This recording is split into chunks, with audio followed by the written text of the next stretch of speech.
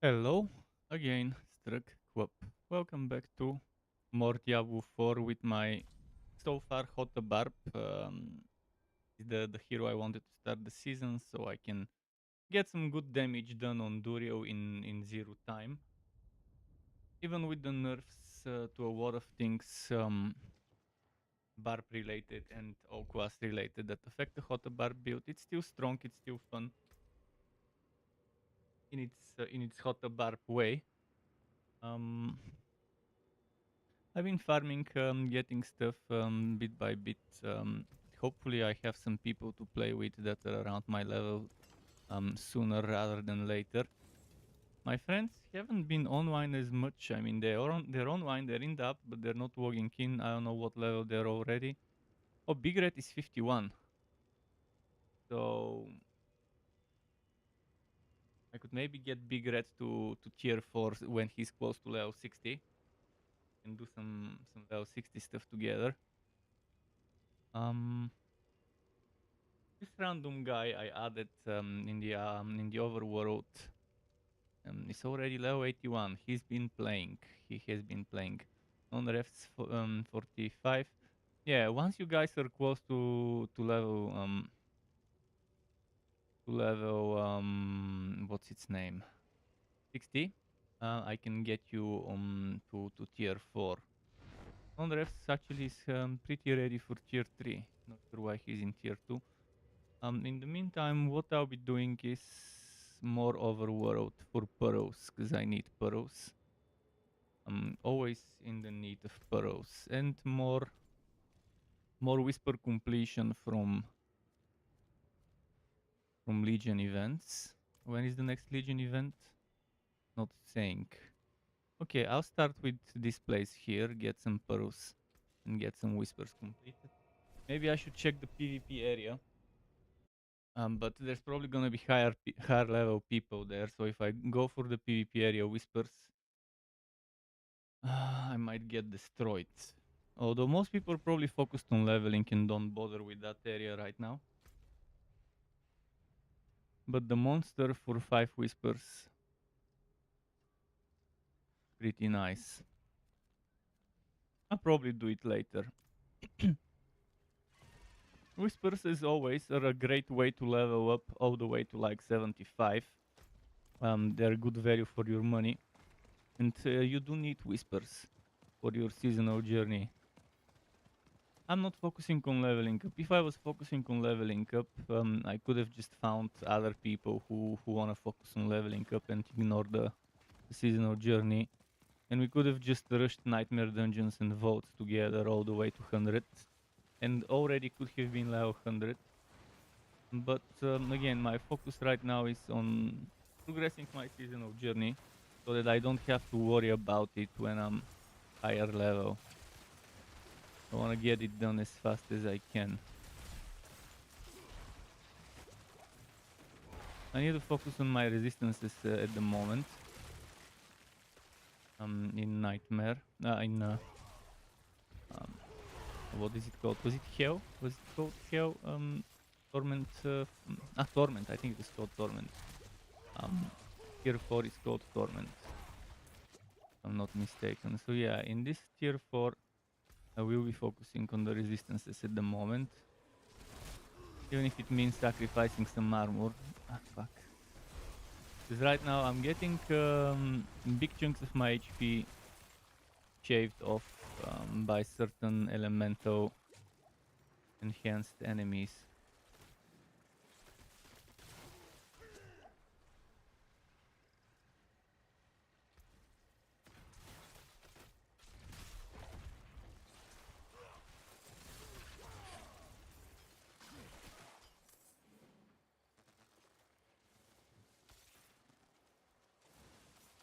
Oh, I'm forgetting a potion for experience. Just use whatever I can get my hands on.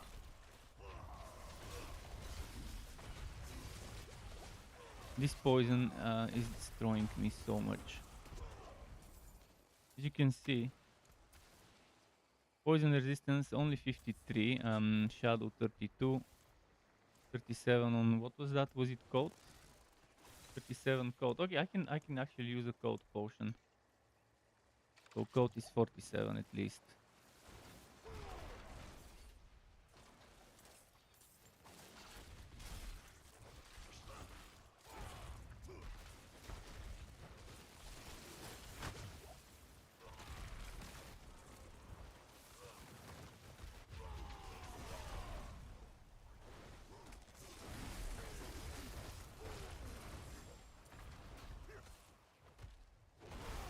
Let's see.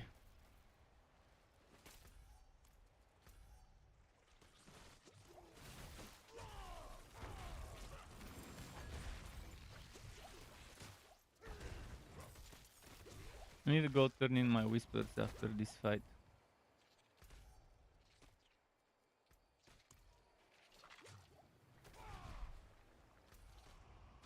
They really have to remove the interruption of town portal. There shouldn't exist an interruption on town portal. There shouldn't, in the first place, there shouldn't be channeling, and it should be like Diablo 2 or whatever, where you just pop it and it opens up. But since in this case the town portal lets you decide where to teleport, at least remove the fucking either the cooldown or the interruption. I mean, either the charging time or the interruption. Either of those two things is unnecessary. If there's gonna be charging time, there shouldn't be interruption.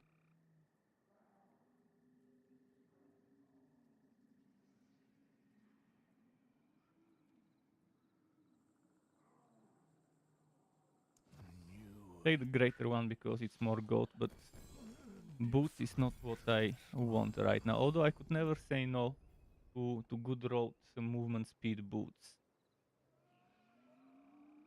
With damage reduction while injured and some resistances.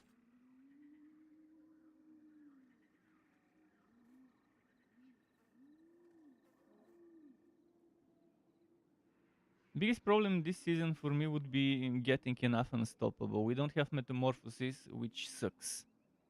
Last season metamorphosis made things very nice. Oh, movement speed and evade charges. Okay, maybe. Movement speed and 1 resistance, but no evade charges.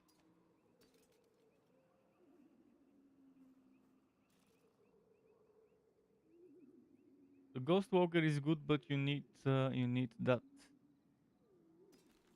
Need something to make up for losing.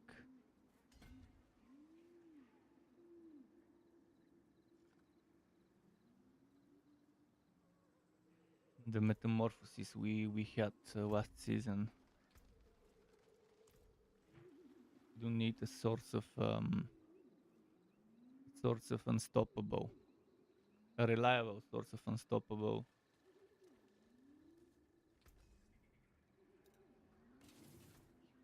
I can break that down. I'm surprised The they forge didn't is think of always adding on the pet, on the stupid robot, on the spider, something that gives us unstoppable. They've added all sorts of shit. They even added good stuff like +4 to all skill levels. But they didn't think of adding one thing that would let us get unstoppable on demand where we want it. They should have let us have one of the skills of the robot be auto cast and the other should have been cast on demand or cast when you do XYZ, when the player does XYZ. Would have been nice if there was a skill where if the player evades, boom, they get unstoppable. Like metamorphosis. But but that should be on a cooldown, not for every evade. Like on a cooldown, let's say 4 or 5 seconds. Get it for like 4 or 5 seconds, maybe -1. And that should have been something on the spider, and you should be able to attach other support skills to it. One of the spider skills should have been something that you could trigger when doing certain actions instead of automated. And that would have opened up a lot of possibility to not just rely on getting lucky for the timing of your spider's queue to to refresh at the exact moment when you need it. Because right now there's a lot of good stuff in the spider, but again, it's all random. It's all depending on whether the spider will decide to cast that skill at that one time.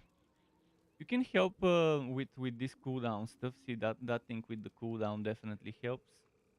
Not sure at rank 10 how much it would be, but I think it probably won't go more than 30%. Because rank 1, 22, then it's 24. Maybe it will go to 40%, but it's multiplicative. So let's say 24, 6, 28, 30, and then another 10. Yeah, 40% multiplicative cooldown reduction. So this one will go to a reasonable number, because without it you see it's 20. So did I put it close to 16? It's probably 16 point something. Yeah, this buff is good. On this buff you can attach a bunch of good stuff, including the effectiveness of the skill to make it better, to make it give you good stuff. You can also do that push for rank 12 skills when used for 2 seconds. It's only 2 seconds, so it's not much. Ideally, this one you would put on something with even less of a cooldown, like Reconstruct. Although, instead of Reconstruct here, you probably would want to use Auto Defense. But Auto Defense is on a longer cooldown, so if you use Auto Defense, then if you end up getting the plus 4 skills, you would want to put it to whatever you have as a lower cooldown. And unfortunately, it's only 2 seconds. Do we have a Legion? 9 minutes. Okay. I'll go back to my portal and keep doing what I was doing. The drop rates of pearls are the biggest bullshit this season. I feel like the time I'm spending farming pearls is wasted, because I'm not getting as much as I should be getting for the time I'm spending.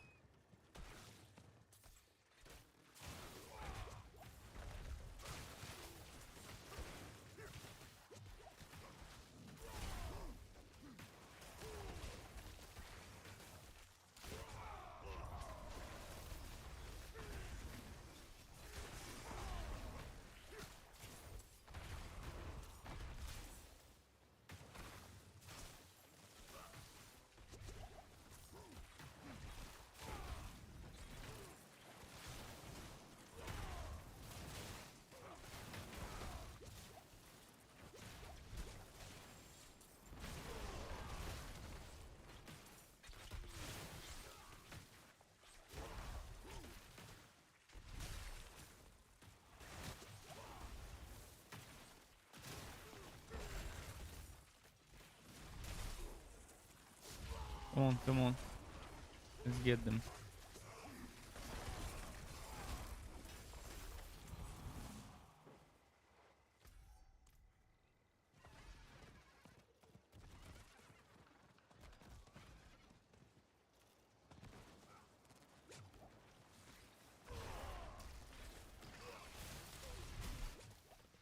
Man, I really need to resist.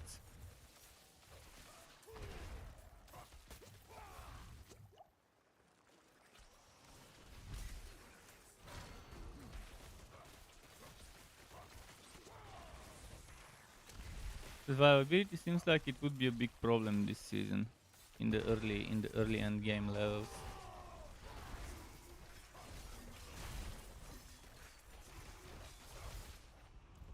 Unless you get super lucky. People keep summoning stuff.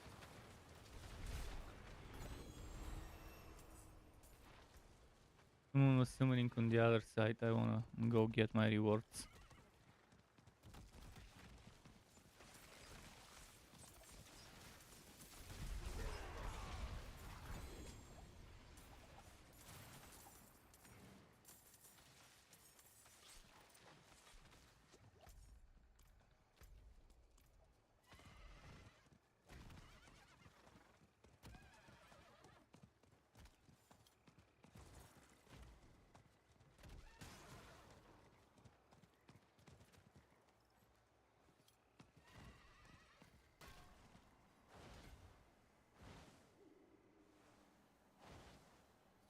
Yeah, I won't be able to get 40 strength within range. I'll be able to get 35. Eventually, when this is leveled up, I might move it. Although I want my marshal to stay in the place where I can get 40 strength for now. I'm still too early in the levels.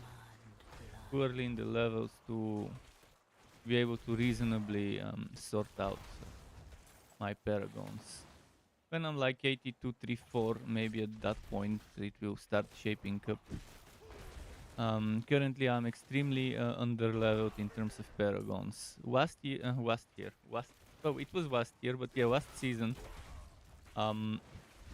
Last season at level 71 on my Barb, I had a lot of stuff, but my Barb was my last hero to level up. So there was that.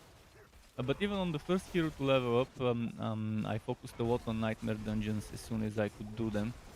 And I had a lot of Paragon glyph levels at level 70 something on my first character last season. Compared to this season.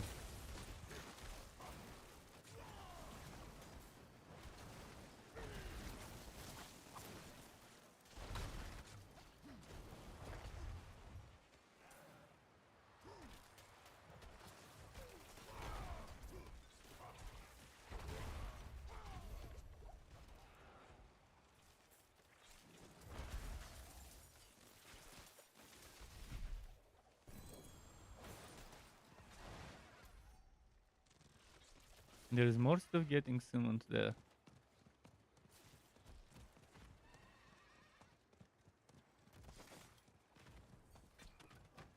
Maybe I should do some summonings as well.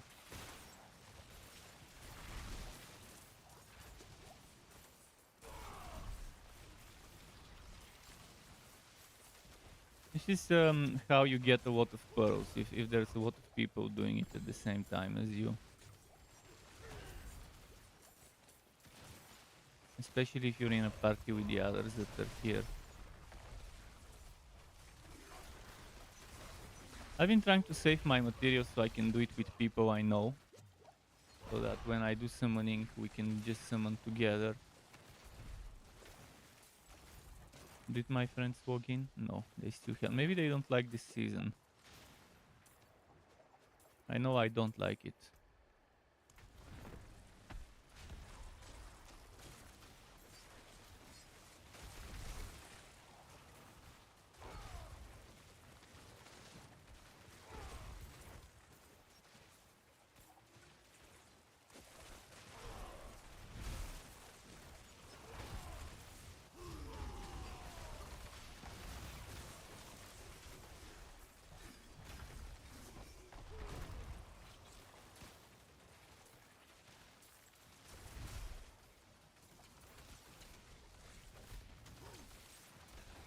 Some people still running bow lightning even this season, even after they nerfed it.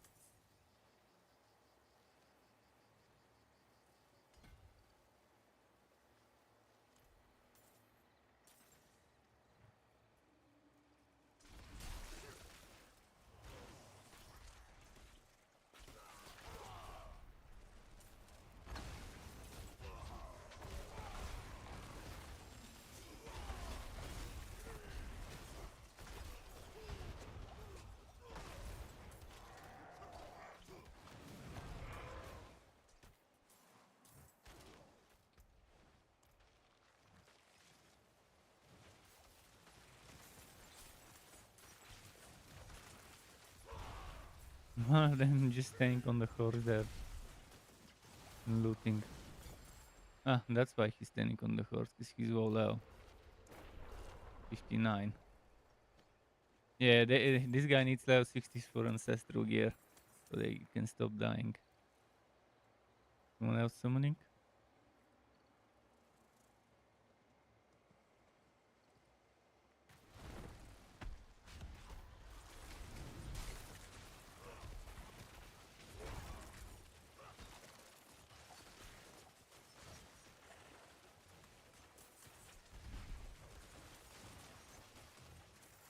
I'll pay attention how many pearls it drops on World Tier 4. World Tier 3, it was always 1 pearl.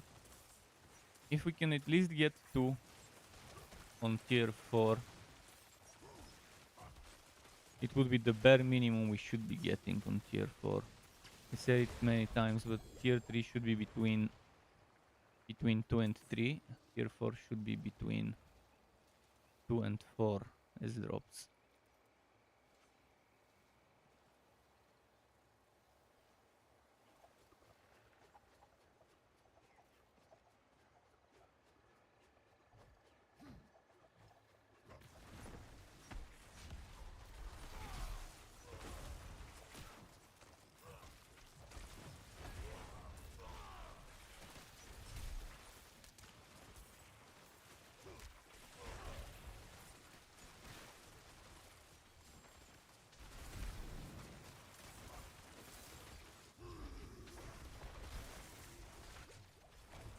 Let's pay attention now once it spawns.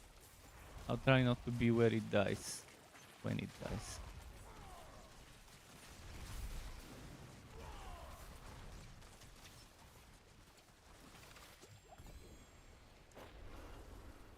One pearl. So that doesn't confirm whether there is a chance to drop more. I'll try a few more times to pay attention when it dies, to see how many pearls we get. I'm gonna stay here and do that because there's a lot of people here doing it. This is also a great way to level up your seasonal skills. And some people keep coming.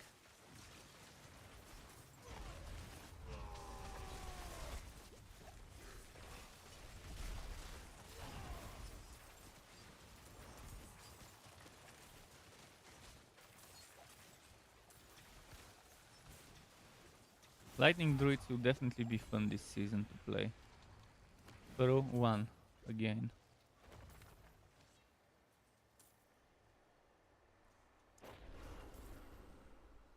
Now this one's already 60. So they can equip some gear.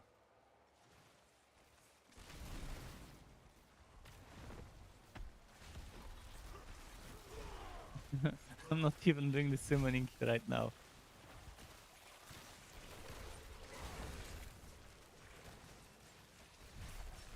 People will keep doing that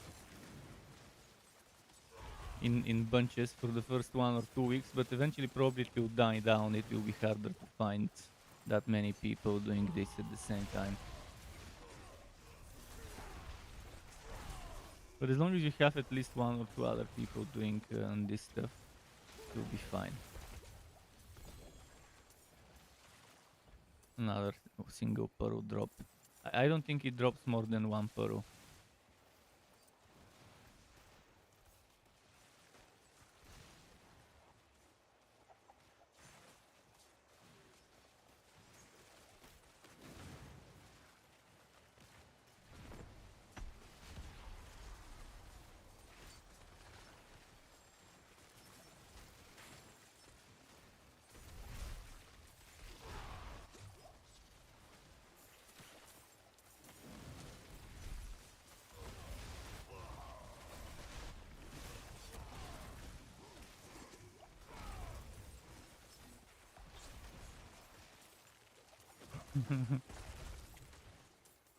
This guy's probably equipping items, that's why he's AFK.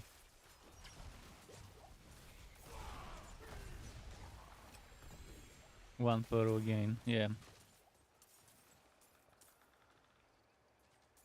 Out of 4 times already, it was 1 pearl.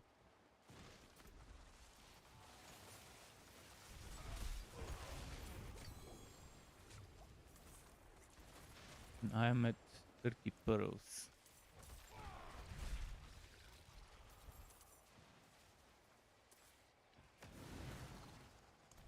Let me activate once. I've gotten a lot of freebies already. Like 4 or 5 freebies. I think I got 5 freebies and one of them was mine out of 6 or 7 runs.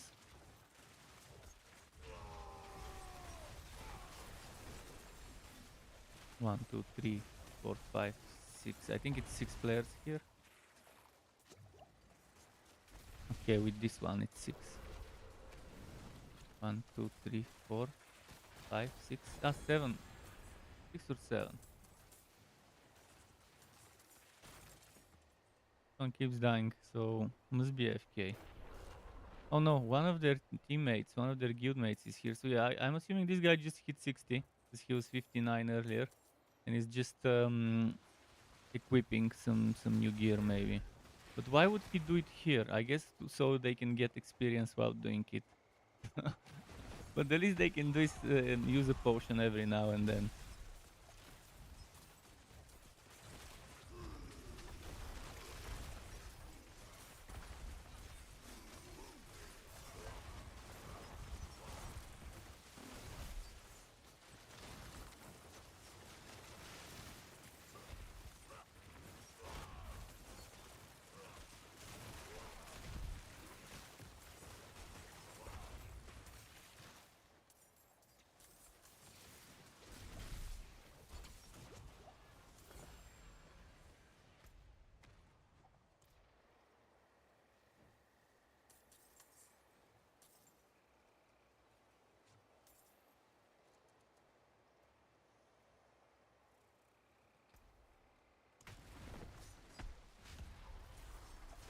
Another one from me.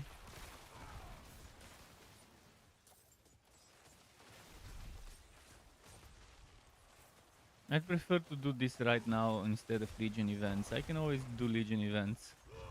They actually are needed. They've added more things as rewards to Legion events that you would need to do them for, not just the Versham parts. There's that thing for adding sockets. I forgot what it was called. Something Siege or whatever. This shit.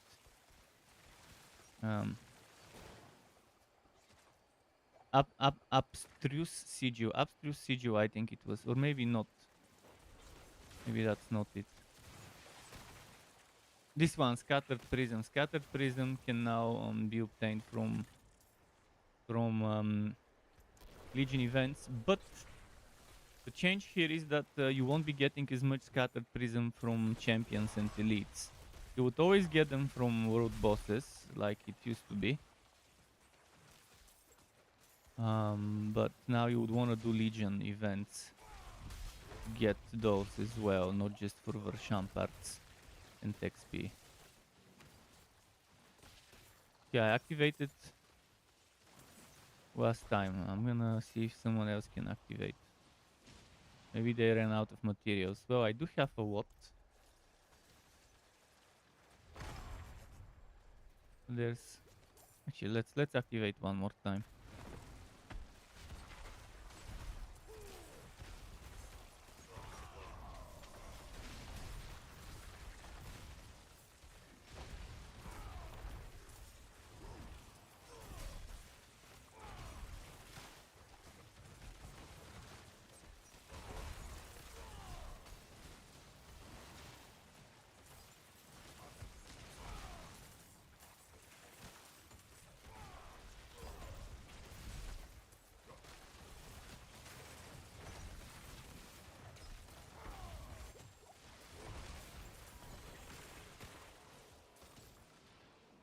Someone had a whisper here.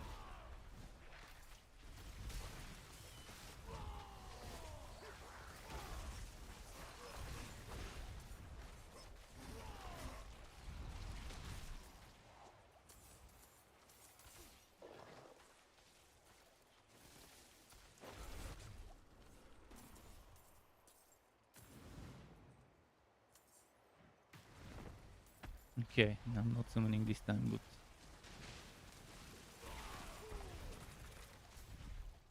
and this level 60 is already 61. I wonder if these guys do boxing. And just playing one account and leaving the other one AFK to level up.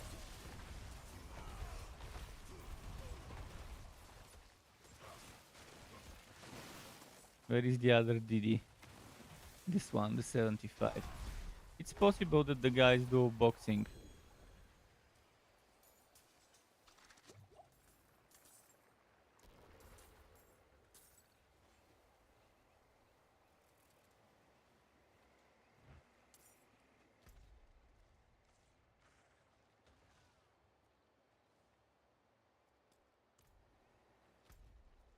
I'll go up there. Get some more of that stuff.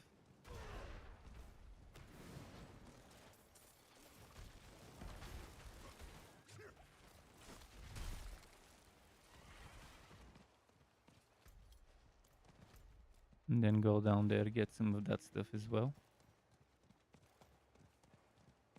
While I'm doing that, other people are noticing and doing it too.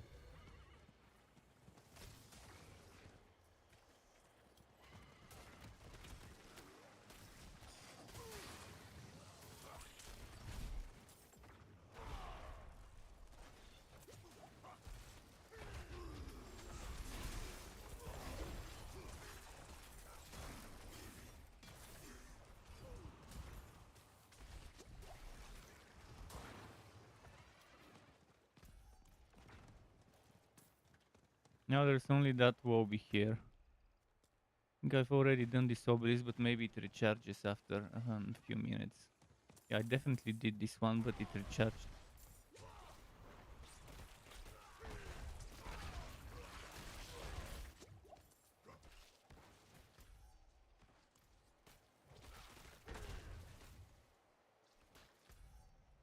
What I'll do is I'll go back to Kerriger. Fucking poison.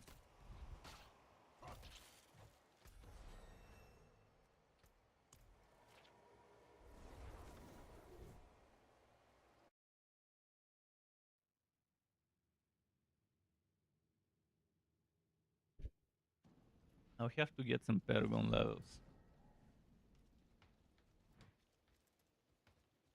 How are my pearls? 40? 35. Well, that's enough for 3 runs, for sure. 3 runs of 30 buff bonus. Better than starting from nothing.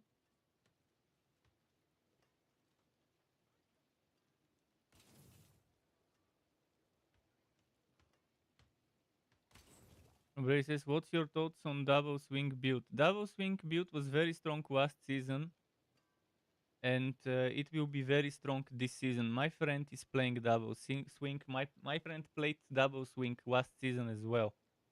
It's an extremely strong build.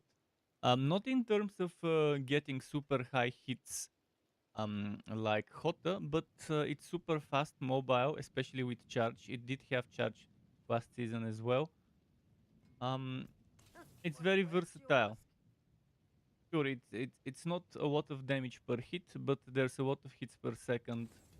And it's a very very fun build.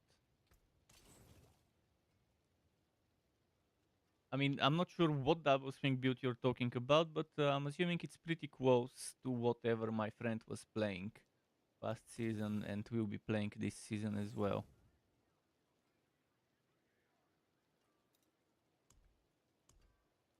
My hammer sings on your return. But it's not like there's only one way to build double swing.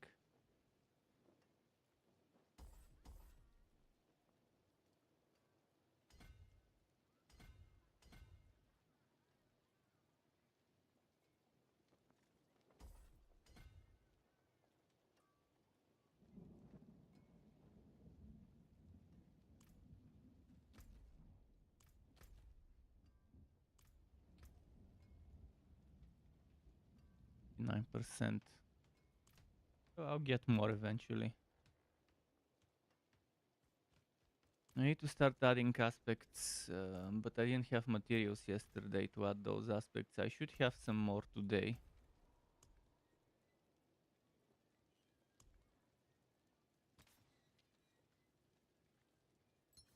Nope, no baleful fragments. Still, I need to farm legendary weapons. Because whatever I was doing up until now was for the pearls, not for the weapons.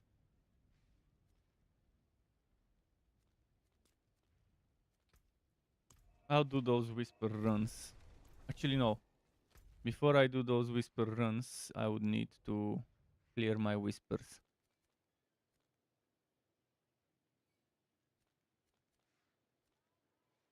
Where would be the best way to clear them?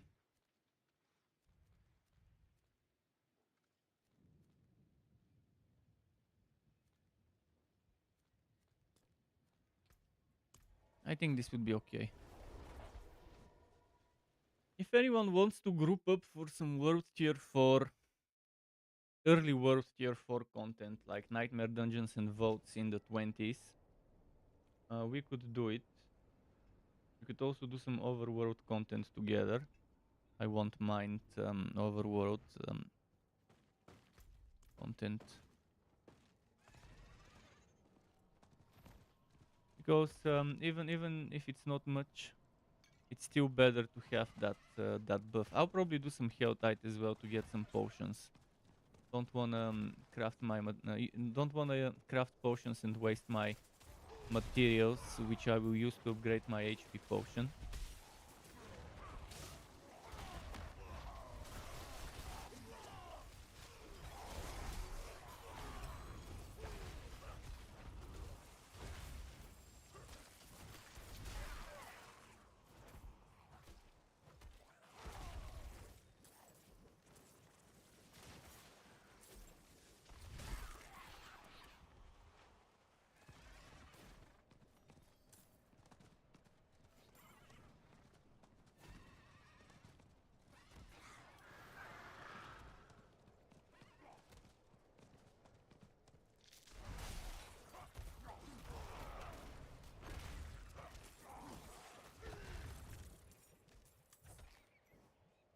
Guess I'll just complete the modes quest.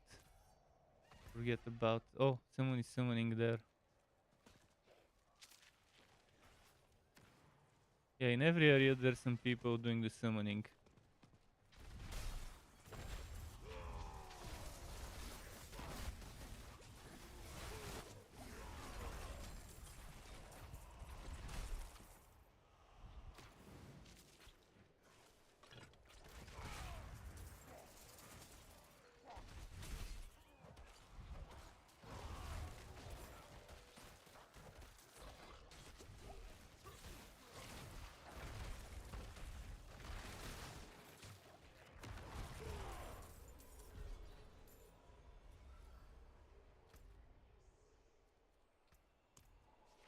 I hope I get one or two-handed weapons chest. You're only 44. Do you need help reaching tier 3? Although at 44 you should be able to solo the capstone dungeon.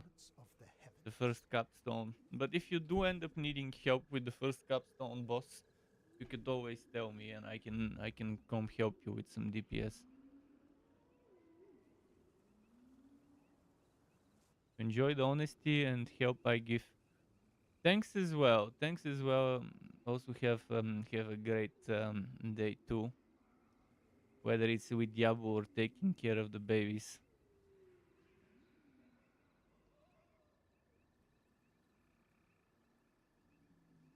Vehicle strikes with core skills increase attack speed, almost maxed out. Didn't I put accelerating here? Hmm.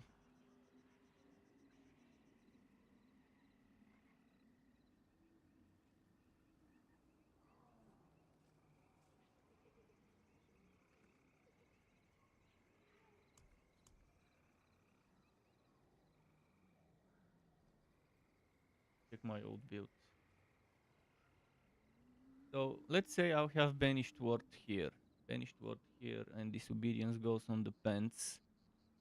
This might aspect I didn't have. I had disobedience here, and for here I had relentless berserker, which I'm still to find. Over here I had Godslayer crown, which means for now I can put whatever there. I need Edge Master here. And I know it's a codex aspect, so I could just get it from the codex. But I can't put it yet. Let's go and do my whispers.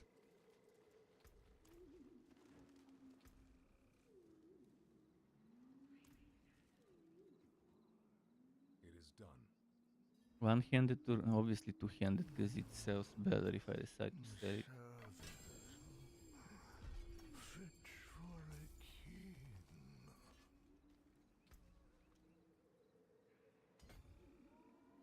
That 5%. If I remember correctly, every 5% was 1% here. Because actually every 4% is 1%. Every 4% of damage while berserking. So this 5% adds 1 point. Or what was it? 1.25 multiplicative damage. And I'll do this, and this, and skip that and that.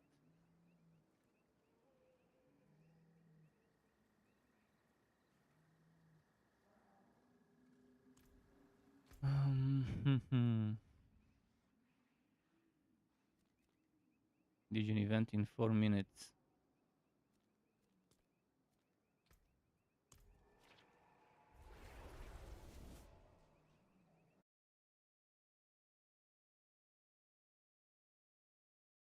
Be able to die. I mean, that was in reply to my capstone dungeon remark.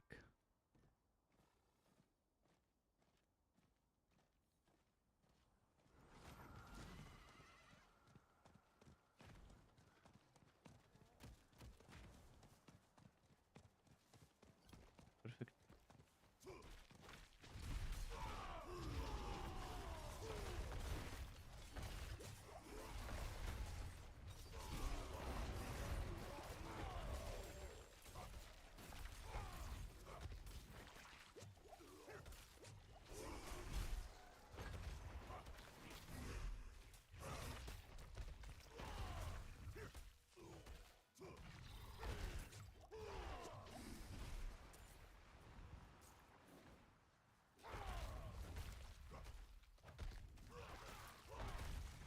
Will you help me, stranger?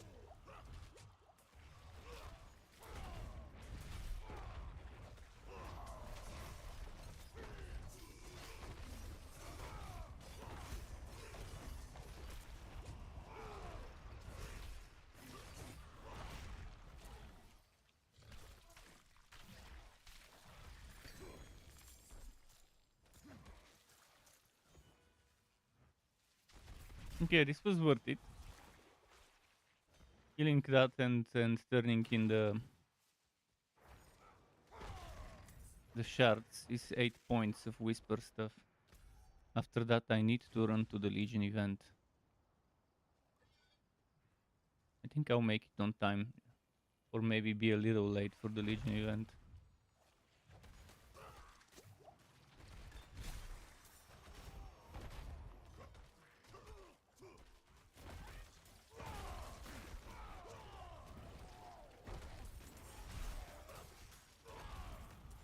I forgot what the hotkey was to turn on Blood Soaked, but eventually I'll have to do Q enemies while Blood Soaked. Is Blood Soaked when you kill an enemy or when you're marked as a fucked for PvP? I hope it's fucked for PvP because I don't think I wanna do the quest where you need to kill someone to end the Blood Soaked. I think it was just when you're marked for open for PvP.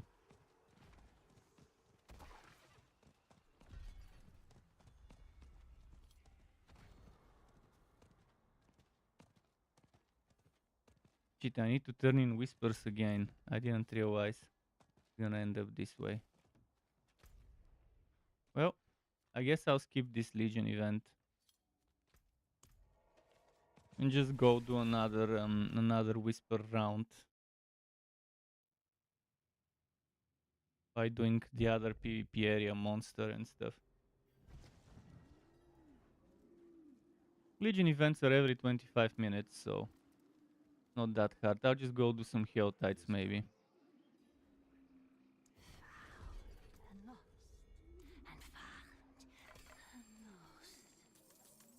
Damn, I was hoping for a legendary I can salvage some materials.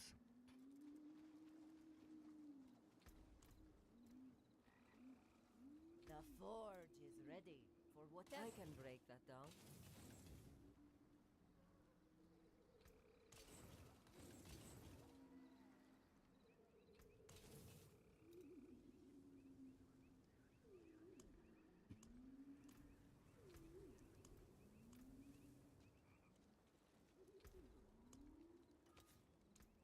Very good. Still intact.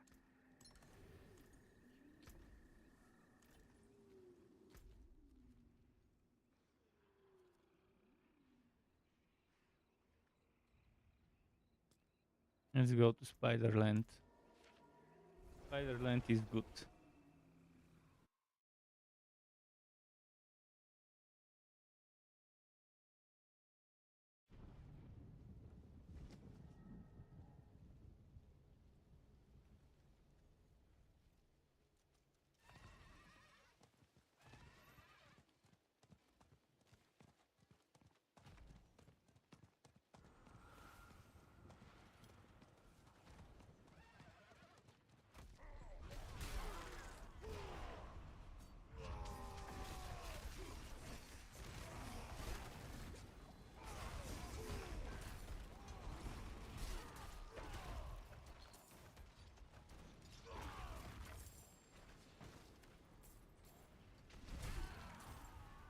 Is the Harbinger gonna be where I am? Yep. Yes.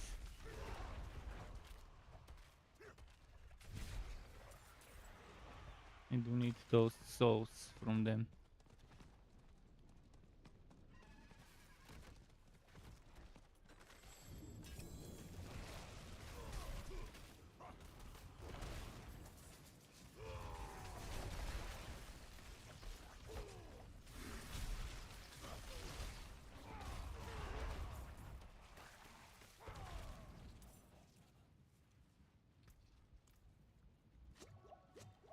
Okay, spiders event, yes. Always love it when I get the spider event. Oh, it's the one with the cocoons, even better. One of the good ones. The biggest problem is my poison resist. Right now sucks. Bless you.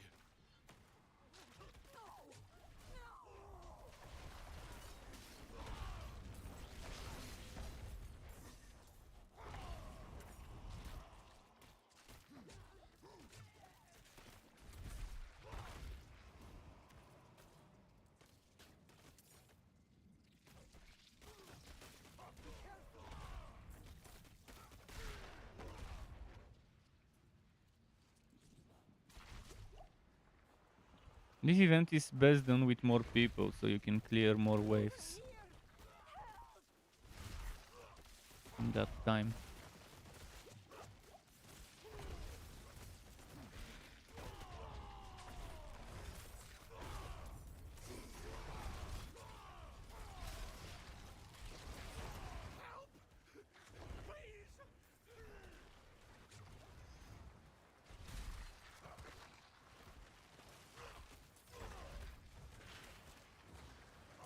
Okay, we got three more people, but they joined kind of at the end. But that means they were nearby, so if I walk around the event area, I probably would find some cinders like the ones above there that the guy was killing stuff for. My debt, stranger.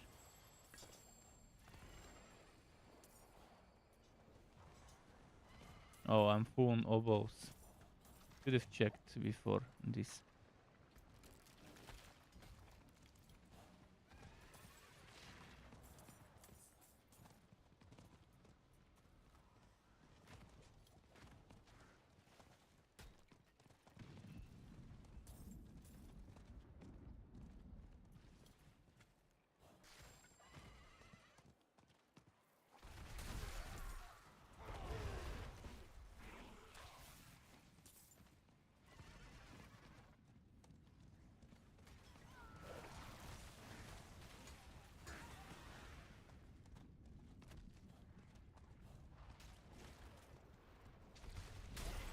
Okay, someone was killing stuff, but only one drop here.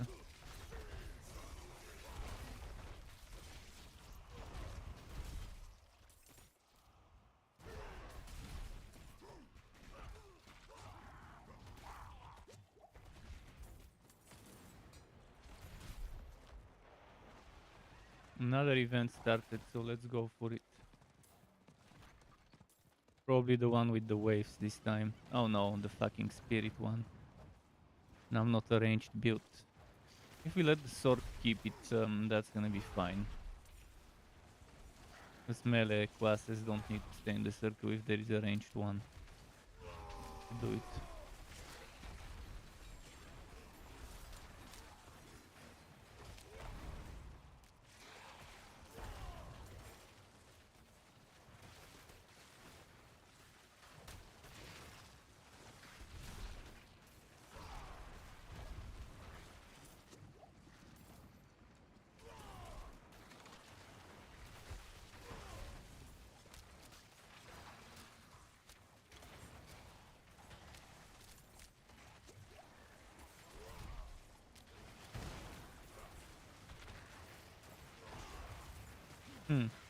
I wonder when we would get a patch, if ever. I think we won't get it.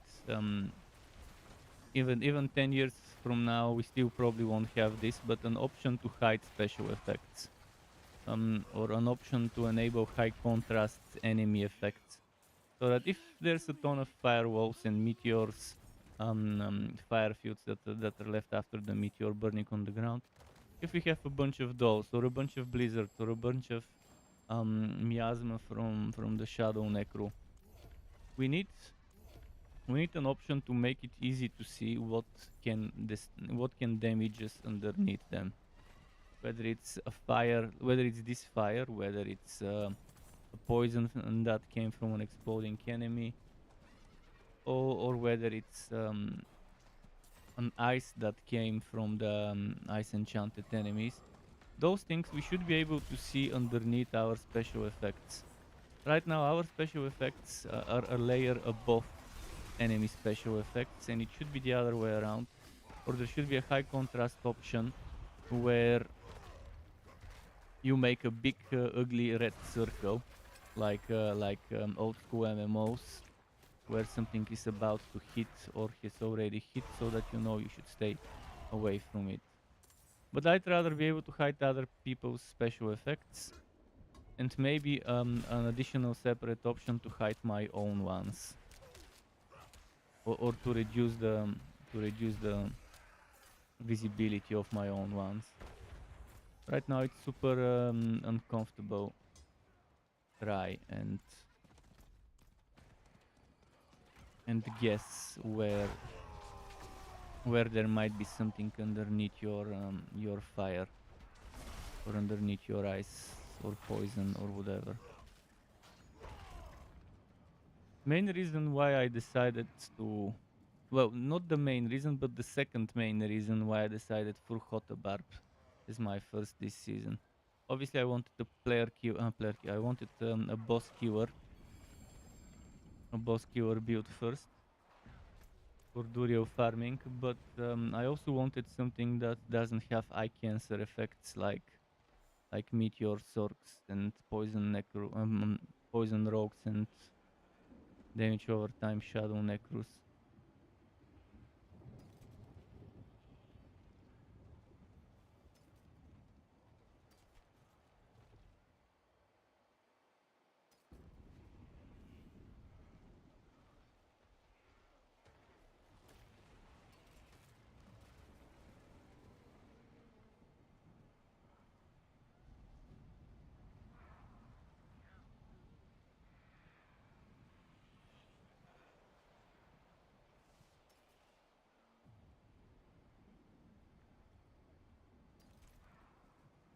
Okay, let's go check what's there.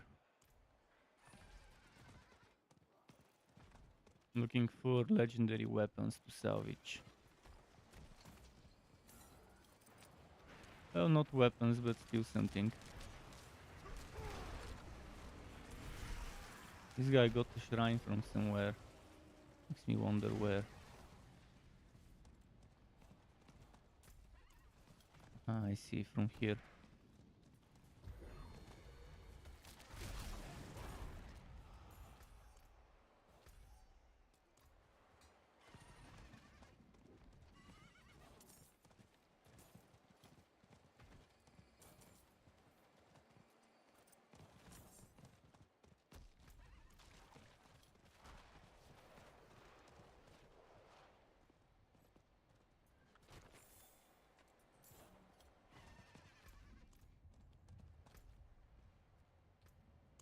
Let's go to the north and get a chest there.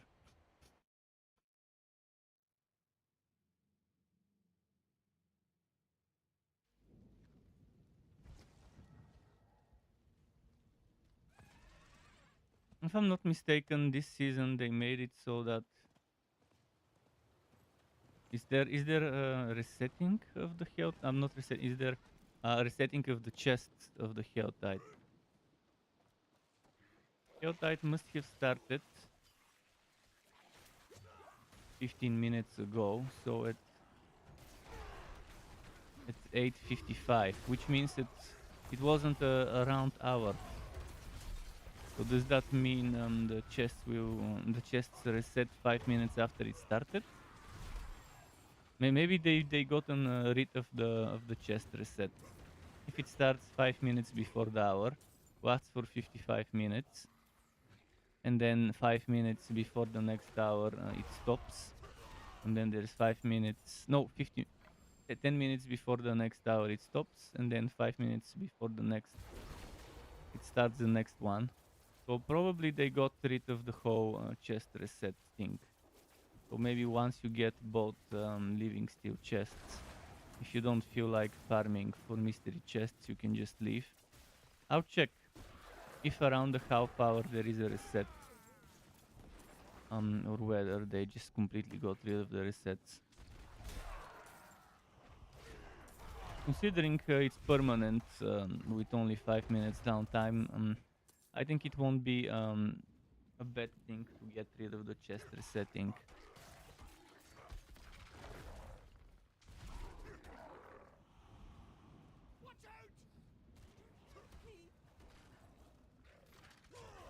Did my friends log in? No, they're offline still. I mean, they're online, but not in the game.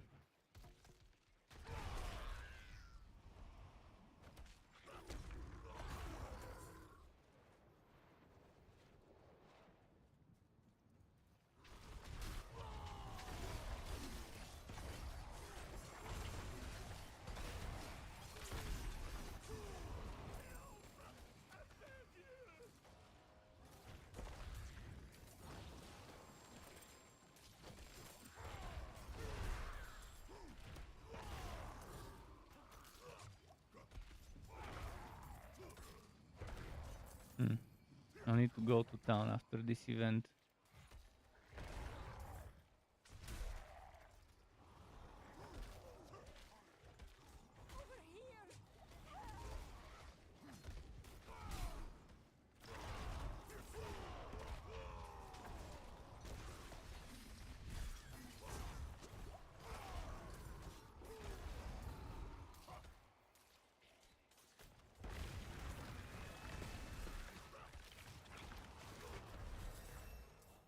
Bless you.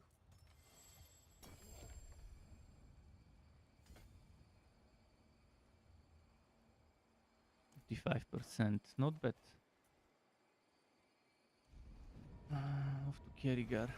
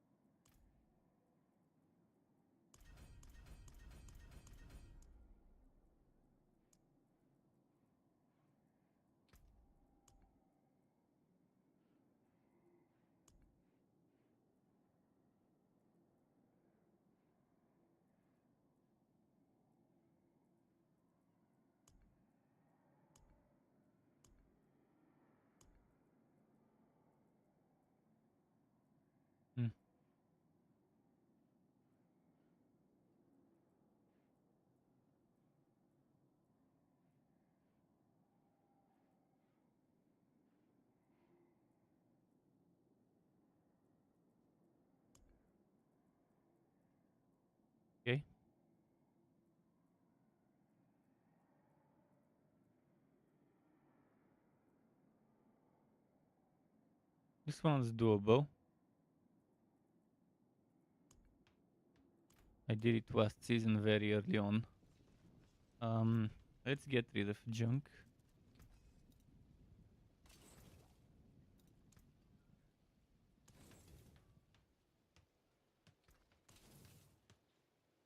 What's still got some good in it?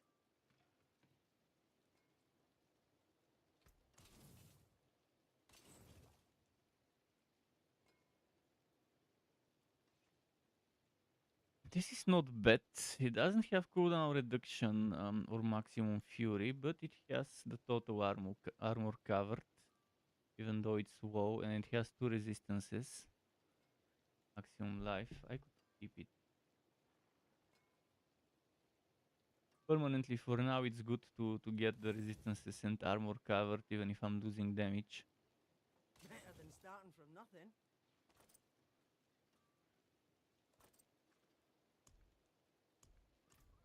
Let's go add some sockets.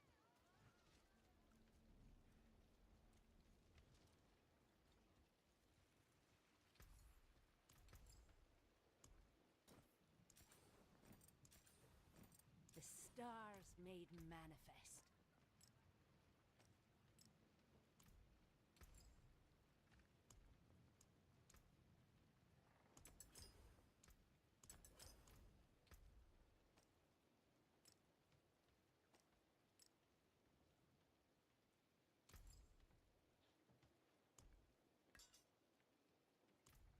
When's the next world boss? I'll do the Legion event. 8 minutes until this Legion event. I'll go and do it.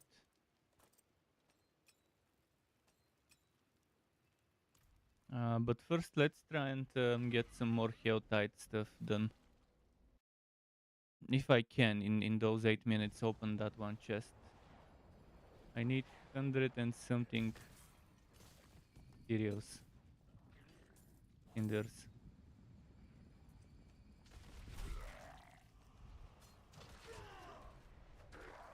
Not in the best spot for events, but there is a triangle over here of events I can do. Why isn't... I think it starts once you collect those. Yeah, it's that event that I need to collect first.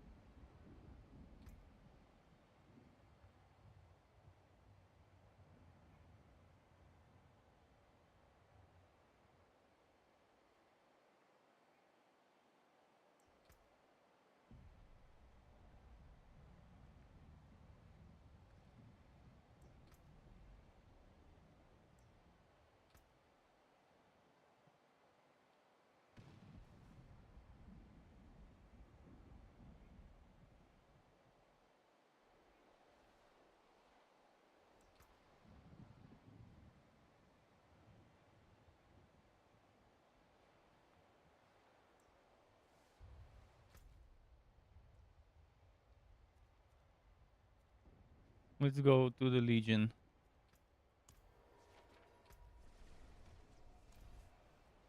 Um, if someone needs help with capstone dungeon, tell me.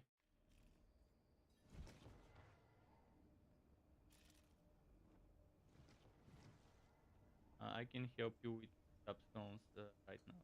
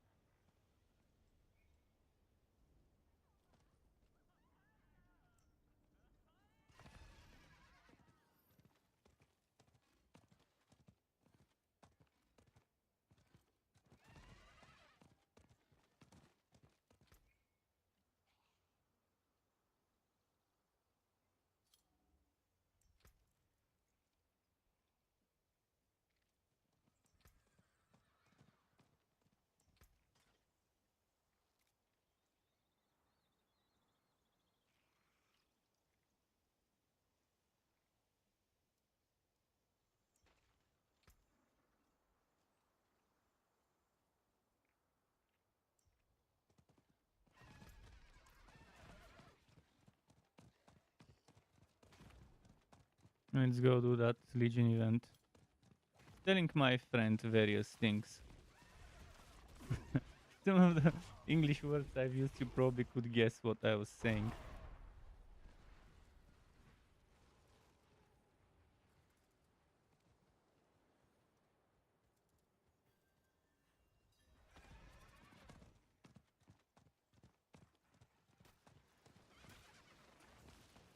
Greetings.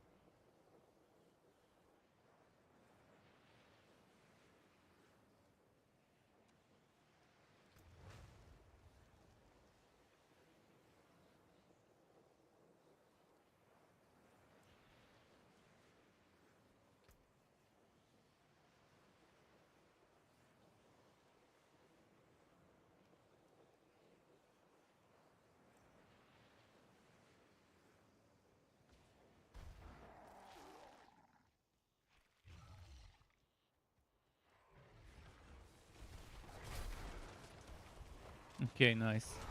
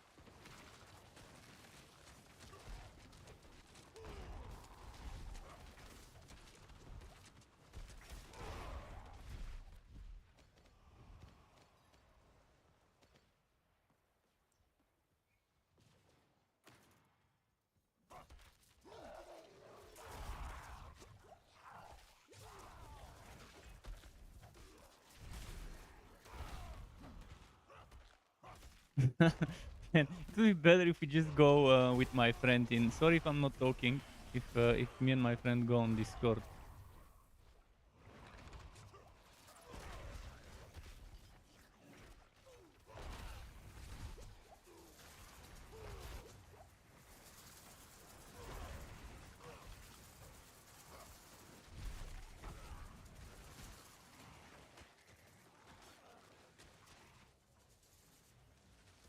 Just join that Discord.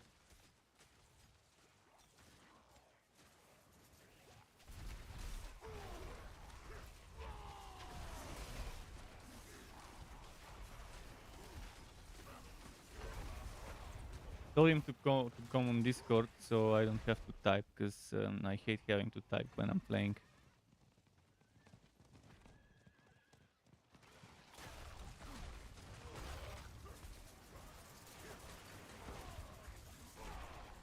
But yeah, this season they made some more ways to get better item power items from certain content. So it's even easier to get 900 plus item power items this season.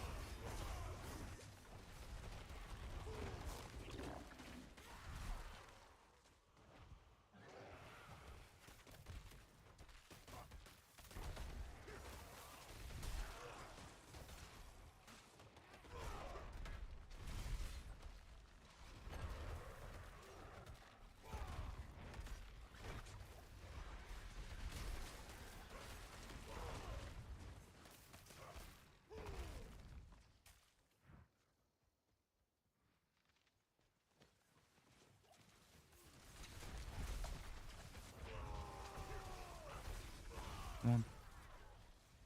They're not gonna summon, and they were too slow on that other end. On my end, me and just one more player were able to clear things pretty nicely.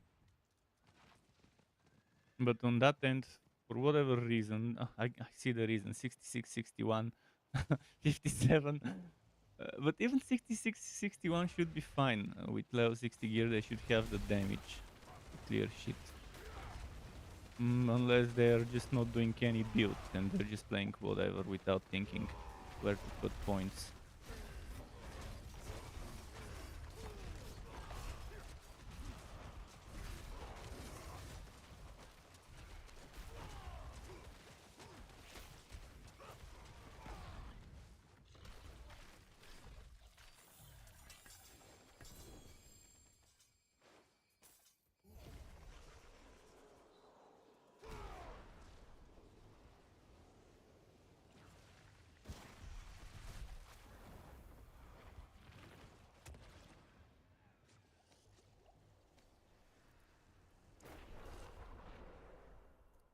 Thanks.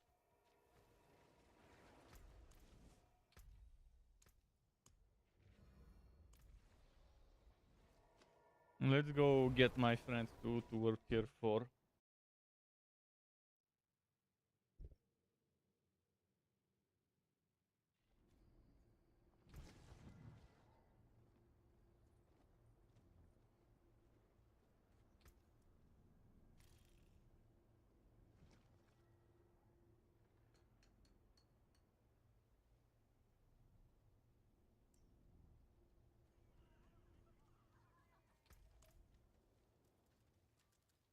My eyes can only watch so much.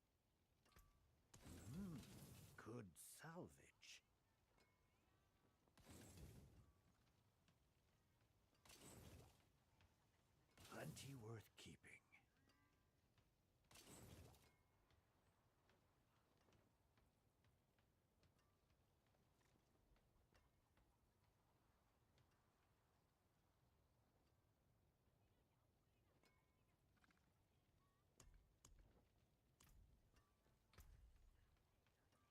How am I saving this stuff? By accident, I guess.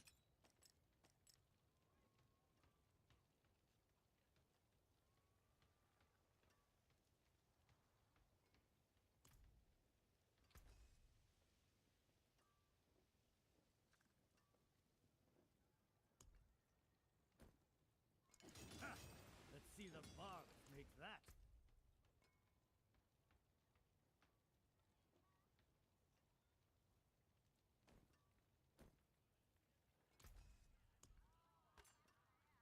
Fight hard. Oh, I can add eh? that aspect finally. The devil's pay.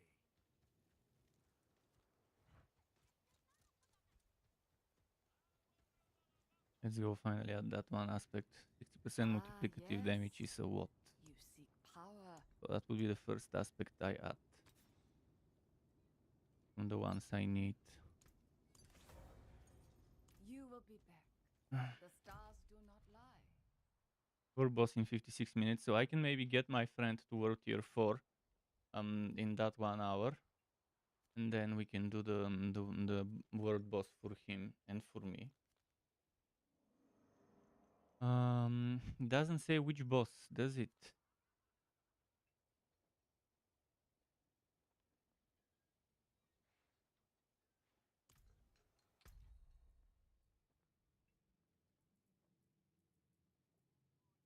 If anyone else needs, if anyone else who's watching needs the capstones, the first capstone and the second, tell me now, because now is the time for me to carry. What's up, dude? Let's do those capstones, and because there's a world boss in 50 minutes. I want to get you to world tier 4 before that, so you can get some items from it. It's fine. You can stay in the corner. It won't hit you in the very, very corner, the boss area. So you need to switch to world tier 2, and then you have to invite me yourself. Otherwise, it's gonna be my world.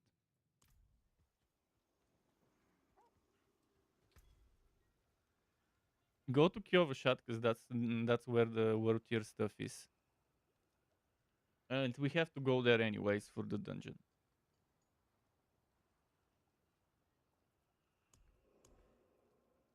Did you play season 1? I can't remember because I didn't play season 1. Yeah. You only played pre-season, so there's still a lot of good stuff that you will see now. But a lot of the good stuff that we still need is coming next season, unfortunately. Like improvements to the item so-called crafting system with the rows and stuff.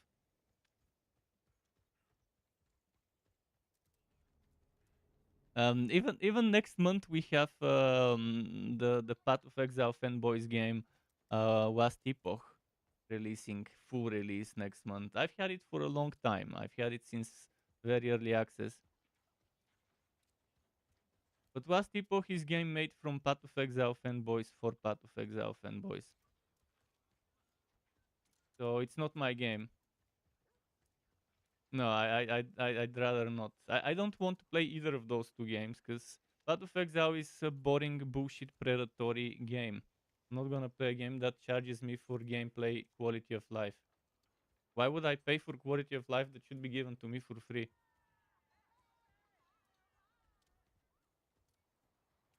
Fuck this shit. Fuck Blizzard as well, man. It's even worse.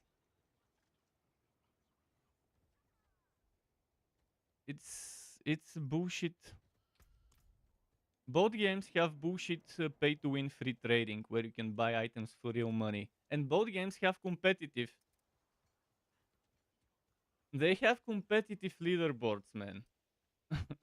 If there is a competitive leaderboard. Alright, let's stop talking about Path of Exile because it's a sore subject for me. I hate that fucking game in my guts. You're never gonna change my mind. I'm never gonna change your mind. It's pointless. You can never change my mind. Just give up. You won't change my mind. Let's get you through the capstones. Big Red, how's it going, Big Red? Does anyone need capstone carry? World tier 3 and 4. Because I'm about to do this shit right now. So if anyone watching needs carry, now is the time.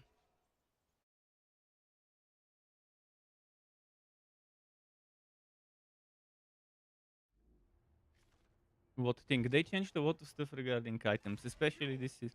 Wanderer, I know what you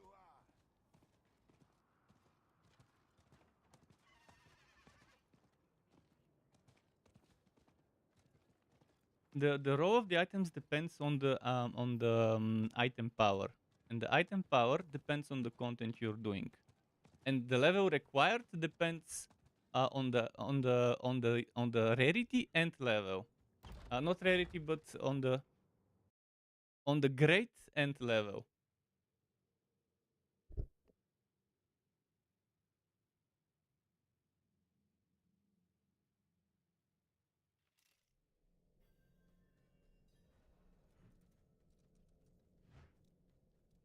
Yeah, but there would be sacred. They won't be ancestral. Ancestral minimum. The minimum for ancestral is level 60.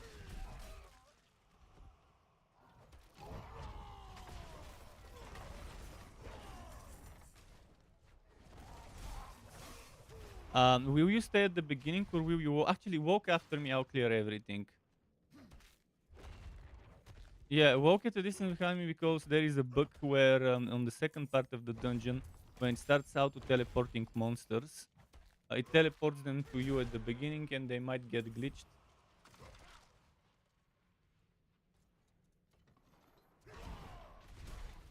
Make sure you use an XP potion.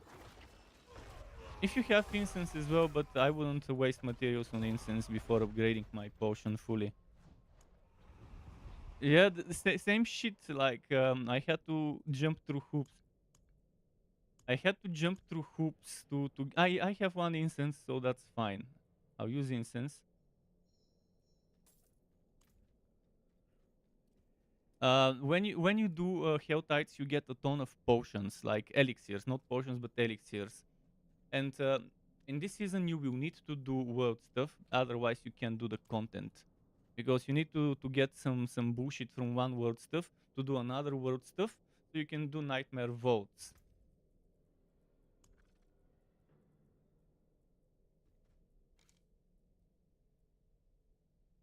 They didn't. It's still there, that bullshit. They're saying even the stuff where there is a book right now where you equip on a barbarian where you equip aspects on your two-handed weapons, then swap them out, equip them again at the beginning of the dungeon, and it remembers. So let's say I have disobedience on my armor. So actually, it won't be disobedience. Let's say I have expectant on my gloves, but on the gloves it's 100% efficiency. Then I equip expectant on a two-handed weapon. It's 200% efficiency, so it's double the bonus damage, multiplicative. Then I unequip this one, but it still remembers that I have the expectant bullshit, and that way I can just equip a bunch of aspects with two-handed weapons at the beginning of the dungeon. It will remember that I have those as the higher road, even though I've already unequipped them.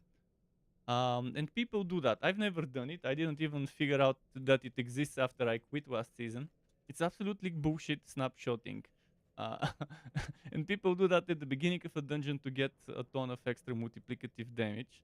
And it's super stupid. And they're not even gonna fix that even though they know it exists. They'll fix it next season probably. And so you still have a ton of bullshit doing one-shots from afar.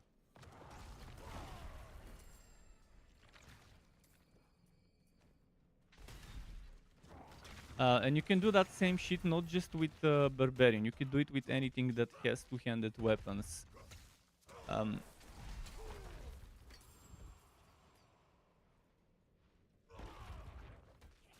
Well, because the monsters are level 50. So they would drop what level 50 monsters drop.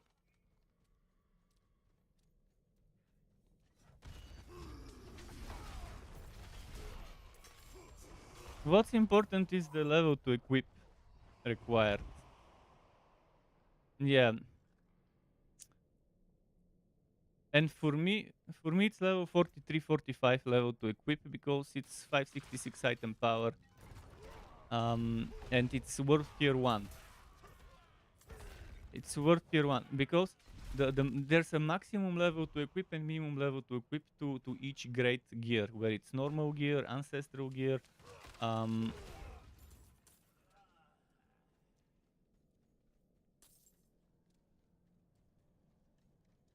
it can with the taunting skill.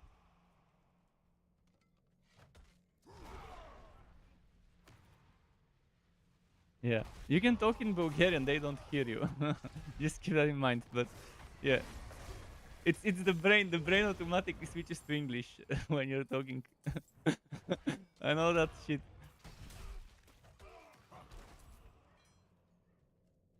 But the pet with the taunting could tank, but there's still shit that will hit you from afar. There's still gonna be ballistas that would end up hitting you off screen that your spider is not even seeing.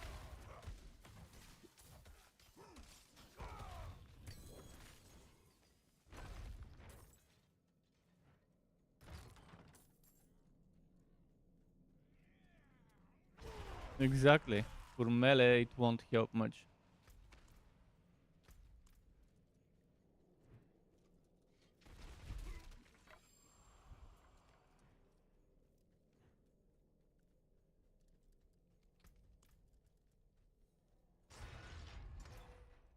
We can move on to the next part of the dungeon now. But yeah, the items in this one you don't care much about, other than to extract them, other than extracting them for materials. So just equip concealment for movement speed and stuff, so you can quickly go after I've killed stuff.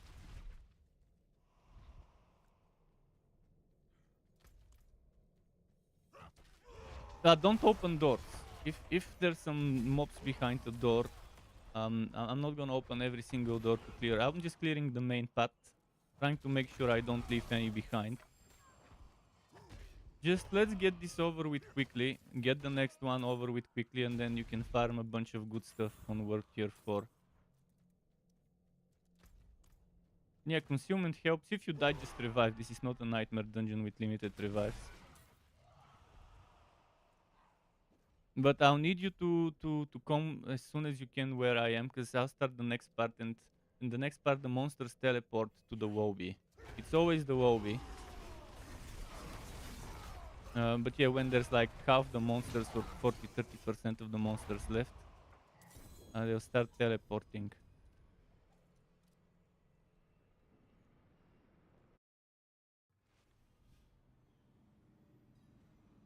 Yeah, you see a legendary probably. Check. I came back to kill that monster.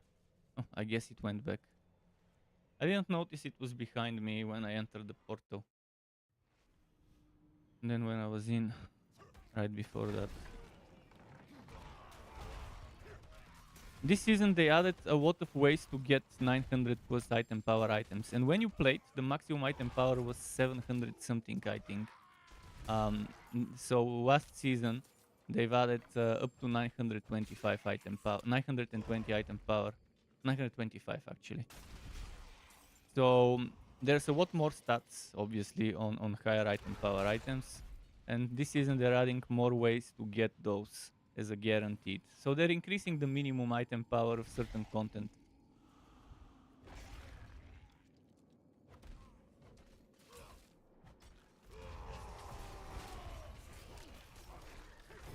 Mm-hmm.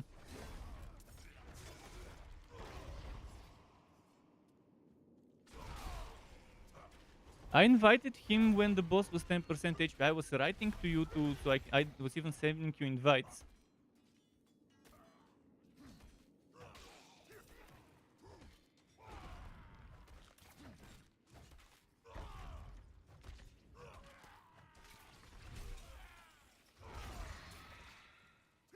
Try to stay close to me because they'll start teleporting to you soon.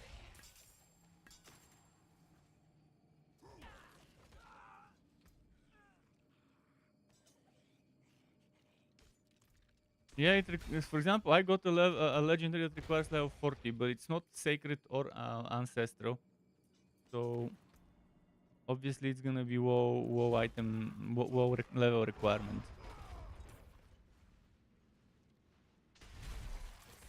But it doesn't drop sacred here.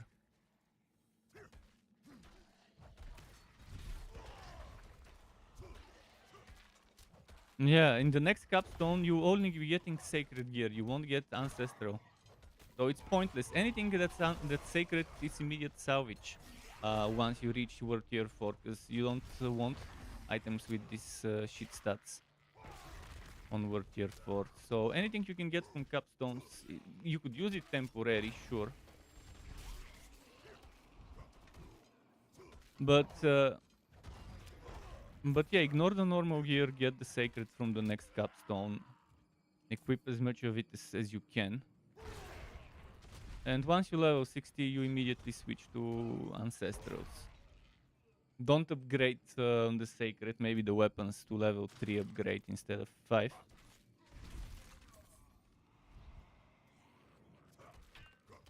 Exactly.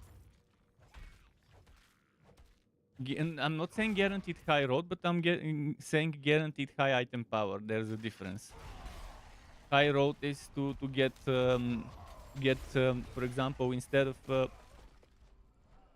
15 movement speed, to get 26 movement speed. That's a high roll.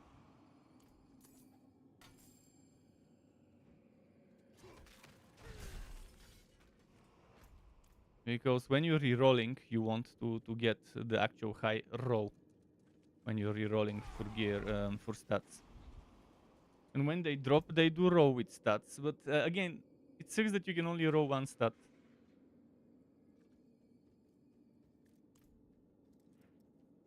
Yeah, the ranges, every X item power, the range changes.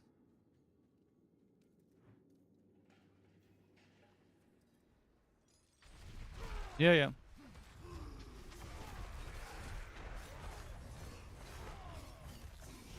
So if I look at the patch notes, I can tell you all the content where you get shit.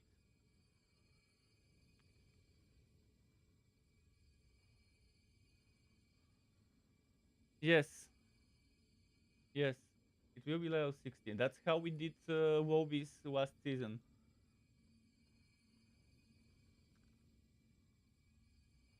Yes, that's how we did it last season. We farmed for Wobbies.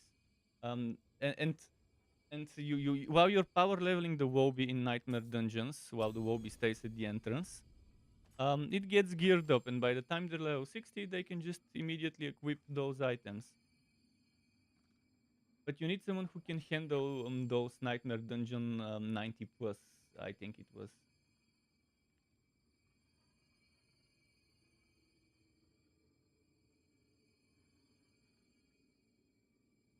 So I can tell you the content. Let me check the patch notes right now.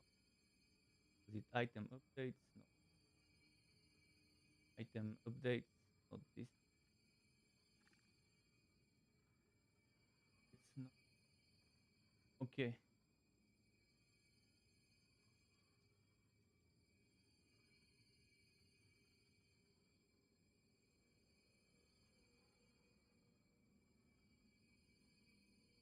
So right now, for example, on the world tier 4 bosses, Grimoire before used to be 8 something 925. Now if you go world tier 4 on one of the bosses, unique item power range 850 to 925. Rare legendary. Rare. This is not world boss. This is boss you summon with materials from Helltide. Um, and rare legendary item range 800 to 875. Before, even the rare items were 925, so they nerfed that one. So you won't be able to get 920 rare items, which is the good gear. But it's fine. Nightmare Dungeon. Monsters at level 100, which is pretty much trash mobs because you fight 140 whatever level. But at level 100, previously 820, 925, now 845, 925. Monsters at level 125. Level 100, not tier 100. 100 of the monster level, which is tier 50 or tier 40 in Nightmare Dungeon, which is trash mobs. Monsters at level 125, which is again around Nightmare Dungeon tier 80 or 70 something or something. Previously it was 845, 925. Now it will be 910, 925, which is pretty much, you're done with that.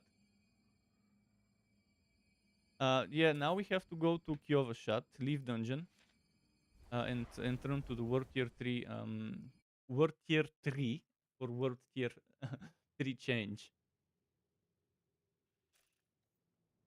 And monsters above level 144, which is Nightmare Dungeon 90 plus, guaranteed to drop 925 item power. So 90 plus is doable. If you're geared up well, if you have min-maxed your build, every build should be able to do 90. 95, 97 would be difficult for some builds. Now you need to change to world tier 3. It's a glitch. It's not unlocked for a few seconds, then it becomes unlocked. Now we have to go. Let me check how much is the world boss. Okay, we have time. Now we have to go to the next one. I'll tell you to teleport to me when I'm there.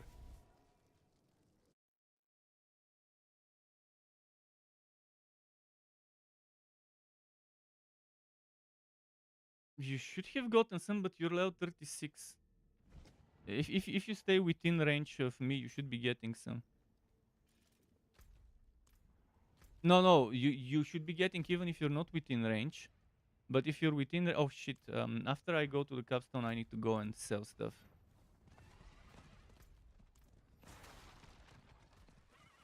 The only thing you need to be within range for is to get the player extra 5% bonus. Everything else you should get. Once I reach the capstone, I'll go back to town. I need to salvage. I'm full. But I'll tell you when to teleport to me. Yeah, don't worry. No rush. We have like 30 minutes until the world boss.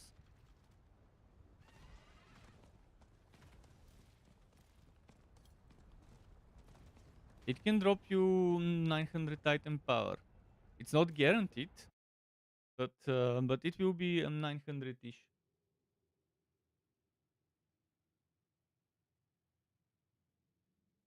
So world bosses, the world boss drop depends on the player level. It's kind of different there. So world boss below level 70, 785, 885. Player level 91 to 100, 895, 925. Player level 81 to 90, 845, 925. So world bosses, they did it a little different this season. This place is cursed. Yes, but the way to go about the stuff is the Uber bosses.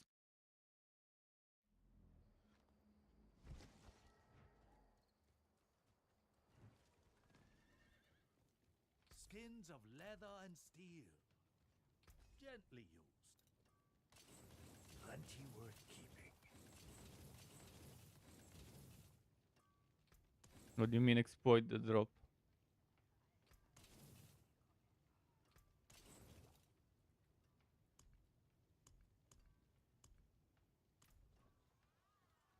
Yeah, but how we one-shotting the boss? A barbarian can one-shot Duriel.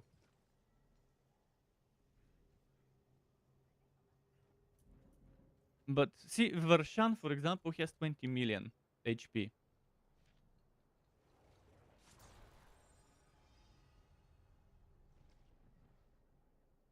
Yeah, and Duriel has 250 million HP. I was doing 700 million overpowered crits. No, that's with 4 people. That's the HP with 4 people. With one person, it's much less. It's like 150 HP million, 150 million. Yeah, even if I don't crit,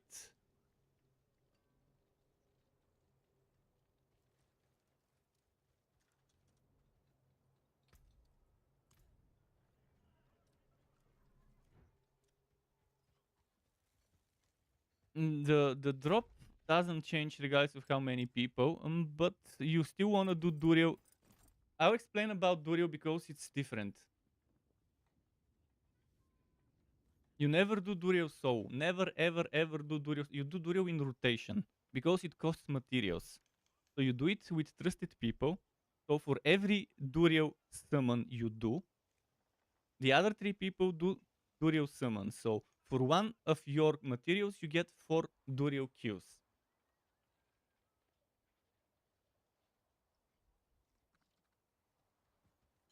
Yes. You have to give the materials, exactly. That's why people need to do Helltides to get materials for Vershan. Then they kill Vershan and get materials for Duriel. Then they kill Grigor. Oh no, they do Helltides and do Grigor, and from Grigor they get materials for Duriel. Then they do Whispers and other stuff, overworld content and nightmare dungeons to get materials for Vershan. Then they do Vershan and get the other material for Duriel. So you need Grigor and Vershan to do Duriel. For Grigor, you need Helltides. For Vershan, you need Legion events, world bosses, and Whispers. You,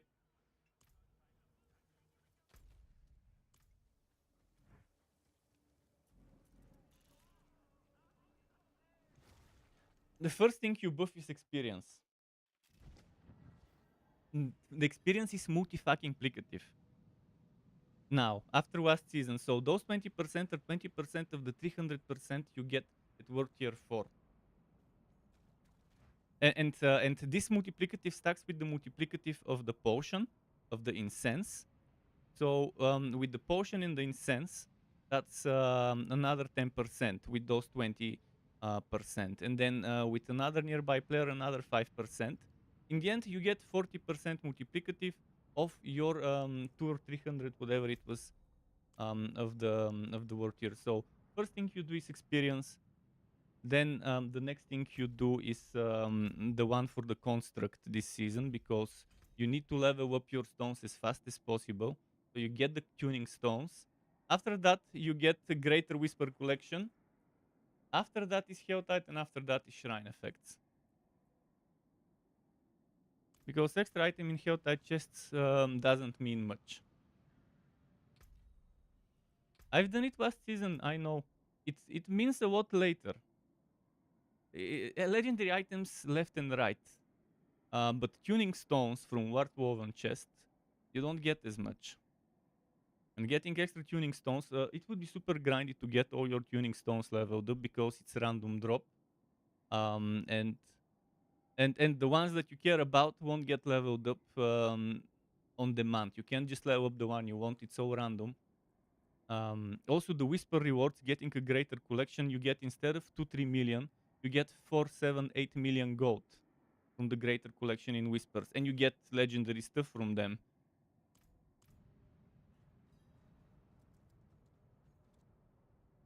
Yeah, right now you can. Wait, what are you?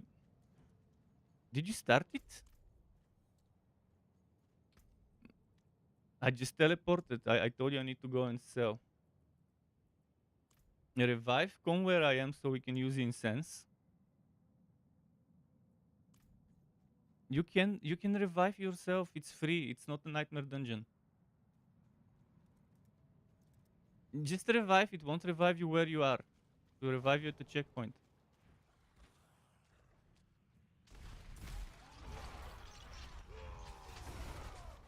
Dude, the checkpoint will be a few meters away from you. The checkpoint is near the last monster you have killed. Yeah, and that's like 10 seconds of walking. You don't need in this dungeon. You stay here in the beginning. You don't run after me, because I'm not gonna kill the mobs. I'll just rush. I'm just gonna rush for the objective. So you stay in this room. Where is it? This room here. And let me use the incense. Yeah, you need to be close to me for the incense. Come here where the yellow person is, which is me. Let me wait for him if he needs incense as well. He's coming. Ugoro, was that Big Red? I think it was Big Red. Yeah, it's Big Red. Big Red was the person that played with me and Jedi Pimp the most. He was the wookiest motherfucker ever. He got so many good Uber uniques from Durio. he was the first one of the people I played with to get so many Uber uniques. I mean, I did get a grandfather in Chico eventually, and I was very happy when I got them. Oh, well, I got back-to-back Andario's Visages. I get Andario's Visage, then boom, next run Andario's Visage. Wait, oh, this has already been done. I didn't realize you guys already did the first one.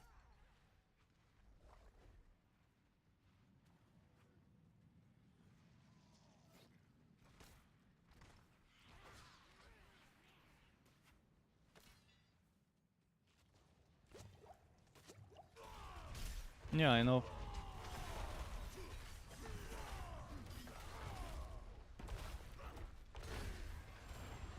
Is your look at your experience? Is it moving right now? Yeah, so you're getting experience. It's badly because we're not doing nightmare dungeons with low whatever monsters. Any case, we just want to rush this, then do the world boss. I'll just run. I think it was this.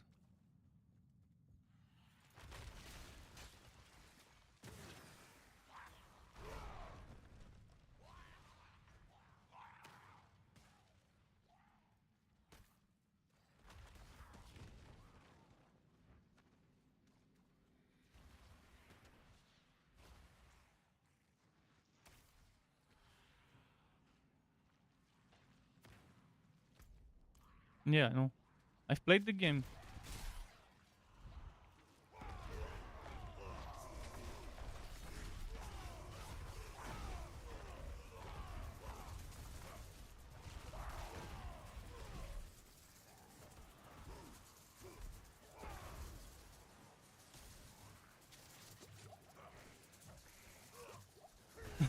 You're not RNG blessed.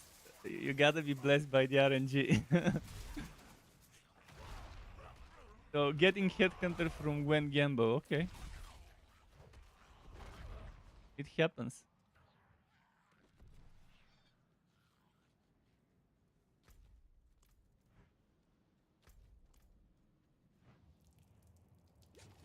Well, Last Epoch isn't as complicated, but I hate the skill system. I hate the respect system. I hate not enchanting, the crafting system.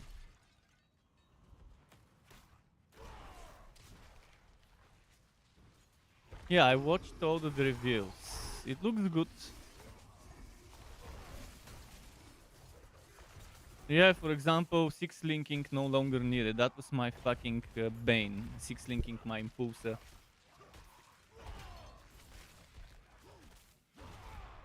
But I love how you can have different skills, different weapons for different skills, and it automatically switches the weapon.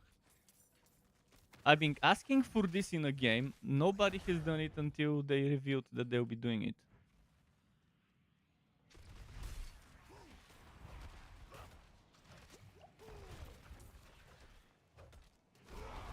Yeah, I know. Yeah, I've seen all the reviews.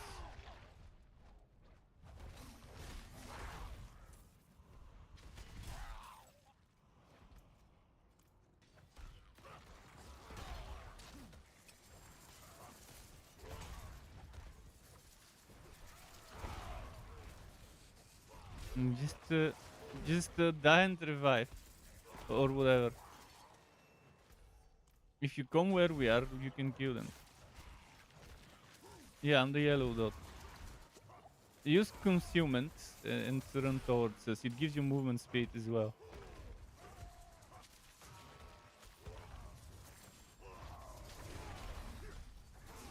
Are you gonna be doing melee or ranged or hybrid? Okay. Well, you should have some idea of what build you wanna do. The gear for. Well, you can target farm uniques from the Uber bosses. No, you will, man. I mean, you're not gonna do it now, but eventually.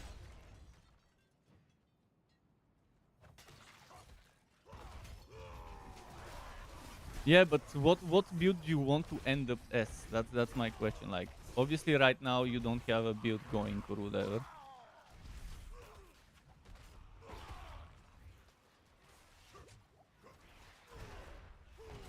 Well, what do you feel like playing? Even let's say let's say everything works. What would you play if everything worked? What's your favorite rogue skill? Uh-huh. Because last season there were some very nice builds. Well, they did nerf poison a bit because it was broken.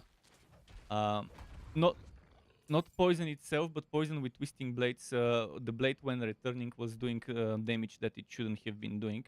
This was nerf, but it's still gonna be super strong. Yeah, fix the nerf stuff, but it's a fix. Yeah, it wasn't supposed to be doing this much damage, so it's balanced, it's proper now, but it's still gonna be doing massive damage regardless of that. Poison for single target is amazing. Shadow for AoE.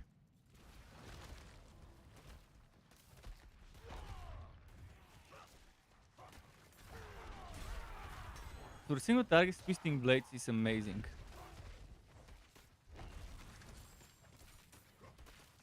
And the good thing about twisting blades is even if it's good single target with the orbiting stuff, it's good for AoE too. To a certain degree.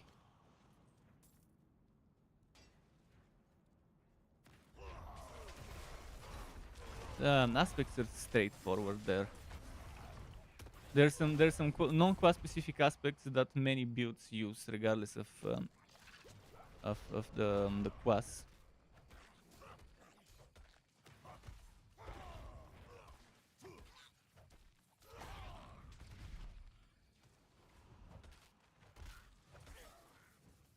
Yeah. Penetrating shot, for example, will be a little stronger this season, thanks to some of the new stuff that's coming. It's very good, especially with shadow for AoE explosions.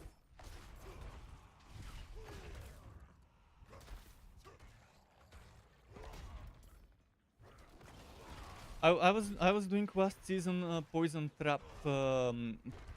trap twisting blades, and you go invisible and you can place a bunch of poison traps. You can put all the poison traps without cooldown. You can just spam them in one go on a boss while you're invisible. And then since the first skill that does damage after you become invisible always crits, and without an ultimate, you don't need an ultimate. Because there's a aspect that lets you drop as many as you can while you're still invisible, and then it adds X seconds cooldown for everyone you've placed. It's obviously better to have this aspect if you're going for a poison trap build and to have concealment. Just the poison trap. Well, you have caltrops and death trap, but this was specifically for poison trap.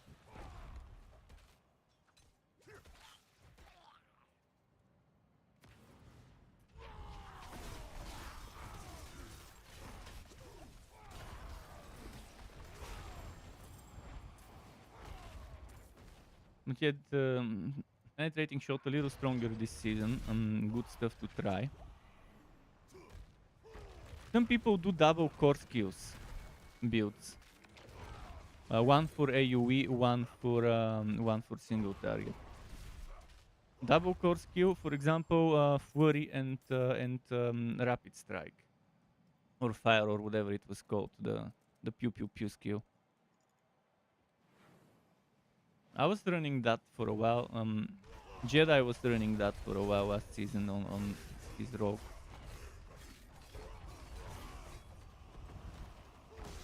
Penetrating shot rapid fire is also good if you want to focus on AoE penetrating shot and single rapid fire.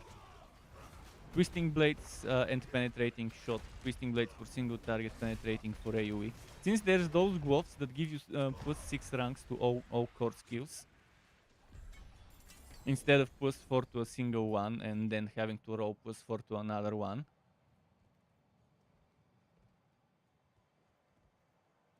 It goes up to plus 3, which when max upgraded becomes plus 4. And those other gloves go to +6, but they're a unique item, but very easy to get. Now you go to Kehjistan and change to world tier 4 because we have 16 minutes until the world boss. And before the world boss, we can just go do some overworld bullshit. And you can run on the horse.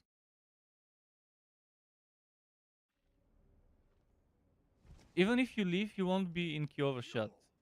Wanderer, You need to go to you can just go Kehjistan and walk.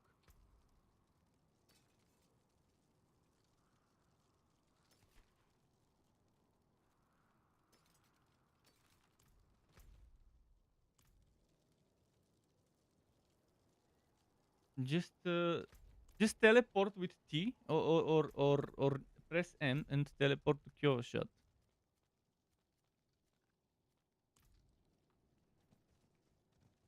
Bugs.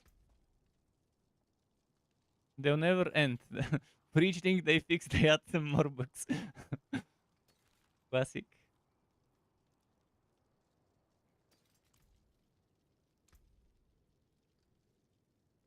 And then you have to come here and change it when you're ready.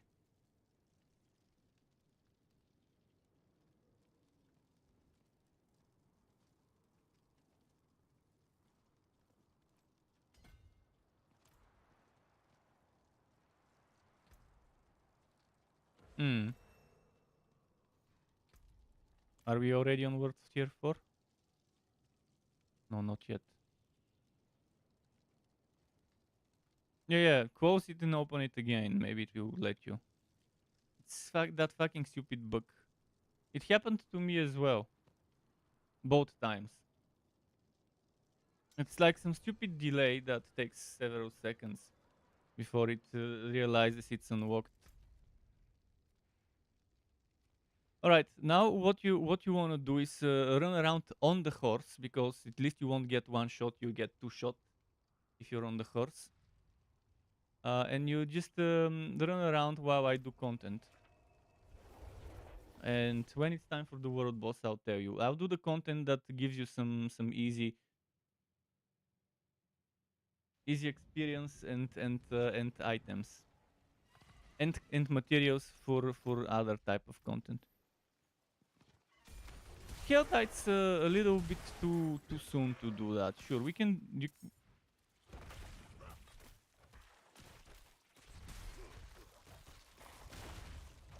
Move what?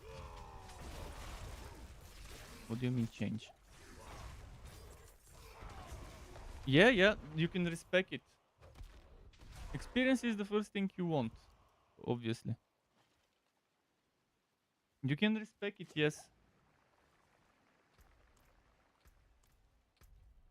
You respect the stuff for experience, and because experience is the most important thing right now at first until you reach level 100, then you don't care about it. Oh no, actually you still care about it. Well, not at level 100 though, but yeah, you still care about it after level 50, let's say, and for paragons and stuff. But what was it? Distinct tuning stones is the bump because that's where the power for the spider buff stuff is. But again, you can just respect it based on the content you do. The caches is extremely important though. It gives you double the gold. So from 2, 3, 4 million, you get like 6, 7, 8 million from the greater caches, and you get better stuff there.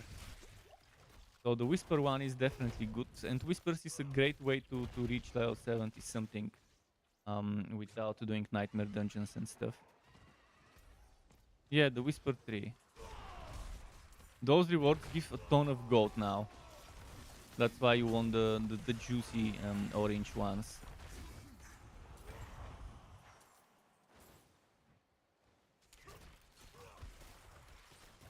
Oh no, now it gives millions of experience. No, not millions, but hundreds of thousands. Eventually, if it's a good one, it could give you like a million when you turn in. But the experience across the board has been increased from everything.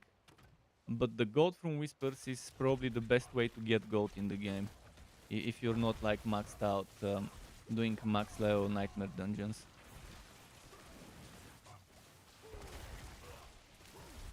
Well, they're no longer just a side thing because you need them to do Durio. Because you need to do Varshan to do Durio.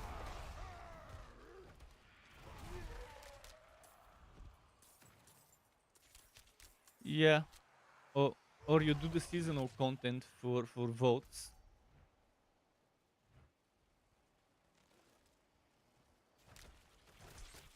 Yes. Right now you would see a lot of people doing overworld on the summoning event. There is one event where you put 3 stuff and it summons.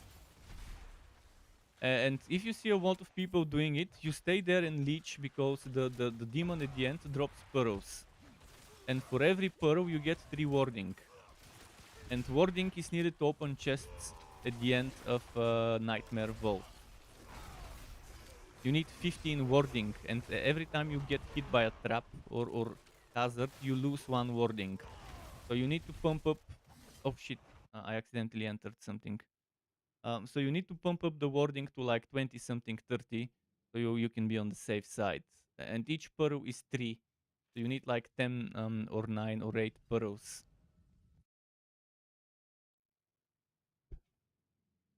You can try not getting hit by traps even once, but it's good to be on the safe side. Like, getting hit 2, 3, 4 times is it's acceptable. The last room is full of traps and full of monsters.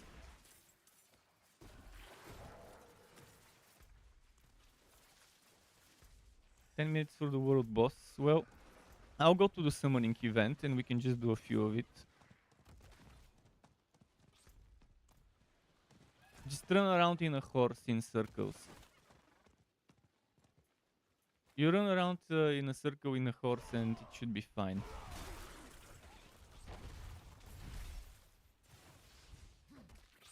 It's tough.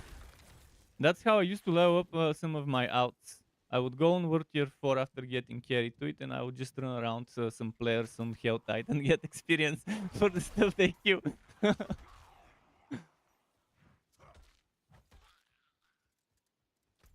But this thing gives you 5 green favors when completing the summon, so that by itself gives you half the whispers you need to turn in.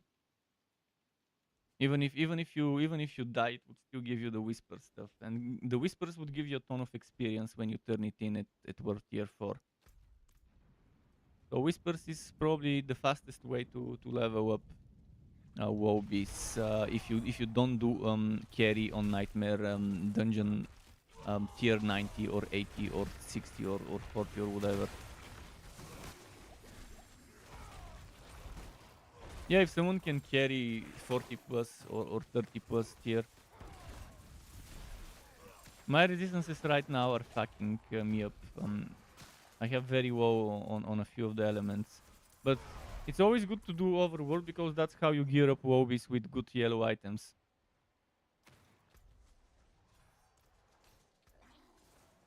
If you want gear, the best way to get it is overworld.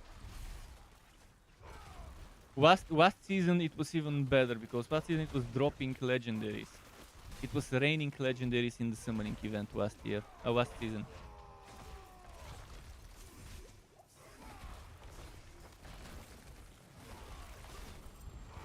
Now it gives you a lot of good yellow gear that you can obviously turn into your starting gear when you reach level 60. So it's still better than nothing. And most of all, you need the pearls. Oh, legendary. Take it all in legendary stone. That's good.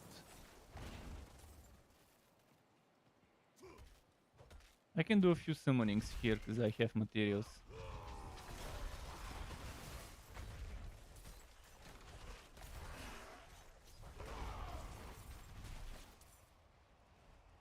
Yeah, because 700 and something was the limit before. Now it's 900 and something.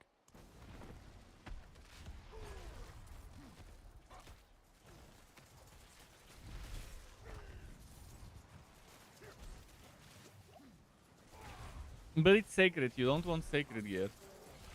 In the end, it's gonna be useless. 700 sacred can handle overworld content. That's what I was when I came to World Tier 4. I didn't have ancestral.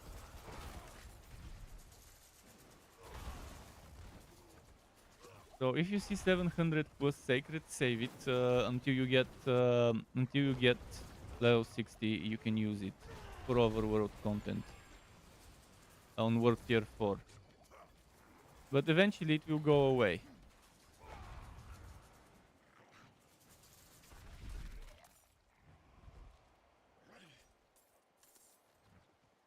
Fog Grenade is nice. It dazes enemies and there's a bunch of synergies with daze to build around it.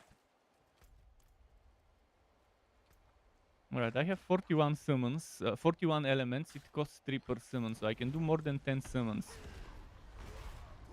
Although normally it's best to do it where there's other people doing it. Here it's just us. Too good experience. Already got a Paragon point here. And it seems like Big Red is standing in a corner and not getting hit.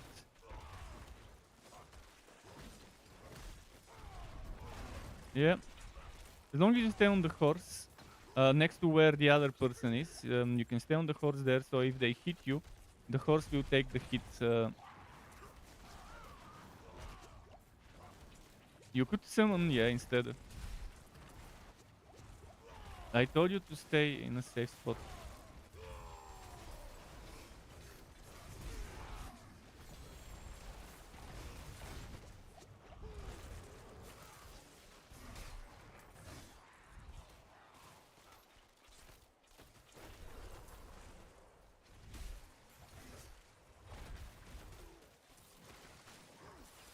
Yeah, because it's World Tier 4 and the multiplicative bonuses in sense potions. I actually need to use a potion myself, I forgot. I don't have incense, it was my last one that we used before, but... Yeah. See what one you need and go to the act where it drops. Each act has Gawu Vine plus an act specific thingy. And in the materials tab you can see which one drops where, it says it in the description.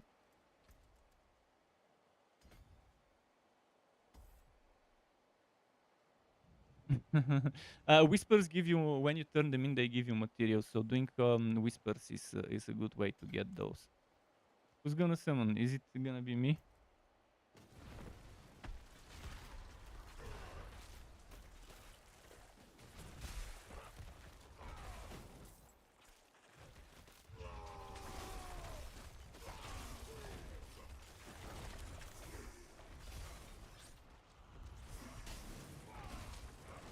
You do a lot of seasonal objectives as well while doing this shit.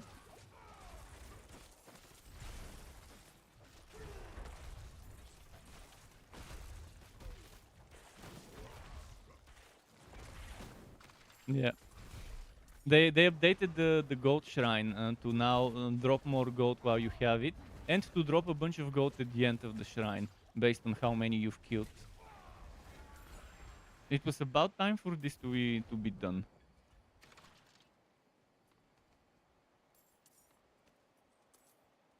Yeah, there's orange golden stones. And there's two unique ones that are tuning stones.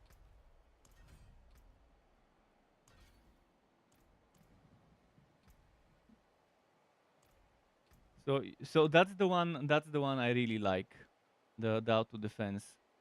That's the one I still. Oh, actually, I got it earlier.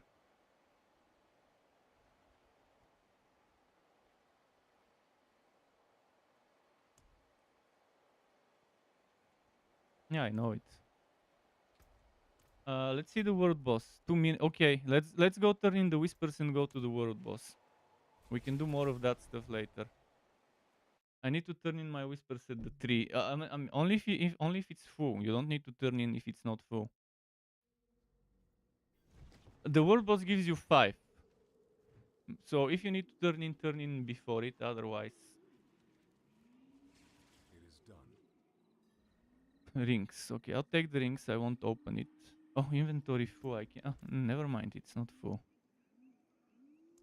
Always. See, that gave me 780,000 experience. So 780,000 experience just to turn in. You can still use these.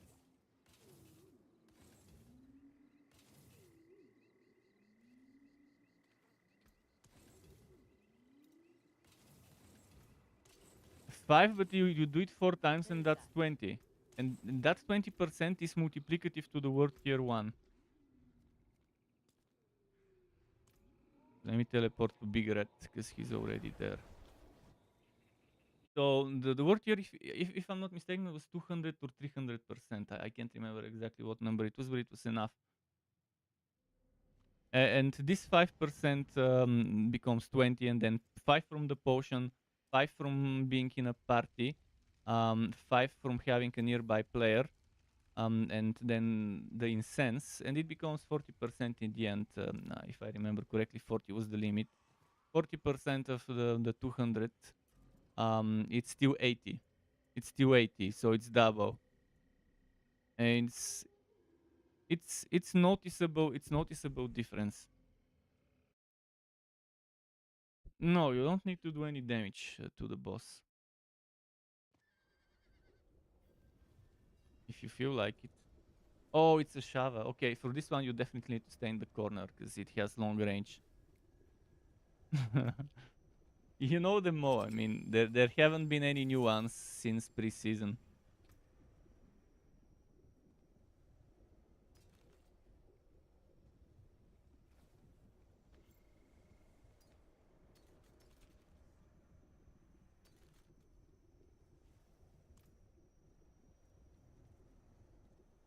Mhm.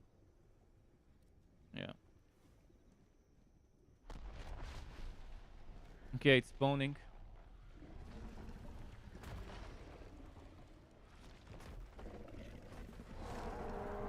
You stay in the very end of the arena and it's gonna be fine. Just stay at the opposite end of where the boss is at the very edges. It won't hit you. You don't need to DPS, man.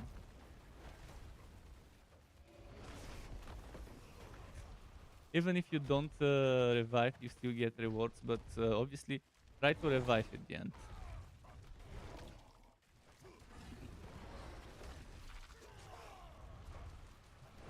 The pink is a little annoying sometimes during bosses. For me right now it's okay, but sometimes fucked up.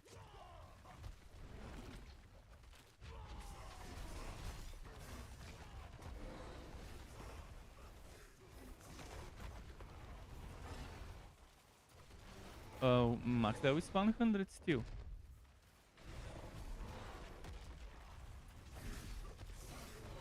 Yeah, well, you'll be able to get it now. Easily. It's easy to... Yeah, well, unless you rage quit before you get it. That's always a possibility.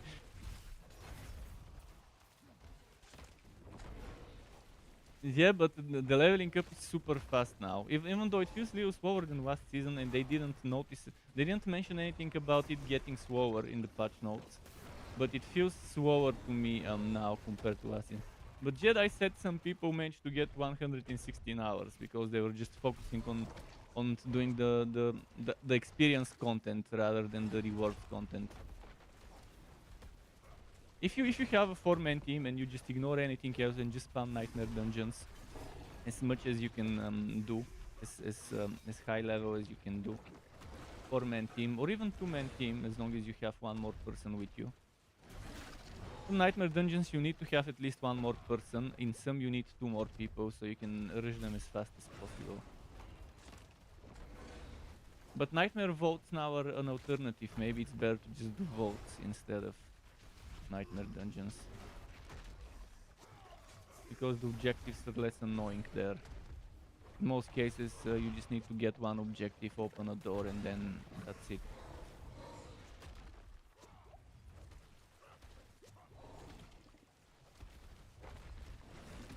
There's level 89, that's and 85, those should be the carries.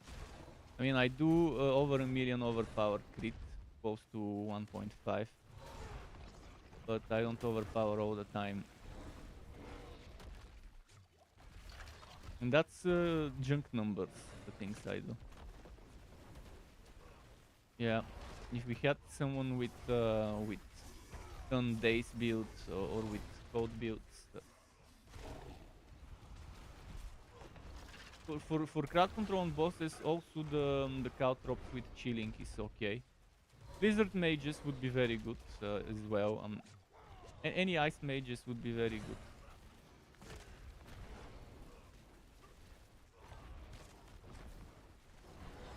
Yeah.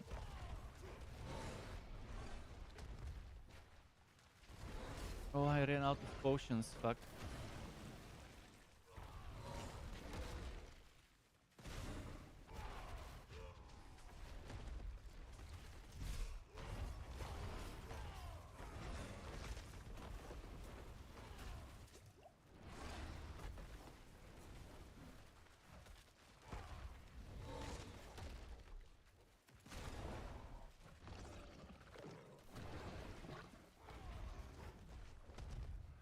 Eventually, would want the one with plus 4 rank stall skills, but that one only drops from the new Uber boss. The two unique ones drop from the Uber boss, so you people would have to farm that new Uber boss to get the two unique ones.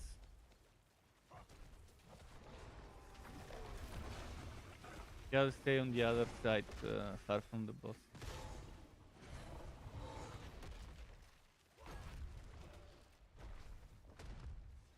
He's gonna die in a moment. I'm level 73 only, he's level 90 for me. But there's a level 89, there's a level 89 here, and that's gonna be the one that does probably the most damage, if they have a good build. I mean, at that level I would be hitting hundreds of millions of damage with this setup. Even without leveled up.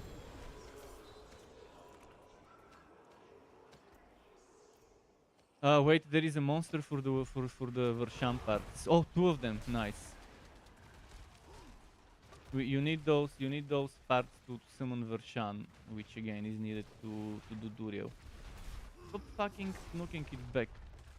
And you hate playing with me this season because of charge knocking back the enemies. And charge barb would be probably the most commercial barb build this season.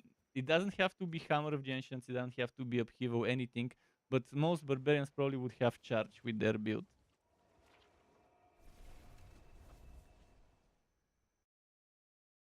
So it's a cache, it's not the boss itself.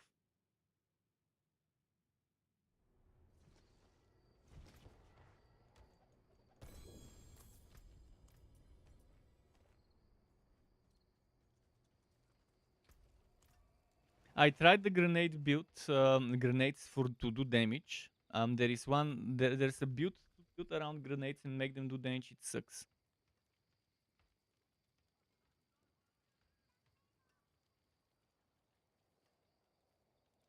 Yeah, there's a ton of stuff for every class, but there's a lot of stuff that doesn't work that you need to just ignore.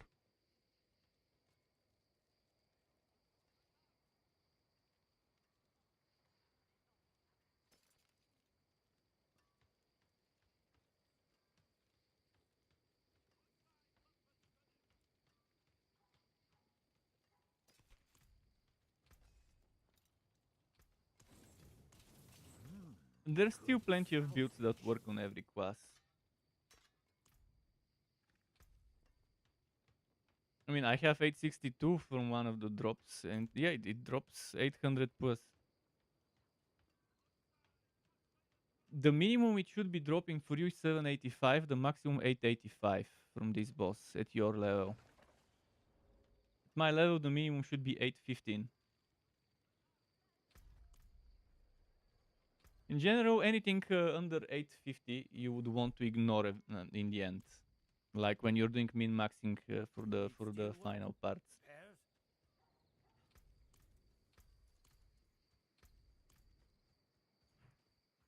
But as long as it's 850-ish, you should be fine for now. Even if it's not 900. But for now, you just take whatever is best. Should we go and do some more overworld stuff? Maybe we can do the monster in the PvP area. That's 5 whispers. You have to go and turn in your whispers though.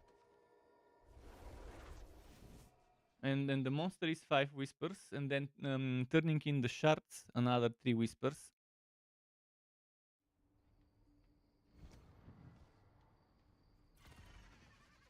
I won't kill it until everyone is here though. But it might not be spawned yet. I'll just kill some stuff until it spawns.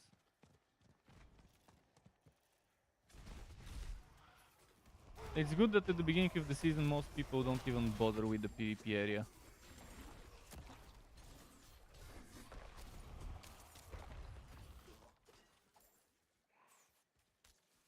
And my resistances really need to be fixed. But the resistances now have been reworked with last season. So you really want to max them out. Oh, legendaries from trash mobs here. But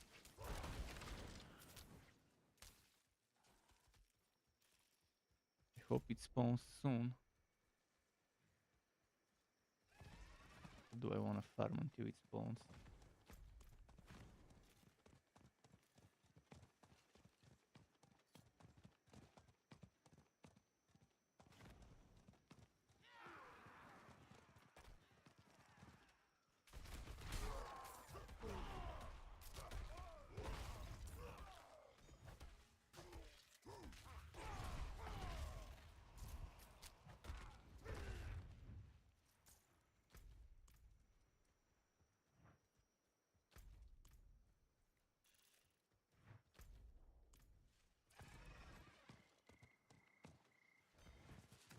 Yeah, it is a bit of whispers as well. One, I think.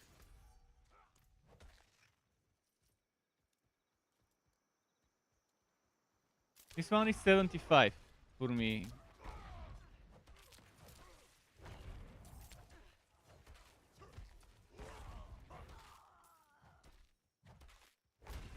Yeah, that's exactly it. You can get all sorts of materials here.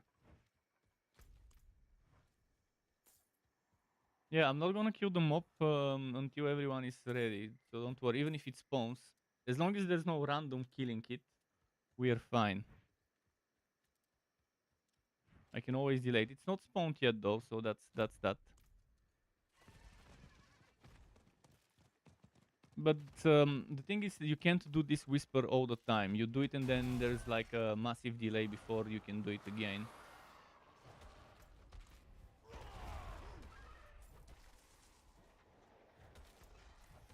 What? That's where Vershan is. But you can't do him without materials. Those hands, those body parts that you get, you need one of each body part. And you can exchange one part for another. Get greater every time because it's double the gold and it gives you trash legendaries for aspects and for materials when extracting them.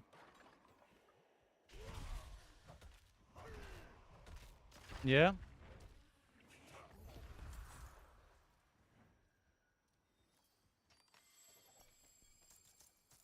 The alchemist builds this season would be very good. The mob is here. Teleport to us quickly before some randoms kill it. There are no randoms, but you never know.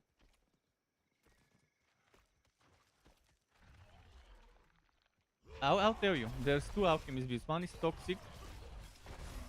The alchemist build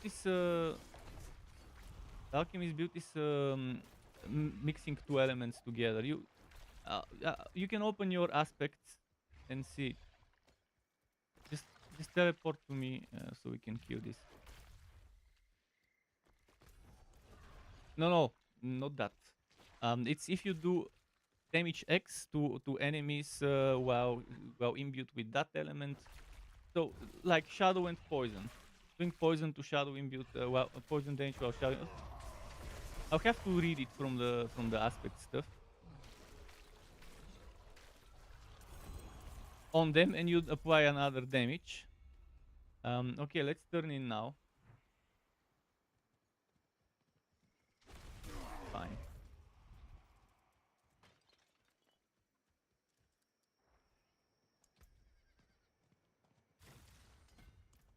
So it's Toxic Alchemist and Icy Alchemist. If you open your aspects list from the Codex of Power, they might be there as offensive aspects. I can check them later from Mobalytics. Mobalytics is a very good build planner, and they update it, and it has a PC app and a mobile app.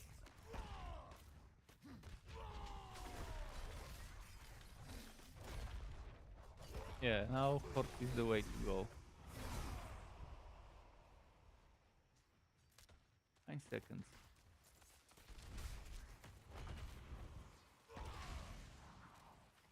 And just turning in another 3 points of experience of whisper stuff. Which again, at this point, it gives you massive experience to do those whisper stuff. That's why I love doing this monster. 5 points from the monster, 3 from turning in. Well, I didn't get the 3 because I was maxed out after the monster. Wait, you dropped them? But it's like few hundred. And you need to purify them. If you don't purify them...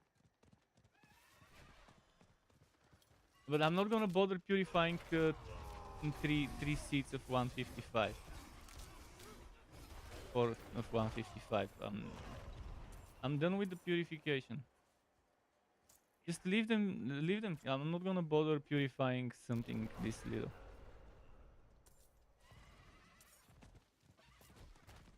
Yeah, just teleport. Or hide and run. Okay, let's see. Next, more overworld. I just need the blacksmith first.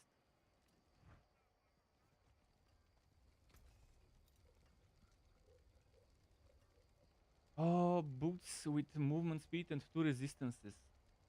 I can add damage reduction while injured. But it's minimum raw movement speed. Oh, it doesn't have evasion charges. Fuck this shit then. Keep. I need to turn in my whispers, and then we'll see what we can do. Maybe some more overworld summons. Let me check on Mobalytics. What was that? I'll check it on the patch notes because they made changes. Let's Alchemist. Icy Alchemist, Toxic Alchemist. So previously, Icy Alchemist, Wacky hit damaging a shield or frozen enemy with shadow imbued skills, has up to 75% chance to release an explosion that deals cold damage to the target and surrounding enemies, killing them for 25. Now, damaging a poisoned, shadow imbued skills have up to a 75% chance to release an explosion, dealing cold damage to the target and surrounding enemies, chilling them. If they were already chilled or frozen, increase this damage. Which means now you no longer need to damage chilled or frozen enemy, but if you do, it's bonus. Before you could only trigger this if you do the shadow damage to chilled or frozen. Now it just increases the bonus damage multiplicatively 100% if the enemy is like that, which is very good because it's stronger. The damage is the same, but it can be double if it's frozen or chilled. The toxic one is the same, damaging a poisoned enemy with shadow imbued creates a toxic explosion. But now again, it doesn't need to be poisoned, but if it's poisoned, it's 100% multiplicative. So it's very, very good to try and build around this thing. Ranged rogues are stronger this season. There were a lot of changes to some of the unique items that are for ranged, like the bows. Some changes to some of the rogue skills that are ranged. So it's definitely worth investing into that to test it. But for now, your priority should be leveling up to get at least to 60.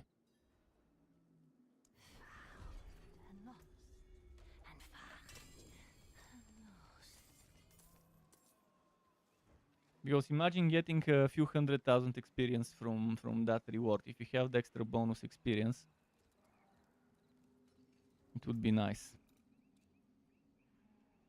Extra I can break that down. percentages. Într-un rupture.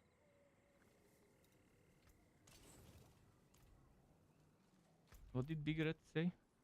Be right back, Struck. If you're still around, grabbing. Okay, he's eating lunch. That's understandable, Big Red.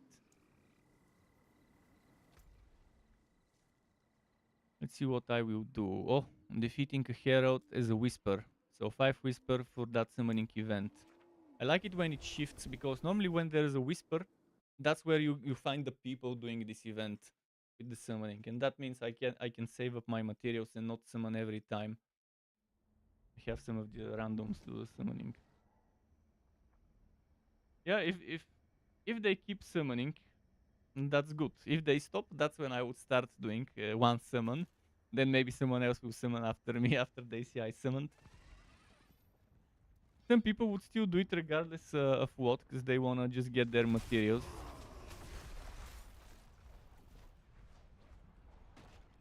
I normally try to sneak in a summon every now and then when I see that the others are waiting, but they've already done their part.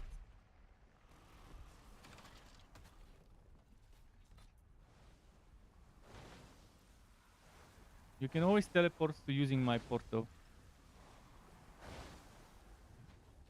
But I'm going over there, where my yellow marker is.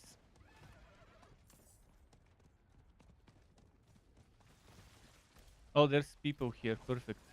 2 people. There's an obelisk, which I'll definitely do to get some elemental cores. And now I'll summon.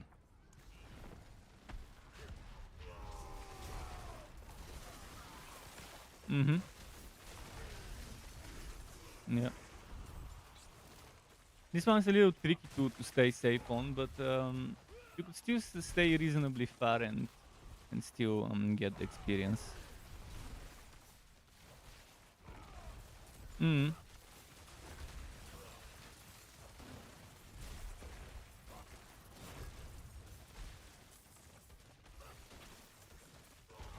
And this will give 5 whispers.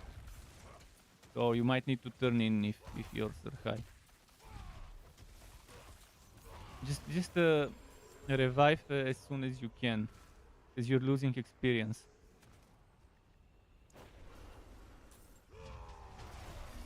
As long as it's not a nightmare dungeon, you don't care about waiting for revive. Or nightmare vault, because there's limits there as well. You can handle repairing stuff. You can do the next one. I did this one.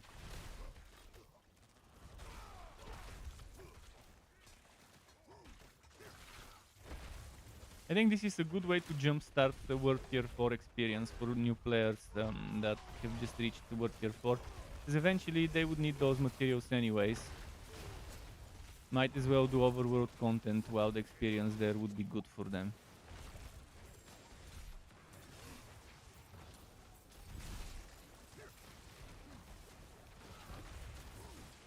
At least the 45 stuff, yeah.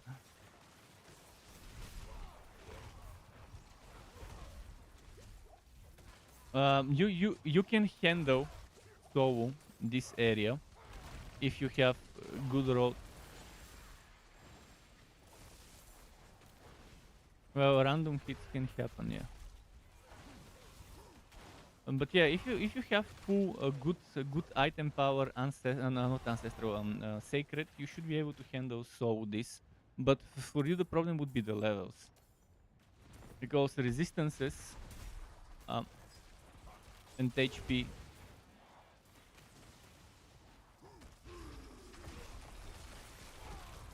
Yeah, those drop those demons at the end. They drop stones. They always drop a stone. Not always a legendary, but always a stone.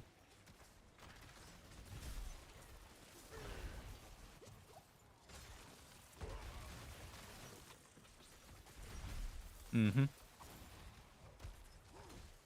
There's also the lightning, randomly flying lightning.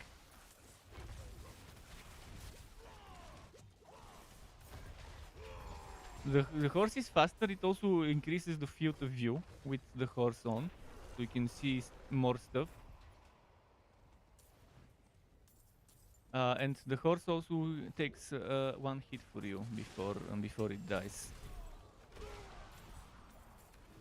Yeah.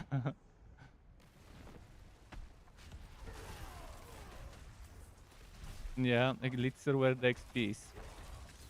And every summon, and last season, if you know how good it was, it would spawn elite after elite after elite after elite, and then at the end there would be like you would need to return to town to sell all the legendary drops.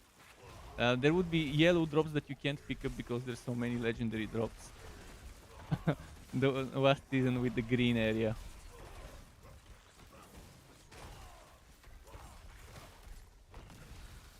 Yeah, but you still need yellow items because you need to craft some good items and put good aspects on a good rolled yellow item. It's hard to get all 4 stats to be good. If you're lucky, you get 3 good stats and then you reroll the 4th one yourself. If you're unlucky, at least 2 good stats and you reroll the 3rd one, and the 4th one is a temporary bullshit one that eventually you have to find better version of.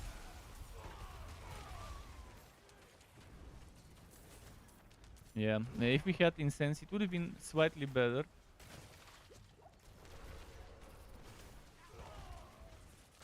Oh, the incense, you just need to be there when it's activated. Once it's activated, you still retain the buff. But I don't have incense. You need it for Vershan. You need a hand, a head, a heart, and I think it was a torso or something. Let me check. Hand, head, heart, and bone. Femur. So you need one of those. One of all 4 parts for each Vershan summon. But only the one who summoned it gets the Duriel item. So those bosses are best done solo. Once everyone is strong enough to solo quickly, it's best done solo, because while I'm doing my 10 kills, you would be doing your 10 kills, for example. Although for each Duriel you need 2 kills. If unlucky. If you're lucky, 1 kill you drop you 2x. Because for every Duriel summon you need 2x. And when you kill Vershan you get minimum 1. If lucky you get 2. The same goes for Grimoire. You need to kill Grimoire once if you're lucky, 2 times if you're unlucky. For every Duriel kill. And that's why it's best to do those solo, because if you're 4 people for Duriel, it would take 4 times as long to do all the Grimoire and Vershan kills if you do them together. Normally people just do Vershan and Grimoire in their spare time, and when they're ready they find more people for Duriel. Finding people for Duriel is the easiest thing. When you go to the Sanctuary Discord, it's okay, but there's some scammers. I've had it only once, but I've had people who would not summon when it's their turn. Normally we put the randoms first, but even then they could get a few kills, and then when it's the last turn, they could just scam at the last run, which happened to us once. So they could do their summonings in the first few runs, and then boom, in the end, decide to fuck us up. Ideally, now that we have me, you, and Jedi, that's 3 of us, and people like Big Red who plays a lot with us. So that's guaranteed 4 people, 0 scammers. Because a lot of the times it would be me, Jedi, and Big Red, and we would need a 4th person, or just me and Jedi, or just me and Big Red. We need to find some randoms. What do I do? Willpower. Fine.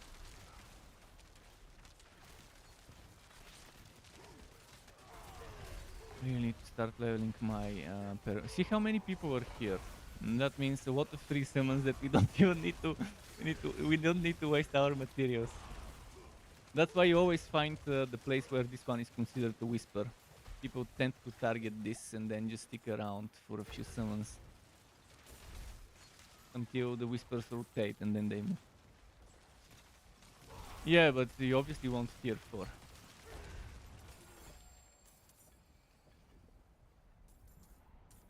As a Wobby, yeah.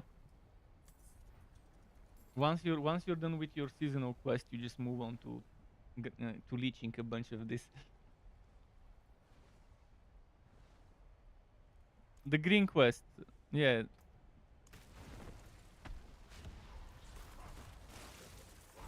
Did you kill Malthus?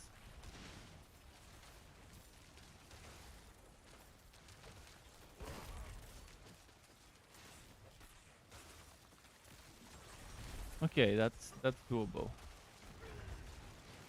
Well, go and turn in.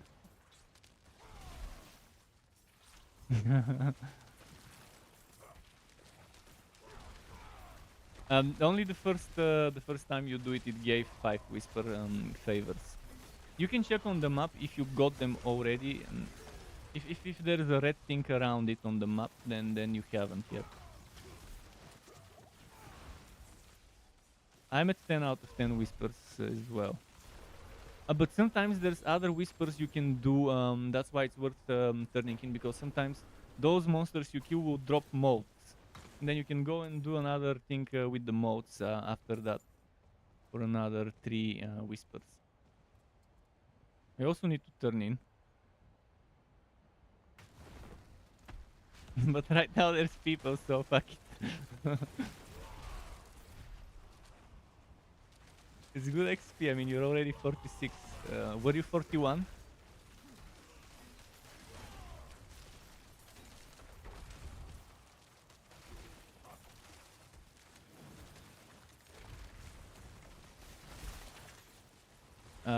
There's a consumer that doesn't go out if you don't do a hit, or if you don't get hit.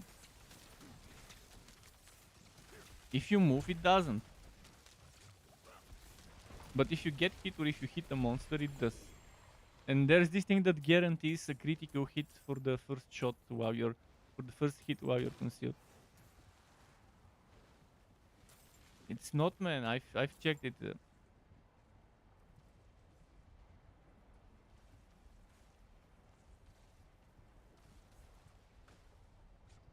Well, it does run out when the timer ends. It's a duration, but no, permanent duration concealment. As far as I know, there isn't one. But you can stack cooldown reduction.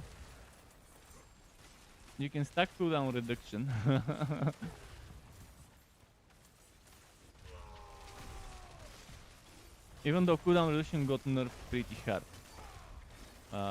back in season 1 or whatever. It's still okay, because now the items go to a higher item power, so the base cooldown reduction they give still is more than what we had before with 700 item power.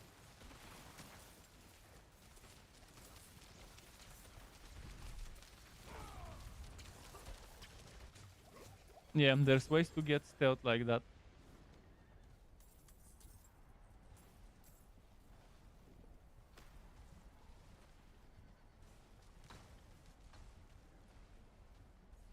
Wait, what was my next Paragon board? Ah, yeah, and the one for the bone stuff.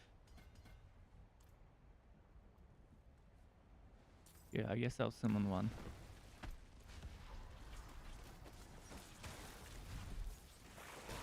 Only have 3 other people here, so 5 of us already. It was 6 or 7 of us earlier.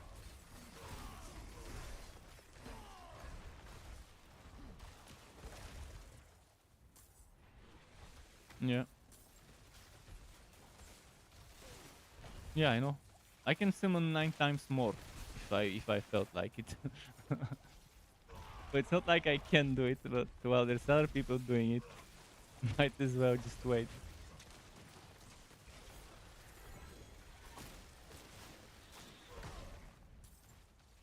I'm helping enough as it is with my hits.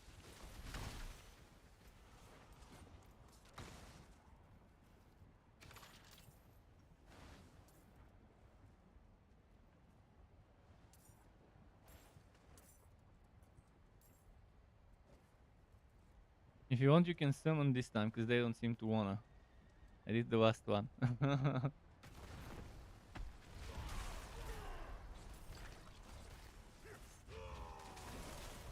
They saw you summoning it, so they better do a summon as well. Unless they ran out of materials, which is possible. We did quite a few kills already. Yeah. Yeah.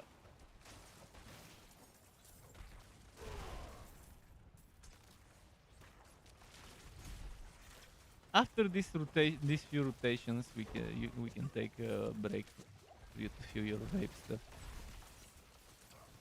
You probably would get the experience if you stay in the safe zone here next to the teleporter above us.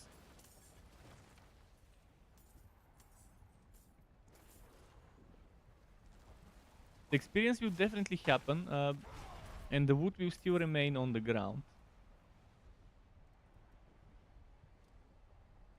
But there might be a monster hit that kills you if you're not in the safe area. Yeah, the experience you will get, there's no way you won't get it. You're close enough to get it. I'm even getting the bonus 5% buff on my buff bar for nearby players. So that means you're getting it as well. Or maybe not, because I have some randoms near me. But if I stay here, you should be getting it. If you see the two people with an arrow up on your buff bar, then that means we're close enough for you to get the 5% extra XP buff. And the loot won't disappear for every kill we do while you're vape charging. The loot will just pile up for you to pick up later.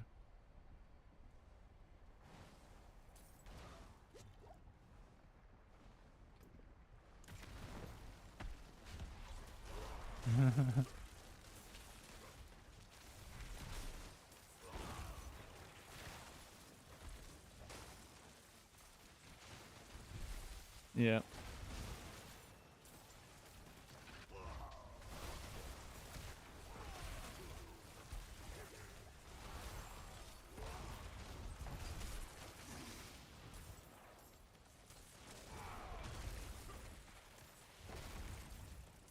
Mm-hmm.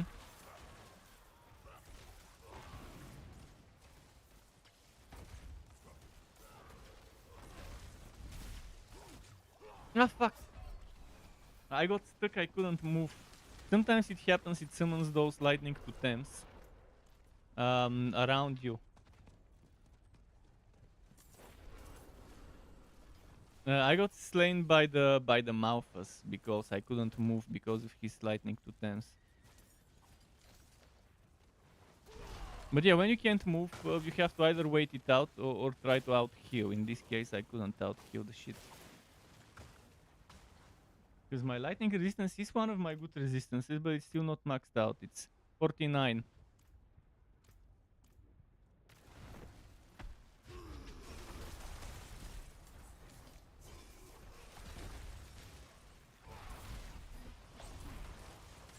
Hmm. On top of the two active skills, it should have had some passive only stuff that don't require an active skill to trigger. Last season, the seasonal mechanic was more. This is the worst seasonal mechanic I've seen. Season 1 and 2 had better seasonal mechanics than this season.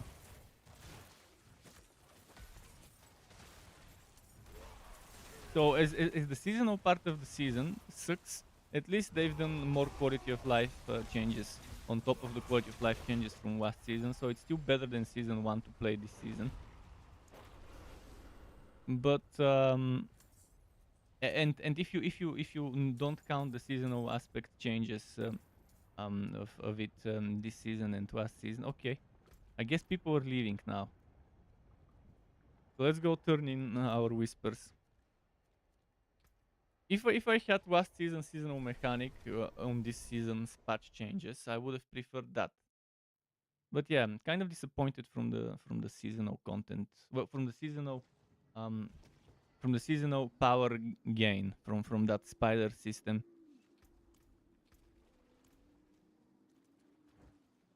Math of Exile. I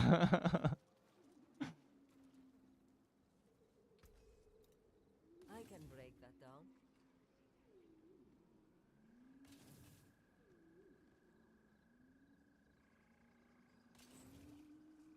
You can still use these.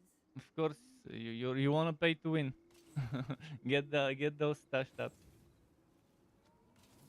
Buy quality of life. I'm never gonna pay for quality of life. I'm never gonna pay for something that should be free for me in a game.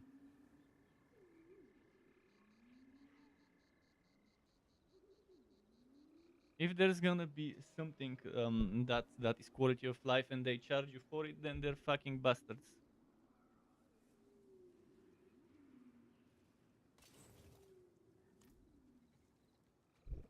You can buy every single item with real money from other people. You can buy resources with money from other people. No, there's games where trading is not like that.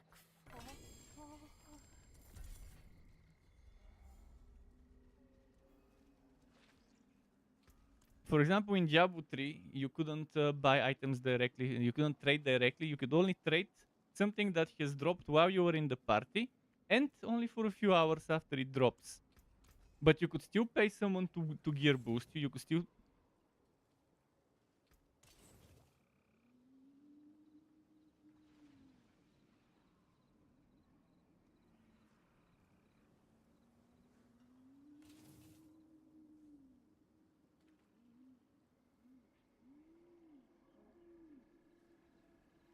Oh, that was before this thing. That was way before this thing.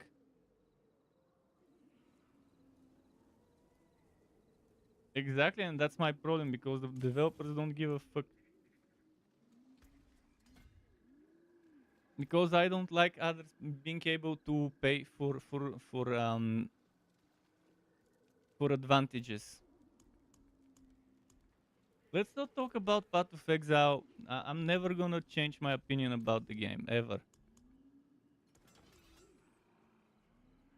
I don't care what you think about my opinion being wrong. We can agree to disagree, and that's it. Just stop mentioning Path of Exile to me. I fucking hate that game. I'm never gonna change my opinion. Yeah, that's fine. I had to turn in my whispers.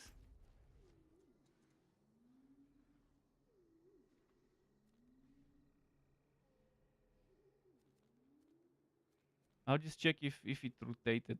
I don't think it rotated yet. But yeah, people left for a bit. Maybe for whatever reason they needed to do something. Oh, you just completed Agent of Thieves. I'm not sure what this is.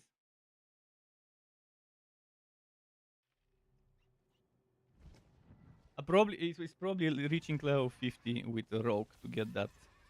Thankfully, since you were standing here, I was getting loot. Well, there was a pearl and auto defense stone.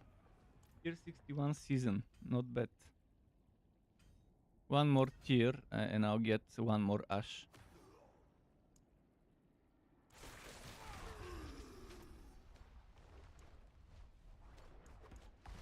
Fuck, there's a bug in the season when I go back to the previous tiers, it switches back to the front tiers. I can go and collect my reward.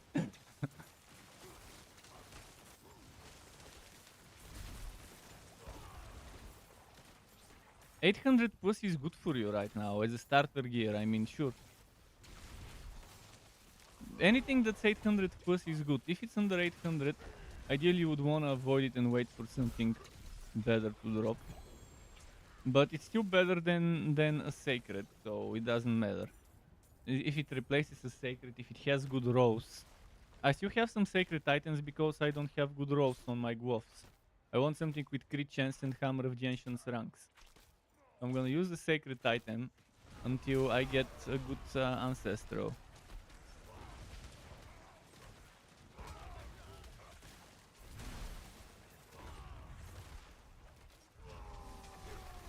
Man, 3 ranks of Hammer of the Ancients is better than getting 100 extra armor. And losing my crit chance, obviously, I'd rather have the 3 ranks of Hammer of the Ancients and crit chance than put some trash ancestral items that would just give me a little bit extra armor.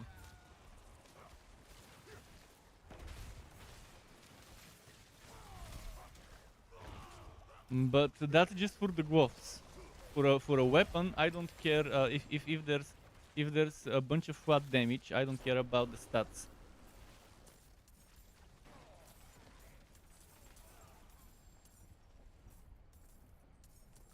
Dude, this is just temporary. In a few hours, I'll probably get those dwarfs.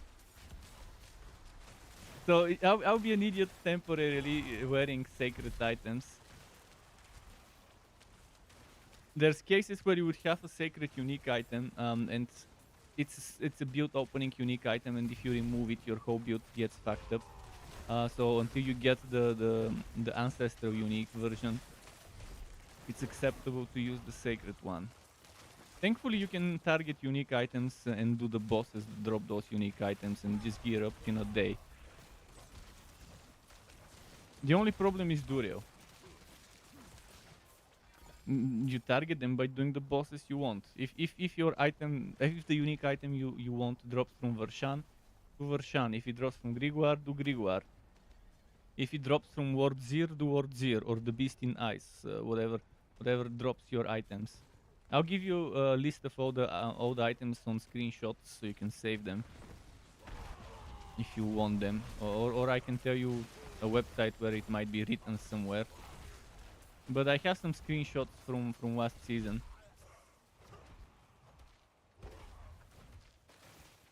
Yes, since you're level 50, you start getting glyphs already, and in a few hours you will have all the glyphs farmed. so then when you start doing nightmare content, you can level the glyphs you need instead of wasting points by not having the glyphs you want to level up. That's why you need to look up some builds so you know where to put the points when you start leveling those.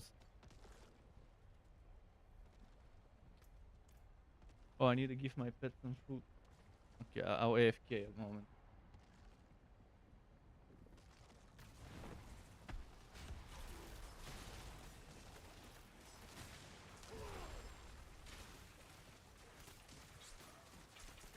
I was also hard reaching for a few seconds.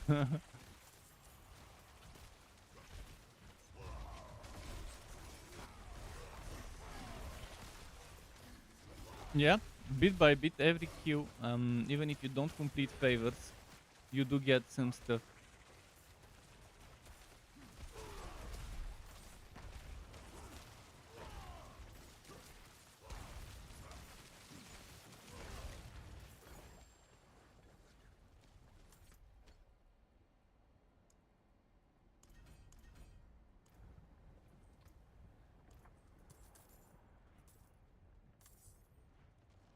I use the platinum from last season's battle pass to buy this season's battle pass. So the platinum, when you have a battle pass, seasonal pass, that premium version, you get platinum. And I used the 1000 platinum I got from last season to buy this season's battle pass, so I didn't have to spend money. That's pretty nice, but I'm not sure if the stuff from last season was enough, because I had Ultimate Edition and I might have gotten platinum from that as well. I need to count it. If there is 1000 total platinum this season, then by buying this season battle pass, you would have enough for next season. I had 1084.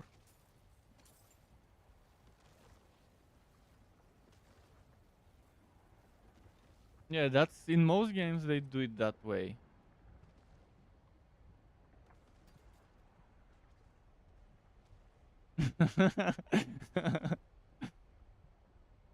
Oh, legs with total armor, lightning resistance, and damage reduction. Okay, that's good.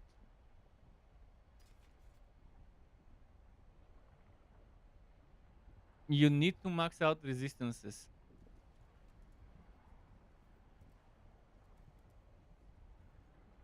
If you don't put resistances on at least one armor piece, and usually it's best to do it in the boots, because in the boots you can have movement speed, you can have damage reduction while injured, and two resistances. That means you won't have to put resistances in chest, so you can get the damage reduction and HP, and you don't have to do it in legs, so you can get damage reduction and damage reduction and damage reduction and stuff, and HP. But for now, I want to focus on the resistances. I'll focus on the damage reduction when I can handle the resistances for my better items. Resistances are my top priority right now. After that, I'll farm whatever else.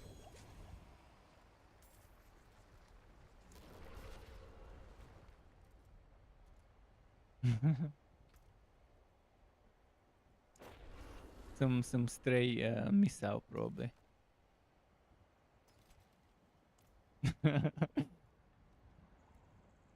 The ninja character. the ninja ninja. Ninja is just a ninja with an N.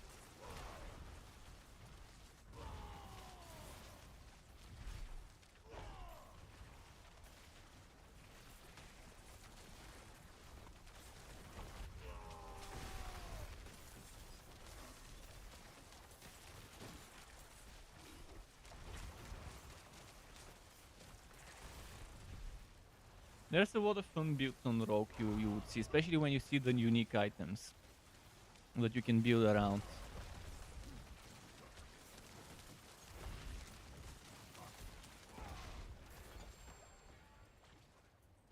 For example, there's those gloves that have a chance to summon a clone. With the clone skill and with some strong skills, with the clone duping what you do and duping um what's it called, imbue, clones mimicking the imbue. That's pretty solid. And there's those gloves that not only have a chance to summon the clone, they also increase the damage the clone inherits from you. And those same gloves gives you +6 to all core skills, which is very good for hybrid double core builds. Because not only is it +6 instead of +4, it's also to all core skills, so having double core is very good for it.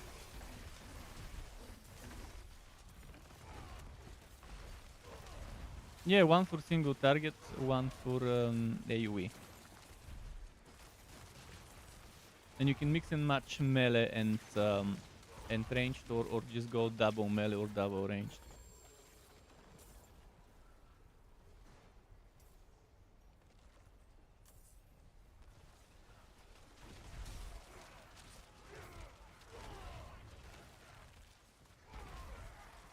Oh, you're already 51, 10 levels, I think, since you started grinding here. In what, less than an hour? Because it would have rotated if it was more than an hour, I think.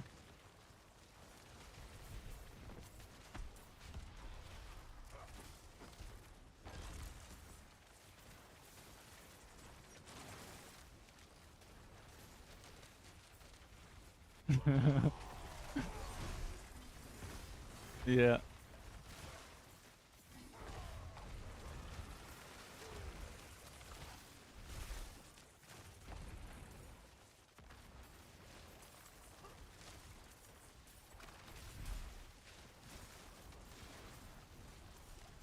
Yeah. Oh, and if you don't see people, you can just go back to character selection and walk back in. It will put you in a different node, server node, where there might be people doing the event.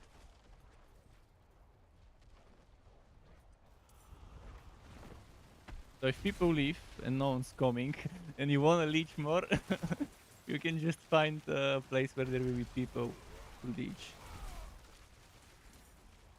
But obviously summoning every now and then is the best way. Uh,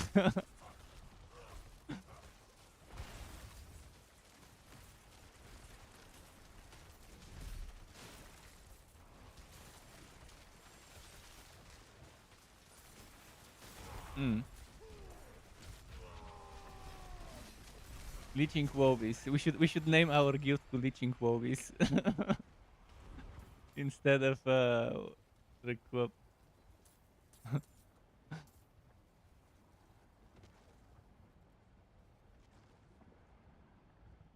Yeah. Leechers United. Is now no one gonna summon. Okay, I'll summon this time. I've got 15 materials.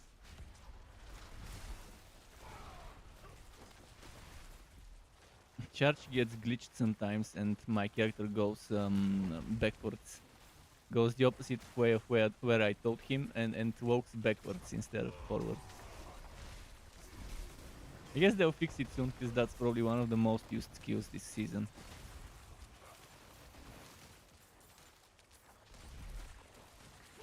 I mean, on the first day, every second, no, every out of 10 people, 7 or 8 would be barbarians that I would encounter on the first day. Because everyone wants a Durio boss kewer, a HoTA Barb to kill Durio to farm a bunch of good items for their other characters, to get a bunch of Ubers easy. And then use those on the next characters. Boost some other characters quickly. One of the main reasons, if not the main reason, I decided to go with this character first. I mean, I'll have one of each, and I'll have 2 barbarians, one for Durio, one for whatever builds I want to experiment with. Last season, that's what I did. I had 6 characters, one of each, and the HoTA Barb for Durio one shots. Although they nerfed stacking certain things, so things like expectant and other similar stuff now have 5 seconds for you to use it. You can't just load the musket and one-shot Durio anymore. But you could still one-shot it even without a musket load. As long as you do more than 250 million, which is very doable. Should be fine. In the worst case, it would be 2-3 shots, which it's still a matter of seconds.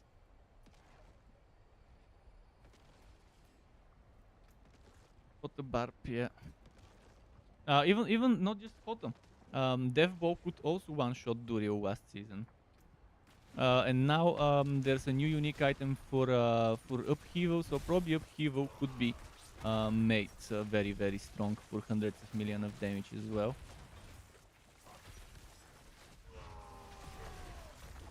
Ring of Red Furor works for upheaval, and Deathbow and HoTA. But you have 5 seconds to use that bonus for that ring, unfortunately. So no more loading the musket.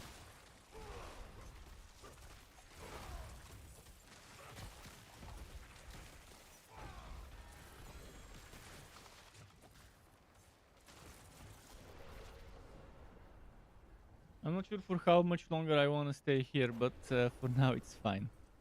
Eventually we'll have to do some other stuff.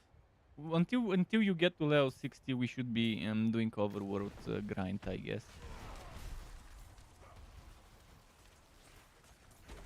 Well, not about the zone disappearing, but the whisper rotating to another zone. It would be nice to go and do it in another zone to get those extra 5 whispers.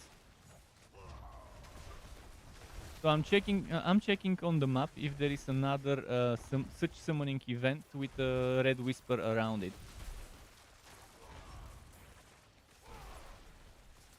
This probably won't disappear. It's always gonna be there.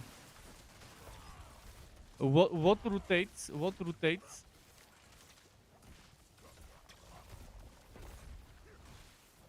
Yeah. Yeah, you can go sleep, leave your character standing there. Although if you die, you won't get the experience, but you get the items.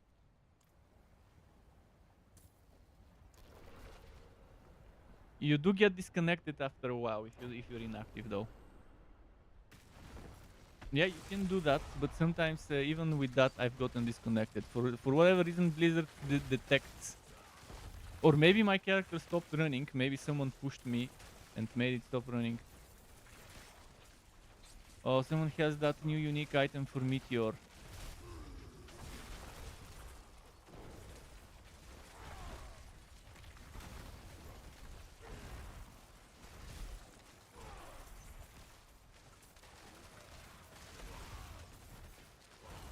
I want a Starfall crown for my mage. Hmm. Yeah, you can leave it on a second monitor, and while you're doing your work on the other one, you can just double check every now and then if you got killed. Let me check if there is another one with a whisper on it. Right now it doesn't. And this is in every area. Oh, there is a Legion event in a minute and something.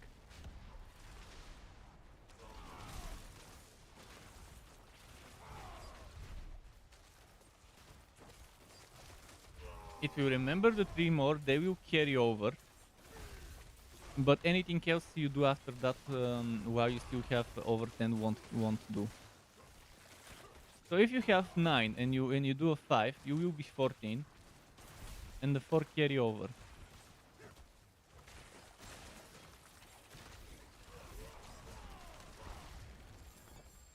And since the PvP monster is 5 and then turning in the shards is 3, you gotta make sure that before you do the PvP monster stuff, you have enough for 8. Yeah, it takes a few seconds for it to recharge.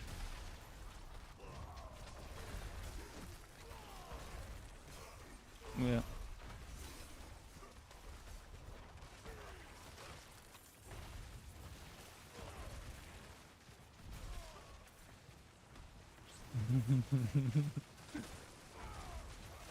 Eight more levels for you. And then you will be able to do a lot of stuff. At first, you might have to put three different resistant gems in your accessories. Eventually, in the accessories, if you can put armor, would be the best. If you can handle your resistances without that, from paragons and from other stuff. But some classes get resistances easy, like druid. Druid gets a passive for 15%. Sork and druid have a lot of resistances in paragons. A barbarian not so much. So barbarian might need some resistance gems. But ideally you wanna make sure you have as much armor as possible in those sockets instead of resistances. Right now I'm running triple resistance gems and it's still not enough.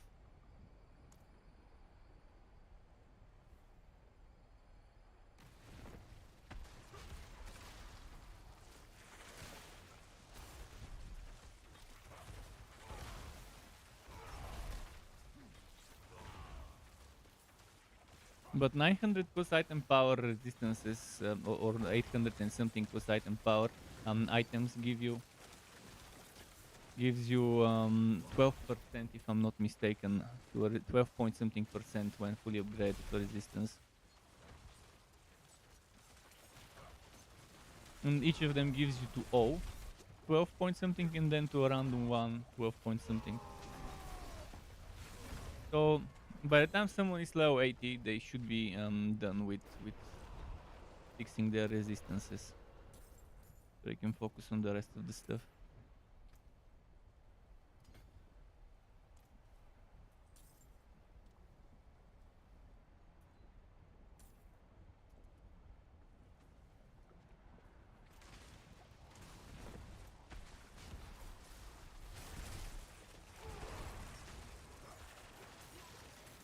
Cool stuff.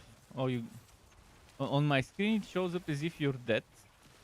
That you don't have HP, but I know you do have HP because I don't see the grave.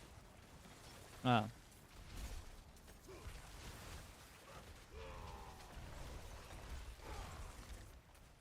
Mm-hmm. Well, you still get items when you're dead, you just don't get experience.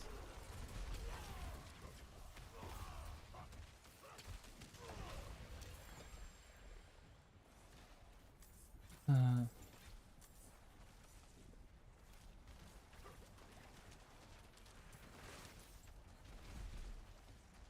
yeah.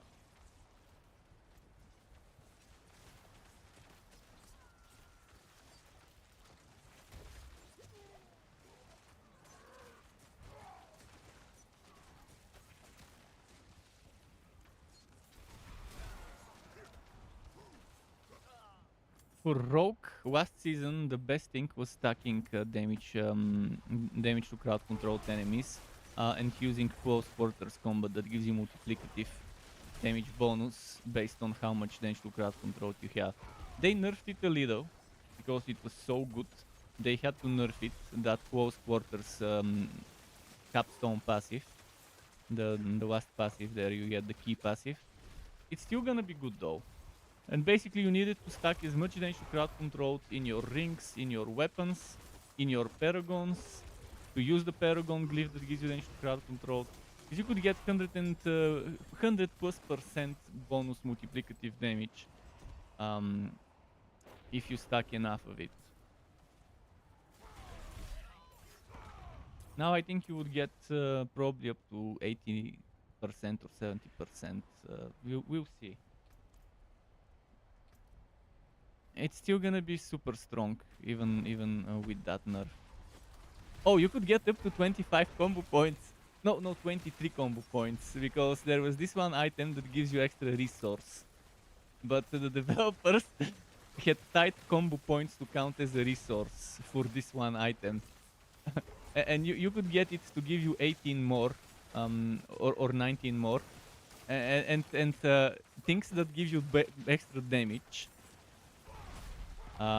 For every combo point, and things that give you extra arrows like rapid fire for every combo point were melting bosses in a single tap.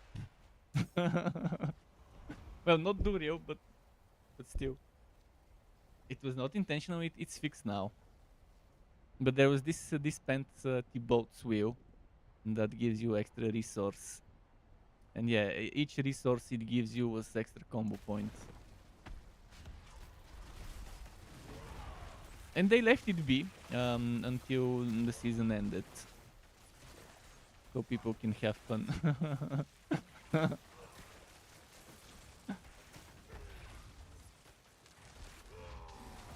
Yeah, Blizzard says there will be very few things that will be nerfed mid-season. They explained it in the stream last week, or whenever that last developer stream was, several days ago. They explained what things we would expect to get nerfed right away, what you would expect to get nerfed in mid-season, and what kind of things they would rather nerf in between seasons and let people have fun. So if something is extremely game-breaking or whatever, it will be a high priority. If it's kind of overpowered but not game-breaking overpowered, it might get nerfed mid-season, it might get nerfed in between seasons. They gave some examples with that of what they've nerfed that way in the past. Yeah, with the mid-season patch, that's probably when the ranking, the gauntlet would come, and that's probably when some balance patches will be applied to whatever is broken.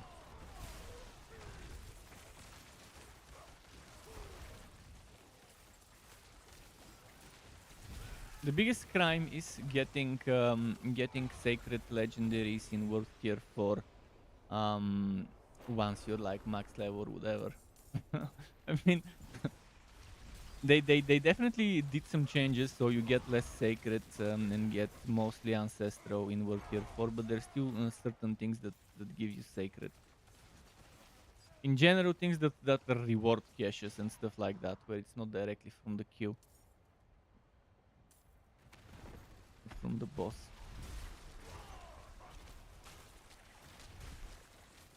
But overworld, even regular trash mobs give you sacred shit.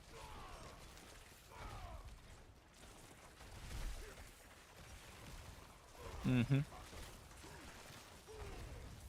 Last season there was Metamorphosis, which was a vampiric power that after you evade, first the evasion turns into a short-range dash. You turn into bats and dash through, and after you evade, you become unstoppable.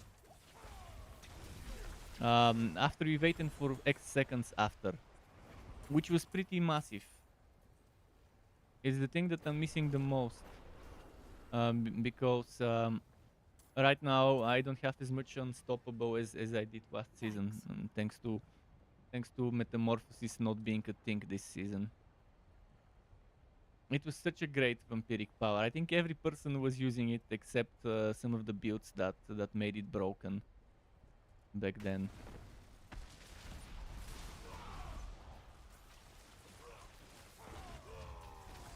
You also there's things that give you extra bonuses while you're unstoppable, like the extra movement speed while you're unstoppable, for example, on the Ghost Walker. There was extra damage, I think.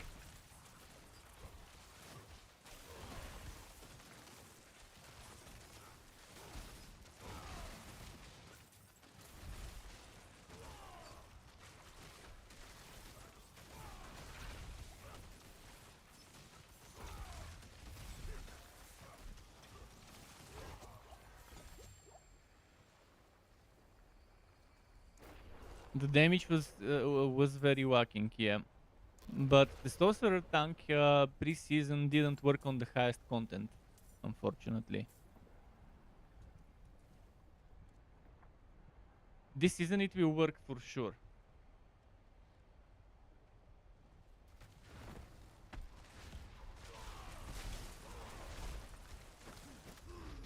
Yeah.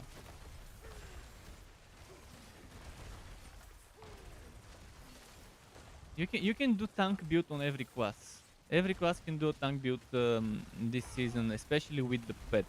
You just need to stack resistances, damage reduction, and life.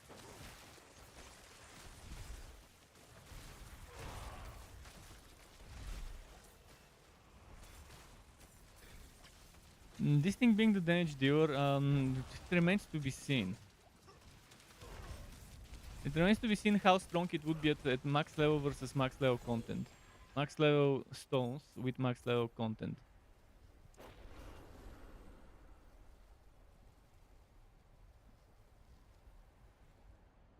You can preview all the stones in the interface. There's 2 unique stones. If you go to tuning stones, bottom left, there's Evernight, the one that's for all skills for 2 seconds. And there's Genesis, which is 150% effectiveness increase. So if it gives you, for example, 15% multiplicative damage, that 15 will be 30 plus half of 15, 37.5 extra. It will be 37.5, yeah. That's just an example. Obviously, I'm just pulling those numbers randomly. But 150 extra effectiveness, not 150, which would be 50 effectiveness extra. And 50% extra effectiveness is very good. It remains to be seen if that would be enough to boost the damage of a skill to reasonable amounts. And giving Q plus 4 to all skills is obviously definitely nice. Because it reduces the cooldown of skills, it increases the damage of skills.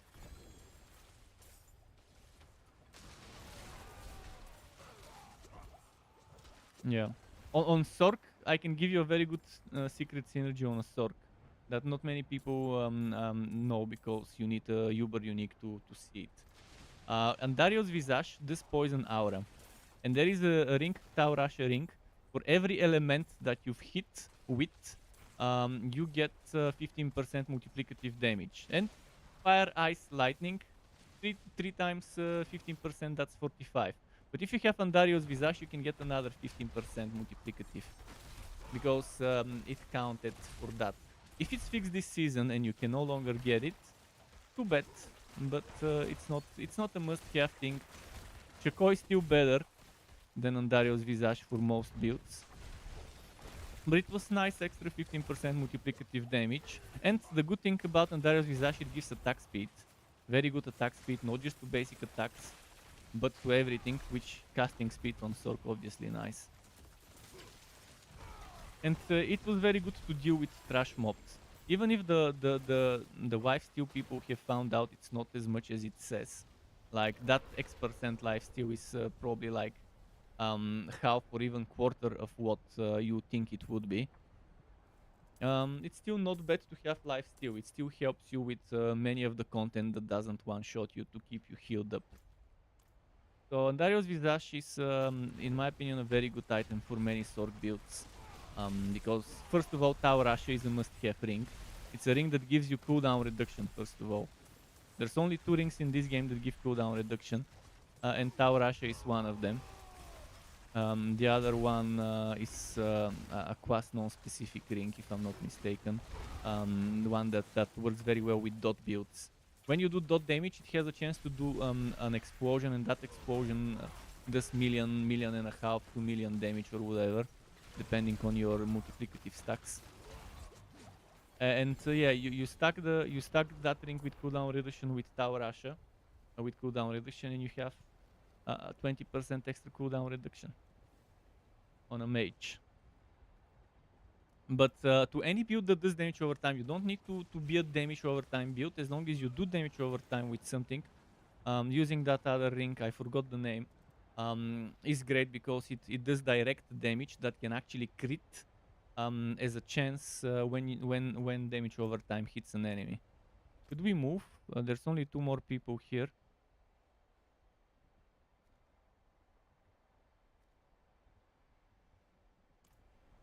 We can move and hard glitch in a different place. I also need to get rid of some items because my inventory is almost full.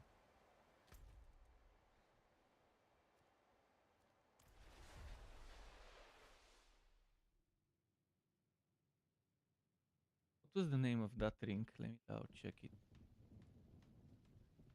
Ring.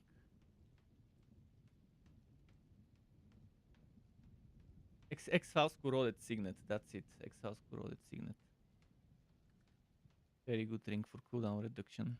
Thankfully, they've changed Ring of Starless Skies this season, so it doesn't work with just core skills, but with anything. So Meteor builds can definitely benefit from it.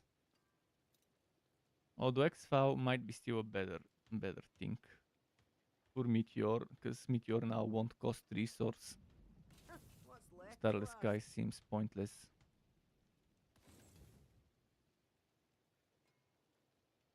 92%, I'll save it.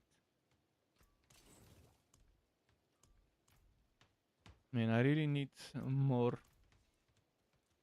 legendary materials from weapons so I can add aspects to my gear. I still can't add the aspects.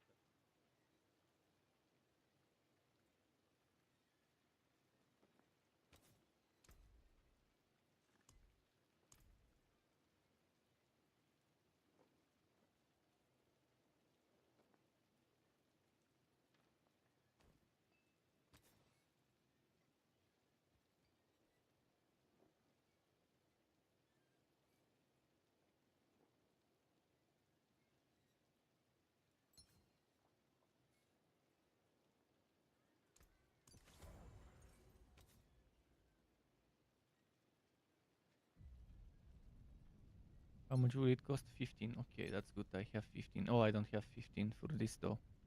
This costs 12. This costs 24. How about there's accelerating?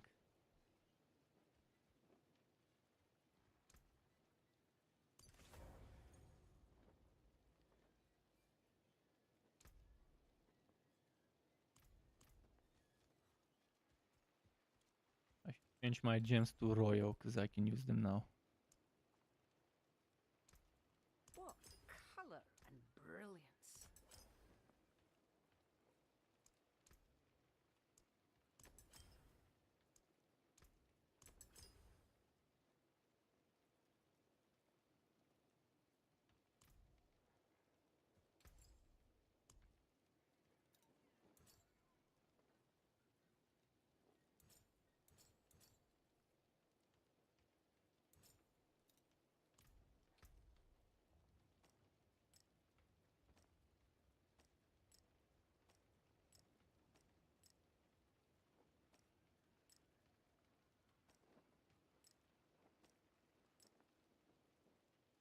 Okay, gem shards. I like the gem shard system from last season. Definitely a good change.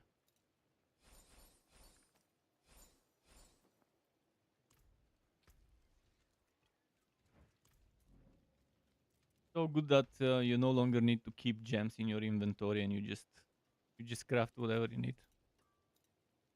Again, another feature that should have been there on launch.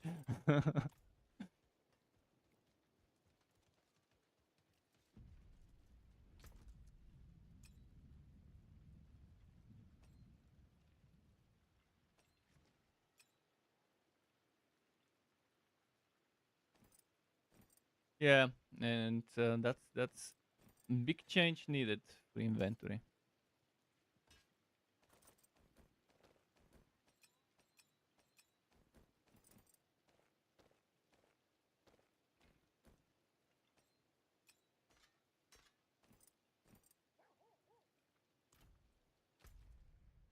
Yeah, I had the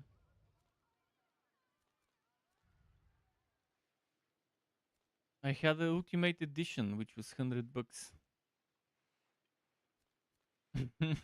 It is cringe. Well, it included a free battle pass in it and 20 tier skips.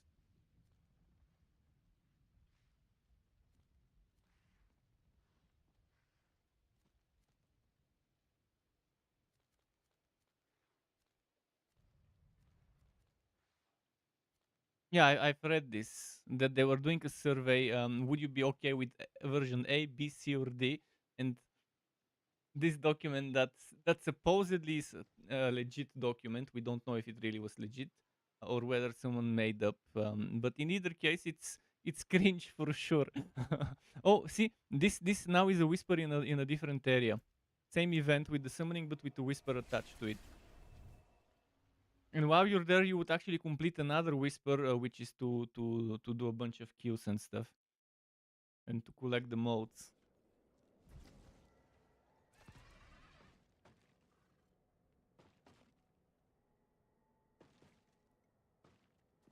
Yeah, while we're preparing, I'll go and collect a bunch of materials from obelisks.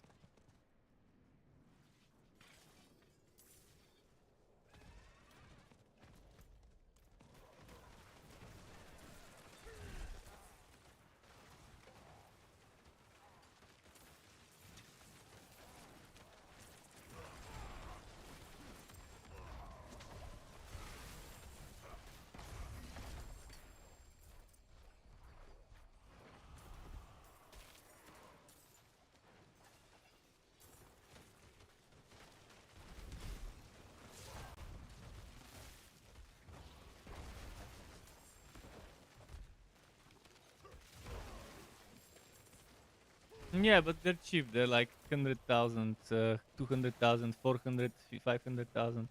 The last one is a million, I think. It is, man. You get millions of gold per turning whispers.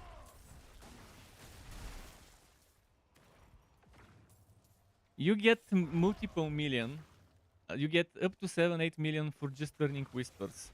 It's worth here for from the orange one. So a few minutes of grind to be able to get the final stashed up is okay. You don't have to do hours like in some other games.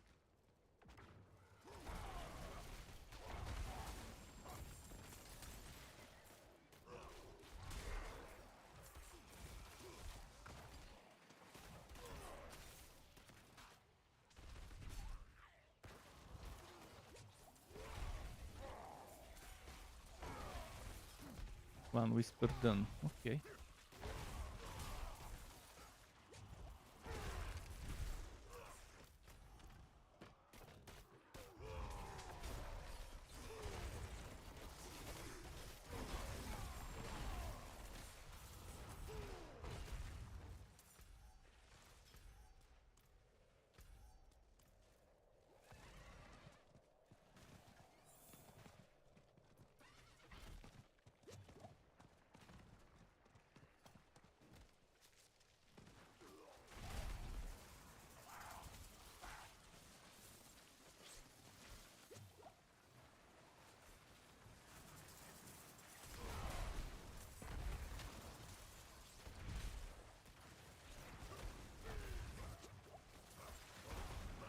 If you stack it with a crowded sage, you can have some nice healing, especially if you have Dario's Visage on top.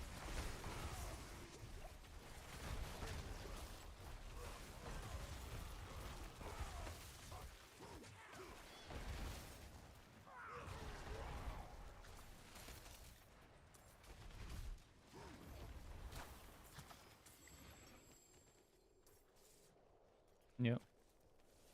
As long as it's not one-shot monsters, healing builds work. But eventually you have a lot of stuff that can one-shot you on level 100 Nightmare Dungeons, for example. In there, it's more about dodging and not getting hit rather than soaking up.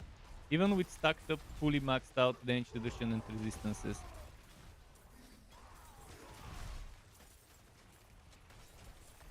But again, that's very few builds can do 100. But 900, 90 Nightmare Dungeons, the majority of builds can do it.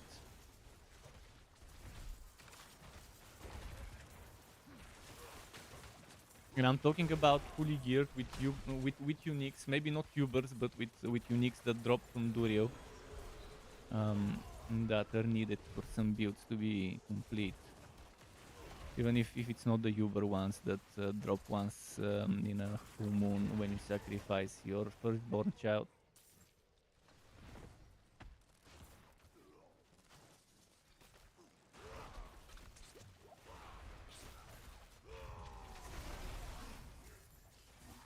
But Uber items always drop with maximum rolls on the stats at 925, whereas regular uniques from Durio are just 925, but not with maxed out rolls. Which is still good. You just need grind until you get the good rolled ones. Especially the unique powers, some of them you really want to get as close as possible to the max. For them to be worth it.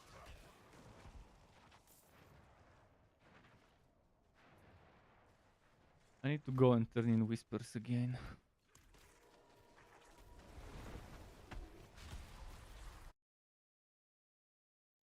Big Red just came back. Maybe he'll log in.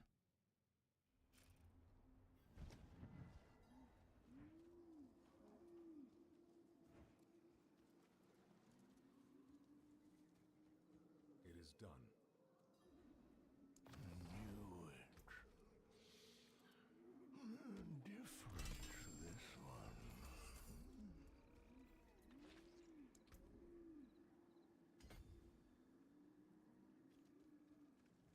The barbarians have this thing where you get 25% of your damage while berserking is multiplicative bonus. Right now I have 37% multiplicative. That means I have 37 times 4 damage while berserking. And that's without me min-maxing my gear and getting all the damage while berserking I can get. I could get that close to 100, like 70, 80, no problem. And without fully min-maxing. Definitely a must-have for every barbarian build to use the Blood Rage legendary Paragon node. And to stack damage while berserking.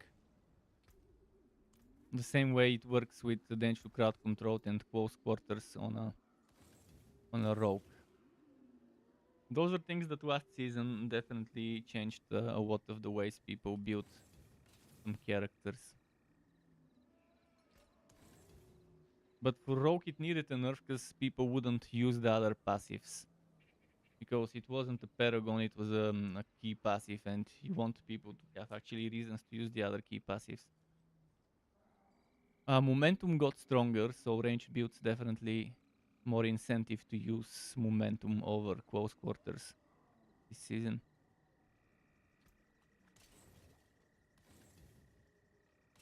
Or was it precision? Maybe not momentum, maybe it was precision. But I think precision and momentum, I think both of them got buffs from the patch notes. There's that. Sure about the precision though. The forge is always hot. Okay, Big Red joined. I guess he'll do more of that overworld grinding. You're kind of even on levels almost. Actually, you are exactly even on levels. So for the time he was gone, you managed to catch up on the levels with him. Yeah, professional leader. Right now there are no people here. They left. Maybe they went to turn in.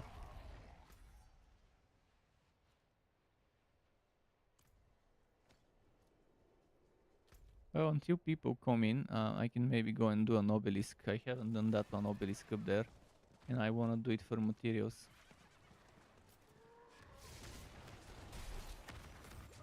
Ah, fuck. Here, here. Okay.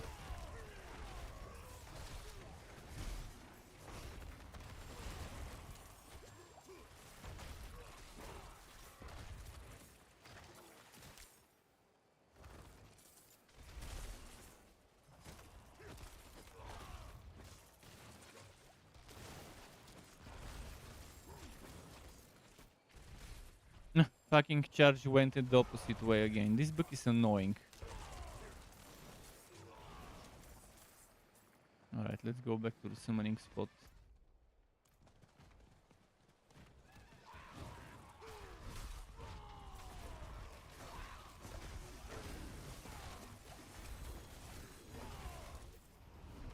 No, 2 legendaries, nice. I need trash legendary weapons so I can extract them for materials, for enchanting, for aspecting.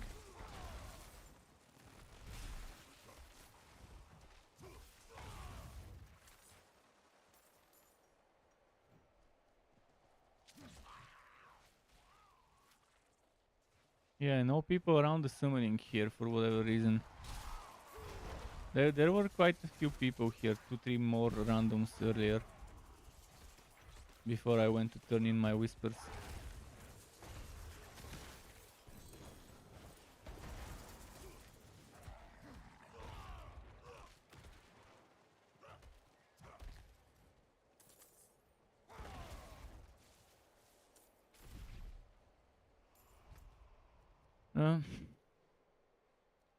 Should we try another one? We can try the one we were doing earlier. But you won't get the whisper on it. I guess you need to do it at least once here so you can get the whisper and then we can move to another one. Yeah, come now because Big Red summoned it.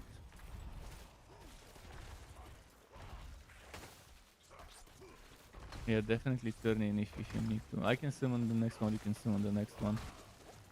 If you miss this one.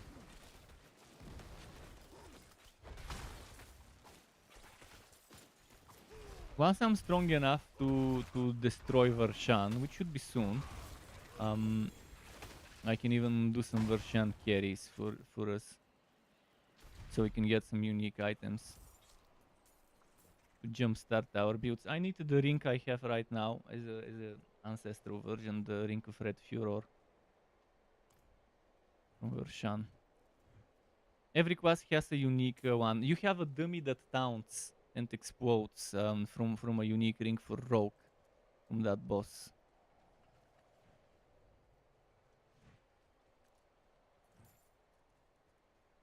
For Druid, it's a very good ring that when you use an ultimate, it pulls enemies to you. From a it pulls far enemies, not close enemies, but distant enemies. It sucks them in, and then a few seconds later, it does that again. So it's amazing on Druid to deal with some ranged enemies if you're a melee Druid especially. If you want, summon it. Big Red is turning in his whispers. He'll be here in a moment. It's fine. If you summoned it, it started, yeah.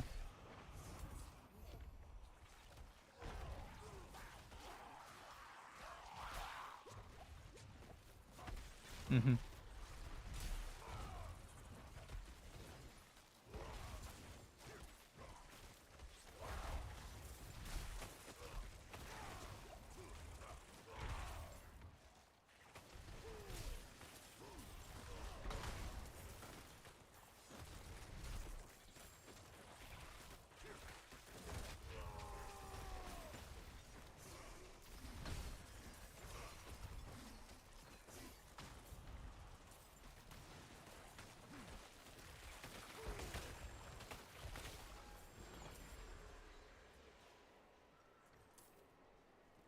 Oh, whisper mob. Let's go kill it.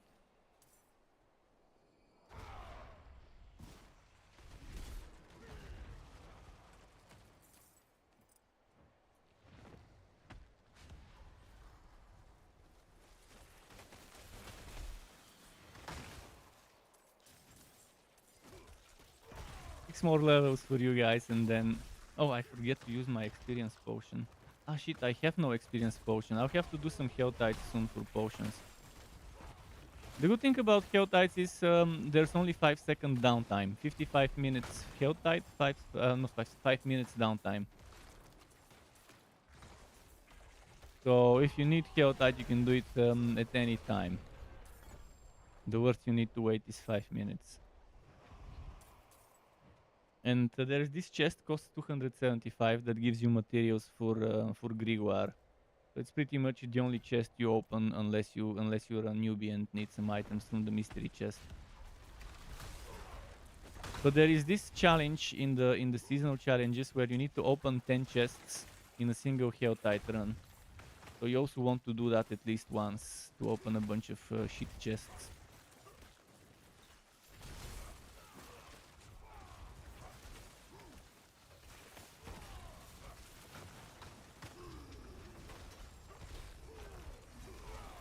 Revive, so don't miss the experience.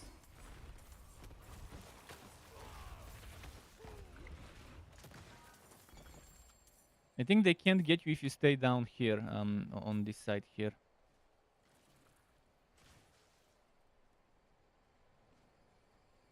Oh, there's an event here. What event? I'm not doing that event. Elder Defense is good, and it's gonna be in the one thing I probably use on my second stuff. I'll use the Auto Defense and the Adrenaline. Adrenaline is definitely a must-have for me, because I want that multiplicative damage.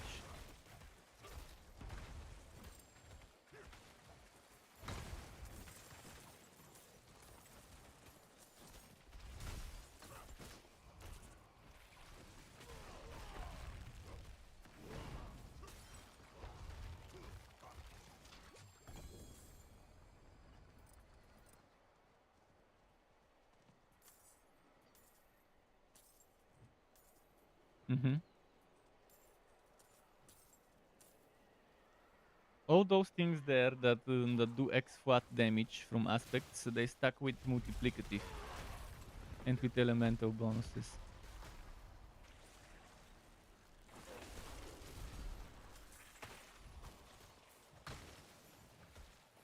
Yeah, resistance is first, armor next, and after that damage reduction. Or damage reduction next, and after that armor. But in the end, you need 13,000 armor for the top tier nightmare dungeons. 13,400 armor. So you can get the maximum damage reduction from armor you can get at the maximum level content, 140 something monsters or whatever. Or 150 something monsters. So for tier 100 nightmare dungeons, 13,400, 13,500 armor. And disobedience helps, obviously, especially if it's in an amulet. Big Red says your friend loves staying up in hit range. Well.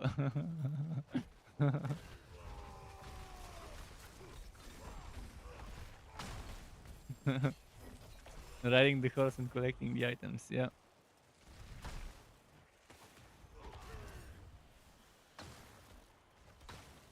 It's the Leecher's endgame. The Leecher's dream.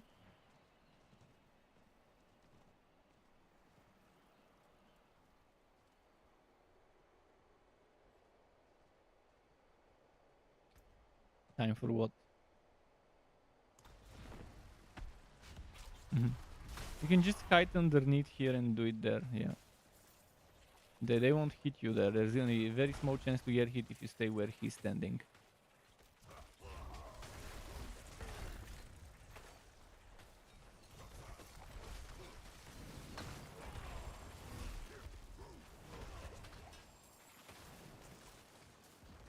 I tried it, but I think Impel was better for damage.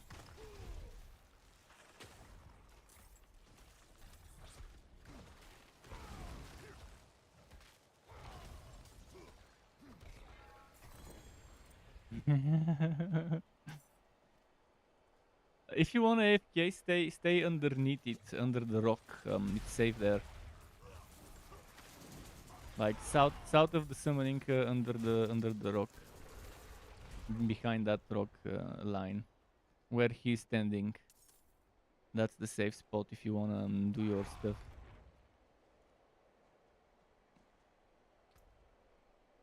I have only 2 more summons. This summon and 1 more summon I can do, and then I'm out of materials. But we can do some nightmare votes and boost you there. Or nightmare dungeons if that's what you prefer. Well, you do need to do at least one 21 plus nightmare dungeon or vote to get that challenge. Because there is a challenge that requires you to clear 21 plus tier nightmare dungeon or vote. It says dungeon, but vote works because I got mine from doing a vote. Oh, I'm full on items again. Fuck. I'll have to drop some yellow.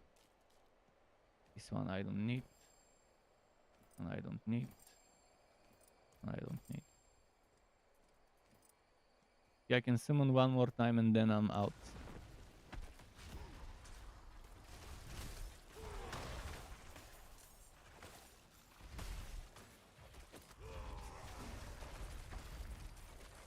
Mm-hmm.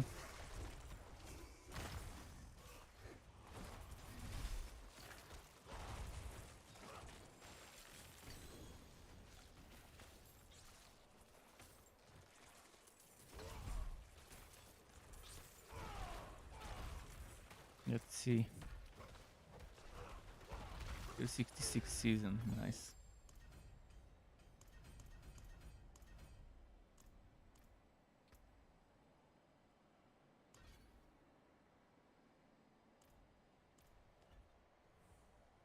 I can no longer summon, so if you guys have some summonings and wanna do them, do so.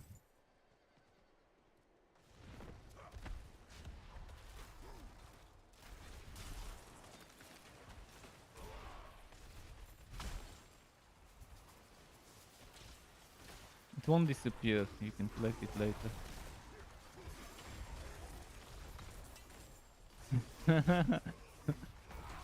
Again, it's gonna remain there until you change maps. If you change maps, the legendaries go straight to the stash, but the yellow might disappear. Legendary drops go straight to your stash tab if you miss them. Up to 10 items, up to 10 legendary things. Obviously, yeah, you want the gold and this. But again, even if you wait 10 minutes, as long as you're in the same map and you're not changing maps, it won't disappear from the ground.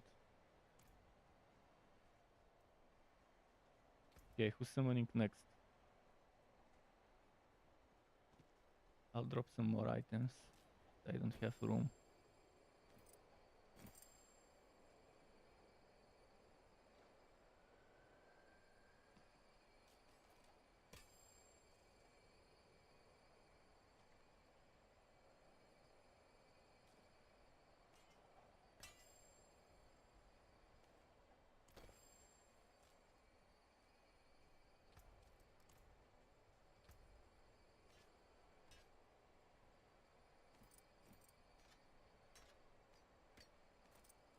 Oh, that's the new one. That is the new one for basic skill builds. It's a very fun one. There's another aspect as well that is new for basic attack builds.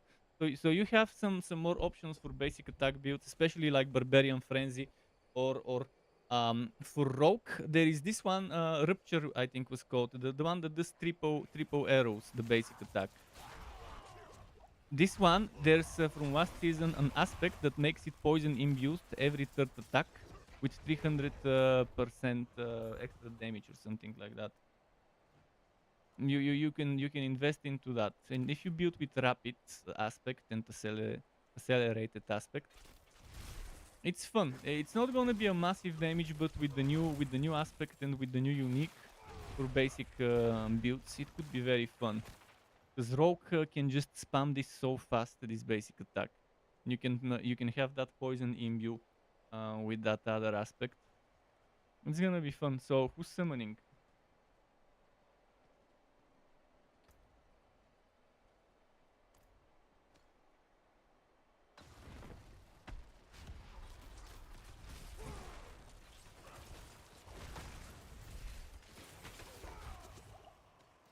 Yeah, bow lightning was very strong last season, and basic attack was okay up until one moment, but after that you have zero basic attacks on the bow lightning build on the final form, because it could work without one.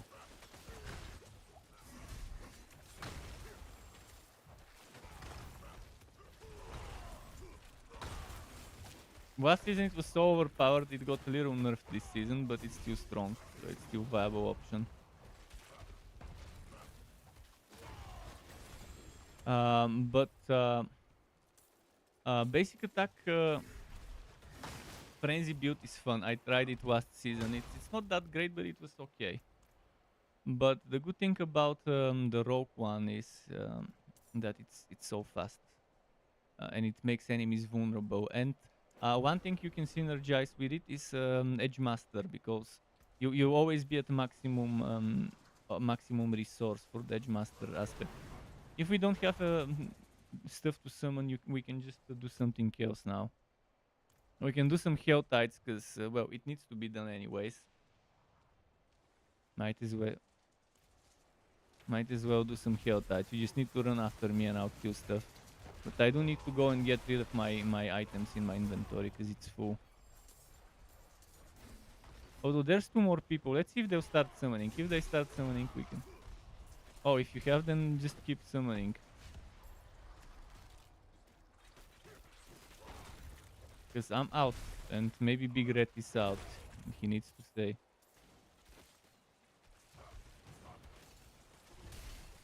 Yeah, you need 3 obelisks for each summon.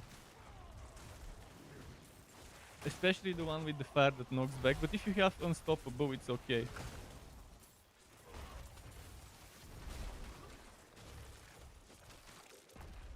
Yeah.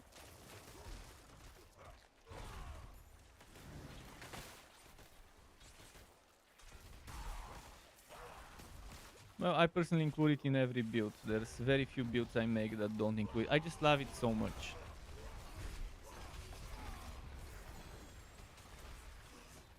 Yeah, but I can have both of them. But yeah, Dash is good. Dash is great.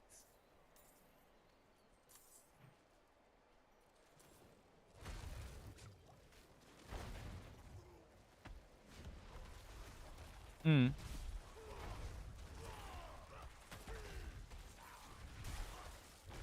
But there's a lot of rogue builds that don't use an ultimate. The majority of the good builds don't use an ultimate. Arrow Rain is good because you have an item called Flicker Step, which shaves off up to 4 seconds per mob, up to 10 seconds total per dash. So if you dash through enemies, every dash, let's say 3 enemies, that's 12, but it's actually 10, because 10 is the limit. But yeah, 3 enemies you dash through, boom, 10 seconds of the ultimate shaved off. So you keep dashing through the enemies non-stop, and you keep resetting your ultimate, and you keep spamming the ultimate. Obviously, you stack cooldown reduction from as many places as you can. Jedi Pimp had made a Rain of Arrows build last season. If you mean Rain of Arrows, not the Arrow Storms that are trash, that are from certain aspects. There's some AoE Arrow Storm fields. Yeah, that's Rain of Arrows, because Arrow Storm is a little trigger effect that is like an AoE damage over time field, and it's trash. But Rain of Arrows is good, and again, Jedi was running such a build for a while last season, and it's very fun. But you need to kill Duriel to get Flicker Step. It only drops from Duriel. And if you're doing any ultimate build on any class, you want Flicker Step. If you want to spam the ultimate. On my Meteor build, I was spamming Inferno.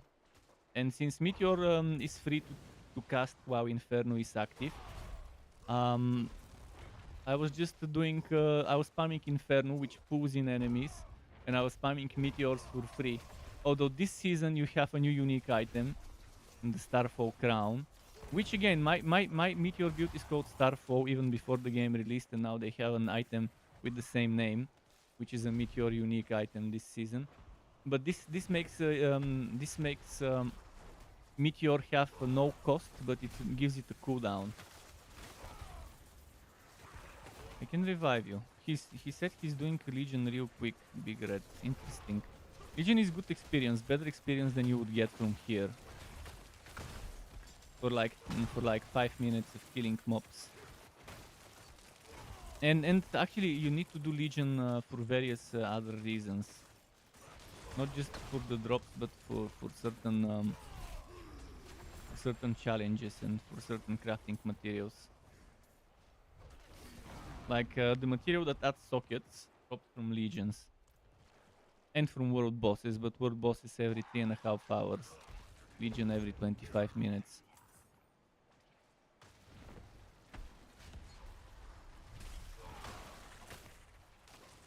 Yeah, I think they already did some spawns.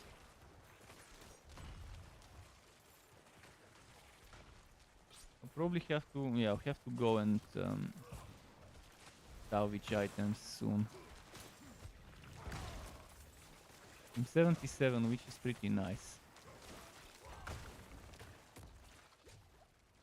Jedi Pimp didn't log in today. I was online around 8, even earlier, and he was online but didn't log in. Which is strange. I was thinking he might log in for at least an hour, so maybe he was pretty busy.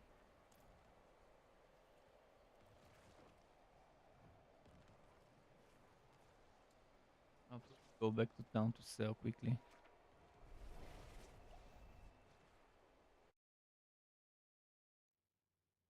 Scarlett was saying, hey, how are you doing? I'm probably a little late to answer that message.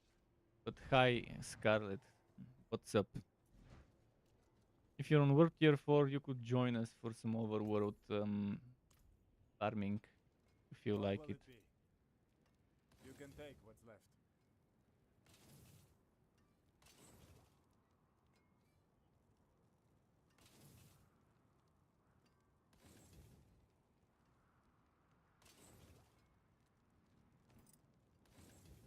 Yeah, I'm in the town, but you can obviously still leech while I'm there. Oh, they're gone. Everyone else left. They thought it's time to move.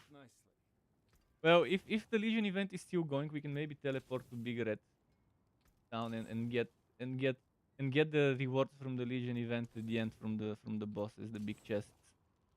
I'll actually do that. When you're ready, you can just teleport to us.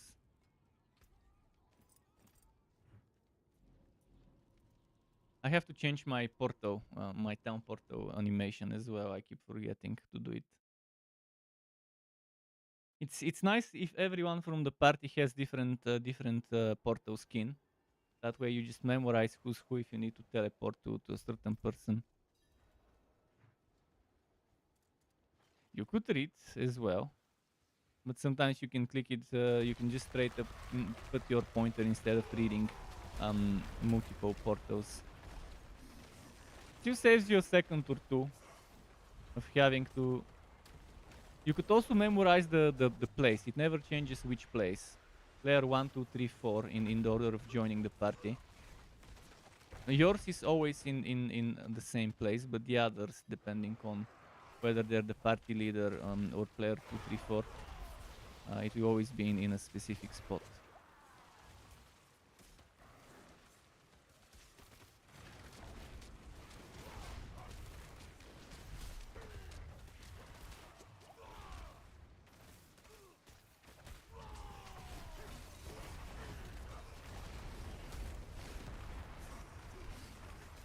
I need to do hell tides for experience potions, because right now I don't have experience potions, and I'm losing experience.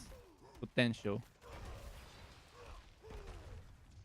Wait, no, there's the other people. Okay, I thought for a moment I might have fucked up by joining him and put him into a different legion. Oh, it's the final boss soon. I think. Servant number 3, and then after that the final boss.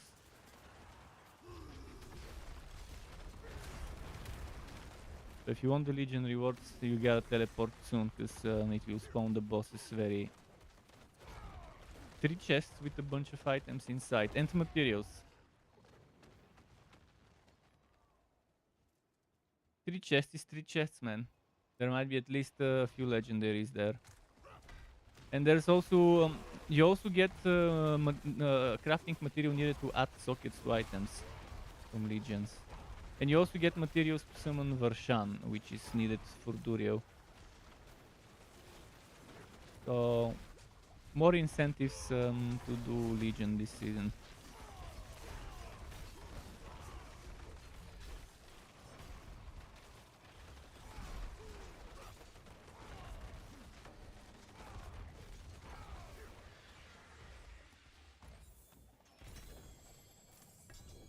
And a bunch of oboes, I forgot about them. I'm full on oboes, so I can't pick them up. But oh, wait for this monster though.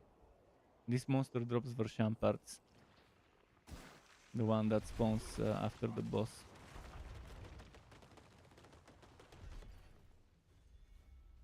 And it also gives you 3 whisper favors. That's another reason to do Legions.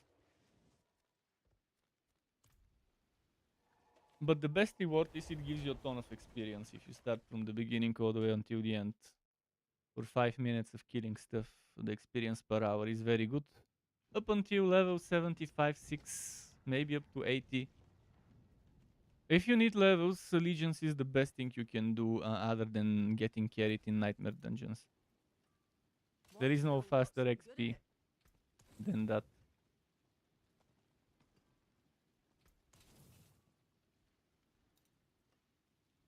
Yeah, it is good. It's the second best after Legions. The summoning after Legions is the second best probably. In terms of XP per hour. But again, Legion has more than just the experience. And so does the summoning. So it's a matter of what you need more. Here are the reclaimed constituents.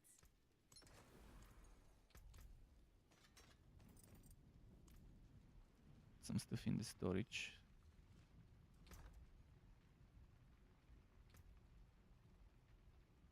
I have 57 million gold right now. Been farming.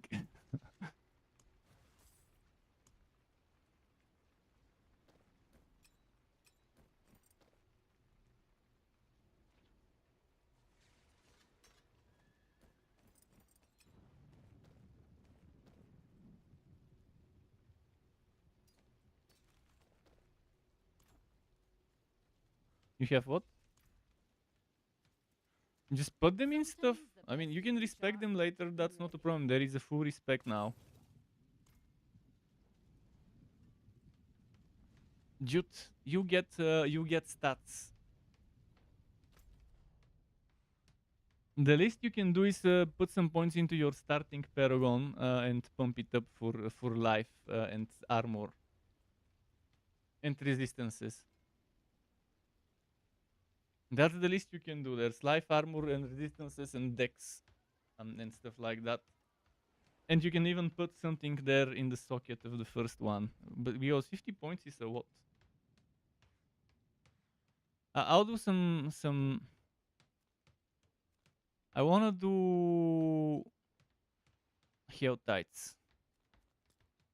I wanna do at least one 275 opening of a Heotite.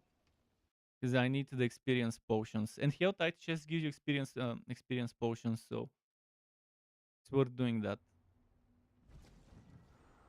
Even if it's just open a shitty 75 points chest, although it's obviously best to open the 275. And the best way I do Heotites is I find events. Is someone Yeah, exactly. You can just stay around me and run with the horse, and you're getting experience, and you're getting cinders. Help me find my baby. That's how I would level up my outs if Jedi Pimp or Big Red were not available to boost me. I would just run around on my horse next to random players in Helltides. And try not to die, because if you die, you lose half of those things. The Cinder, you lose 50% of it. That's why you wanna get survivability sorted. Um,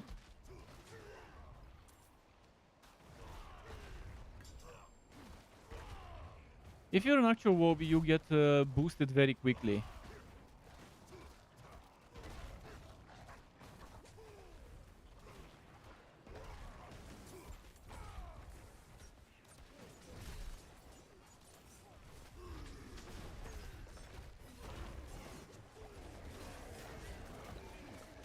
Yeah.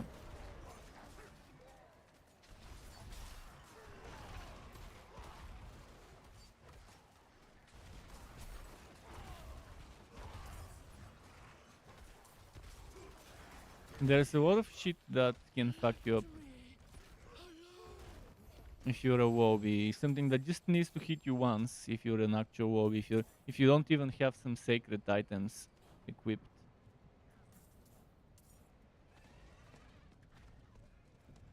The way Helltides are done best is trying to do as many events as possible.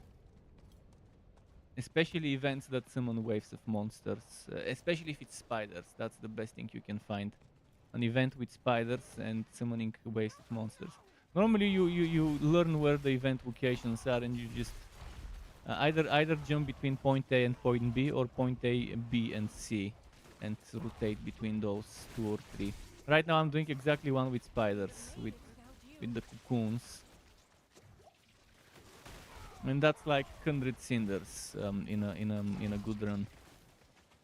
In a bad run you can get 70, 80, 90 from it, from all the kills you can do.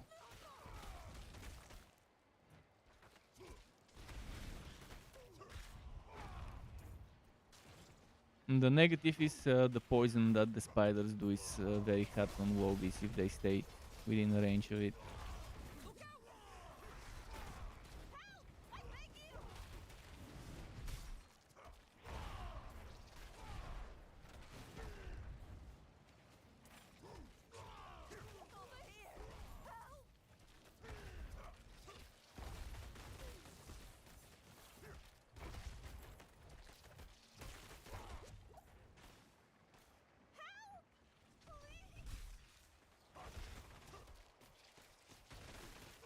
You'll be getting to level 100 this season, and this weekend, if you guys, both you and Jedi, have a lot of time in the weekend to play.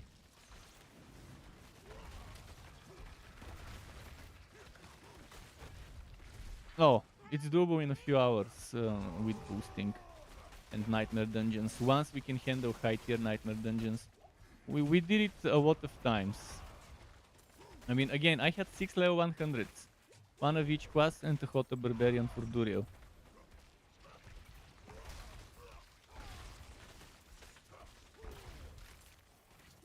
So it's definitely doable, although the first one would be the hardest to get, because you just won't have you won't have the option to go that high in the nightmare content, but you still get solid experience as long as the monsters are several levels above you.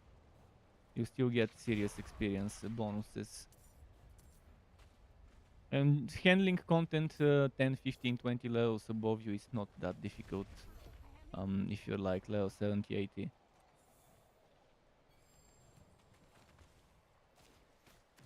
Okay, on to the horses and to the next one.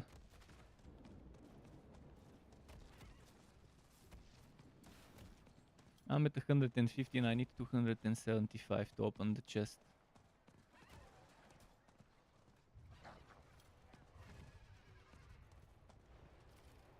Soon I'll be able to do Grigor and Vershan, and then we can gear ourselves with some uniques there. Okay, this event is not ready. I'll just kill a bunch of trash mobs then. Till it restarts. HoTides.com is also good.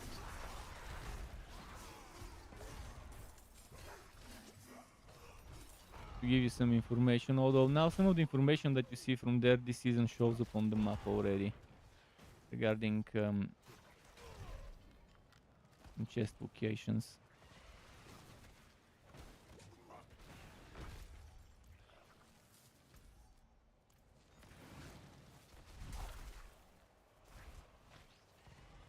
Okay, let's go here.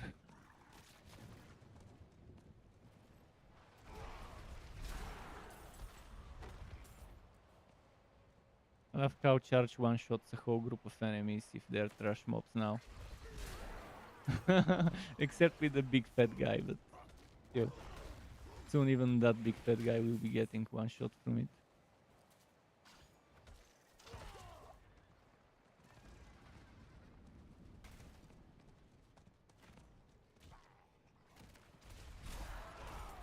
That's what I'm using right now on my robot.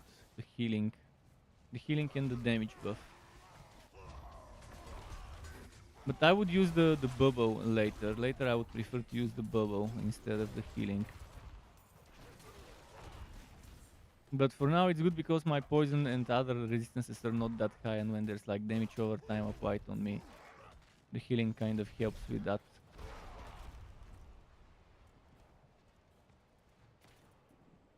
And the adrenaline is a must-have because multiplicative damage is just too much to miss out on it.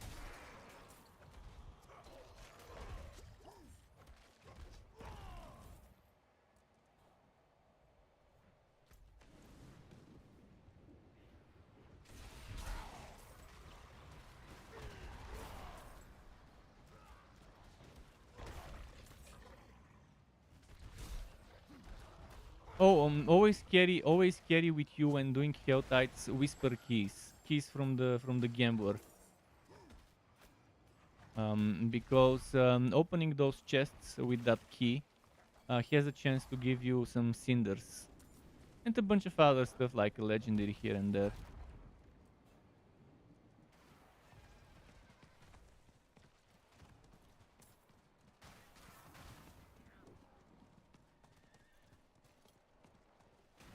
Event, yes.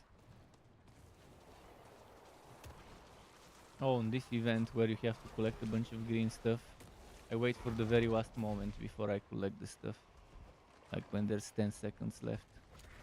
So that I can get more enemies to spawn, so that I can get more cinders out of the whole event. But since there's always randoms, the chance of someone fucking it up and collecting those quickly is very low, very high.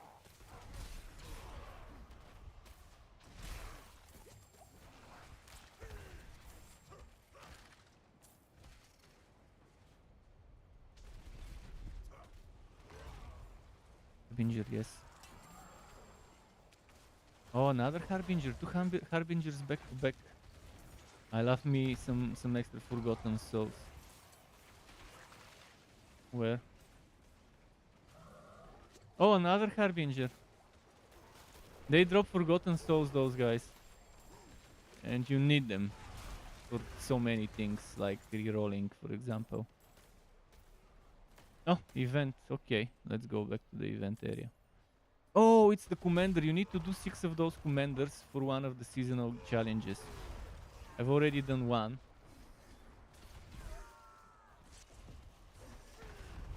Hope we get the bishop. So, do you see the book with that portal? When they apply some stuff on it, it remains as a glow. That's with the miasma from the necro. There is a book when it gets afflicted on that portal. The bishop. Yeah, he was yesterday at least. And he probably hasn't played since then.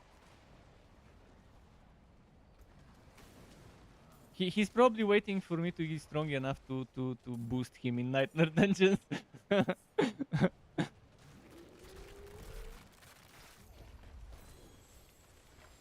Exactly. That open world content, you need to do it anyways for pearls. I mean, right now I have 105 pearls. Let's say I need 10 per run. Yaminator, hi bro, can you help me unlock tier 4? I could help you, but not right now. If you can wait until we get the other 2 people to level 60, we can go and help.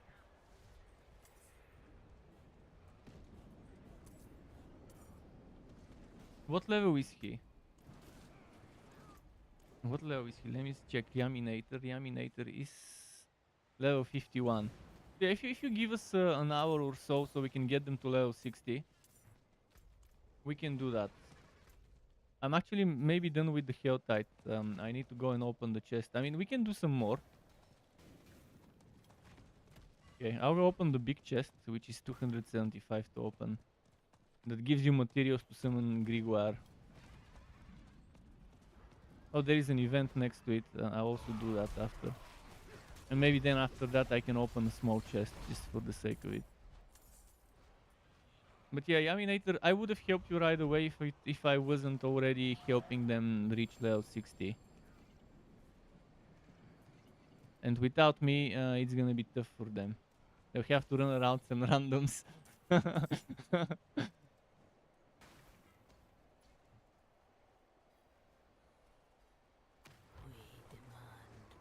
But if you reach the boss and you just need help with DPSing the boss, I can leave for a minute, help you one to shot it, and then come back to that.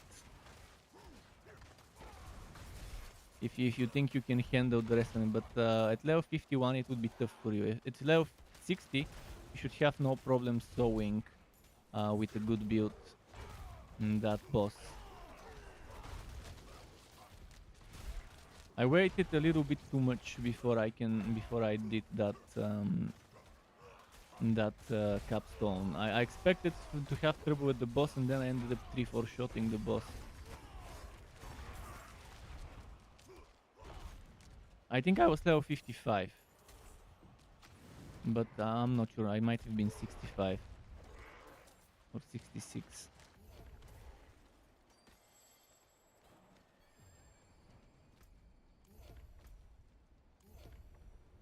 I'm at 69 cinders. Let's go to that jewelry. 1000 obols. You can see it in your inventory. How much you have? No, it's less. But then when you do renown, you get obols, maximum obols from renown.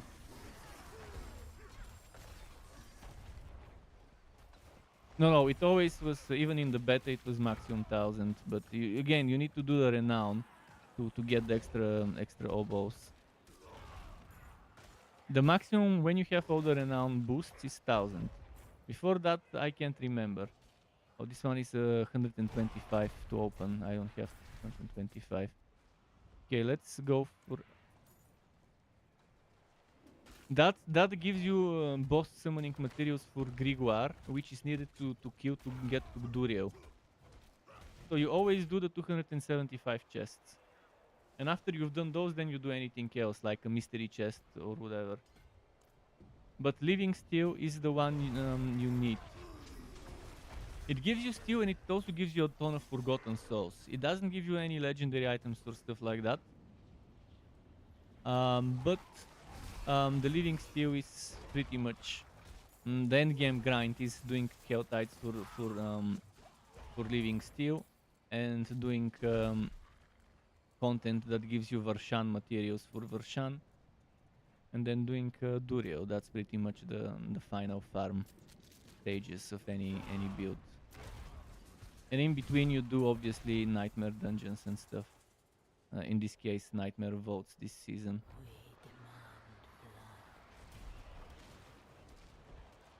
There's another event here.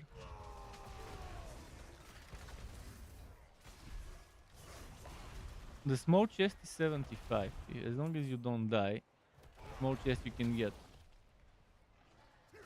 127. Earlier we were at 125 chest. You wanna do the big one? Okay. As long as you don't die, you'll be fine. We have 11 minutes of this.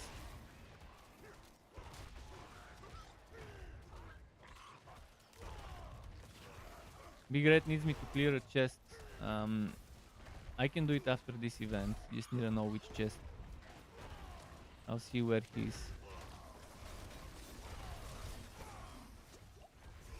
Oh, this almost killed me.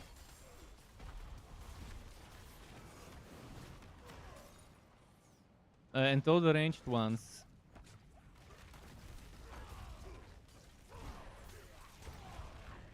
Oh, the WoW is terrible. One left.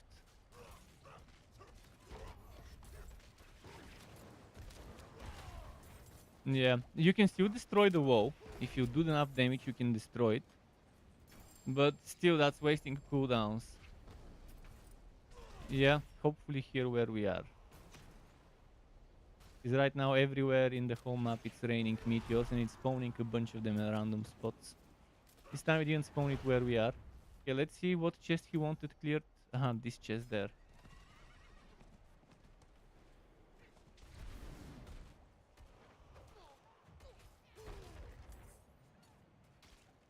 Oh, yeah, stealth healing is amazing. Healing while you're stealthed, this thing, I always use it. It's so good. I was doing the buff, I was doing the thing that gives me stealth from proccing certain things and having manual stealth. And with Andario's Visage, the healing from Andario's Visage, it was so good.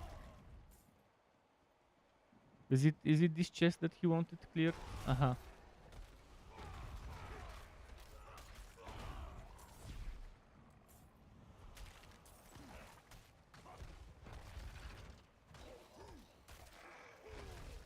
Yeah, I really want to use that in my final setup. In my final setup, that's gonna be my second pet skill. For the Barbarian at least. Oh, there's a bunch of cinders here that we can pick up. Someone was doing an event. And we were nearby. I have 188 already. Okay. Should I check back the other event location? Maybe it respawned. If we jump, if you run between the two event locations, maybe they'll be respawning. This one not up yet. Okay, I'll just kill a bunch of mobs then. Go back and kill those here.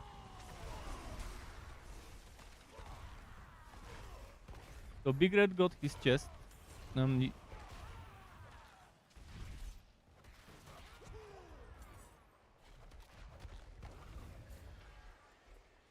Yeah. If it glows red or green, click it. Green has some cinders, not much, but the red one can give you like 6-7 cinders if you're lucky. In the worst case, 3-4. So there's those corpses on sticks, and there's also fiend rolls as well. You need fiend rolls anyways, so you always have to click fiend rolls regardless of red or green glow. But I think it always glows at least green for the fiend rolls. I have 210, so soon I might actually go and open the other steel chest. There's always two steel chests, one in the north and one in the south part of a HoTA. Yeah, but there's two types of orange chests. One is the mystery chest that gives you legendary items and stuff. The other one is the steel, the one here that I've already opened. And last season, there used to be a different mechanic for the HoTA. It would reset at around hour. But since now there is HoTA all the time, it probably doesn't reset the chest openings. Big Red says first mats of the season. Yeah, first living steel of the season. For me, it's not the first because I've done a bunch. Oh, also always open those chests. They don't glow, but this kind of chest thing that you see, there's always cinders in there. It's like, it has a little shine, a little sparkly shine, a small cylindrical chest. Run towards me, I'll kill them.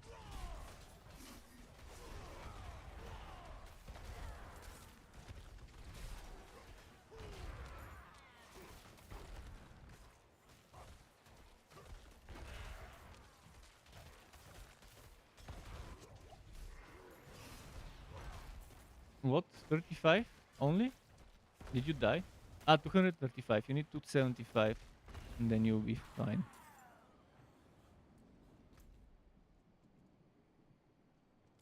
I'm gonna go to the other side, so I'll go here through the rocks and go visit the other big chest, because I'm at 244. So you still open a chest, it's just not gonna be the one we've already opened. They won't chase you after the jump. Oh, there is a chest here. Let's click it. Careful, this one is a named mob. Okay, it died. Oh no, it didn't. Maybe it did.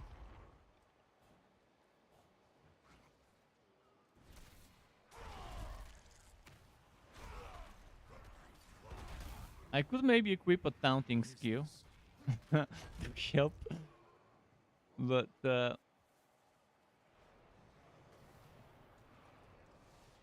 yeah, this help.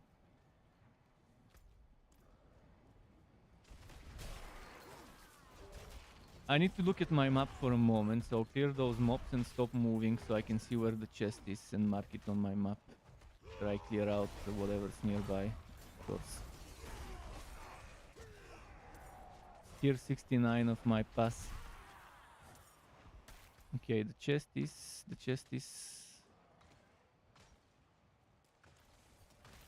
I hear, but thanks for telling me, because I might not have heard it. Okay, so that's where we need to go, this way here. Yeah, oh, there's Fiend Rolls here as well. I'm at 279 already, so I'm ready to open. If you guys are ready to, I can just rush there. Or should I play it safe and just kill everything on the way instead of rushing with the horses? Just to be on the safe side.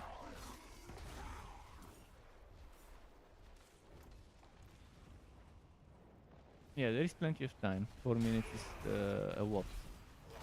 I always try to leave at least a minute for the final chest I open, in case there's a lot of stuff to clear, or it's too far from where I am.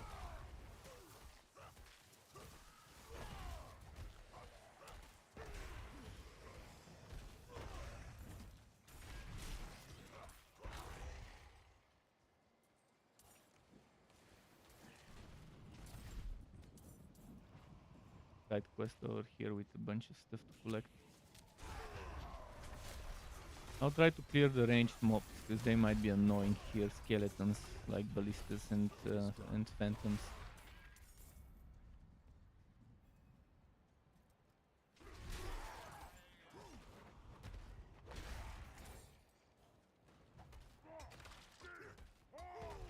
Yeah, I also got that 20k XP and that cash. Not bad. Every little bit helps.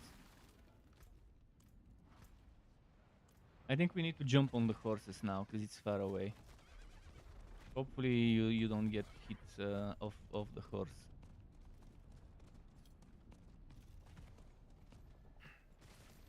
The wind's grown too cutting. This will start an event through this area. Just run past it and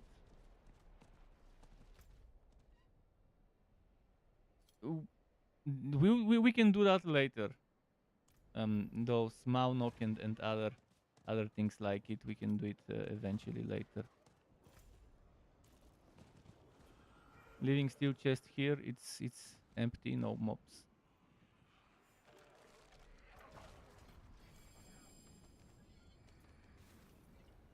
A bunch of experience potions. This is what I like about HoTA.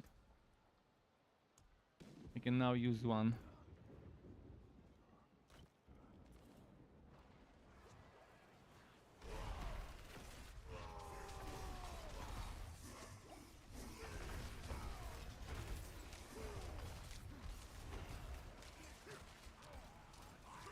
Yeah, if it's flat damage, get the highest item power you can for more flat damage.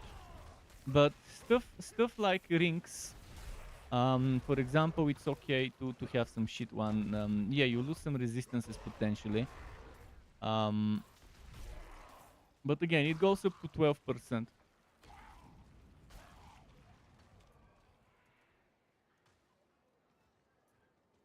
I also couldn't click him. Yeah.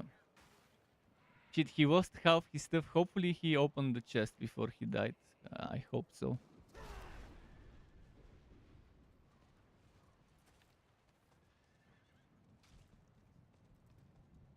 You'll get some stuff here. Down where I'm going.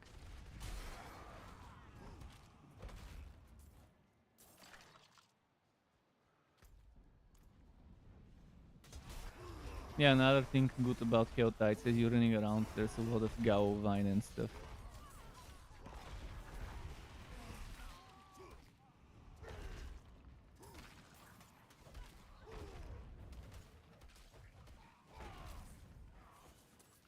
You have 30 seconds. If you need me to go and clear monsters around the chest, tell me.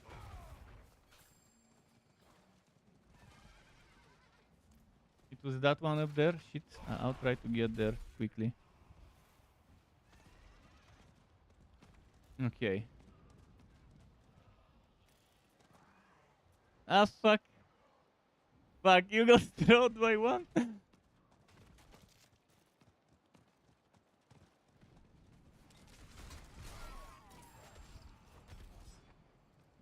Ah, you fucked up.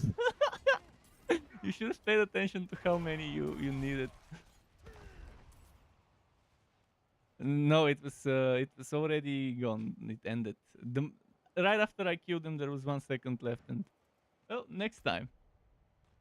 What you should have done is you should have just run for a smaller one that costs 75. Or pay attention. Well, since we're here, let's do Maunok. You get some experience from it as well. Might as well do that while we're here. It's a one-time clear anyways, so... What unholy energies are flowing into this creature? I must end the ritual.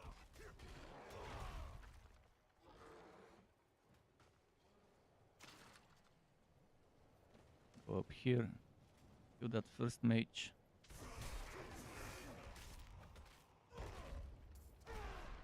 Big red's almost 60, which is nice.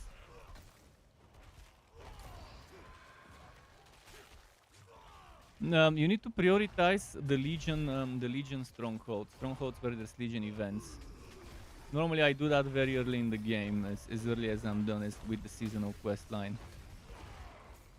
So that whenever there's Legions there, I don't have to clear the stuff before it starts in the last moment.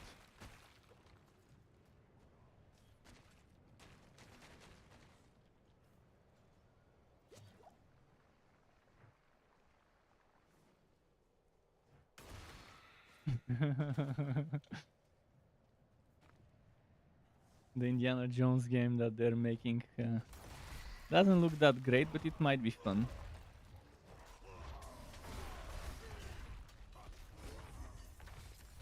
Maybe.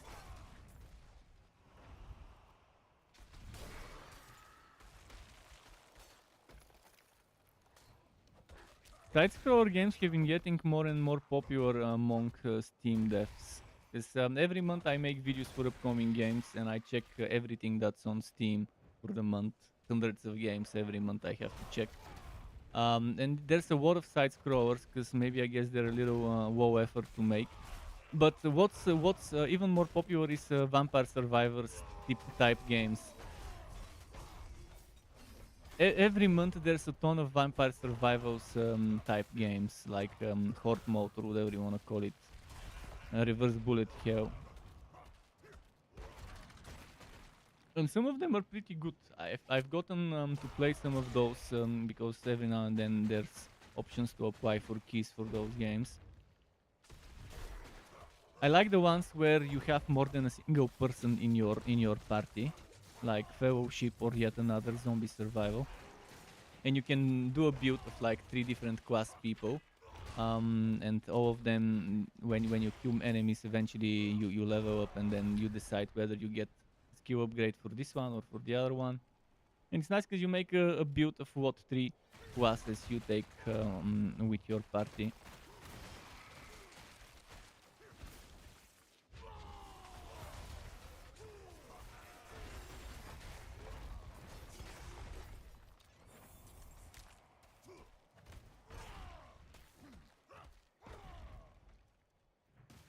Right, let's go get the final mage.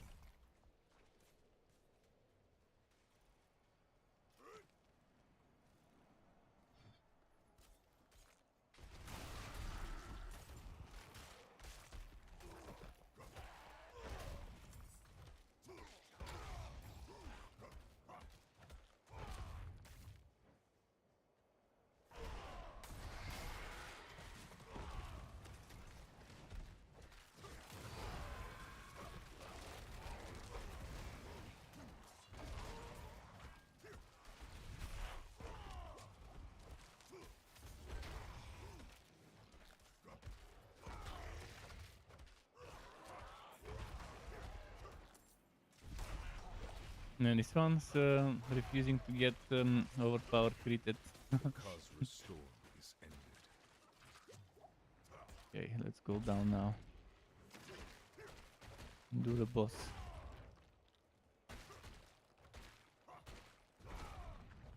In the house, you mean? There is one in the house, if I'm not mistaken.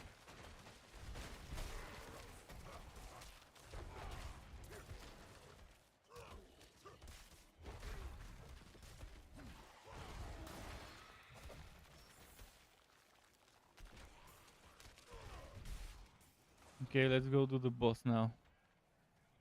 I'll ultimate him and destroy him. Oh, I need to kill one more enemy before the boss is available. I'm just gonna kill it with basic attacks. There. Oh, it can start.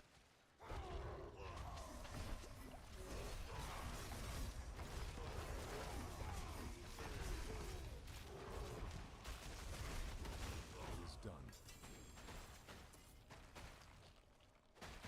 Okay, now we gotta go hit the bell. Let's ring the bell.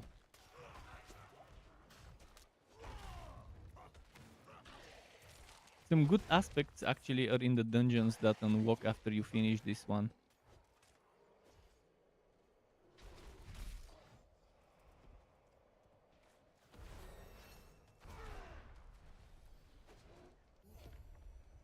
Mm-hmm.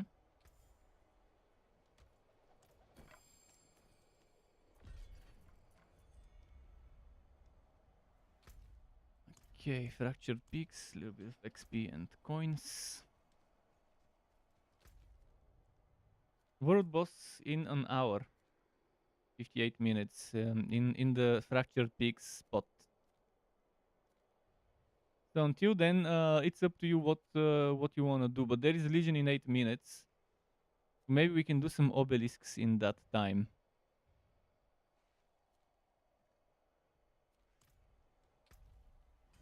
Seasonal journey is the where you have to do all of that stuff to get favor to level up your battle pass faster.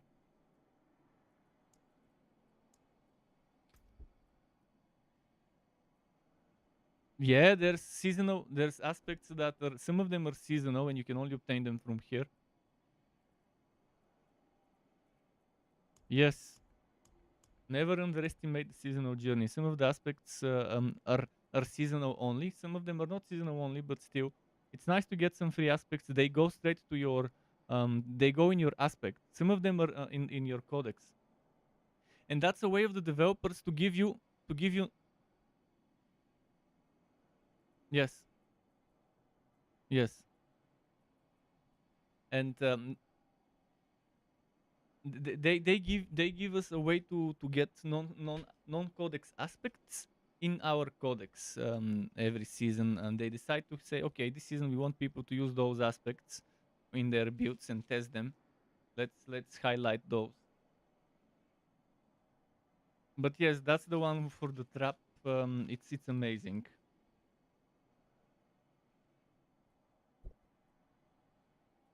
All right. So we can probably do that that Legion event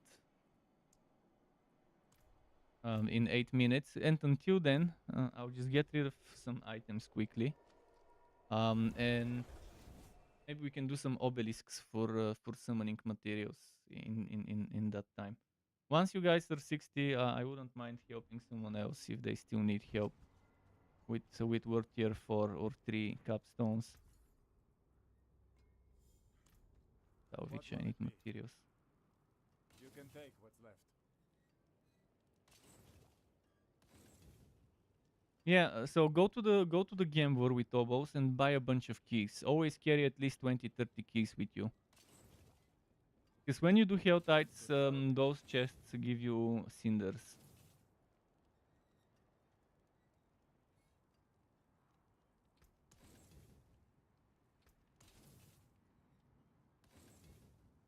They carry also the occasional legendary, even if it's trash one that you extract for materials, it's still better than nothing.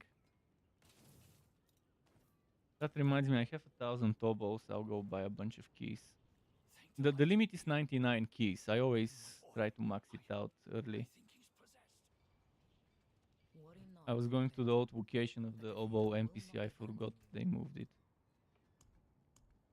Yeah, you don't need to do all of them. Do you see the line? There is a line there.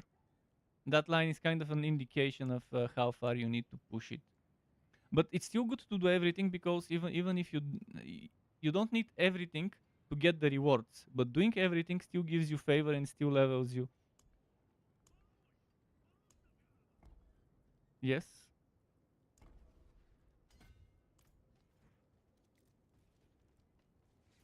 So the other quests, you still want to do them because they give you favor and level up your battle pass. So obviously it's good to do them. The purveyor. You've noticed they've added stashes to multiple places in town, and they've moved some NPCs like the purveyor, the gambler, is a little closer to the waypoint in Kehjistan. Okay, maximum keys. I'll gamble for. Let's say I want to gamble for something that gives me good aspects.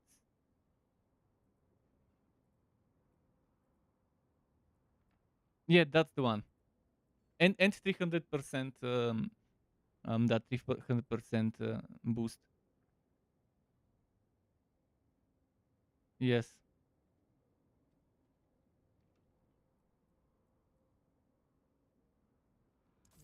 It seems you fair bit of magic in that. Puncture is the one that splits into 3 arrows if you get that upgrade, and makes enemies vulnerable. Arms for the light. Yes.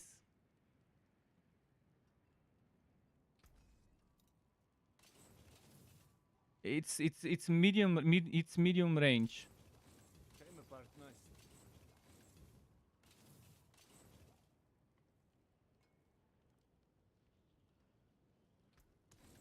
Basically, I use puncture on almost every build. I use puncture. Even if I go ranged build, I still use puncture. Because even ranged builds, I do play close range because of the. In any case, if you try to play fully ranged, you have a bad time. Because there's always gonna be monsters that come close range to you.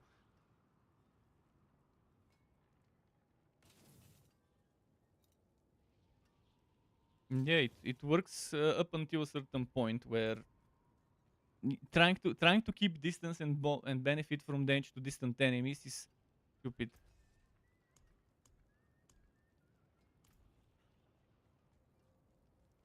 It works well. In some boss fights, it's also nice because the boss won't come right next to you right away. So damage to distant enemies and damage to close targets. Most people prefer the damage to close. Okay, and the Legion event is in 2 minutes. Let's go do it. Big Red is already there, so I'll just teleport to him.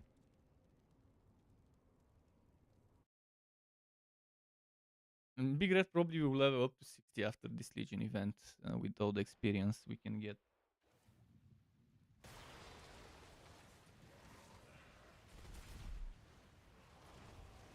So, oh, by the way, next to the Legion event is a campfire that gives you 1% per stack, up to 15% bonus experience. So you might want to come early so you can get that sorted.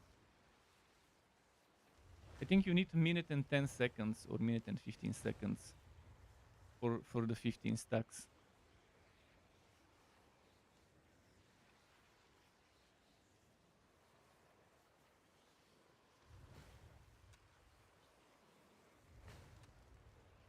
I remember back in the day when we thought pumping the fire makes the stacks go up.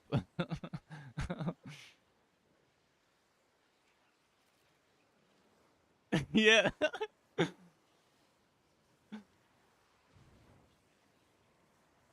All you need to do is stay within range of the campfire. If you're close enough, you get the buff going up.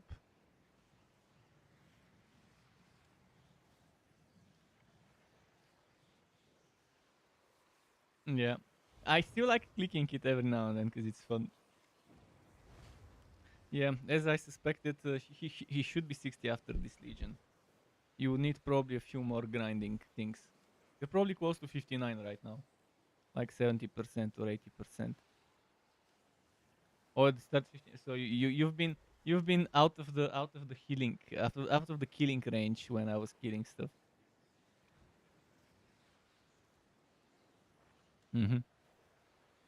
This Legion event probably would get you 25-30% of your level, maybe even more, because it's worth tier 4.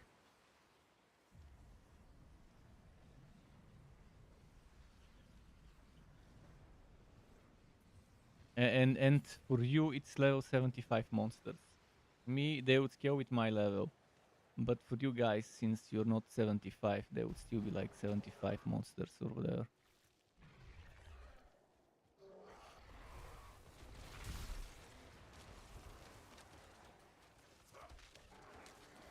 Bow lightning, that means it's gonna be fast to clear stuff.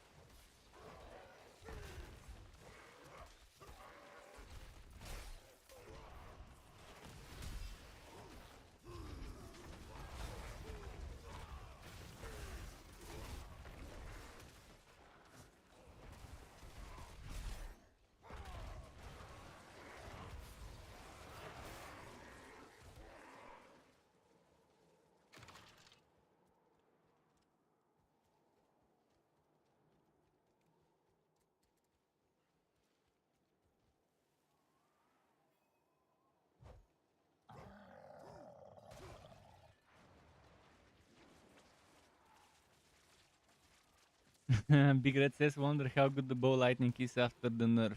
Yeah, I wonder too as well. I didn't play it last season, so I have no idea exactly how good it is from first-hand experience, but from seeing others in my team, I had an idea of how good it melts bosses.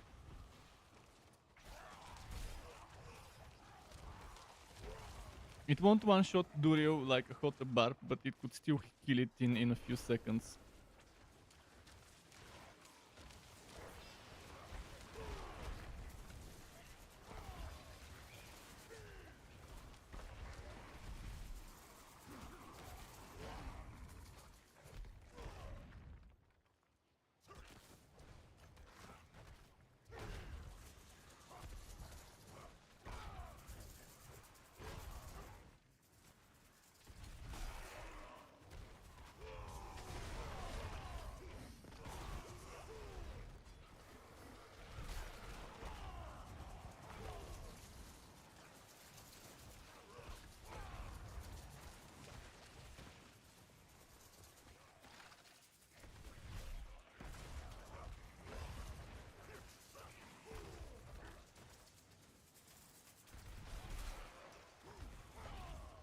Mm-hmm. And it's gonna be in the codex.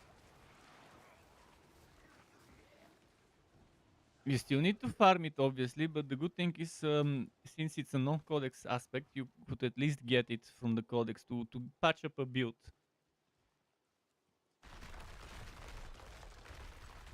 Yeah. Well, that goes for absolutely every aspect in the game. If you want it, you need to get the good version of it.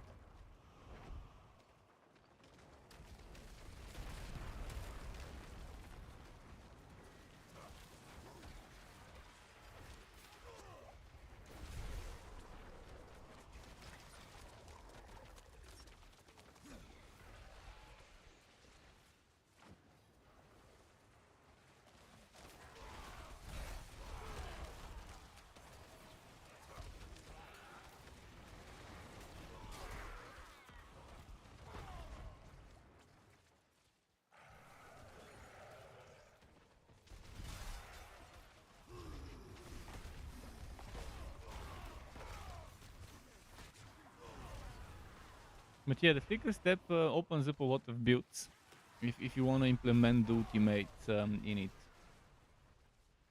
Such as unstable currents for a bow lightning.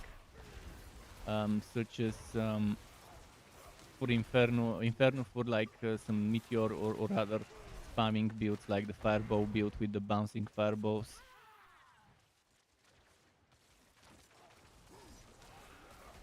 And on Barbarian you can spam, for example, the one called the Ancients or the chain one on a flicker step build. On Druid it goes very well with some stuff too.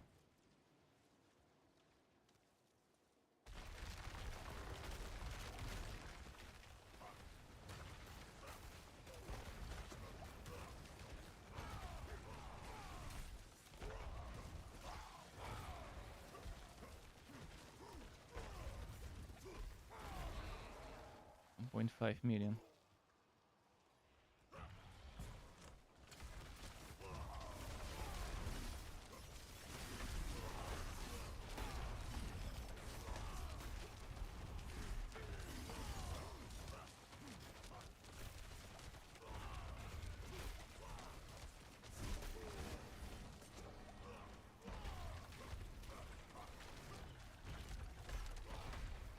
I hope it spawns a Vershan monster soon.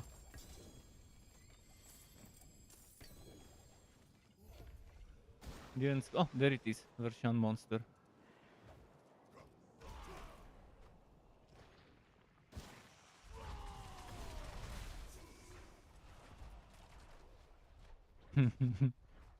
All right. Well, Big Red is 60. Congrats to him.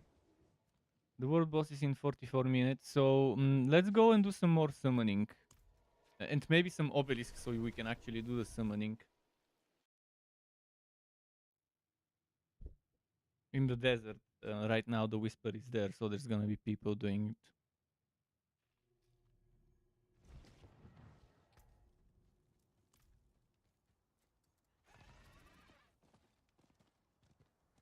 I'll go get started on the obelisks.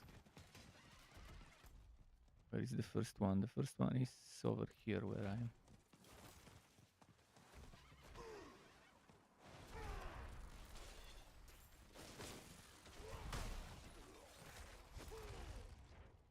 There's another one there.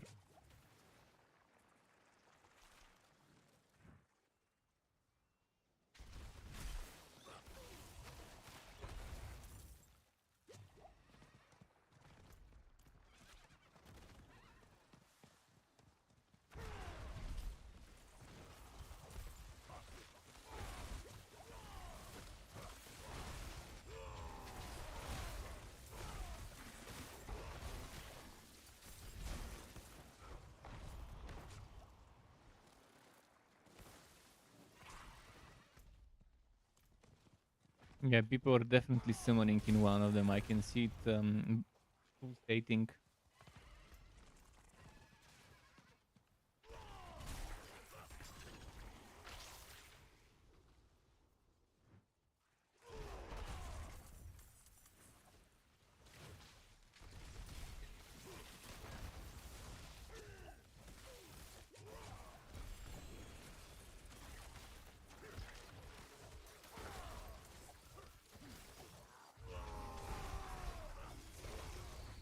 Oh, my Whisper Surf. Oh, Goblin!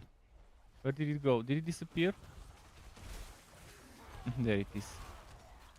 Goblins always drop a legendary since last season. Maybe even since first season. I can't remember when they did the change, but they did it.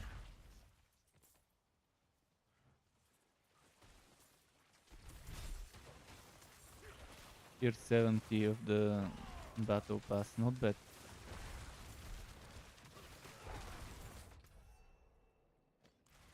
So I got another Cinder. Boom. I need to turn in my Whispers in a moment.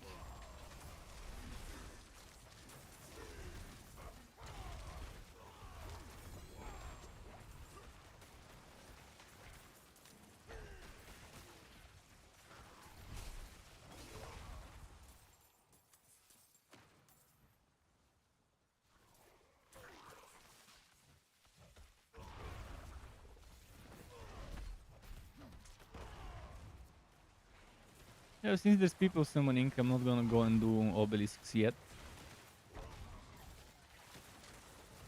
When they stop summoning, I won't be able to do shit until I do obelisks.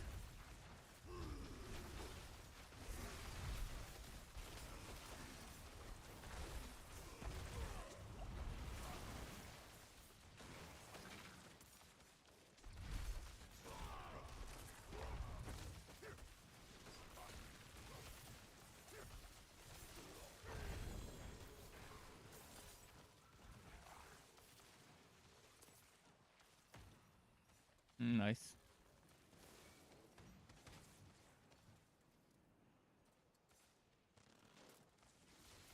I have 4 cores, so I can do one summoning if it's needed. Let's see if no one else will summon.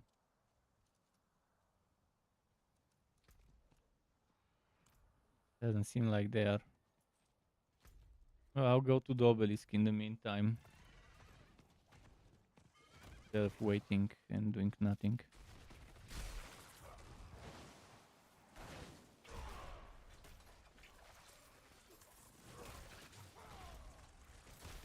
And then there's another obelisk further down the road.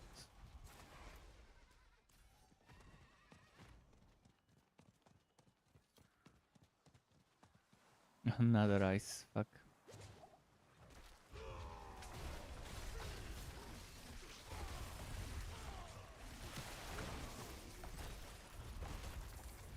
I think when I open them, if you're close by, it still opens the obelisk for you guys too.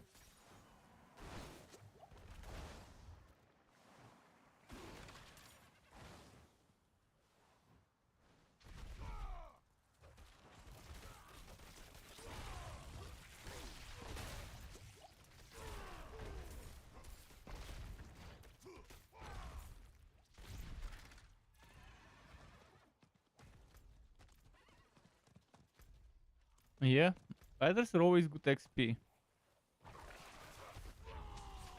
There we come. Just a moment, my horse is in cooldown. Well, at least you don't lose experience like Path of Exile. Fuck. Path of Exile is double penetrating you. Not only do you lose experience, but you also lose a portal of your map.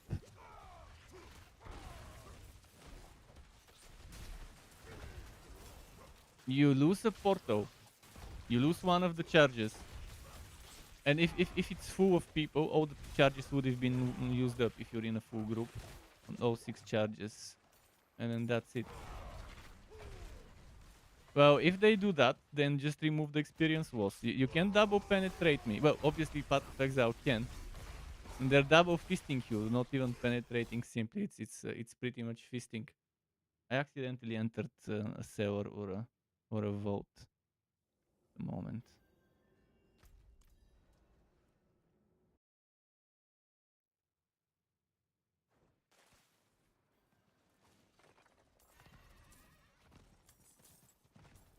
The XP loss is there because there's a leaderboard for leveling up, which I understand. It's outdated. There should be a casual league, a league.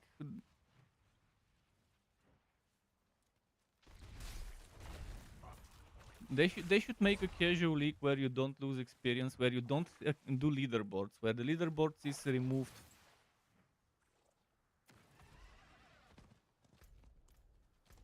Yeah, that exists in every game of that type, the hardcore. That's for masochistic people. I understand. You have to play extremely careful instead of rushing blindly and stuff.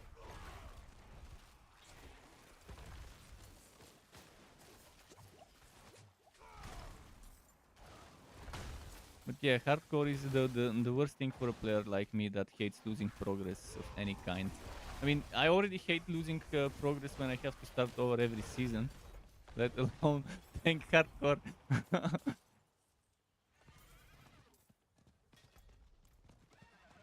It's okay to have hardcore though for people who want it.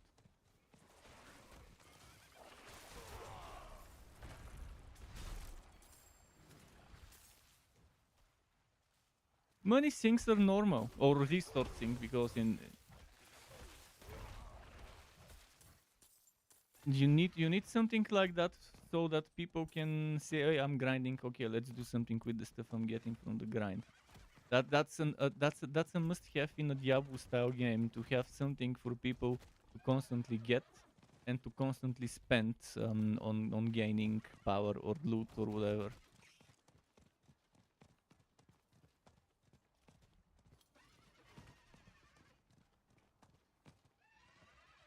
You could have seasons without resetting every season. There is a way. I've said it many times in my stream. I don't want to say it yet again, but there's ways you can do it. And I've seen it done in a different game where they had seasonal content, new stuff for you to do, new stuff for you to repeat every season, and new stuff to get for your base, your cosmetics and stuff to get for your base, put inside of the base as buildings and stuff, without having to start over.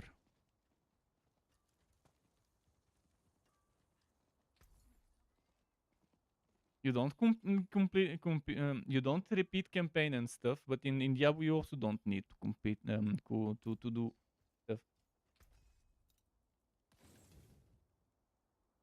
Yeah, that's one of the most boring things you could ask a player to do. To complete content they've already done when they start over. If that content is the story of the game, the campaign. You can still use these.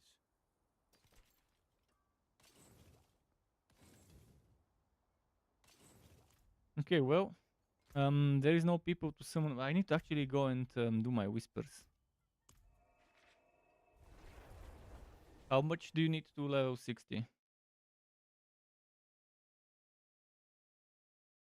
Because maybe if you focus on doing some whispers for you, you can get that level in a few turn-ins of a level. Yeah, that's probably 2 or 3 whisper turn-ins. Because the higher your level, the more experience you get from the whisper tree. It is done.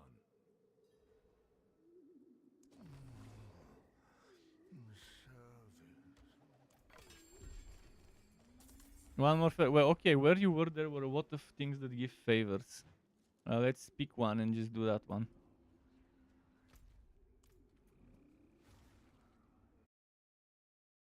Yeah, I was doing that and I did it earlier. So for me, it counted.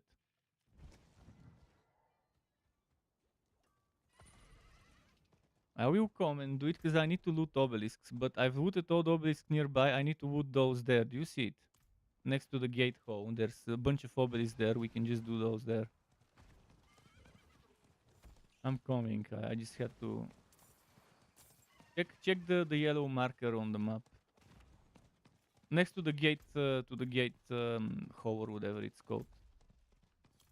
In the desert from the story where there is a sandstorm.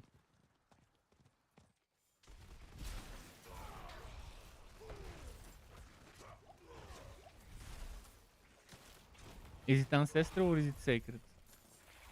It better be fucking ancestral on World Tier 4. Ah, okay.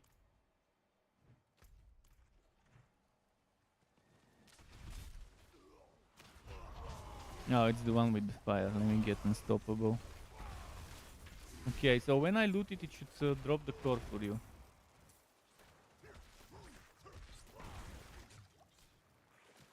I don't know. Oh, maybe you need to be the one click. Okay, I'll let you be the one to click it. The next one. Because this one's already clicked from me. Try to click this one, although you'll probably die. It does damage regardless of whether there is. It keeps non-stop spamming. Okay, let me try to revive you without dying for a moment. Never mind, you revive.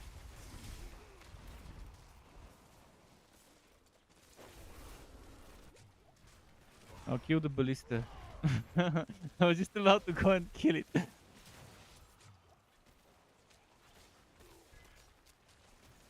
Okay, let's see if you can click it now. Did it revive you?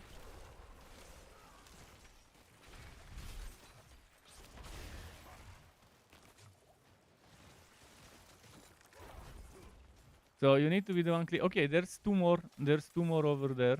We can get those other two.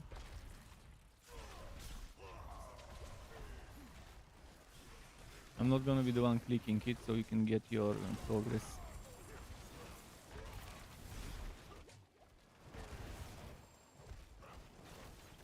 I think if I had the quest and I was the one doing the clicking, it would have worked for you too. But since I've already completed that whisper, if I do it, it doesn't count for you. So one more, right? Yeah, I know. Let me kill those monsters. It's still elites. It's still good XP. Did you die? Or was that big red? Okay, he revived. Let's do that one here. If you haven't done sewers, you need to do 4 sewers for one of the favor things. So we can do the sewer after you do this clicky thing here. There's a sewer right next to it.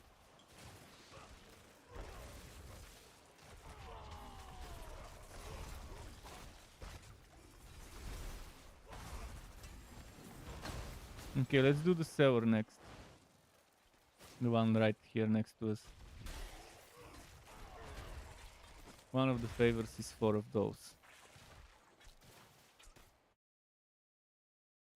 Eventually it will be done. It's a small favor, but it's still a little bit of extra progress for your seasonal journey.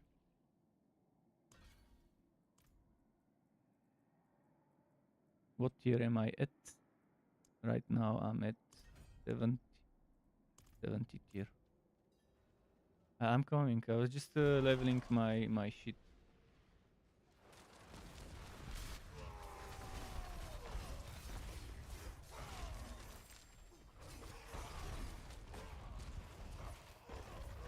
It's a bunch of elites, which is good XP still.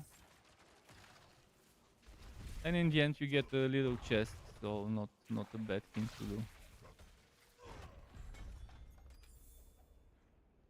I got 0 shit. I got a bunch of materials and gold. I didn't even get a white item. Materials are good, but I didn't get the materials, the good ones. I got some shit ones.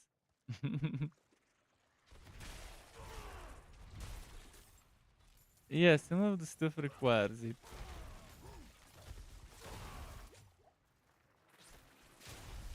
Okay, let's do the remaining. Actually, there are no remaining obelisks for me that I haven't done. So maybe we can do more Helltides if you guys feel like it.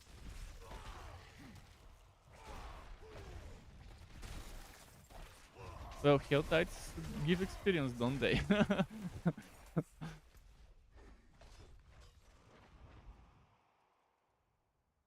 How much experience do you need? 1 bar. Okay, let's just do summoning. From here up there, just revive. Revive and run to where I am. There is a summoning portal here at the end of the desert. We can just do a few summonings and... Oh, turn in your whisper and you'll be 60 then.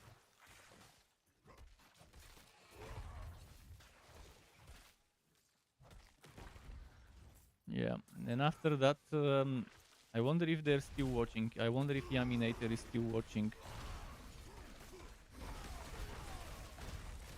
For the world tier 4 help that they needed.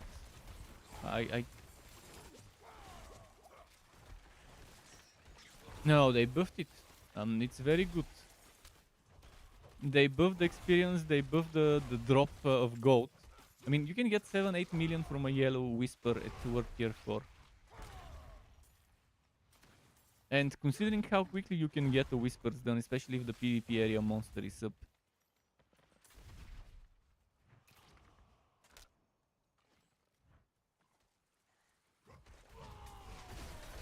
I normally take if I don't need something, I take 2-handed or 1-handed weapons so I can extract them for materials. But if I need something specific, like if I need a defensive aspect, I'll just take whatever defensive stuff is available. Yeah, sort out your build. In the meantime, I'll go back to town as well. Well, sort out your gear to make up some sort of makeshift build.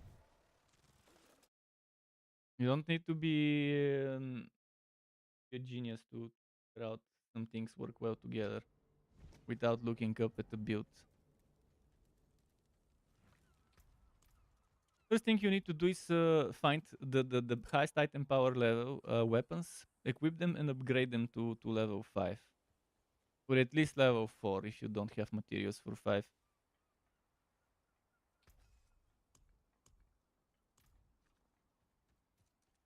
It's not gonna be a waste because it's gonna help you do a lot of damage until you actually get a build. Upgrading the weapons is the only thing you need to focus about I'm doing right now. Even if you don't have a good build going, that's a lot of damage you're missing out on. You could pretty much almost double your damage by upgrading your weapons to max. If not to max, at least to rank 4.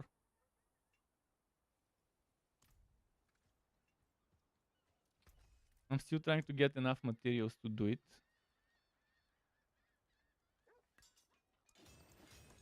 That's very good. If it's 850 plus or 840 something, definitely want to upgrade that shit.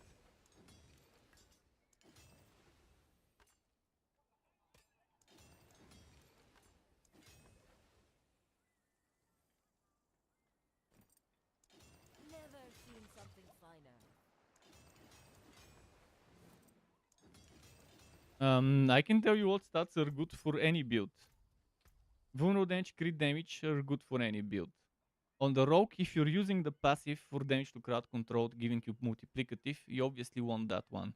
Core skill damage, good for any build. So crit damage, core skill damage, obviously is nice. Vulnerable damage obviously is nice. And now again, damage to crowd control, if you're using close quarters combat as a passive, must have that one too. The world boss is in 23 minutes. Big Red is doing a Legion event. I'll go teleport to Big Red.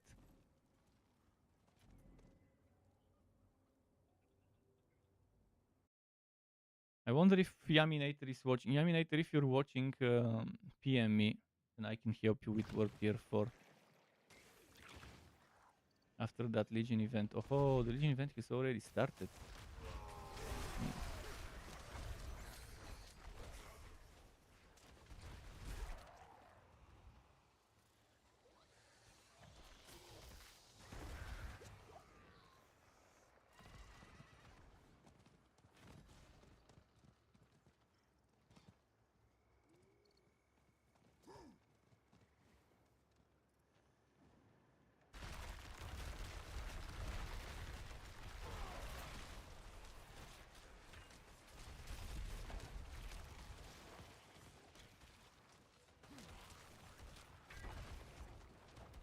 What stats are on that sword?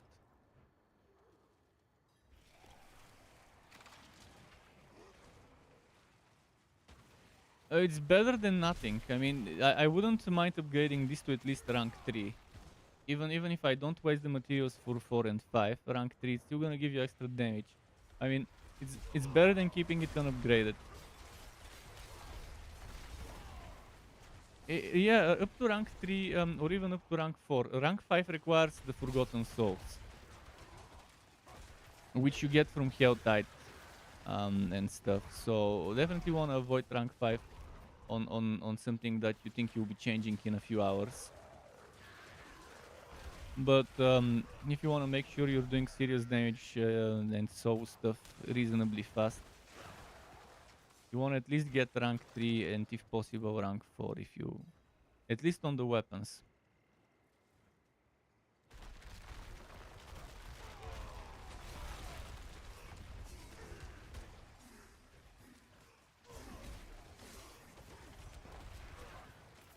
Rapid shot is very good for melting bosses. You do know that the weapon from the damage from the base damage from both weapons applies to any skill, regardless whether it uses crossbow or dagger. The same way for barbarians, it works. You get the attack, the base damage from the bludgeoning when using the swashing and vice versa, and the dual wield. So they're stat sticks, pretty much.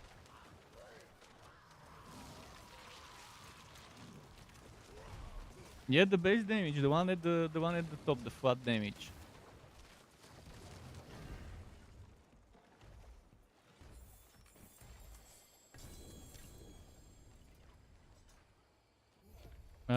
This thing,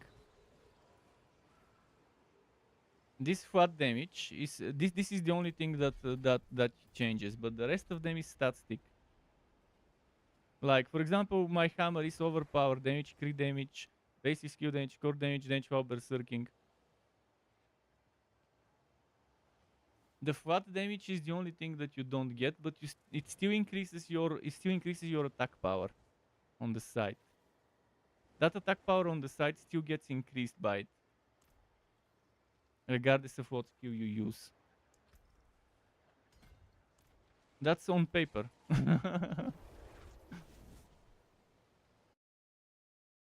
Yeah. Yeah, and that's invisible because there's a lot of things that give you invisible attack power that, for example, when you cast this skill, boom, you get this. When you trigger this, you get that. So attack power is very, very tricky. And I never look at it to figure out if something is strong or not. It can tell you to a certain degree if you're strong or not, but I can break that down. it's tricky. Oh, boots with double resistances and movement speed. And the movement speed is 15%. So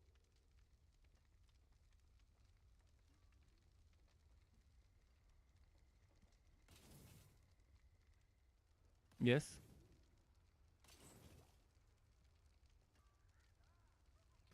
There's that. I'm not sure if the trap counts as a toxic pool for this thing. It would be, but I don't think so. You can just check it on the dummies. There are dummies, damage dummies. In Kehjistan, next to the World Tier 3 statue, there is something, an area that you can enter, and there's damage dummies there. And you can decide what type of damage dummies, whether you want a group, whether you want a group of bosses, whether you want a single boss, or a single regular enemy.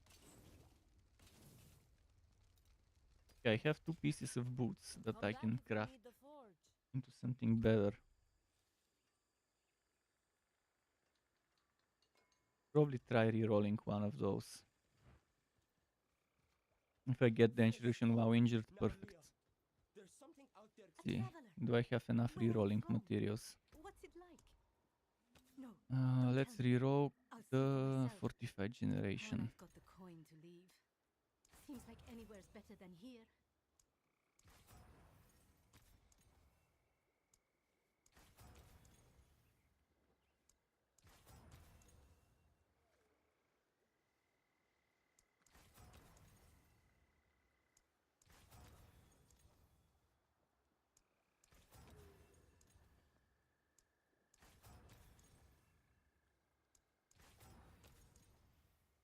Man, it's always the boots that end up losing me so many. Oh, there it is, the introduction while injured. Nice. So pretty much I've got very good boots, even though it's 825 item power. This maximum evade charges, movement speed, fire coat resistance. Oh, and the damage reduction is maximum. Now this I can upgrade and put an aspect on. If you want work done, let's get started.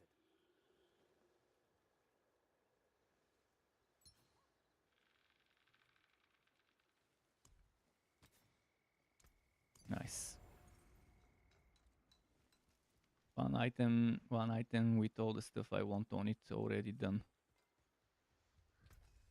Another thing you want to upgrade early is the boots, so you can get more movement speed and more evade charges. Rare to have something so fine.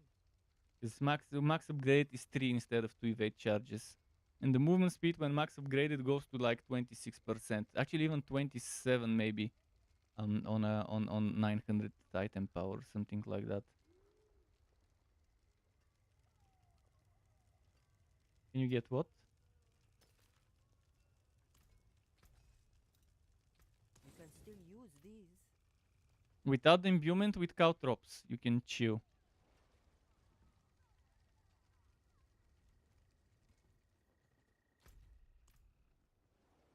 I think there was something that can cause chill. Let me look it up. If you go to mobalytics.gg, there is a very good build planner, and there's a bunch of stuff there you can look up. Mobalytics.gg / Diablo dash 4 on the Diablo 4. Over there, you can select season 3, you can select rogue, and you can look up a bunch of stuff there. I think there was an aspect, one of the offensive aspects that quite chill. Oh, Icy Alchemist is the only one, but it doesn't chill. But that's the one I was telling you where it does a ton of damage to frozen enemies. Oh, you can. There's the boots that chill, and there is the Frostburn Gloves that chill. So Frostburn are the gloves, and the boots are the one. Let's see how they were called.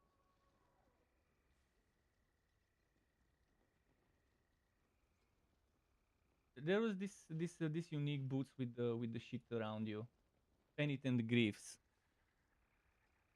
So with Penitent Greaves boots and with Frostburn gloves, you can get chill and frozen on any character without getting it from skills.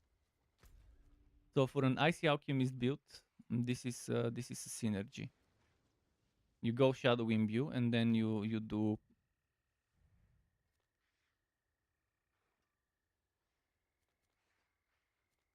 Mm-hmm.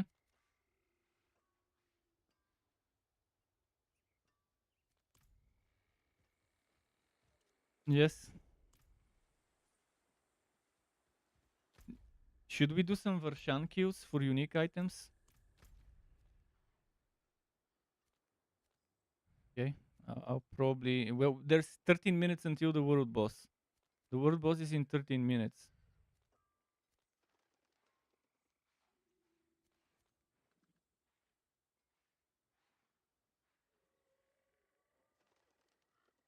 Mobalytics also has a bunch of people's builds. You can just randomly take something as a temporary build before you.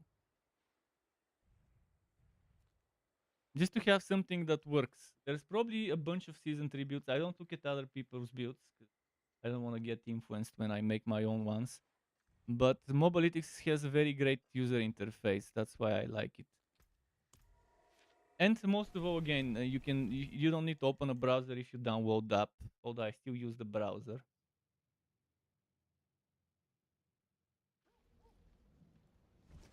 Yeah, and in the meantime, while you play with whatever build, you can just use Mobalytics to theory craft something that you want easily without having to respect your character all the time. You can just test it there on that planner, make a synergy, and then you get the uniques you want. You target farm the uniques you want. I'll go on Discord and give you the images of what boss drops what unique. And it's super easy. You do a few kills and it gets the stuff. In the worst case, you probably need 10, 15 kills. But most of the cases, those bosses, except Duriel, um, are super easy to give you certain unique stuff target farmed. Give me a moment. I'm posting one. I'm gonna post all of them.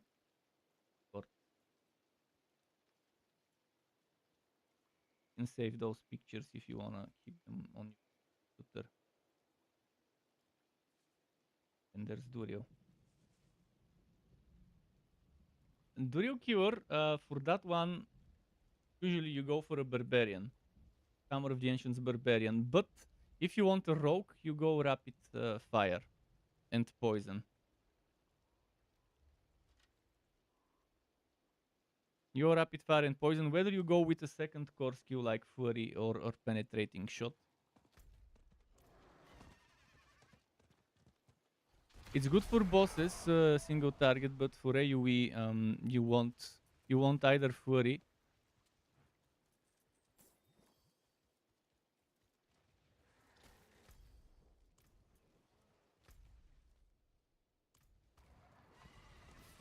Yeah, I know. I've played a lot with the rogue and I've tested all sorts of stuff. And rapid fire just by itself is not good. But if you combine the AoE of poison trap, and maybe you go penetrating shot, or you go what's it called? You go flurry with the rapid fire, you have a good time. Another good thing you can do is the double alchemist. You go shadow imbue, then you do poison trap to poison enemies, and then you do a frostburn, or if you don't want frostburn and you want the unique go for 6 ranks to core skills, then you do penitent griefs. With the penitent griefs you chill, and then you have 200% multiplicative damage with the 2 alchemists on the explosions. 100 for not 200 stacking, but 100 for one explosion and 100 for the other. This would be interesting this season, because they changed those aspects this season to do double the damage to frozen or poisoned or chilled. And before, those explosions would only happen if the enemies were poisoned or chilled or frozen. Now it happens regardless of that, but it's doubled if they have those conditions. When I go rogue, I'll definitely test an alchemist build, and I'll try to get both alchemists aspects in the same time, because I think it will be pretty fun to try it. You do that with the volatile, so you have even more explosions. And since they nerfed close quarters combat, I probably could try using the victimized explosions or momentum or something. Momentum is my favorite in terms of things that give you movement speed and so on. Now that they nerfed close quarters. It is done. Collection of amulets, yes please.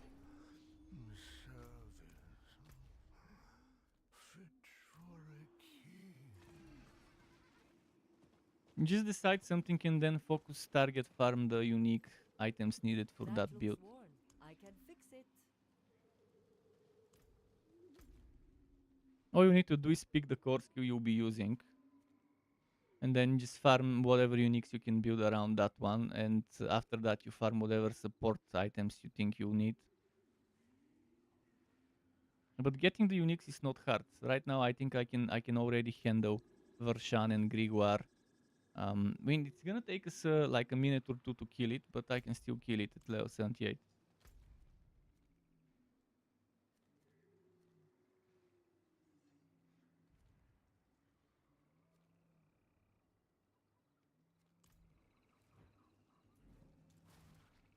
Oh yeah, we can do it that way. I can get it down very low HP and then you can join the party.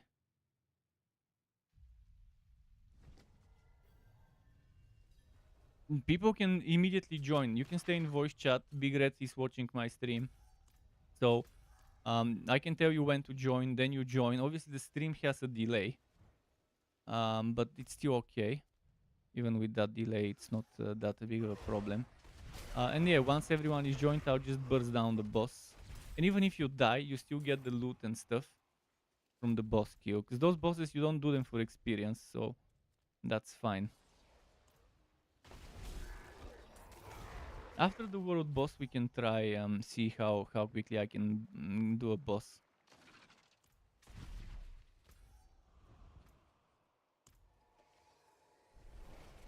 Because I already do 1.5 million overpower crits and higher. Sometimes it goes even to like 3-4 if I'm not mistaken, if a bunch of things stack up.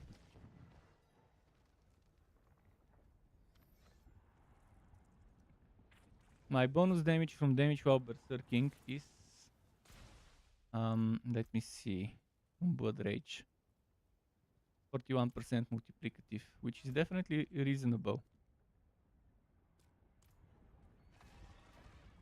Okay, 6-7 minutes. I'll grind overworld in that time until the world boss. I'll get some whispers finished. Make sure you turn in your whispers before the world boss, because it gives 5. So if you have temples empty and empty it up before the world boss.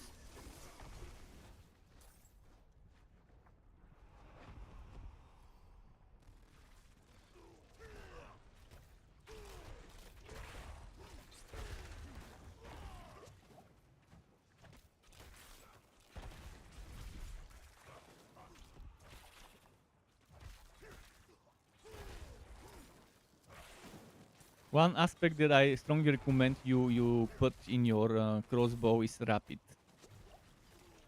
for up to 60% attack speed. For now, until you decide what to do, for now you can't go wrong with rapid in the crossbow. Later on you might want to put it in the amulet.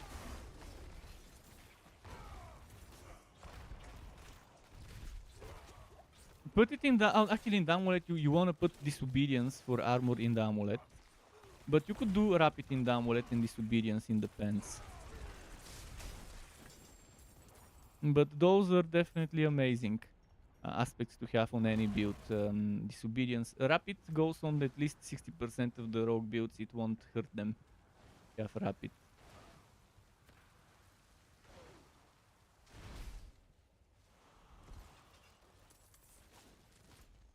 Four minutes until the boss.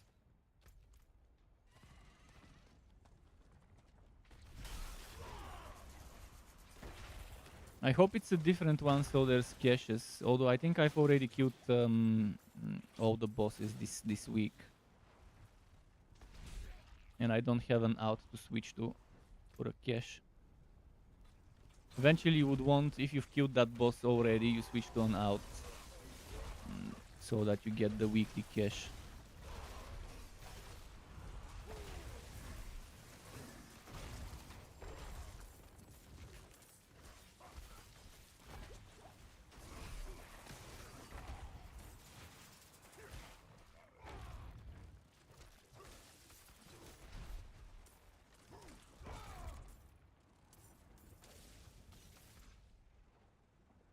Oh, someone is summoning. Okay, let's go.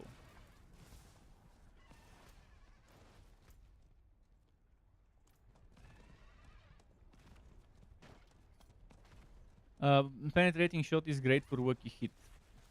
If you're doing wacky hit stuff, then penetrating shot is an amazing skill to use for that. Probably the best on rogue for any wacky hit centric build.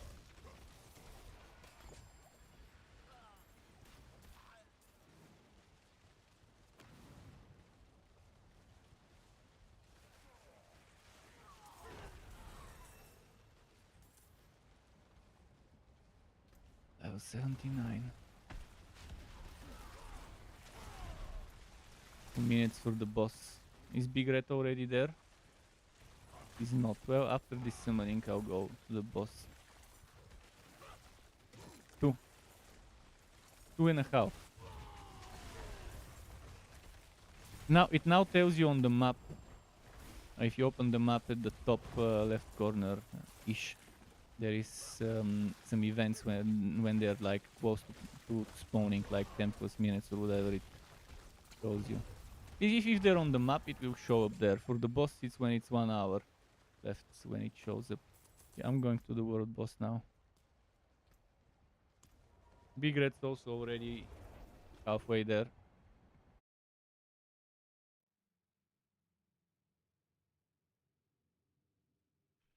After this we can try Vershan. What I'll do is I'll put shadow resistance gems in my sockets.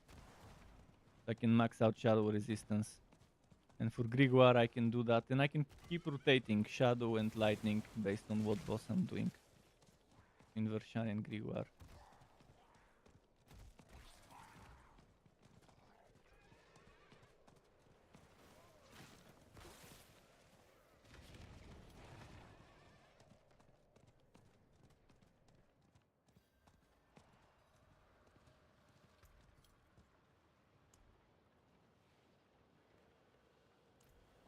Which boss do we get now?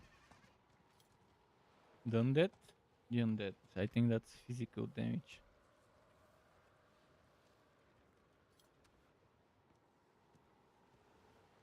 I'll do maximum life 20% potion.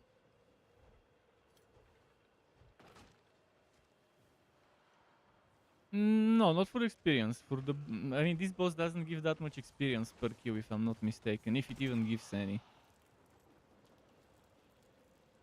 But I was looking at what buff a potion could give me that would be worth it.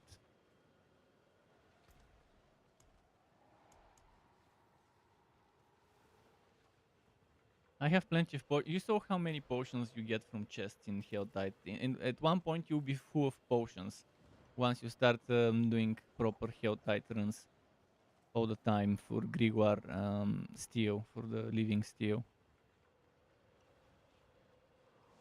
To summon Grimoire you need 5 living steel. So for every 5 living steel you get 1 Duriel item, and you need 2 Duriel items per Duriel summon. You need to get 10 living steel for every Duriel kill.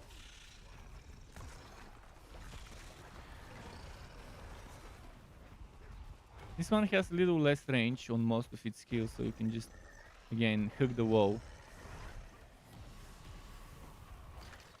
Hug the farthest. Well, you could DPS, yeah, you're level 60 something. You should have no problem DPSing, even if you die every now and then.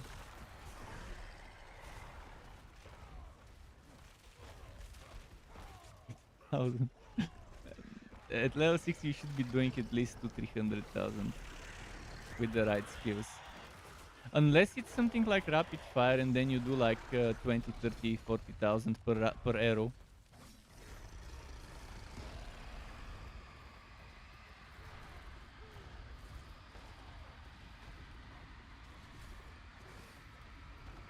Is that 10,000 a crit?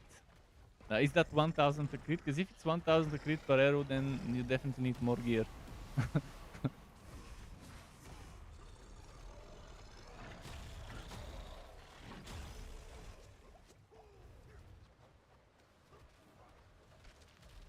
I mean, I do 4,000 with my bash, with my basic attack, non-crit.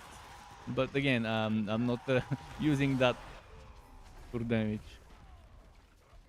Those big chunks of HP drop is when I do... Oh, 2.5 million just now. But was it on the boss or was it on the skeletal structure?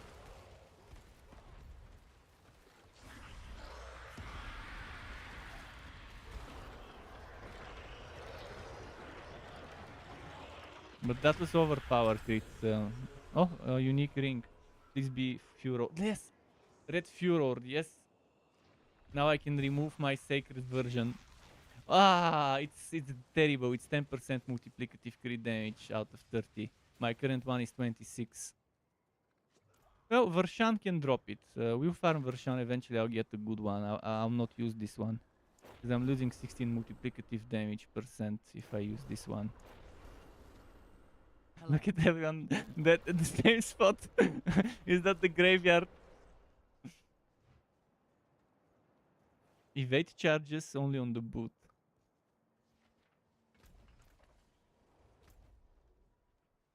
No. That's why you have to get the good base. And some unique items just come without the evade charges, and you have to deal with it if you want that unique boot. Unfortunately.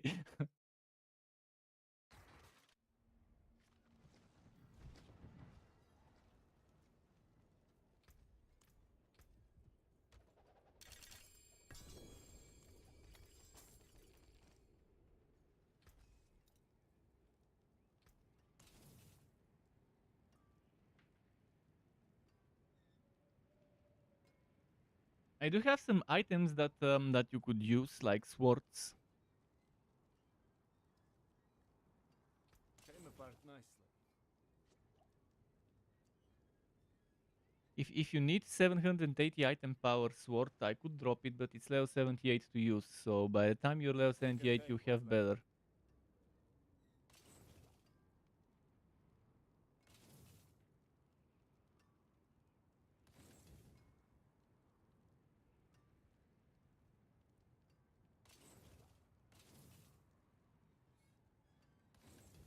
Yeah. What imbue are you using on your build? Poison? or shadow?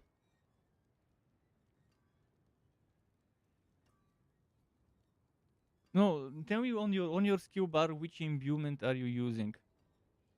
Then you might wanna try getting the volatile aspect, and you might wanna try using those alchemists. Like if you're using poison trap, the toxic alchemist definitely will work nicely. Even if you don't go for the second, for the icy alchemist, at least the Left foot salvage. okay.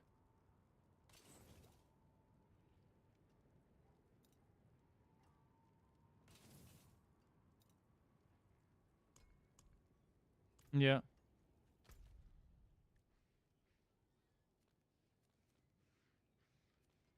Then look into the volatile. Let me check if that was the volatile. Like explosions and shadow imbue. When a dark shroud would be removed, you trigger an explosion around yourself that deals X shadow damage. But that's volatile shadows. There was another one, but they changed the name. It used to be called volatile. There used to be volatile and volatile shadows, but they renamed volatile. And um, I gotta remember what name they put on it.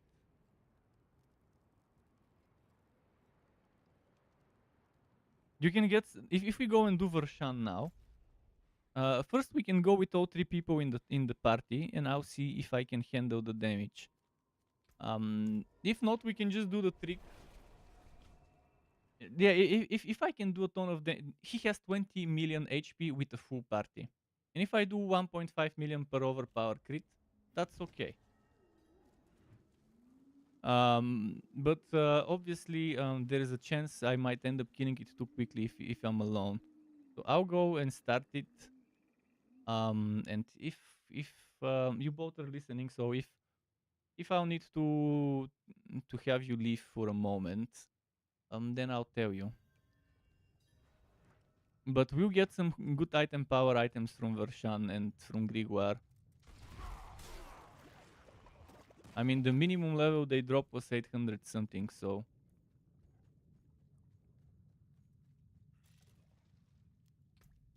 that's the thing that you need. You need one malignant heart, one trembling hand, one broken femur, and one gurgling head. One of each for every Vershan summon. You can rotate them.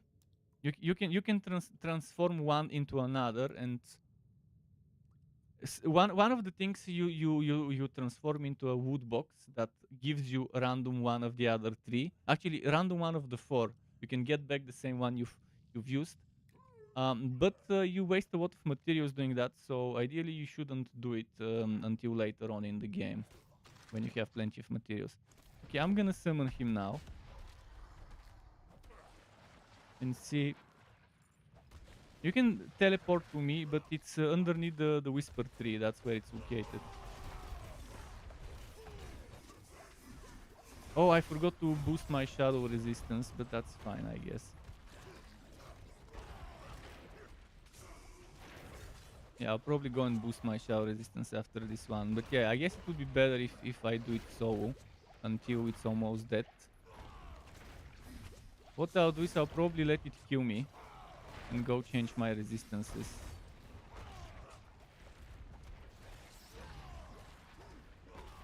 Because my shadow is...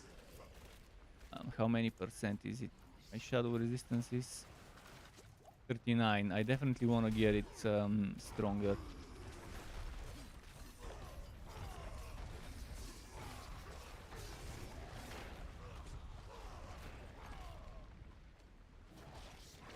Yeah, I skipped all the mobs and rushed to the boss.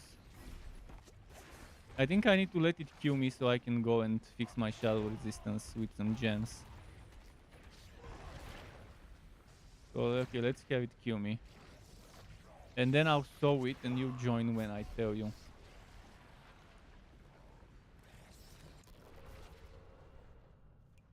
I'm going back to change my jewelry. Hit this shadow damage and that's the resistance I need. I can just remove my lightning or I'll remove the other one. The poison. Or remove the poison. Go Kerrigar.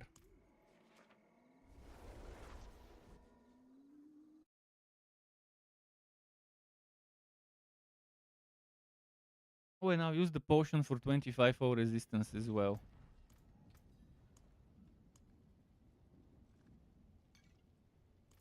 Resistance now. With that one, I'm at 64 shadow. If I swap out that poison,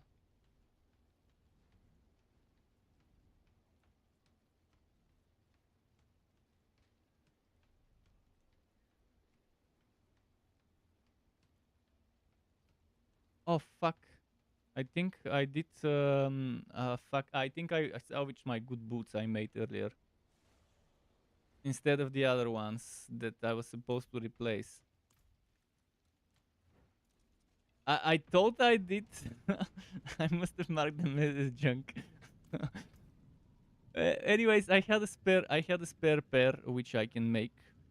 It's just gonna be slightly less resistance. Because one of them had like a maximum shadow. It had 40 shadow resistance, which when fully upgraded would have been 60.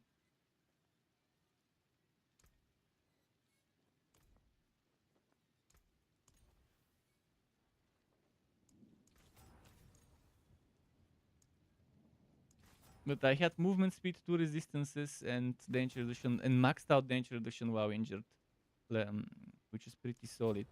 Okay, this one would be without danger reduction, but it will at least have 2 resistances and movement speed, which is better than nothing. But do I have the aspect that I wanted? Maybe temporary, I'll just put something else there. Do I get another Ghost Walker?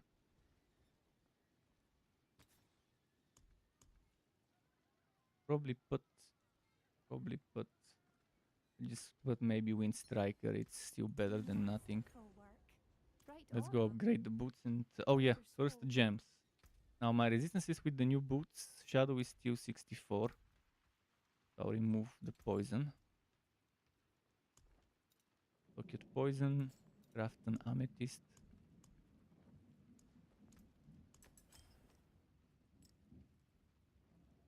Okay, now I'm maxed out on shadow.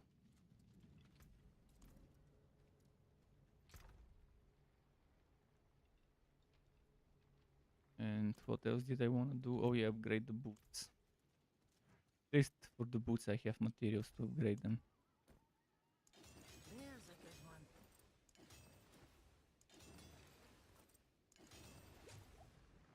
Well, the boss is there in the route. Are you there right now? So I can teleport to you? Okay, I'm coming. But you guys will have to leave the party so I can kill it easier. Just let me get into the boss room. And I'll tell you when I'm close to killing it. Pretty much leave the party, yeah. And wait for me to say when it's safe to join. I'll clear them up so they don't kill you on the way to the boss. I'll clear the left side.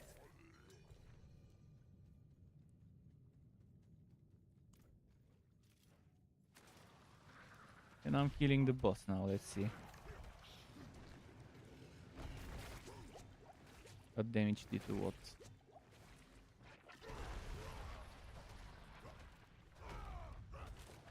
Damage wise I've got it, but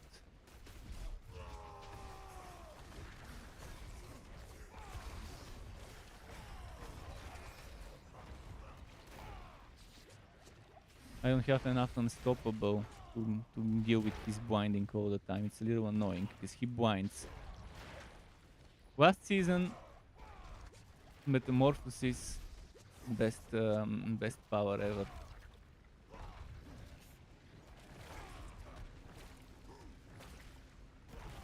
Okay, he's almost halfway down.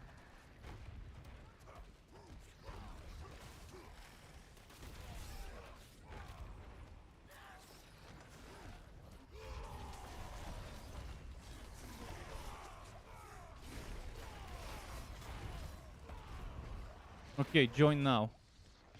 can join now. And teleport to me. Just go to the friends list and join on me, cause I'm currently kiting. Oh, could we have gotten the book where it doesn't let people join me until I rewalk?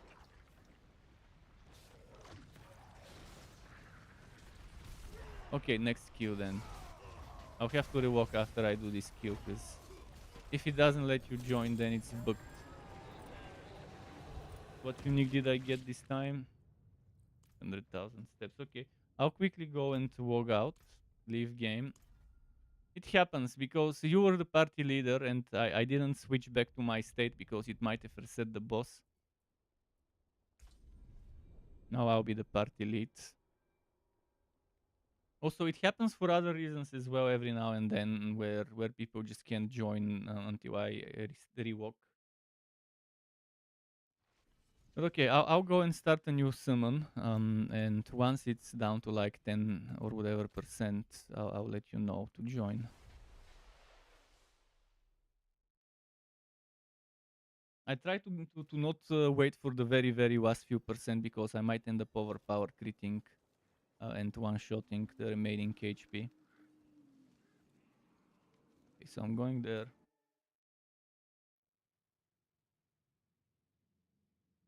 Wasn't so bad. With the resistances maxed out, I definitely could feel the difference between. Oh fuck, my potion is gone. Good thing I had.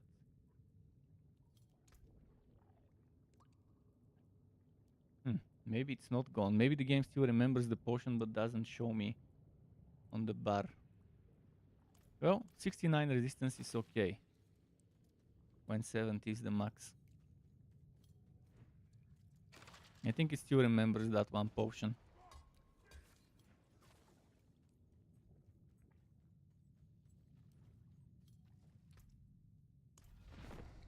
I can summon nine more times. This one and 9 more summons. But obviously, it's good if you guys do summon as well. But for now, I can't handle someone else summoning.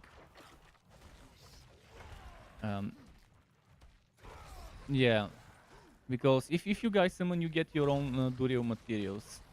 But if you summon, and you might break the party again. If you summon it, then leave the party and I remain where the boss is, and then you join again. I think it might get glitched once again.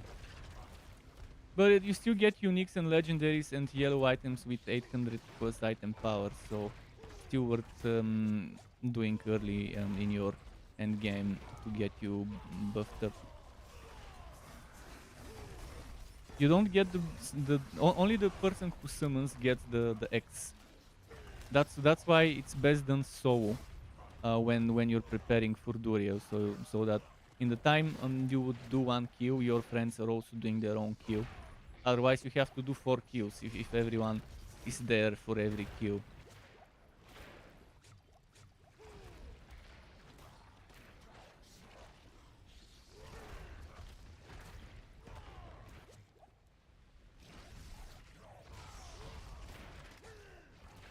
Okay, you can join now. I'll kite for a bit. Yeah, but I'll wait. Okay, Big Red is here. I'll wait for you to teleport to me, or to at least enter through the hole from next to the Whisper Tree.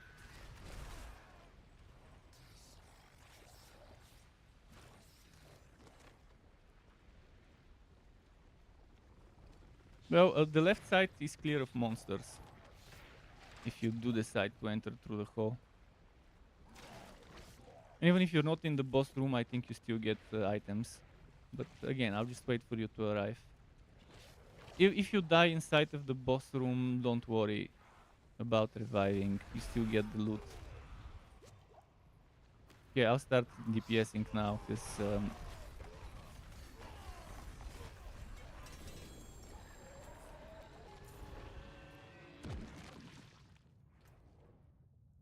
Fields of Crimson. I got 850 item power Fields of Crimson, 830 Greatsword.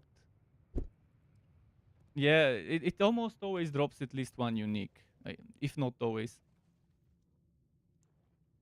Pardon?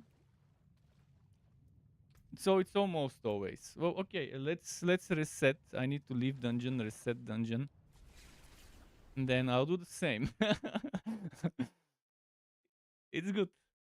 I wonder if Big Red got something nice. There is a very good unique ring for every class here.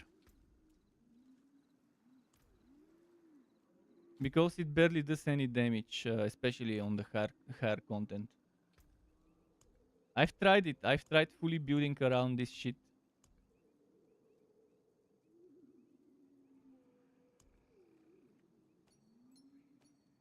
On every hit, on every proc of dots and stuff.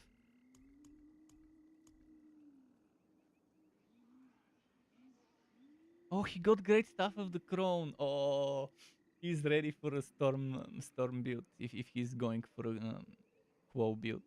And it's 851 item power.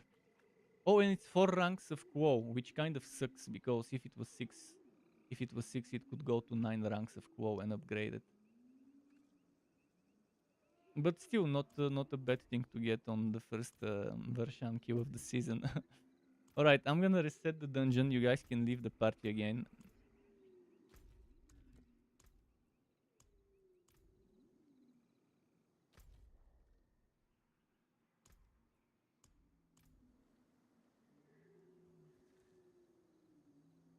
After I run out of Vershan materials, we can go and do some Grimoire kills, because there's different uniques there. For you on the rogue here, you can get... what was there for rogue that you can get here? Let me double check. Vershan. For rogue, you can get condemnation. You want condemnation if you're doing combo points build. You want that dagger there. You can get Ice in the Dark, which is Death Trap unique pants, and you can get Sky Hunter unique bow.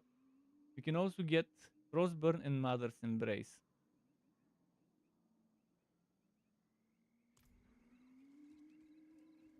Okay, I'm going in.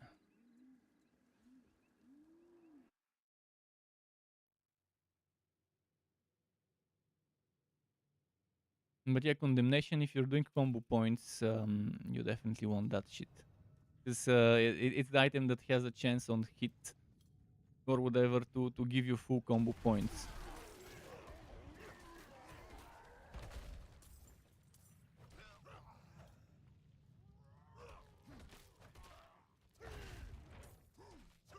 Okay, I'm clearing the left side again.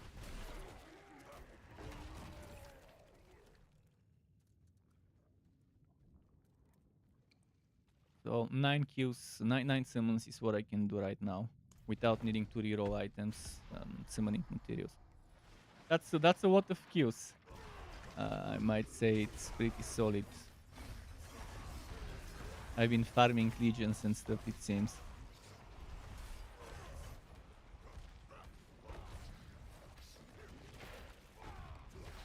Normally I would one-shot it if I had leveled my glyphs. I would already be one-shotting it if I could level the glyphs.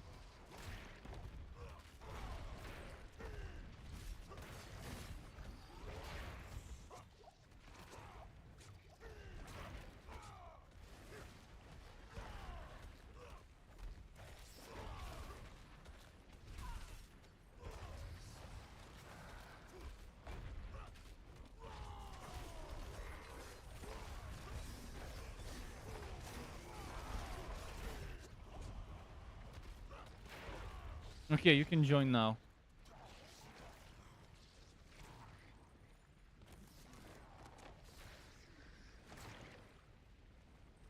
There's a delay, so Big Red. Okay, he heard it.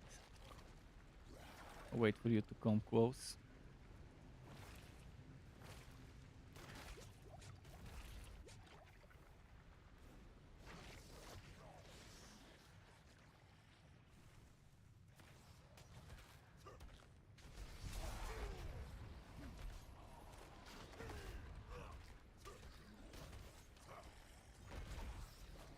Okay, I think everyone's here. I can start killing now.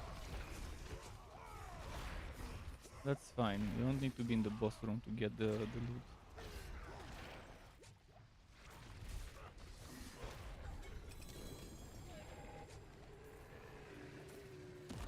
If you don't get a unique, you get a lot of legendaries. They've designed it in such a way. You get like more legendaries than usual. Oh, that's the unique quest specific ring. For each quest there is a quest specific ring, and this one is very fun because it taunts. Yes, it's very good. It,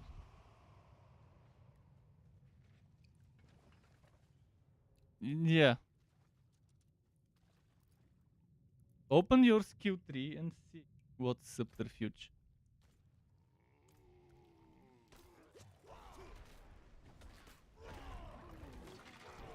The shadow and the dark shroud and stuff like that. Smoke grenade, dark shroud, concealment.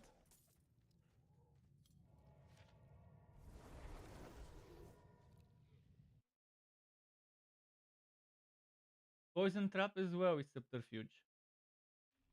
Yeah, poison trap, concealment, and dark shroud. Dark shroud is amazing for higher content because of the damage reduction. And of the crit chance, you get 8 crit chance if you have at least dark shrouds active. And 14% chance to not be consumed.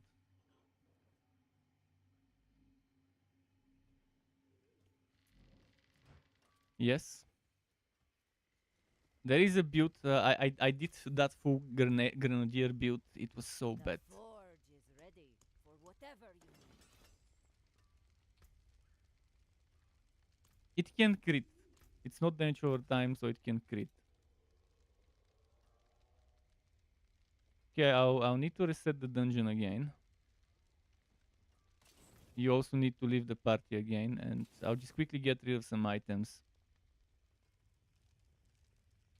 I can break that down. Oh, rapid 24%. I'm saving this one.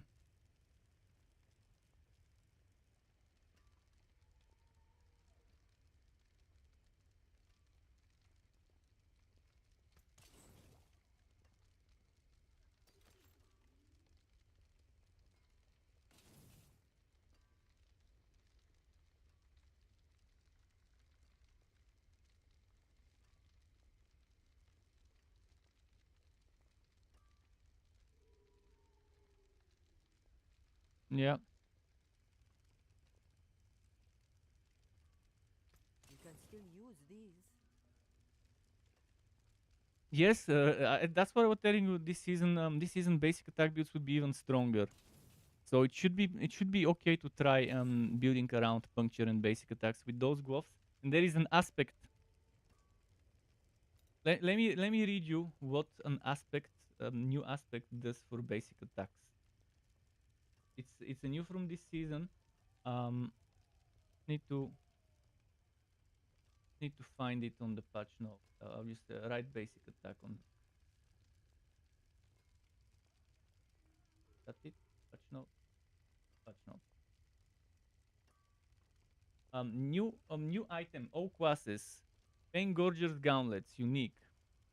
Damaging enemies with a cast non-basic skill marks them for 3 seconds. When a basic skill first hits a marked enemy, the basic skill's damage is echoed. So this is the one you have. And then there is aspect of adaptability. When cast below 50 maximum resource, basic skills generate 3 of your primary resource once per cast.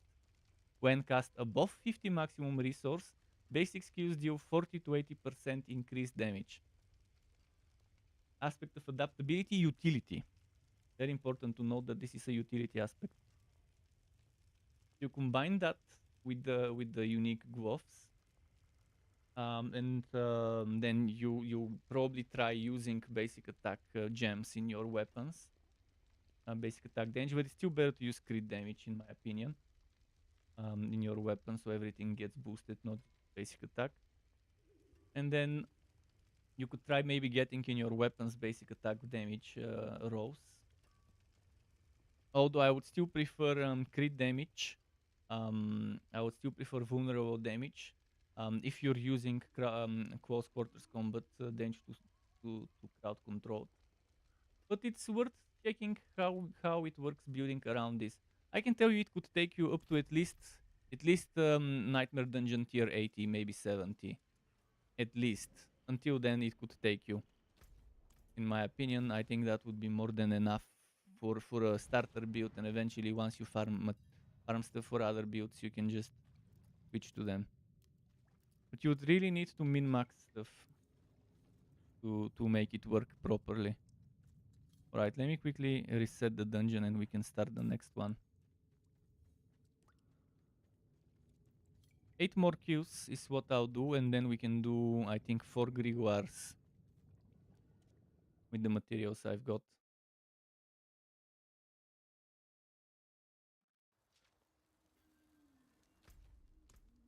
I'm going in for the next one.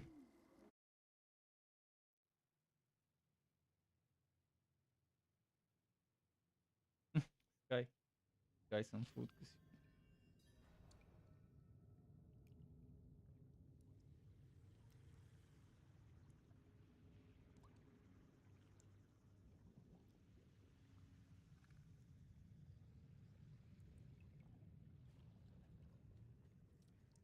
Mm-hmm.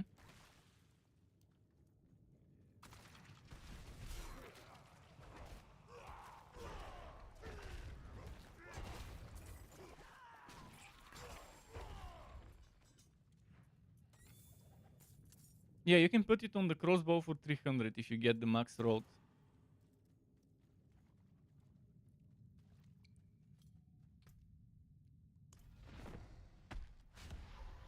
Yeah.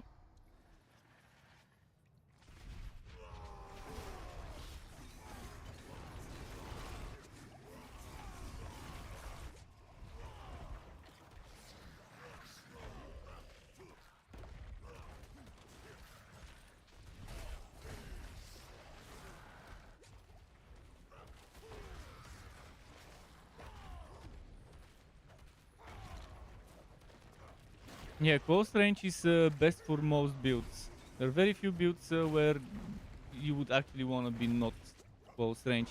In the end, it's gonna be very hard to keep monsters away from you, especially on the higher tier dungeons when there's so many. There's so many different kinds. That's why I avoid damage to distant enemies in my builds. Unless there's a build. Okay, you can join now. There's a build. I think it was on the druid where the damage to distant enemies gives you multiplicative damage to something.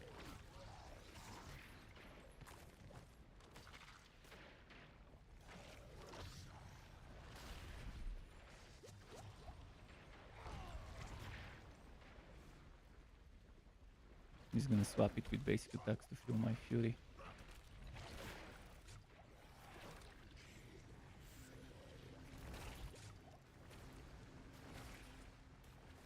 Well, daggers are faster attack speed than swords, if I'm not mistaken.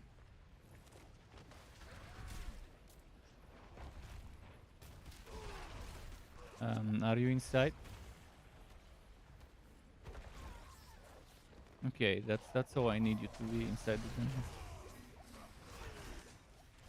Fuck, I'm blinded. I hate this shit. He ruined my combo when I had my ultimate going to kill me with fury. Fuck. This blind is so annoying. Normally on this boss, I precast poison traps on a rogue. I precast the poison traps on a rogue on this boss.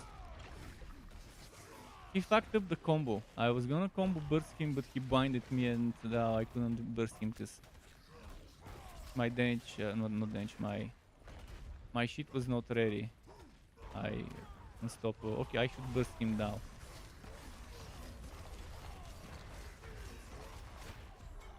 Not a single overpower.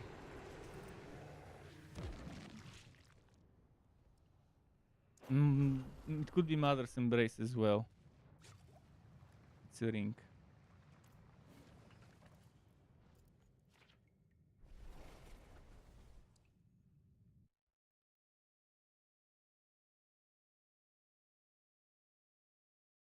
Wow, you've been getting 900s, man. I've been getting 800s here. 868, 837, 851, 816. The unique I got earlier, 850. It's random.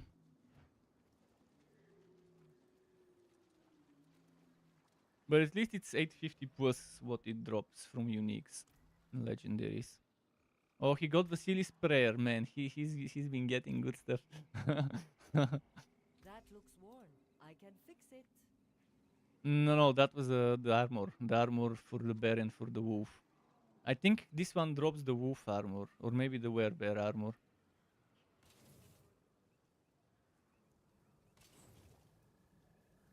The same as the legendary from the unique salvage.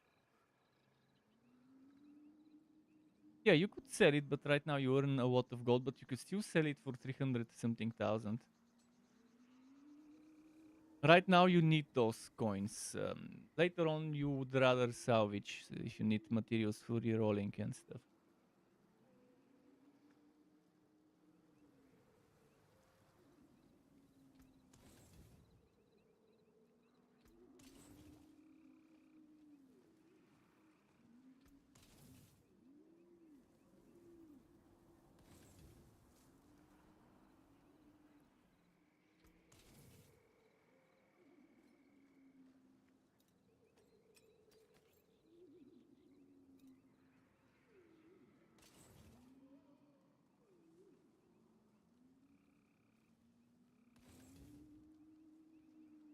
There's that.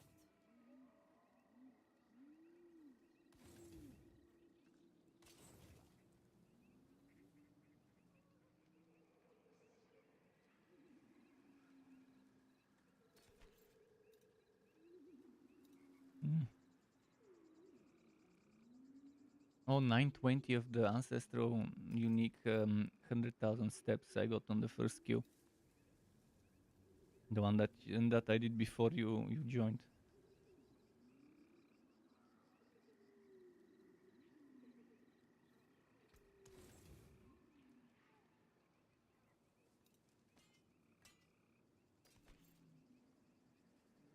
Yeah, I'm gonna go in for another one. At the dungeon. So you're liking those drop rates and that item power you see from those bosses? There's a few bosses. There's this guy, there's Grigwar, then there's Swordzeer, and there's the Beast in Ice, which is actually also a nightmare dungeon. So it gives you some Sigil experience at the end. But not much. But maybe they changed it this season to give more Sigil experience, hopefully. I noticed something similar in the patch notes about that. Because it would count as level 85 mobs, which is like Nightmare Dungeon 30 or something here. So it was very bad to level up stuff in the end.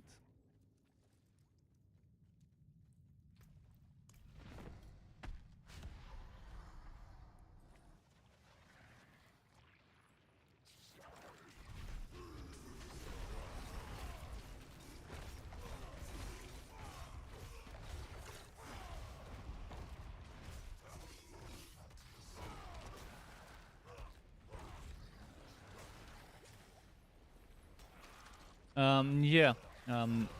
I'll see who drops those gloves for you. I think it might be Griwar or Zir. We'll see. Is Zir even? Zir might not even be this season. Yeah, maybe Zir is gone this season. Maybe they made Zir's drop from the new boss season. Because Zir was last season's boss. Not sure if it's still gonna be there.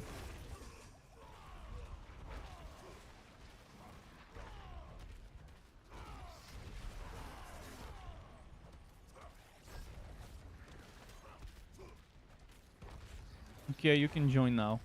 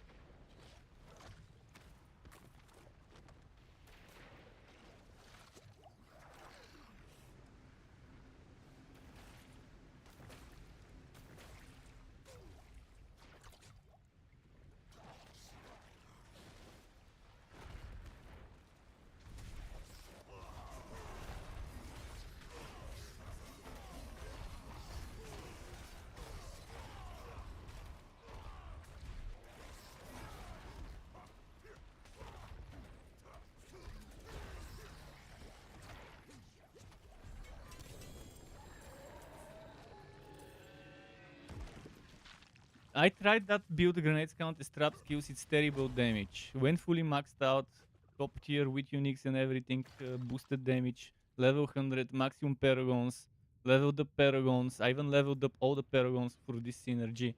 And I wanted to cry of how much time I wasted trying to level up paragons and everything for this build.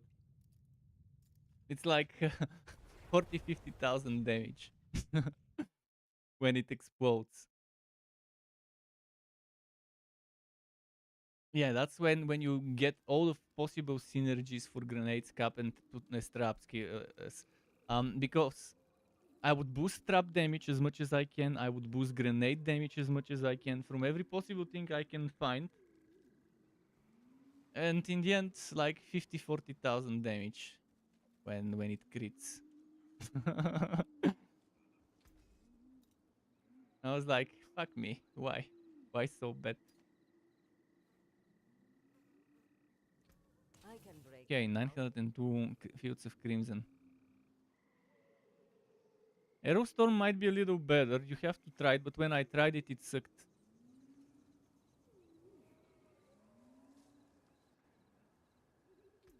Try it yourself. In the worst case, you just have to respec later.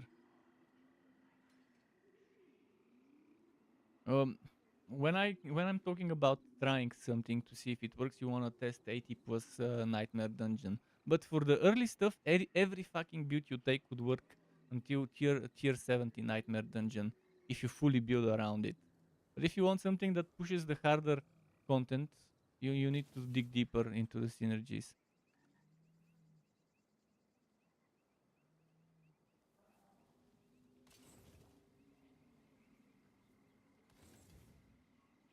Yeah, some stuff scales well, some stuff doesn't. Yeah, I know they overlap. So this probably won't scale as well later, but try it this season, it might be stronger. Because I noticed something about things like those in the patch notes being boosted, things that are flat damage aspect related bullshit. So maybe it's stronger than it used to be. Oh, you needed to leave the party anyways.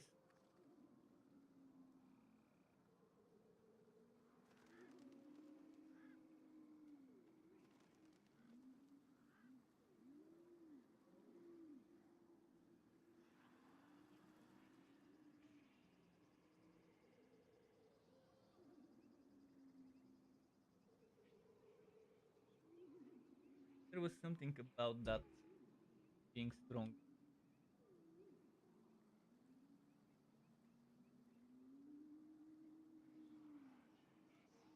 I'll have to look at the patch notes later and I tried to help me find it.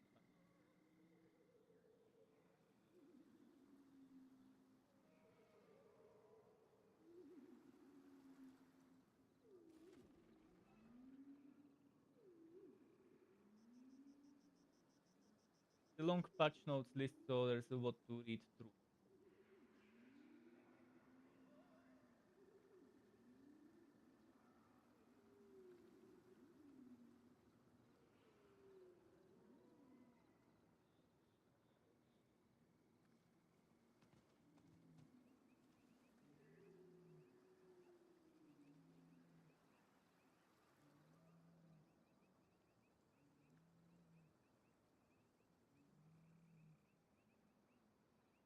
Go back in to next queue. Did I reset? In case. At least you're getting high item power stuff. You're not getting 800 minus, you're getting 800 plus.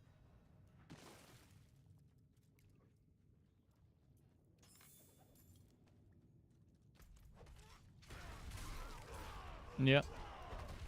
Some stuff you can save for out. If you think, okay, this item is not very rogue specific, I can give it to an out later.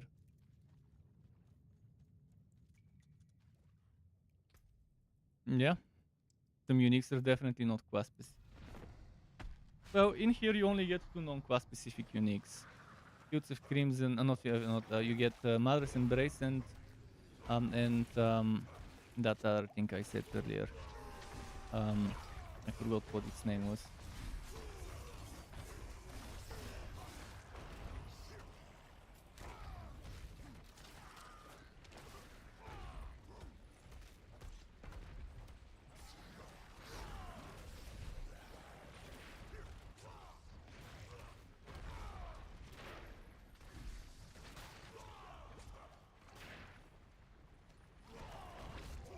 Yeah, I was using that one for that grenade build.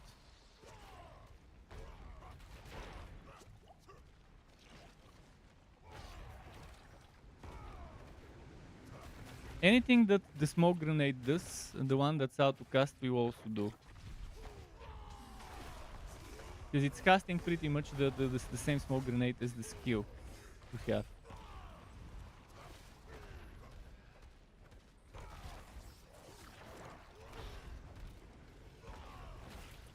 The dummy that taunts from the ring is very good, by the way. You see in a nightmare dungeon, it just gathers all the enemies there next to it if they're melee enemies. You can just follow up. Okay, you can join now.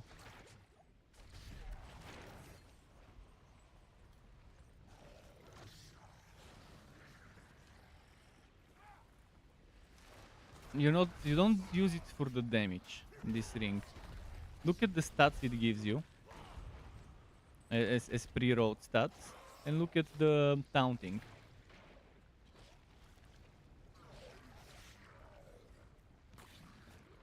It had damage to crowd control, which definitely goes well. Well, last season it was the must-have thing to build around.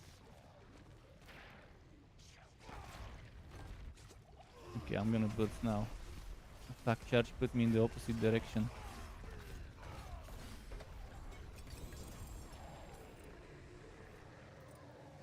Condemnation. There is only that dagger you can get here. Why does it keep giving me minimum road ring?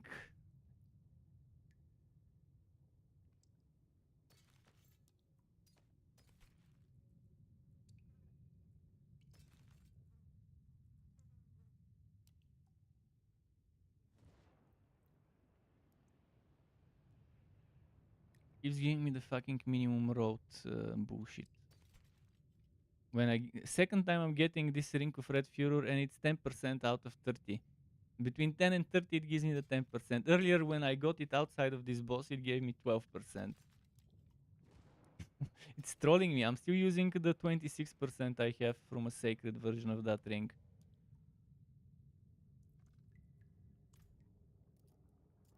Well, it's 26% multiplicative damage to my Hammer of the Ancients.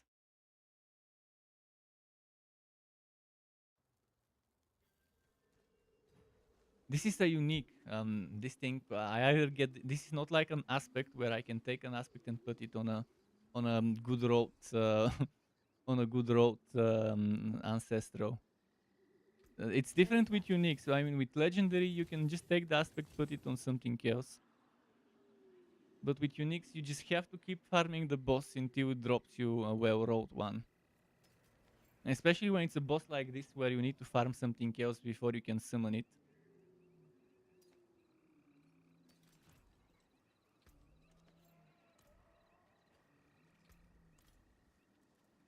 Yeah, I need to reset the dungeon again.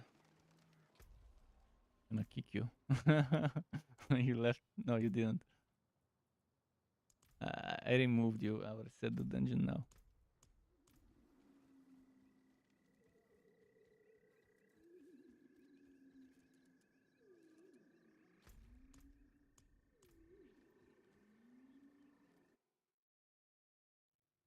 Mhm.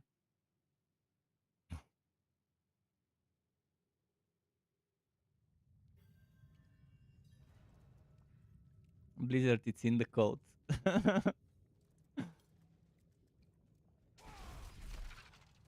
Two things are quest. It only drops you quest specific and whatever non-quest specific stuff there is.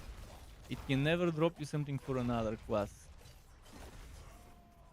So there are There are 2 non-quest specific items it can drop and 4 per quest. So there's like 6 things you can get as unique.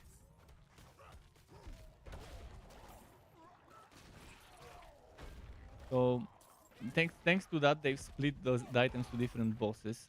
So it's a little easier if it's not that polluted of a drop table.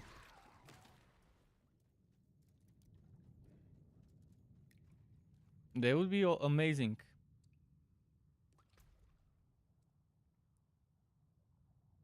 And the best thing about it is if you do Penitent Grease for the Alchemist build, you don't need to do Frostburn. And Frostburn, you'd rather not use Frostburn because you'd rather have 6 to 0 core skills from the other unique buffs. With the clone, the Shadow Clone unique buffs. But I've been using those buffs without even using Shadow Clone because it's just so good for a double core build. I mean, eventually you could get yourself a glove that gives you plus 4 ranks to one core skill and plus 4 ranks to the other, alongside crit chance and attack speed or whatever else you want to put there. But that's much harder to get than the unique that gives you plus 6 to all core skills.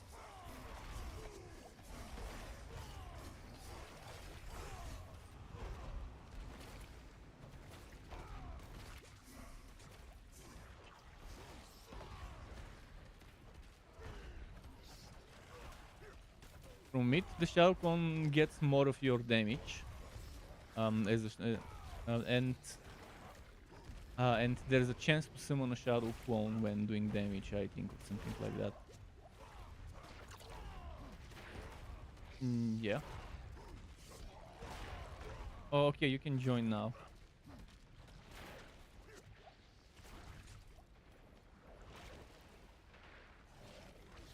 Well, you just need 1 point or 2 or 3 points, depending if you want the upgrades. Actually, you do want 3 points. If you're getting Shadow Clone, you want to put all 3 points into it. Because it's the ultimate. You cannot level it, but you can at least get the upgrades. Yeah, one of the upgrades increases the damage, the shared damage from it. So you definitely want to do that if you're actually gonna benefit from the clone.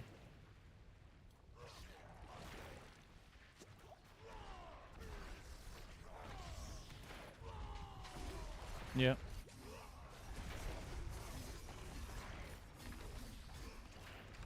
Exactly. So for builds where you don't have room on the bar, you don't take it.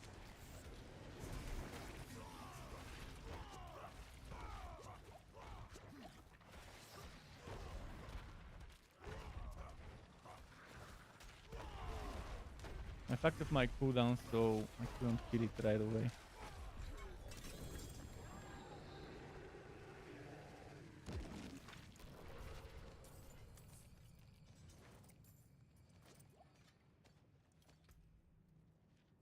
Only one. Unique items are unique equipped. You cannot equip 2 versions of the same.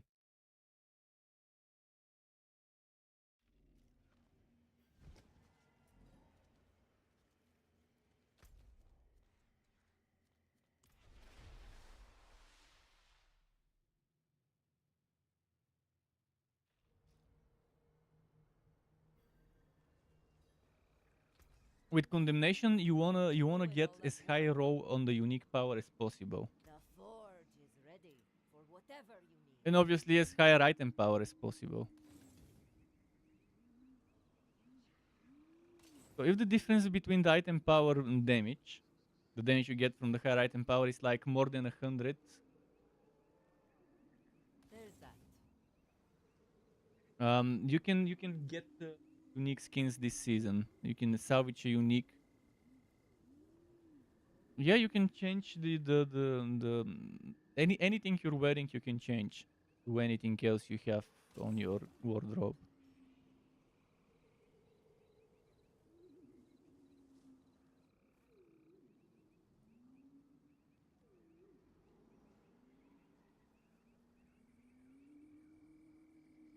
I can break that down.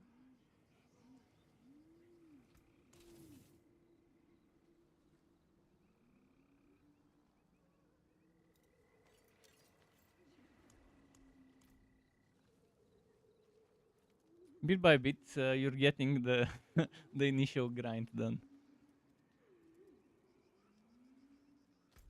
Yeah, the initial gearing up. It might be a bit boring, but it's how it is. Later, when we can one-shot those bosses, each of us can do it easily. You can one burst it with rapid fire. You can easily one burst it later. Maybe not this season without the T-boat will bug, but still, you should do pretty solid DPS if you min-max everything around rapid fire and get all the damage stacks. Because Vershan, when so, doesn't have that many million HP. I think it was 20 something million in 4-man team. Maybe it's 20 something million without 4-man team, because I think it's either increased this season or 1.5 million doesn't get it down that much when I do overpower crit.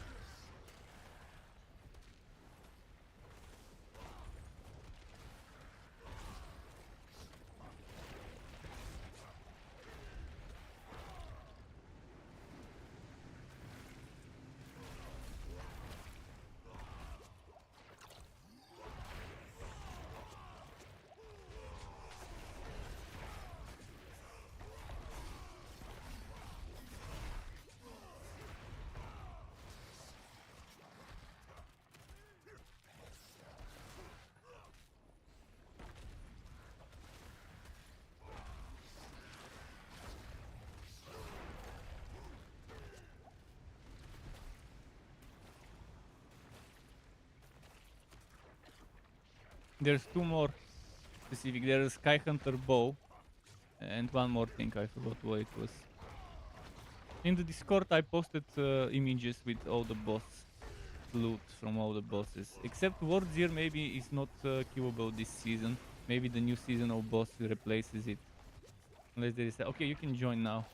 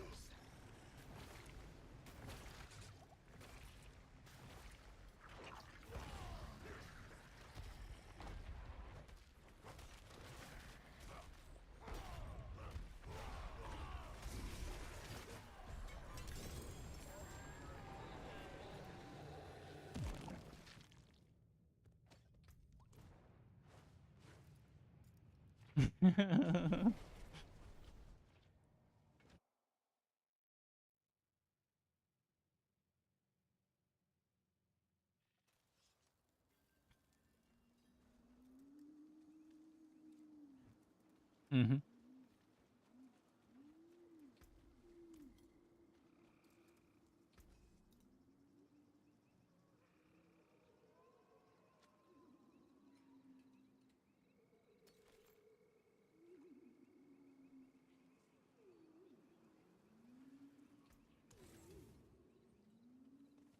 I really love momentum, especially that movement speed from it. Big Red got another Vasily prayer with 923 item power. Oh, and very good roll on the overpower. And the damage while shapeshifted. That's actually very nicely rolled. And the good thing about Vasily's player, before season 2, people didn't like having that lightning resistance there. After season 2, it's definitely nice having that. lightning resistance there. You can still use these.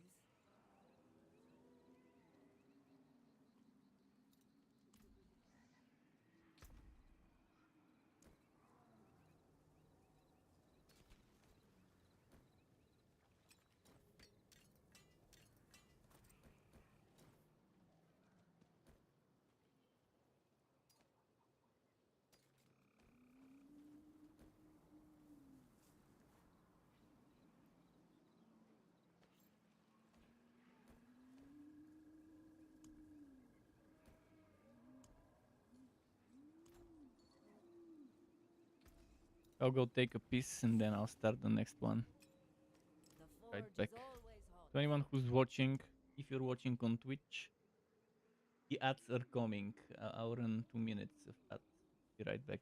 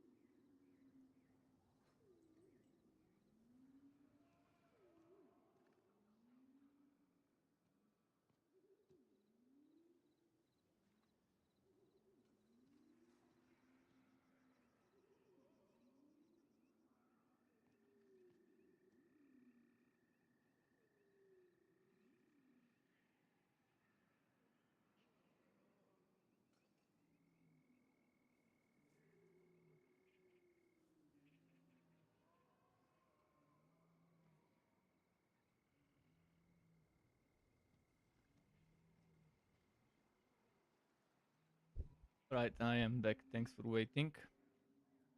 Go. Inside the dungeon.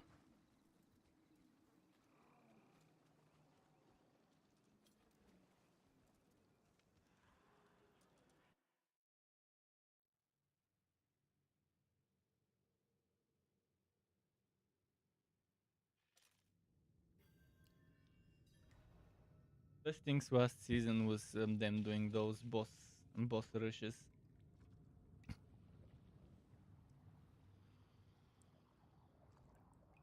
Very good addition when you wanna get certain unique items for a build.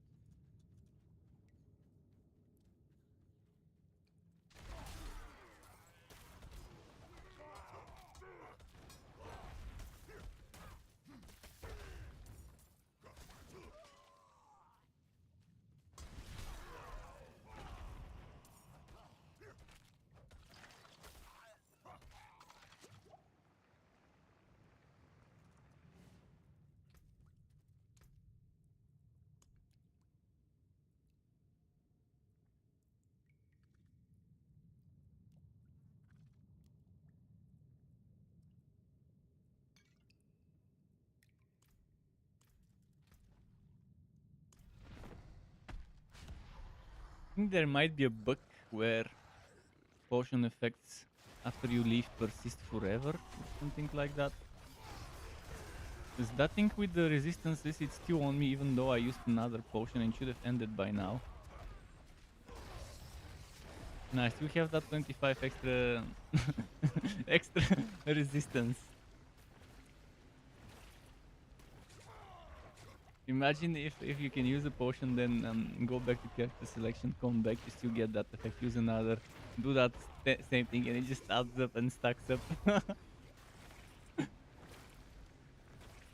Oh yeah, that's definitely gonna be something that's gonna be fixed with the first big patch.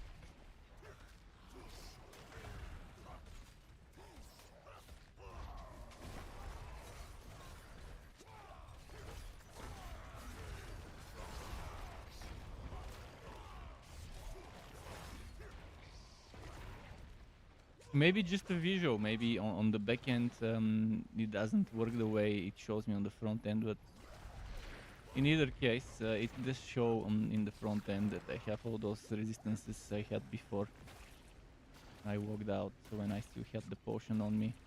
And now I even have another potion used.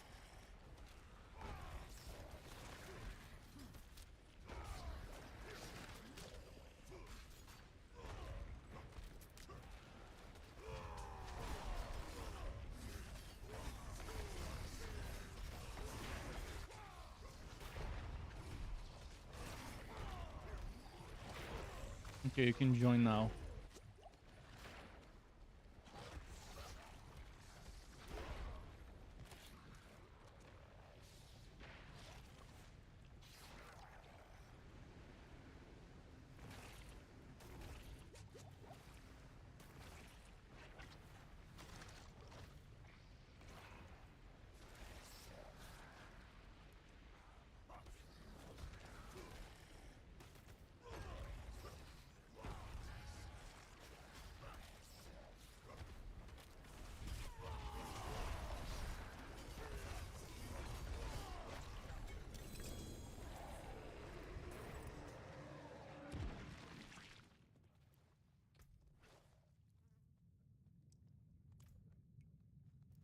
I think 2 more kills is what I have materials for.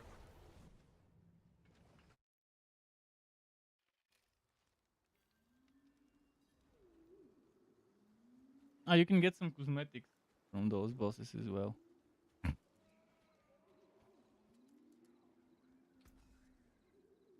Ah, yeah, that was the other. I can break that down. It's very fun to build with that item. But if you build for that item, you need a unique pair of boots called Flicker Step that reduces your cooldown up to 10 seconds per dash. Up to 10 seconds of your cooldown every time you dash through enemies.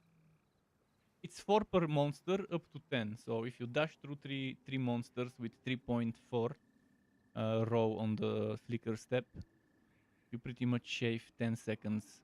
And if you keep dashing with the multiple charges, you would keep resetting your cooldown of the ultimate. But the other stats on the item kind of suck, like the one that's wrote on it. So normally on pens you wouldn't want those stats.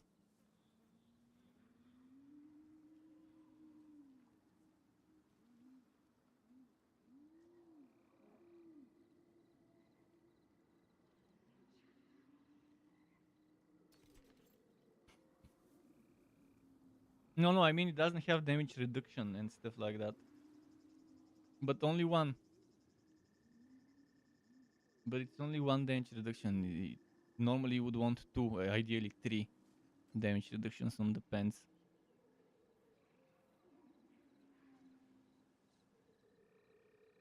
It gives you life and 1 damage reduction. So ideally it would have had 1 more damage reduction, like damage reduction from close enemies. That would have been the better option there.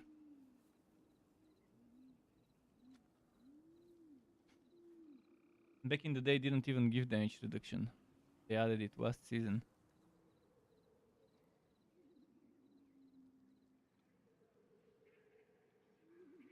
The forge is Might always hot. not well wrote, but it's still better than nothing.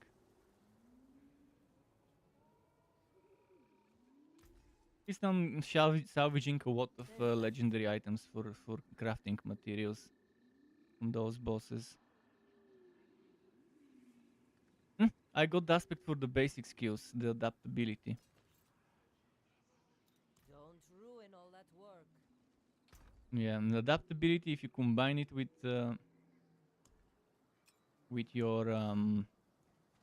your gloves, that's the interesting setup to try.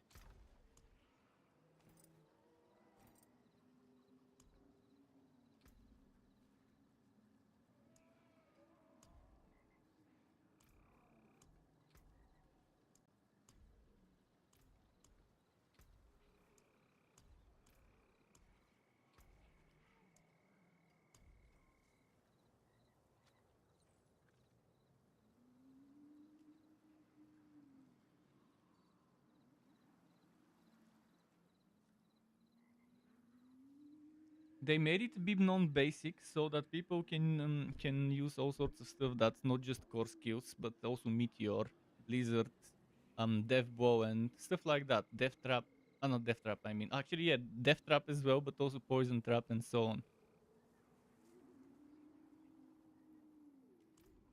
In the vanilla Diablo 4, there were so many things that were forcing you to go for core skills. Right now, that's changed. For example, the crit damage from the Paragon note is no longer crit damage to core skills. It's just crit damage since last season. And there's a few more things this season that now trigger with all sorts of stuff.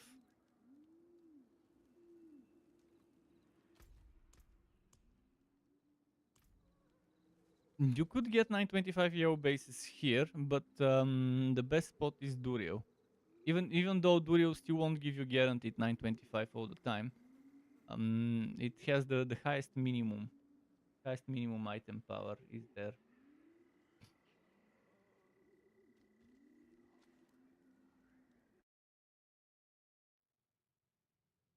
Nightmare Dungeons 90 and higher are 925. You need Nightmare Dungeon 90 plus.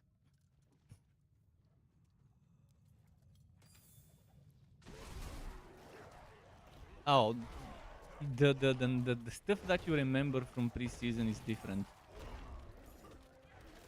because what is 100 now is like the 70 back then. What is 70 back then is like the 30 back then. What was 70 back then uh is uh is like the 30 now or something like that. Like things are much easier. They're scaling much slower. So back then's difficulty of 100 is no longer something you can find. Back then's difficulty of 70 is probably what you would see now in the 100. And back then's difficulty of 30 is what you see in the 70. I mean, I can give you the exact numbers. This is just a rough estimate, but it was in some of the old patch notes. So if you really want to know the exact numbers of what's equal to what, you could dig around patch notes and find it. But all you need to know is the scaling of Nightmare Dungeons is no longer what you remember from preseason. And every build can do tier 70, 80, even the trashiest of builds, if you fully build around whatever the build is building. Just 90 plus is for the select few builds that can handle the damage. As I told you, you need 13,400 armor to do max tier Nightmare Dungeons. So Disobedience definitely is a must-have. As many gems you can put for armor on your gear definitely helps. Or if you can get at least the amount of resistances in your sockets as possible, and as many of armor as possible, it's good. Paragons for armor and for resistances, much better to get them now than before. It's better to sacrifice some damages from Paragons, but be able to survive and not get one shot from trash mobs. Only to get one shot by a ballista from off screen, even if you max out your armor, because that's still a thing.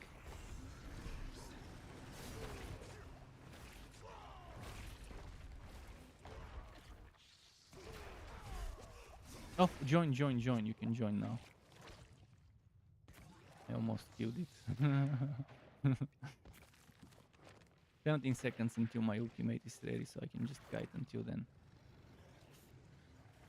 5 potions, I hopefully won't die. Thankfully my pet is healing.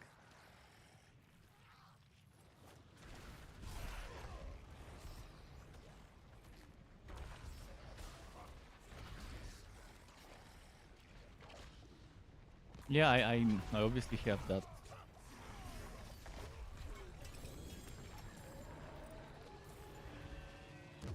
Damage reduction, fortify, and healing. That's what I've combined together.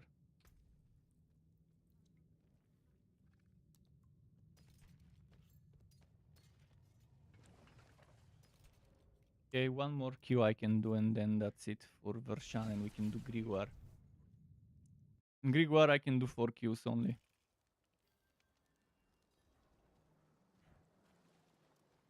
From Grigor, you still can get some interesting stuff. What was it for Rogue? Word of Hakan, which is the unique amulet for Reign of Arrows builds. Congrats. Oh, there's another bow from Grigor. Wind Forces from Grigor. Grasp of Shadow. Oh, you can get the core skill item from the next boss we'll do. And Penitent Griefs also drops there, so you definitely want Grigor for what you're thinking of testing. Hopefully in those 4 queues you can. You can still Oh, use I'm these. outside already. We'll do one more version though before Grigor.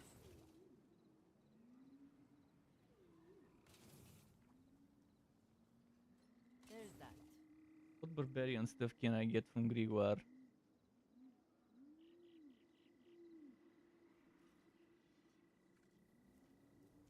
Last season there was a very strong Thorns barbarian build with almost all items unique. Like you probably had 2 aspects, 2 or 3 non-unique items. Everything else was uniques. For PvP, yes, but this one was not just for PvP. This one was all around good Thorns Barb. It was Code Synergy Thorns Barb with that Code Synergy Barbarian unique item.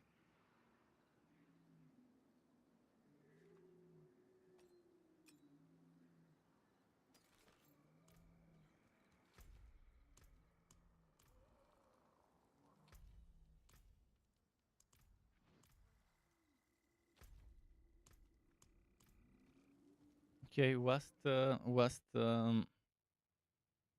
version queue.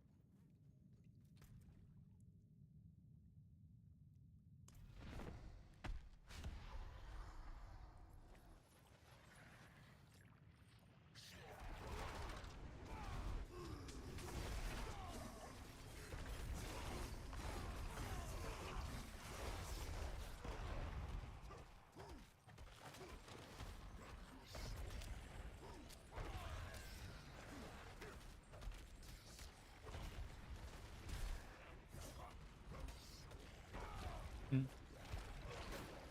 Yeah, they made precision a little better this season. It was still good last season, but close quarters combat was just too overpowered last season. But precision this season's better than last, and it's definitely worth building around that. They also increased the they buffed overall all the ranged skills, like penetrating shot and stuff. There's a new penetrating shot item as well.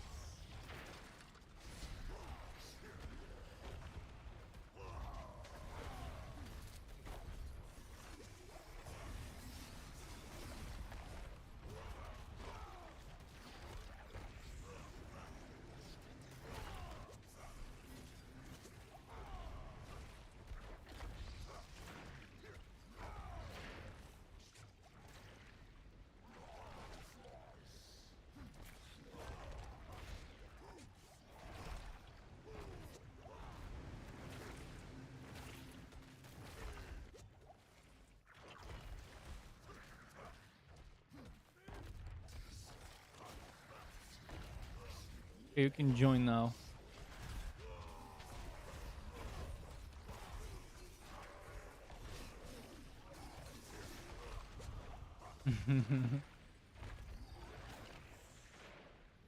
He wants to get straight to the 925s with the wall stuff.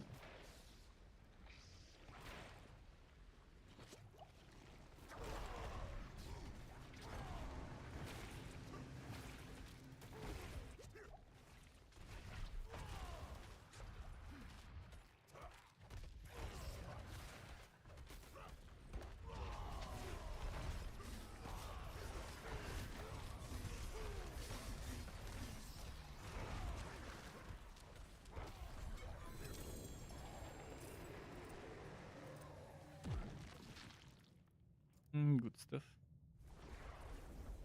Next would be Grimoire. Now I don't have to reset the party, but I'll still do the soul stuff. Takes less time.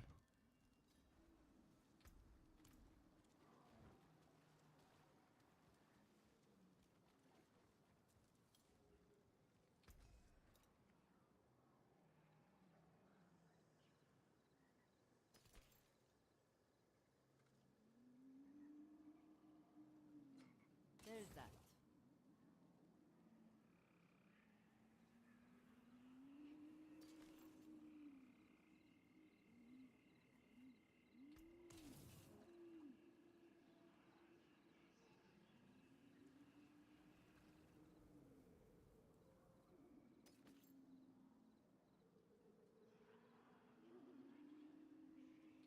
I can break that down. Okay. Come back if you need the forge. Go to Grimoire now.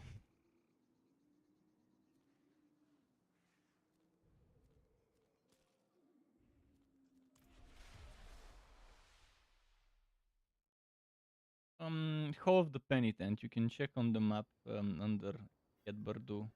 I've marked it.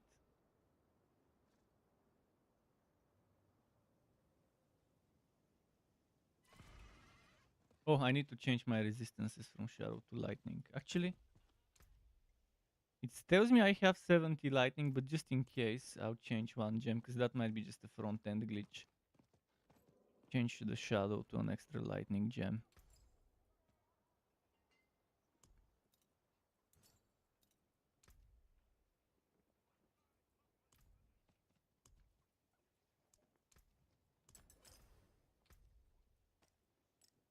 To be on the safe side.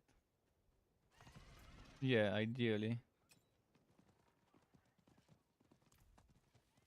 Only 4 kills I can do, but still. 4 is better than 0. You could still get some good stuff. You could get Penitent Griefs. You could get the 6 to outcore skills gloves from there. Grasp of Shadow.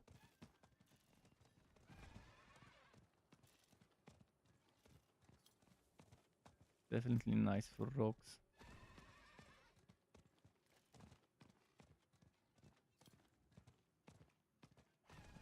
That's not bad either. Reign of Arrows is always imbued with all 3 imbuements, by the way, if you have that Word of Hakan. That also drops, if I'm not mistaken, from this guy. Yeah, it drops from this guy. Amulet. It's very good for Reign of Arrows. You want it for Reign of Arrows because it gives you a ton of Reign of Arrows cooldown reduction. Just for the Reign of Arrows. If you combine that with Flicker Step that drops from Duriel. Yeah. It's always imbued with all 3 imbuements. Yeah. So you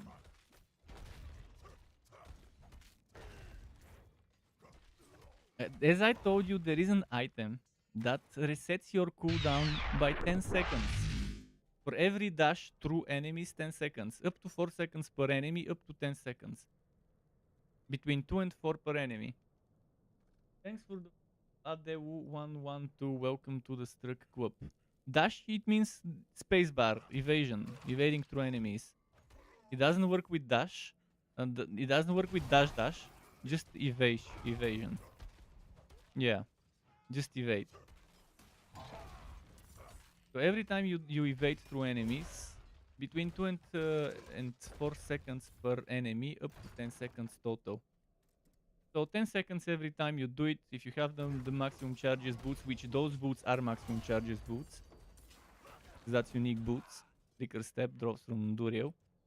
Combine that with any unique any build for ultimates. It doesn't have to be on rogue. It works on any class. You're building around ultimates. You want a flicker step from Durio.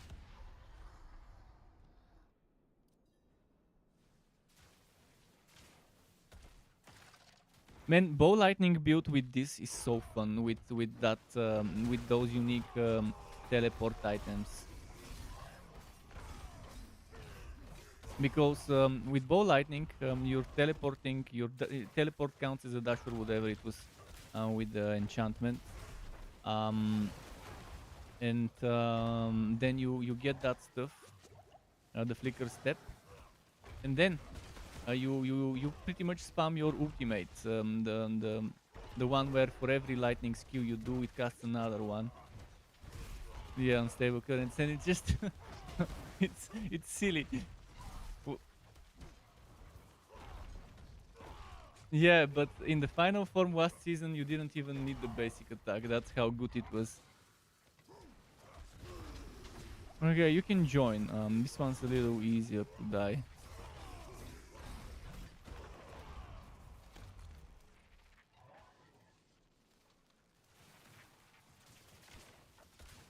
I'll kite around a bit.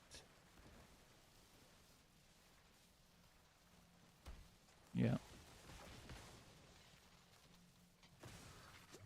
The fastest way to do it is just teleport to whatever town it teleports you to. Necro would be fun this season with many builds.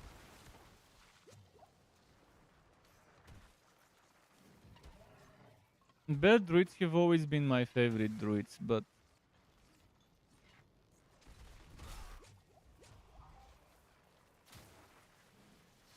Shockwave is amazing.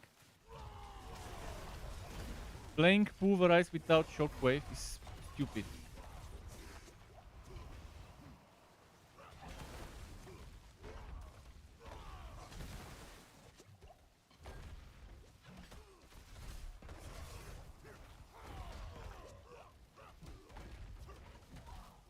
Yeah. And that's just from Shockwave. You also do damage with Pulverize itself. The Shockwave doesn't replace Pulverize, it's on top of it. So it's like you're doing 300% damage actually. It is amazing.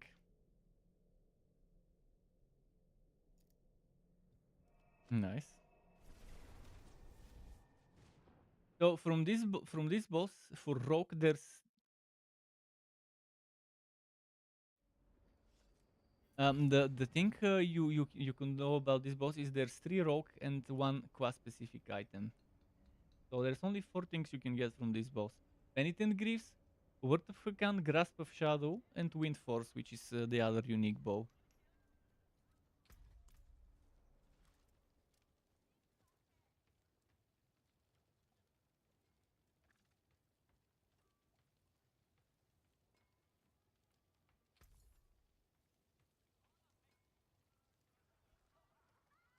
Oh, so every X seconds you get setup 1 or setup 2. It rotates between setup 1 and setup 2. So you get the multiplicative extra damage to those damage types. Yeah. So for X seconds it's the first group. For X seconds is the other group. Be careful out on the steps. It's My 30% skills base, unmatched. 45 on the amulet. On a weapon it's 60, two-hander. Plenty worth keeping.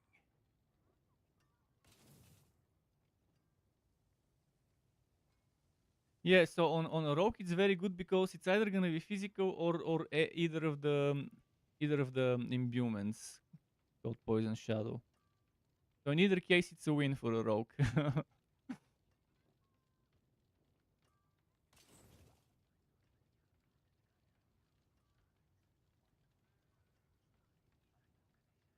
It's still better than not having it, because look at the cooldown reduction for Reign of Eros, and keep in mind the triple imbuement itself. Still better than not having it.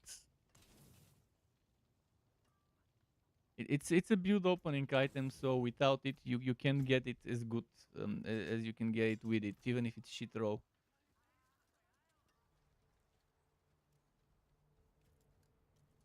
You can ask Jedi Pimp, he can tell you everything about that build because he played it for a while last season.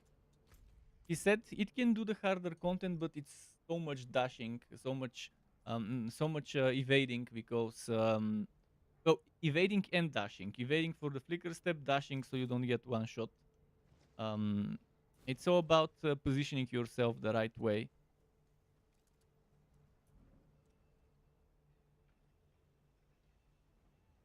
Yeah. Oh, and they made it this season so that the Reign of Eros starts closer to the player. So the Reign of Eros used to start a little farther from the player, but this season, in the patch notes, I noticed they said that the arrows start a little closer to you.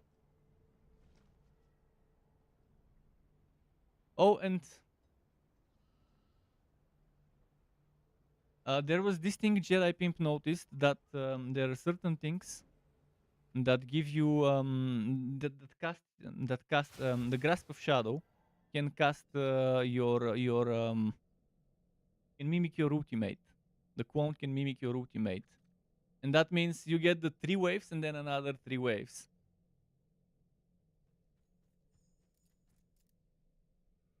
Yeah, and the Grasp of Shadow, so you could have multiple clones doing that.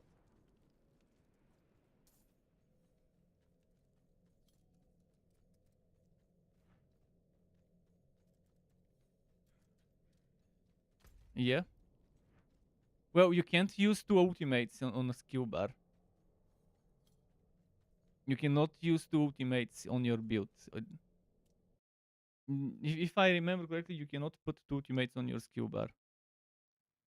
Oh, that's balance. It's not cringe. It's come on, triple ultimate build.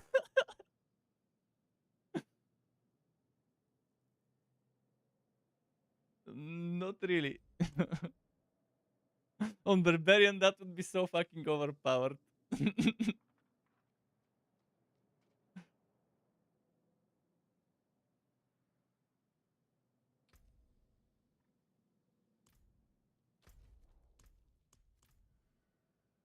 I know that. I've seen some builds like that.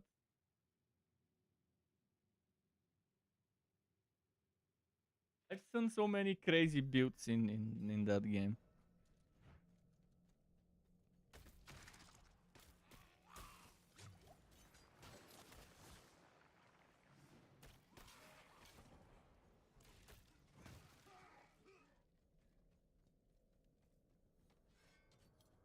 Yeah, if something's OP and you make harder content, there's no end to this. And what happens to what isn't OP?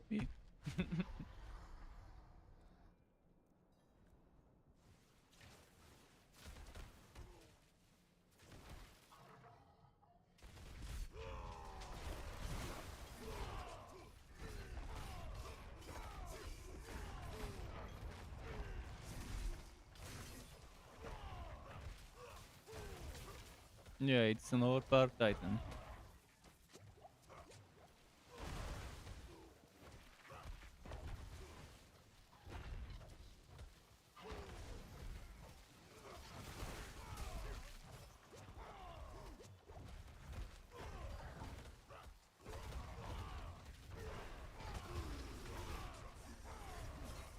Okay, you can join now.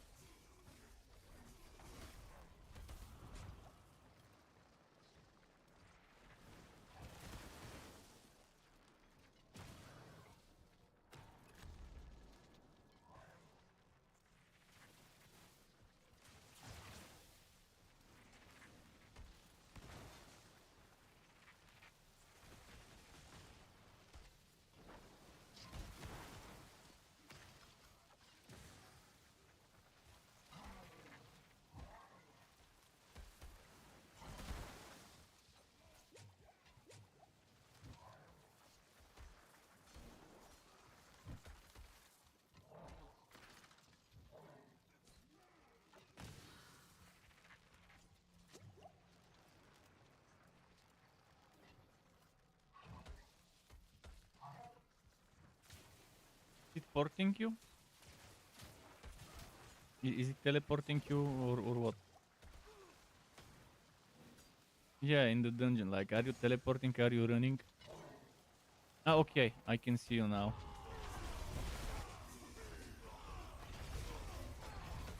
As long as you're inside the dungeon, I can just DPS and burst it down.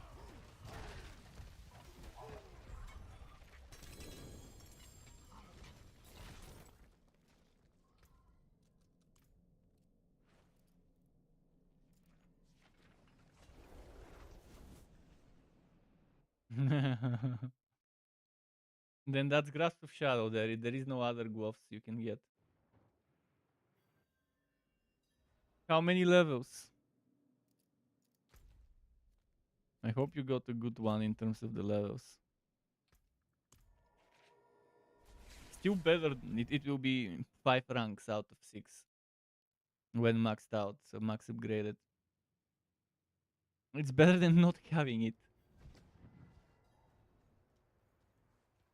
Yeah.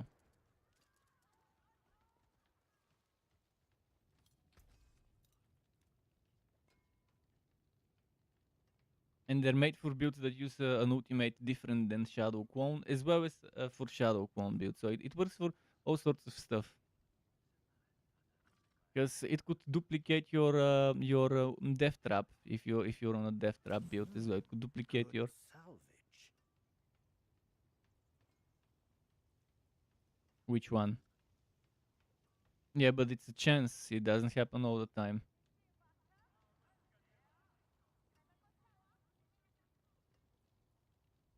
It is exactly like your Shadow Clone. Like if your Shadow Clone is upgraded to have the extra damage, this one will also have it.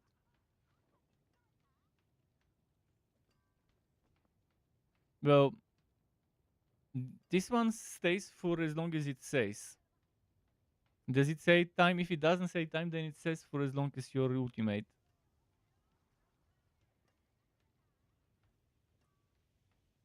Plenty worth keeping.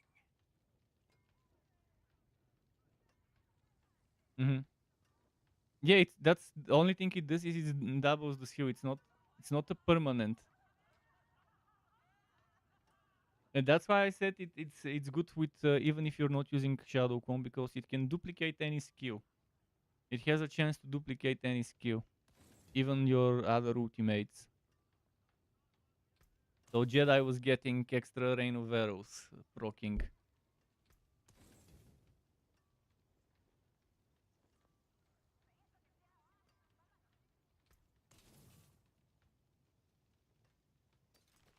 Okay, 2 more kills.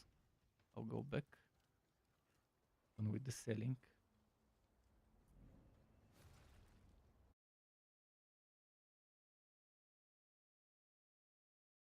But that's a good initial gearing up.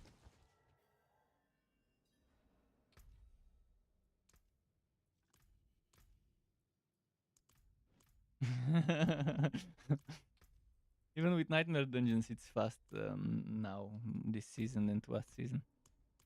Gear up initially.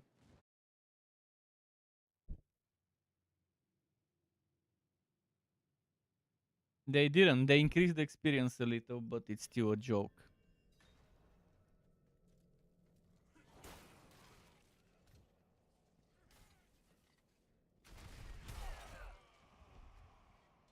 Yeah. Thankfully now you can run a Nightmare votes if you don't want to run dungeons.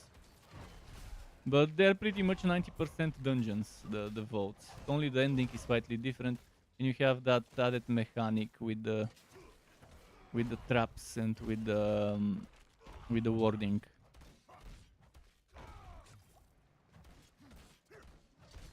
Yeah, you need to do it for that guy, so it's better to just do those instead of Nightmare Dungeons this season.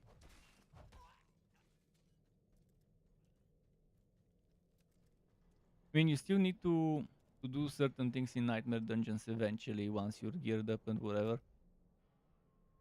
For like some challenges and for some achievements, but the stuff that counts as Nightmare, like vote counts as Nightmare Dungeon for the seasonal challenge, because I needed to do a 21 plus Nightmare Dungeon and I did a 20 something vote and it counted.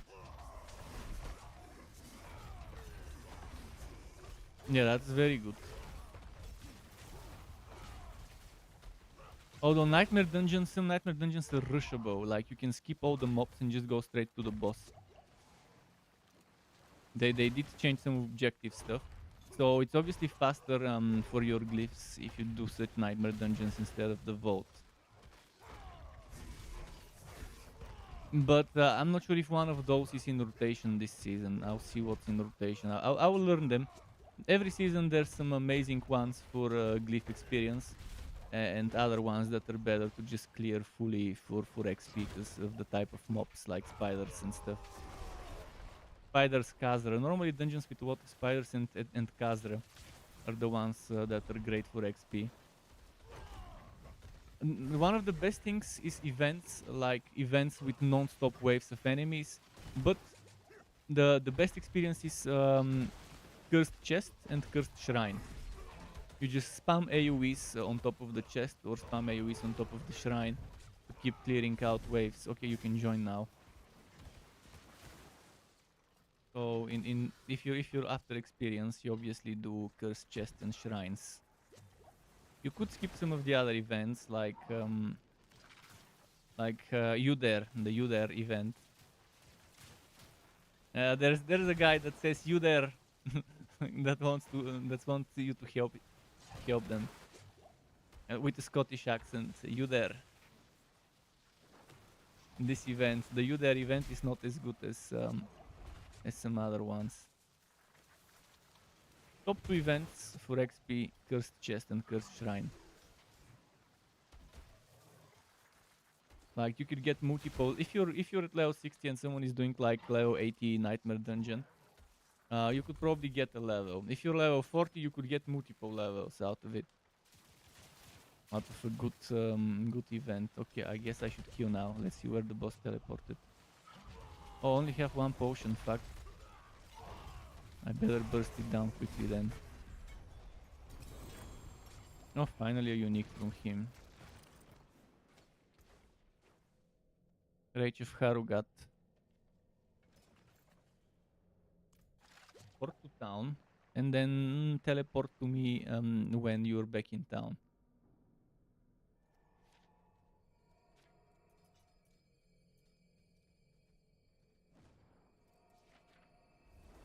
Tell me when you're ready for kick, when you've picked up those items you dropped. You can stay in the party for now, but eventually, of course, so just make enough room and then return. Need armor? I've got it. Live well, my friend.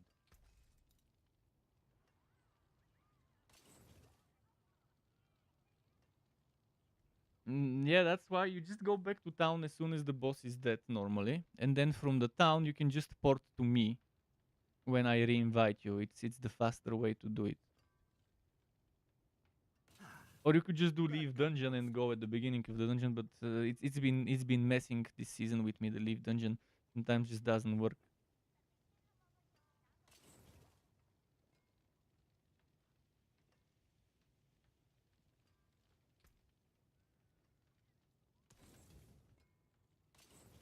Okay. So I can reset and kick you. Okay.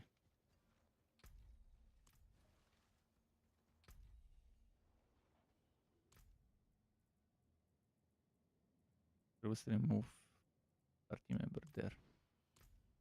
Party member there. Reset dungeon, accept. One more queue, I think. I think we did 3. I didn't get uniques the first 2 kills. This time I got the armor. You don't need that armor, but still.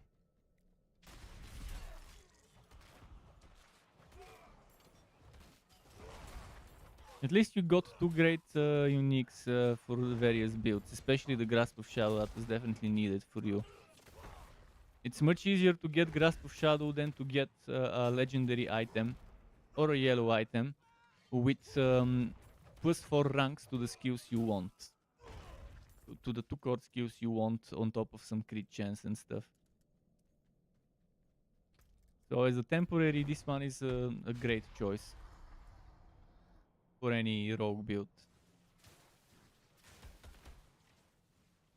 There's probably only 1% of builds that don't use a core skill, um, and don't see any benefits from having that item on them.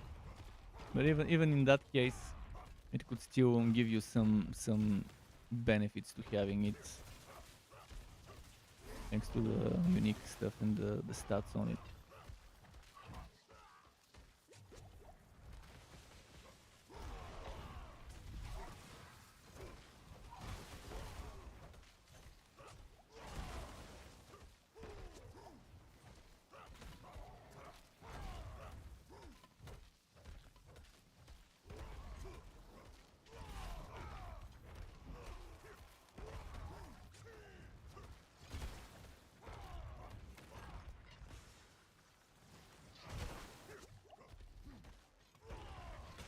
Okay, you can. Oh fuck! How am I gonna do 2.4 million and one shot it? Too late now. Fucking bullshit. I I didn't know I would do 2.4 million. I was like, okay, at most I'll do 1 million and then or 1.4, and yeah. Well, did it at least drop something? The materials for this guy you get from HoTA chests. From this 275 chest, you get at least five of those things, and you need 5 for every summon. So for every one time you open this chest, you would get at least enough for one summon of this guy. Well, I think now you guys can handle open world content like Helltides, so we can either farm Helltides or we can do a bunch of other stuff. We can even do some votes if you want to do some nightmare votes for Paragon levels. We can do that.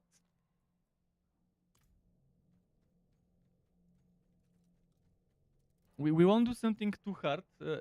You just need to make sure you upgrade your jewels to at least rank 4 for extra O resistance, and that you put at least 3 resistances maxed out, thanks to sockets. So pick whatever. I normally would go for poison for sure, and lightning, because poison's annoying. There's a ton of lightning from the constructs. You could maybe even get cold, and just leave shadow and whatever, and fire, or maybe you could go fire, lightning, and poison, and just leave cold and shadow.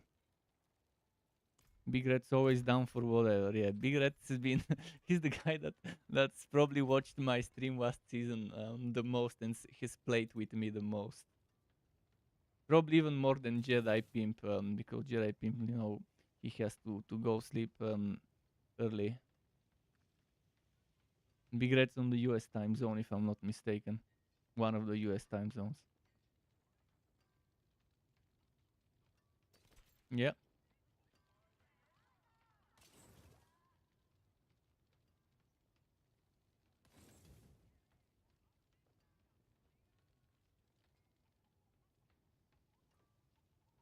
For the things that do flat damage, you want to get them as high item power because they scale from the item power.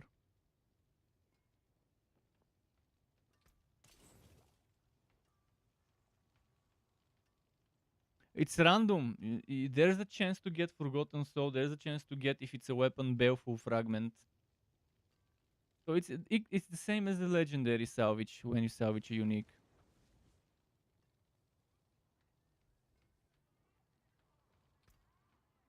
Yeah, quite expensive.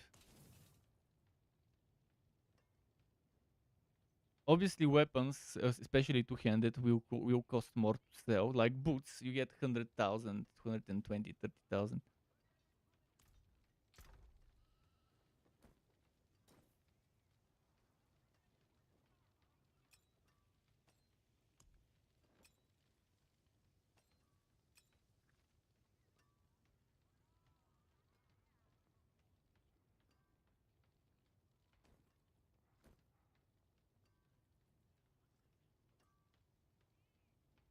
No worries. Yeah, at least now you can sow content yourself in the overworld, even if I'm not online.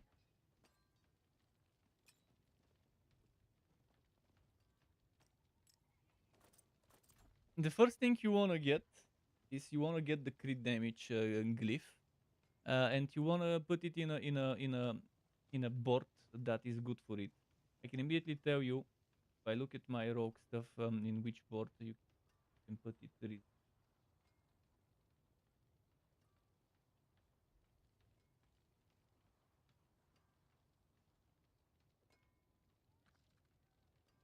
Yeah, for the combat glyph, a great paragon board would be exploit weakness, because there's a lot of intelligence in there.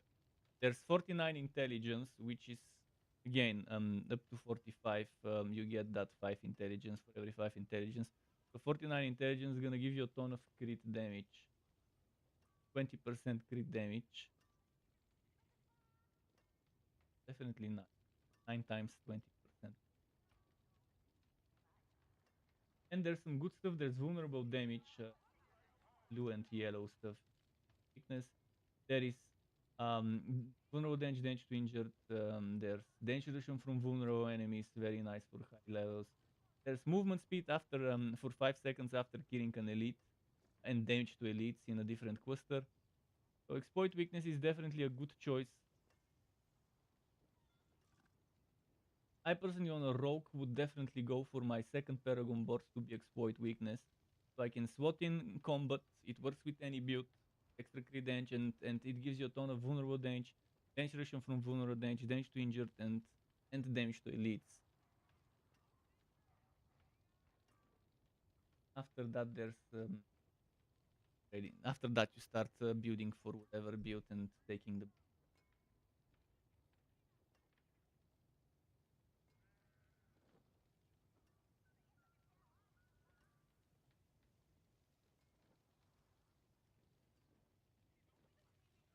For example, there is this thing, no witnesses. The legendary note in no witnesses, your ultimate skill gain an additional 10% multiplicative damage from your damage with ultimate bonus.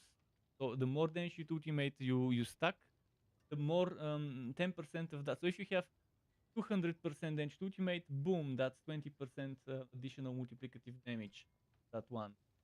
And and grant this bonus to all skills for 8 seconds when you cast it. So you cast an ultimate, and then for 8 seconds, everything gets that multiplicative 10% for every 100.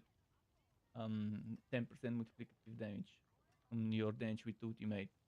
So you definitely want to stack as much damage with ultimate when you're doing such a build. That no.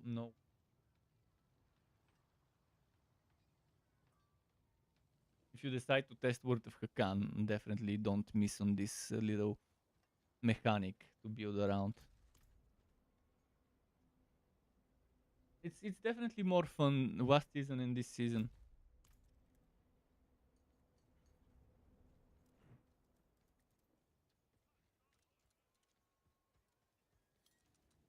Yeah, I know it. Both unique bows are very fun, and the other unique bow that Grimoire drops is also pretty fun to build around. So if you wanna do a ranged build, those unique bows, you have some fun with them. Mm-hmm. And you can also guarantee a crit when leaving stealth if you're going for stealth. So that's a lot of guaranteed crit stuff. A little synergy there.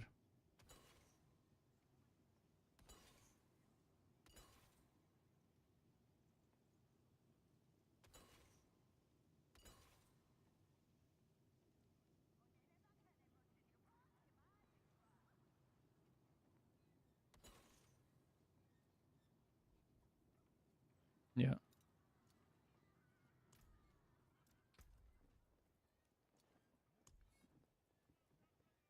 Yeah, there's so many interesting things. What I like this now is they've added something called extra shrines to sigils, nightmare sigils. So if you get lucky to get one vault or a dungeon with with that extra shrines. It's pretty fun. I'll be doing one now. The extra shrines, and it really has a lot of shrines in there.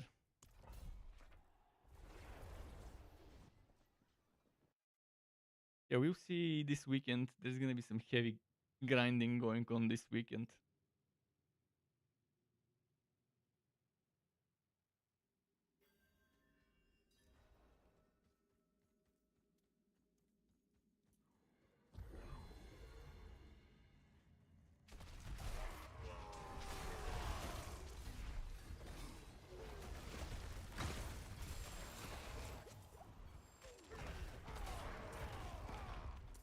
Yeah.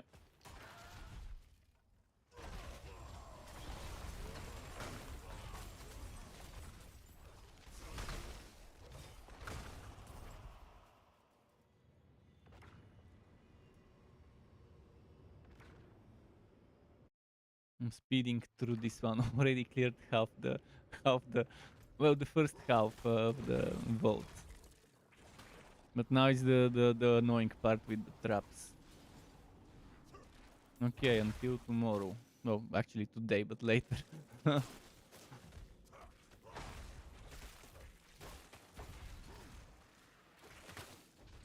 Be great, just me and you now. We'll be grinding some of those. I'm gonna quickly leave that Discord channel.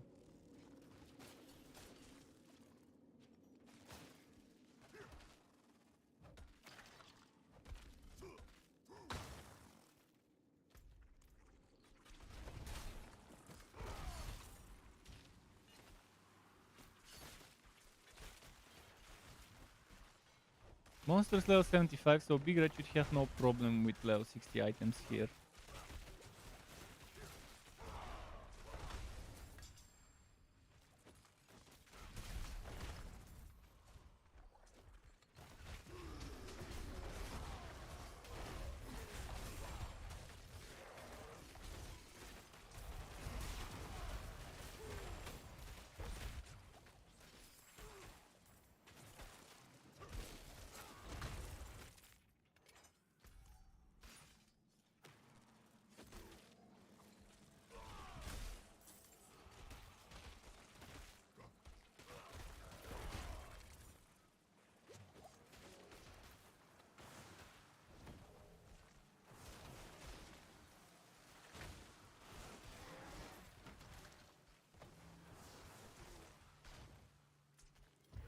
Last wave, nice.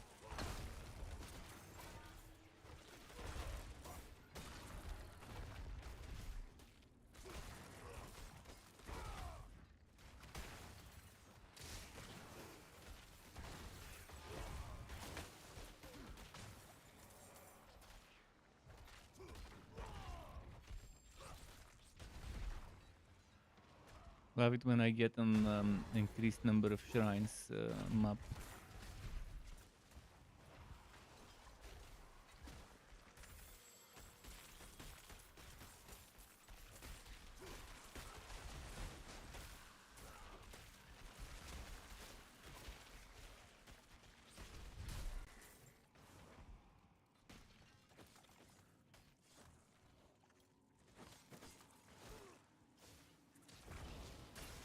Fuck, got trapped here.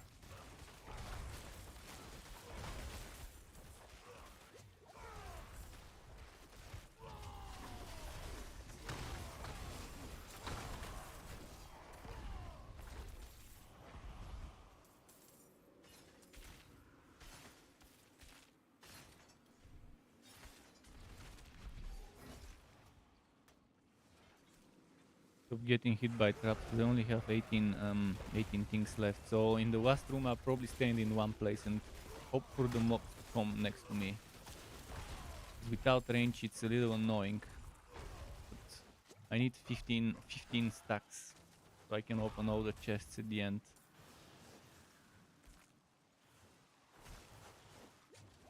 Shit, now I'm at 17.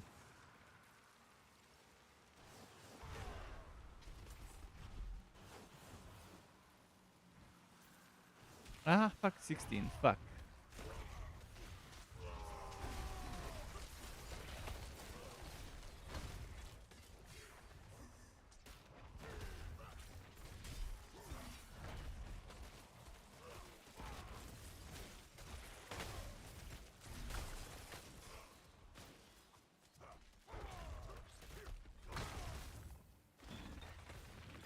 Okay. Stay here and hope that there's no arrows shooting.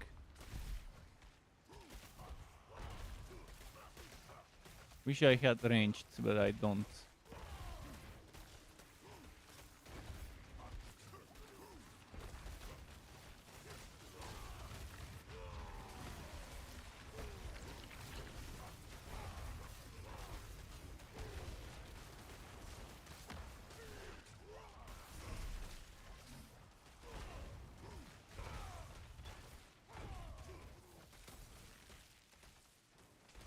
And we unlock the room. Let me open first, I'll kill the enemies later.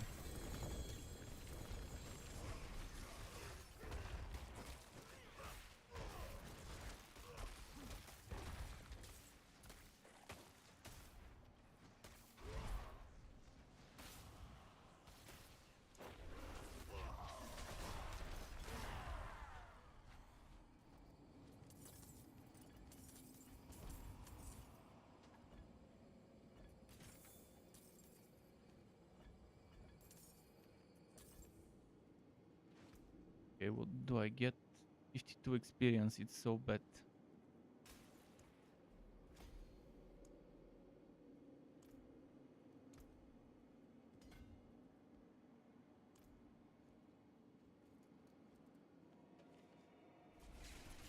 Back to the gate hall.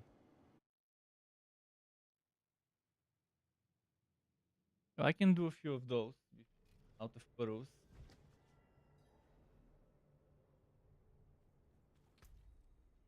How am I doing with the pearls? Maybe 100 left. 105 left.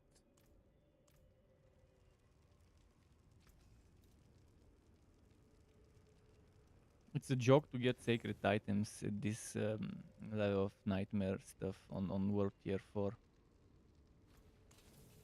It's like a swap in the face to get sacred gear.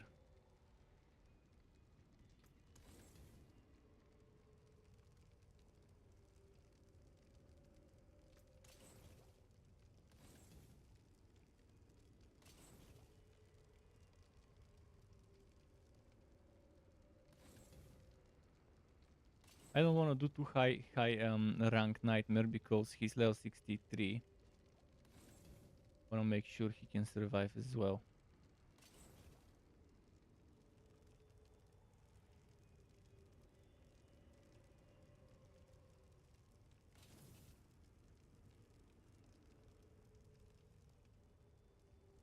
Maximum accelerating, that's not bad.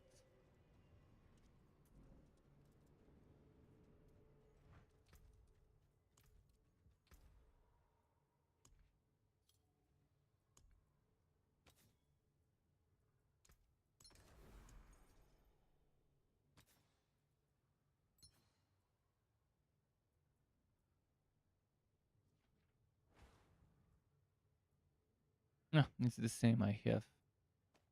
Fine then.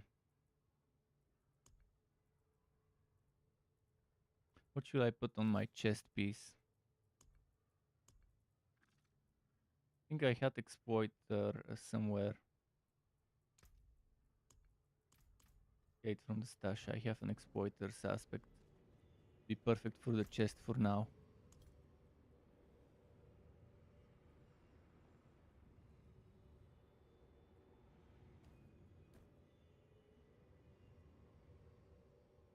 Might. Do I have a might? I have a might 3.5.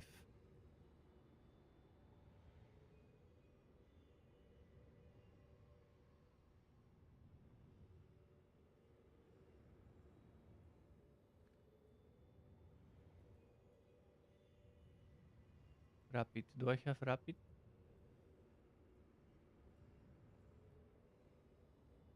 I have exploiter 32 here. If I put rapid there.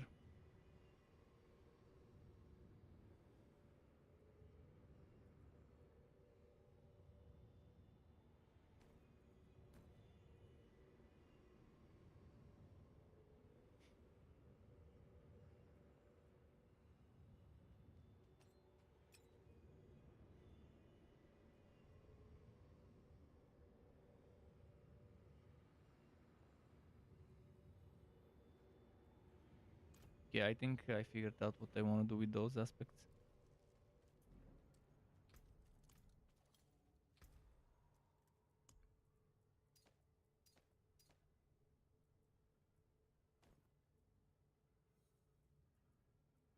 Ah, this one's imprinted. Okay.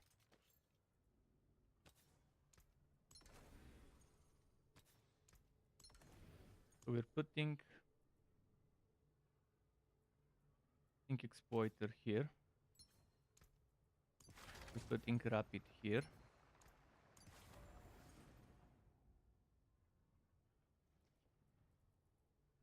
And on the helmet,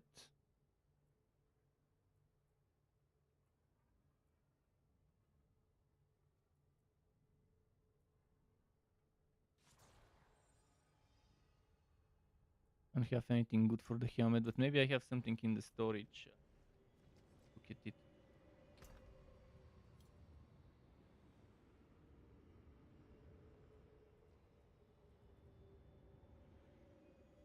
Have a better inner calm to equip.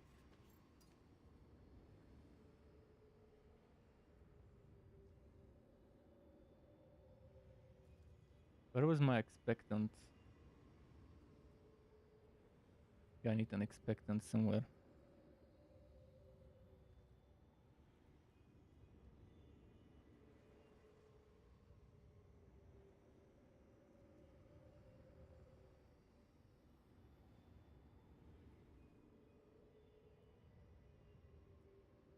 Where was this shit?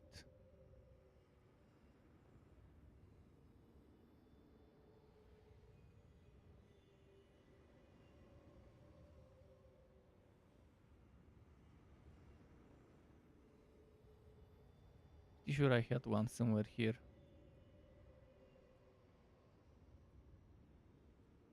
Well, maybe I didn't.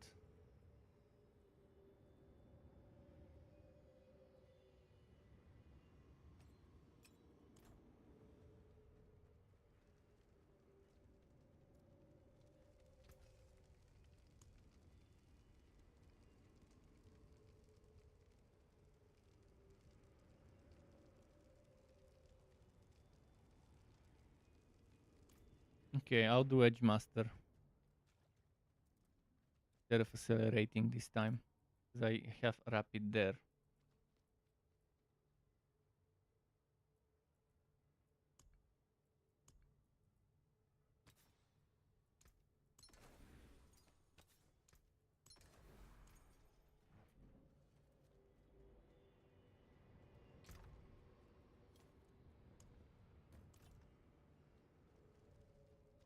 I think this would be a good increase.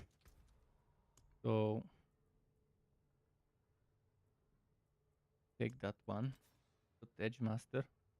So it's shit throat, it's still okay. And inner calm.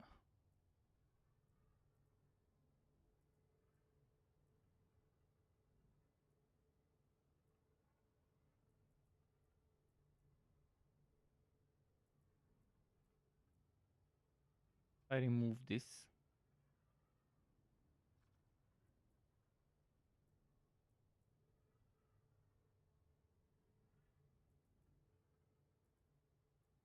I'll wait before inner calm.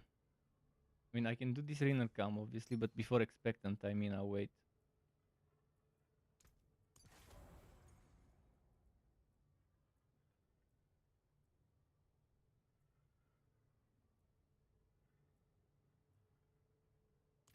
Okay, let's do that.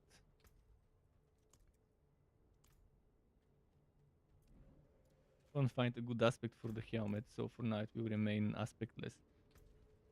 Is there any interesting stuff happening on the overworld?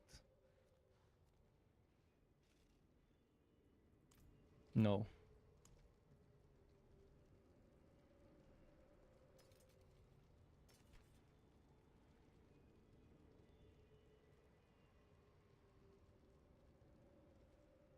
You can do this one.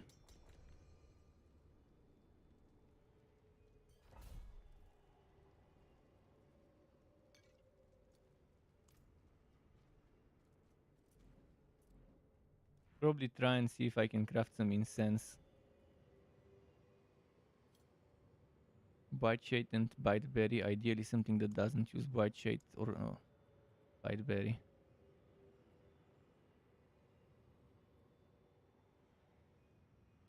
This one.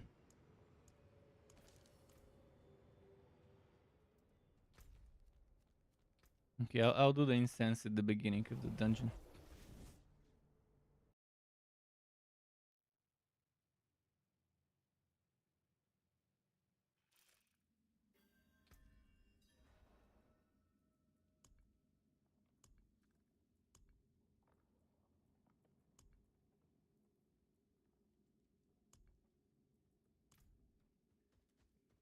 Oh, he died there.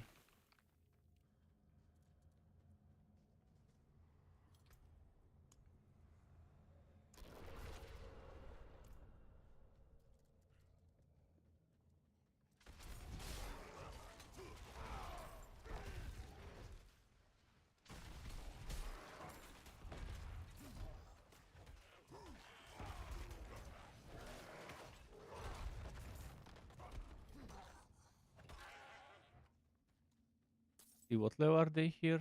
70 something again? 76, only one level higher than the previous one. They jumped you. They could smell the Wobie.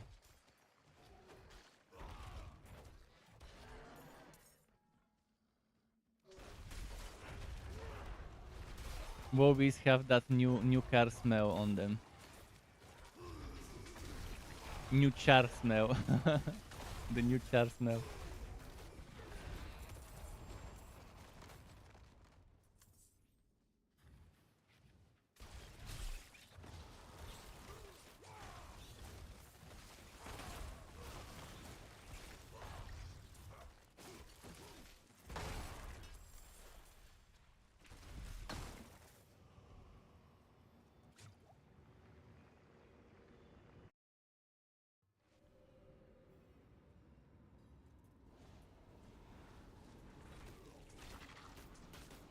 I'm gonna get 27 of those stacks this time.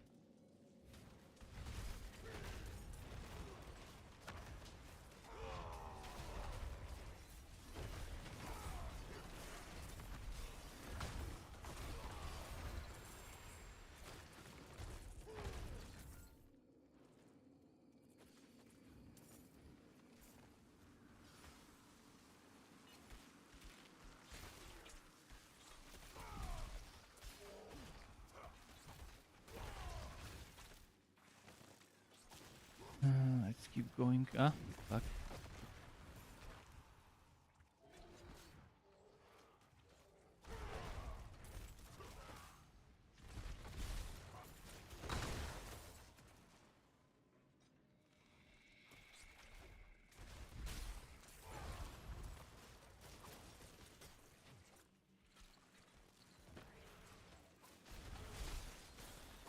Come on, come on.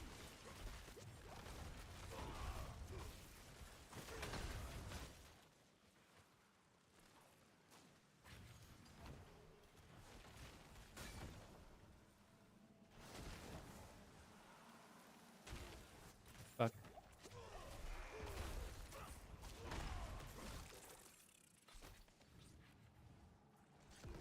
Oh, first chest. Nice.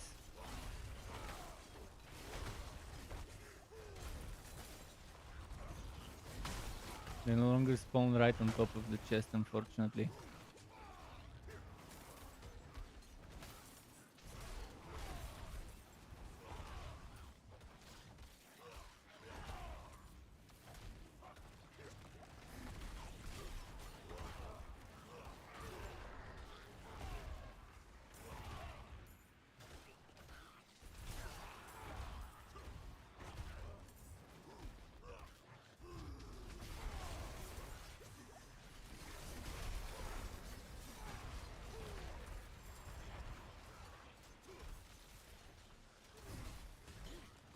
Charge went the opposite direction again.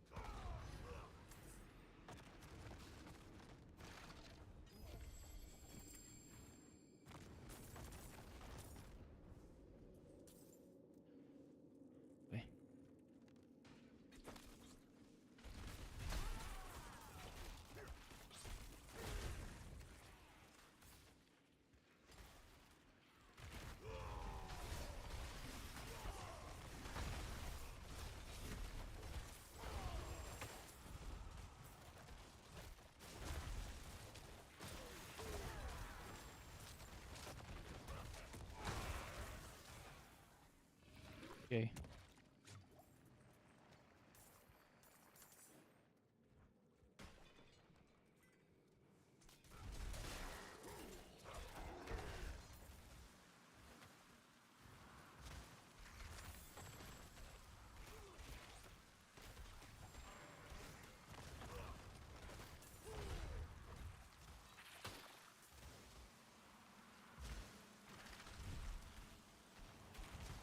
Cool.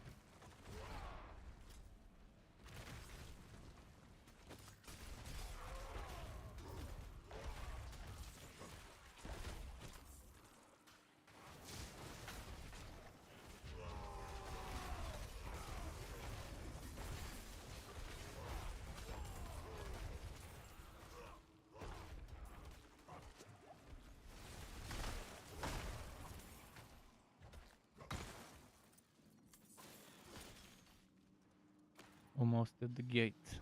Ah, fuck, fuck, fuck, fuck.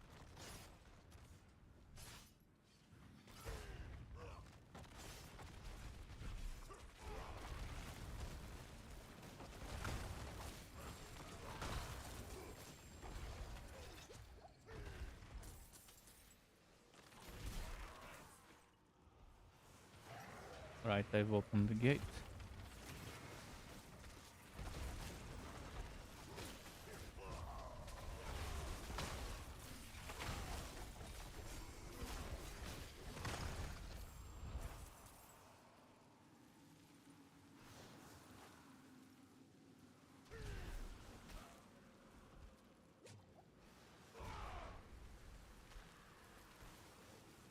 Ah, it doesn't open the door. What the?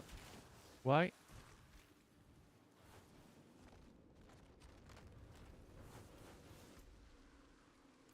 Oh, I see why.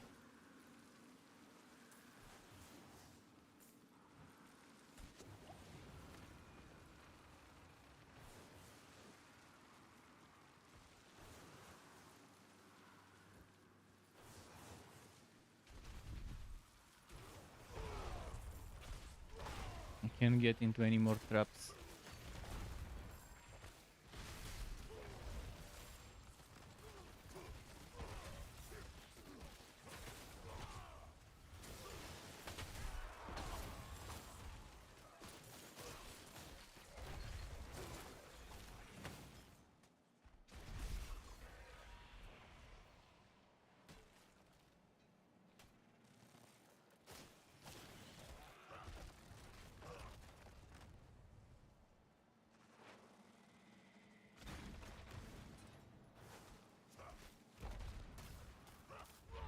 Not bad. Another one where there's no arrows shooting, so I can try and stay here.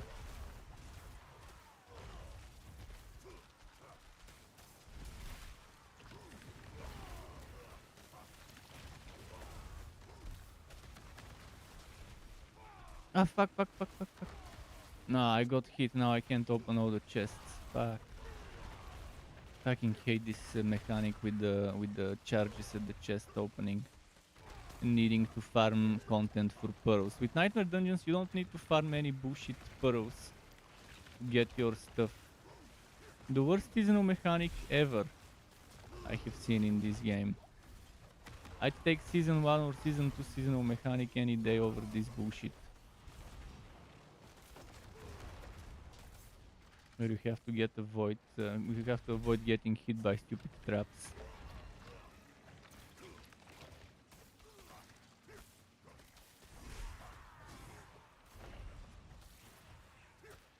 And there's ranged enemies that I can go and open right now.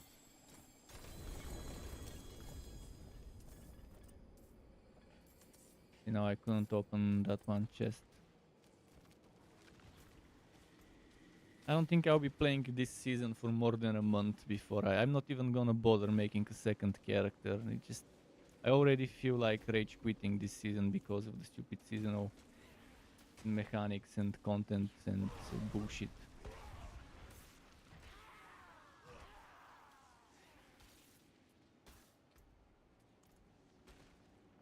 And the disappointingly low experience for my glyphs yet again. Glyphs shouldn't even have fucking levels. They should always be max level when you get them. There shouldn't be such a bullshit thing as leveling glyphs. You should just need to level up your paragon points and put them to where you need when you're level 100.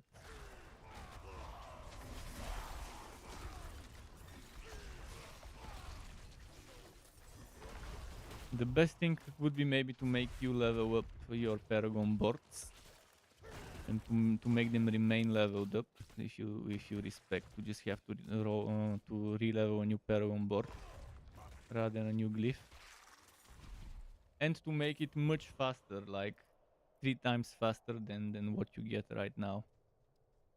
Why did I get put here?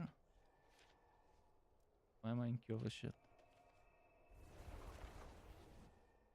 Can put me in space.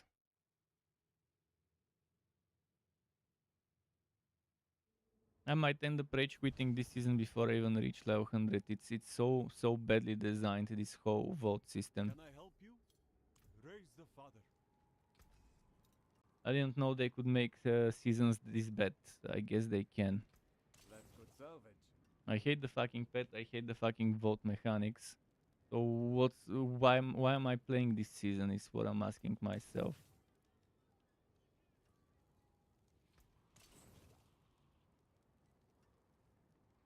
Came apart nicely. Votes would have been fun if it didn't have the stupid mechanic with the pearls, where you need to farm that NPC. And if it didn't have that stuff where you have to play and pay with the pearls to get the stacks, open the chests.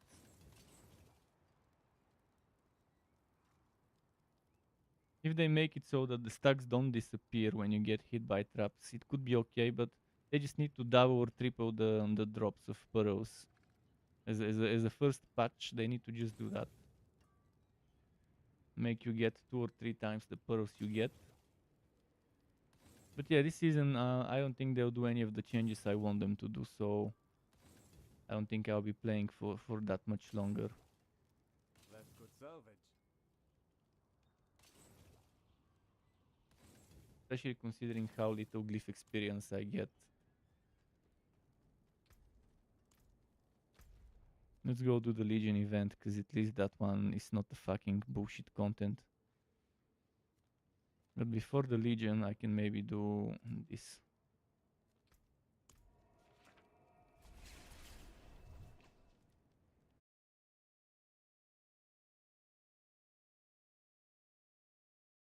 Only we didn't need to do.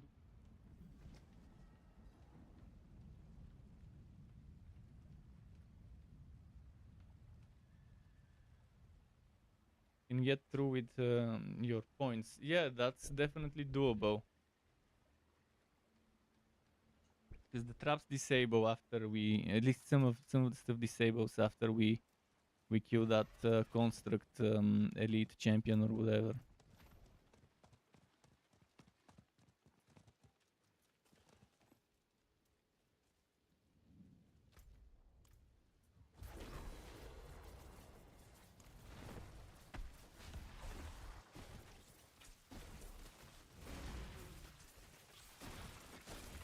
Taking turns is okay, but that's not the biggest problem. I don't feel like my time is rewarded when I get bullshit experience. I can always get more stacks. I can always spend more pearls, but we're not getting enough pearls. First of all, we need double or triple the glyph experience compared to what it is right now. Second of all, we need double and triple the pearls compared to just getting 1 pearl for every kill.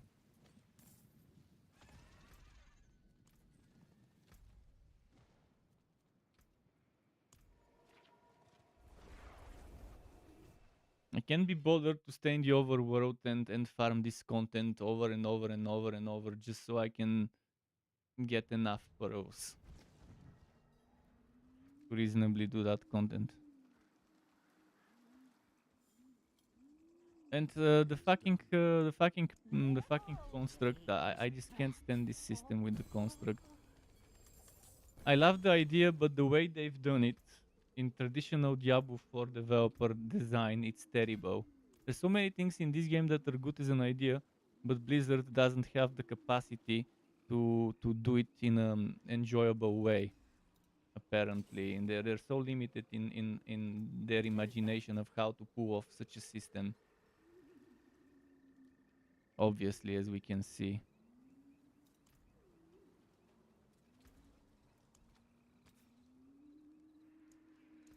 There's so many things that with just few minor changes would be so much better than what Blizzard have made them to be.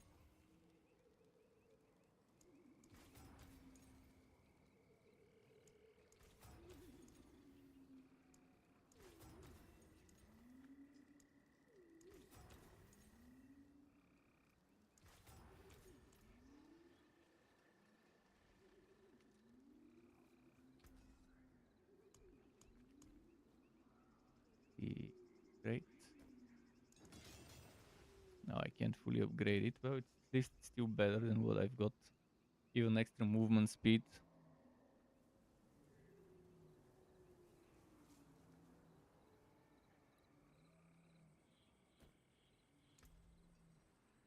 I can remove my lightning stuff. I can remove one lightning, but poison.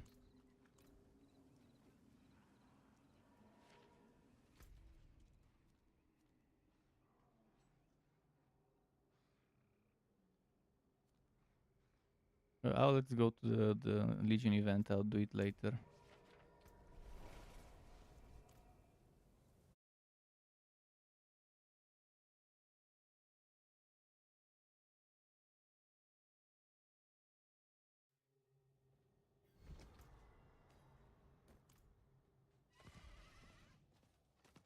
Last season was hands down much better. I felt like my time was being rewarded there. Well, I didn't feel like my time was being rewarded in Nightmare Dungeons, but at least the seasonal content felt like it was rewarding me for my time spent.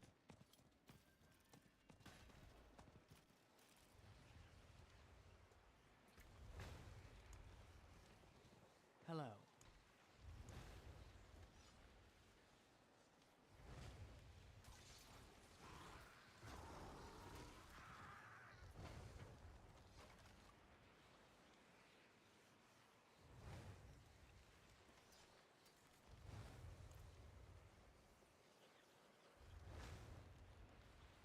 And that's what's most important for me in a game, to respect the time a player is putting into it and to reward it sufficiently. And there's many ways to do that. First of all, experience, so you don't have to grind like an idiot, which at least this thing Blizzard has almost done the way I want it. I still think the experience is not enough. I still think we're leveling too slow in this game. But it's miles better than what it was on launch, and I think the itemization drops are good. In terms of drops, I think we're getting rewarded with uniques from bosses and stuff. So another thing that they've done well and that respects your time. But yeah, when it comes to glyph experience, it fucking sucks. When it comes to this new seasonal content, it fucking sucks even more.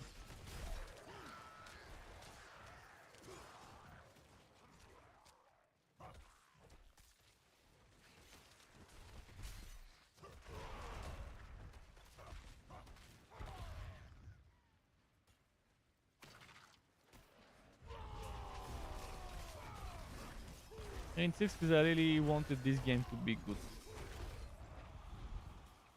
I really wanted it to be good, but it just looks like Blizzard has a different vision than my vision of what the game needs to be like. So who knows, maybe next season I won't even bother updating and might just uninstall the game in a few days. Which is worse because then I won't have any game to play, and I probably even won't bother using my computer for gaming. Come on. which means no streaming. If I find something else that's worth playing, obviously I'll be streaming it.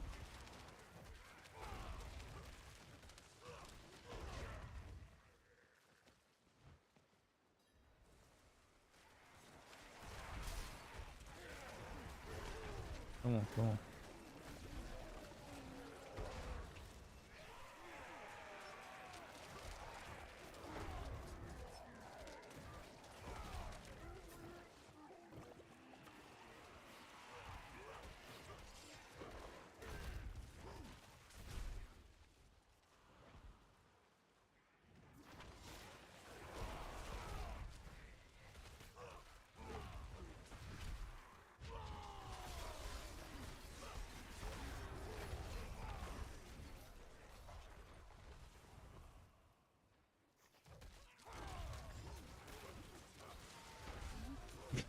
Maybe I can at least complete my seasonal tier to get the tier 90 stuff before I stop playing.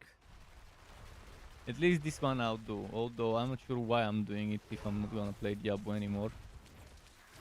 Why do I bother with earning a bunch of cosmetic stuff?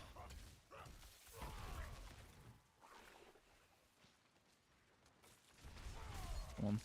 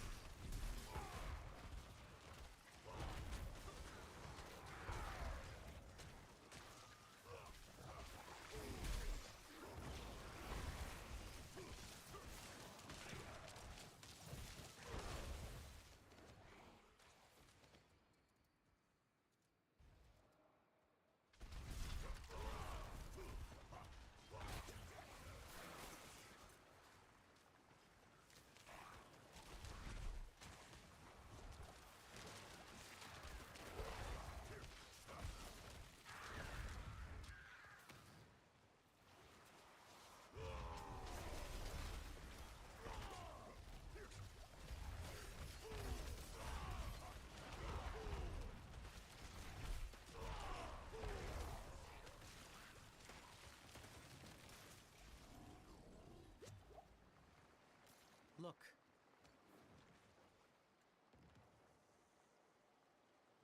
One of the few good content in this game is the Legion mechanic and stuff. They were good from launch day. They were a good content that I like doing.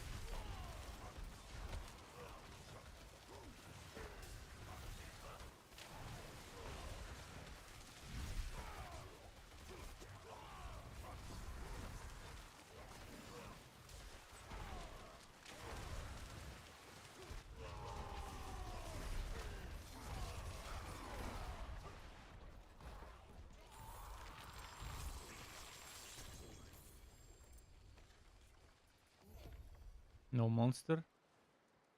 No Vershan monster spawned. Okay, world boss in 54 minutes. farewell.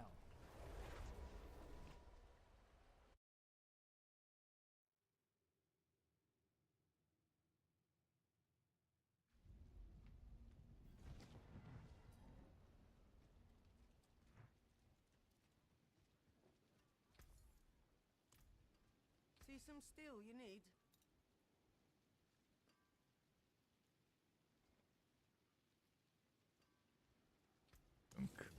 Why am I getting sacred items? On world tier 4 at level 80, why am I getting stupid sacred items? seriously should be forbidden to happen in a game like this.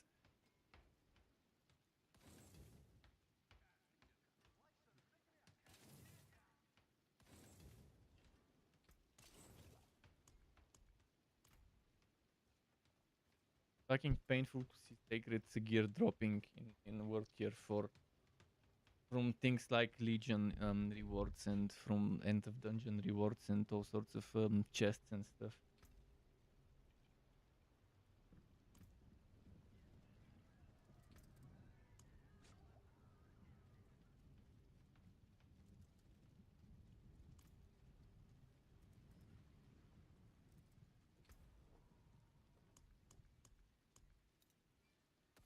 Oh, yeah, I definitely don't see myself leveling my glyphs this season. Playing for long enough to get all the glyphs leveled up before I get bored.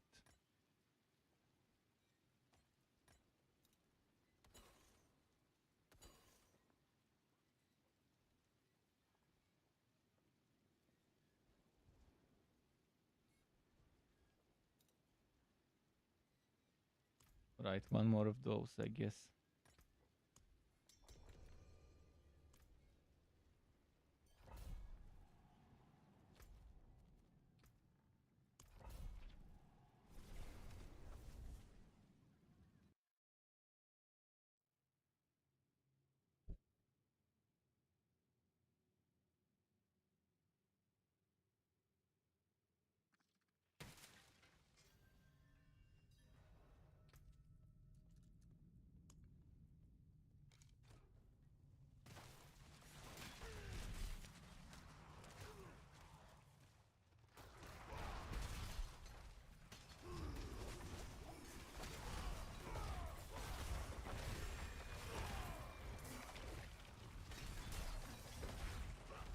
Okay, cool.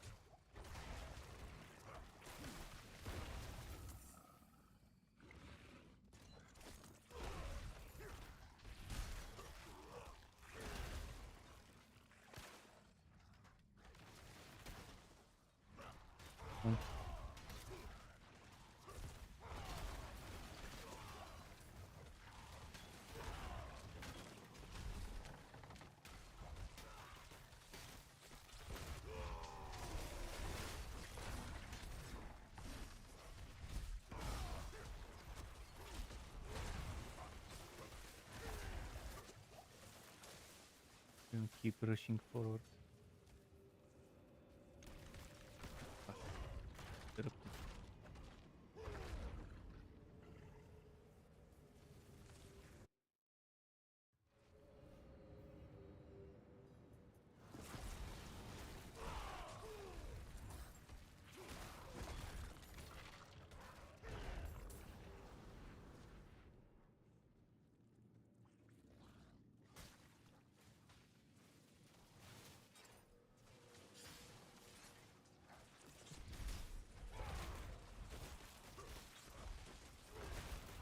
This one has a nasty design. The rooms.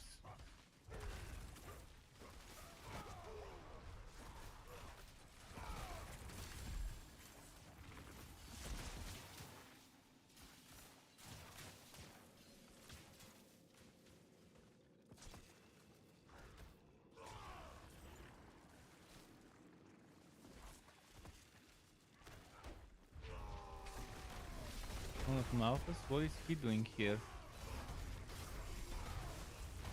Is he like the new butcher? And charge went in the wrong direction again.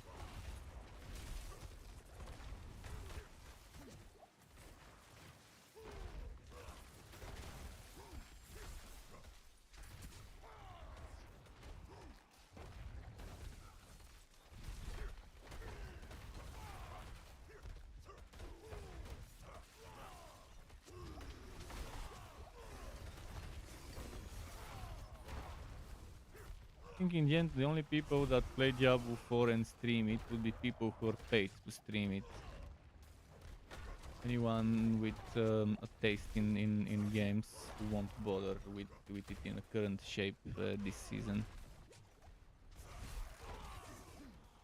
To waste their time on it.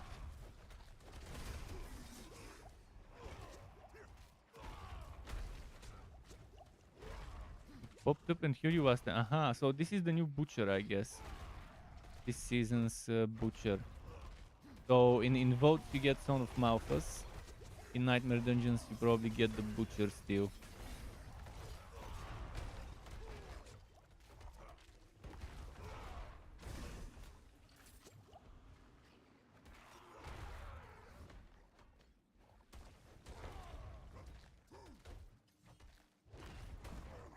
I wonder if he's always poison enchanted, like not poison enchanted, but this poison damage, or maybe it depends.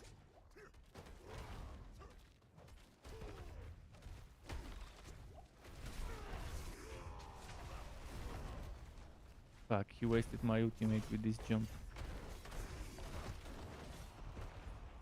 Of course, I'll activate my ultimate and then he'll do the jump. I'm gonna run out of potions. I only have 2 potions left. 1 now.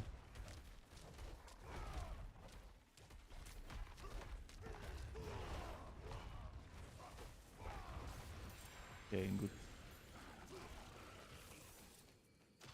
Disappointing drop though.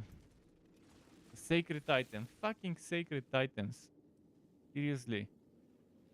This shit.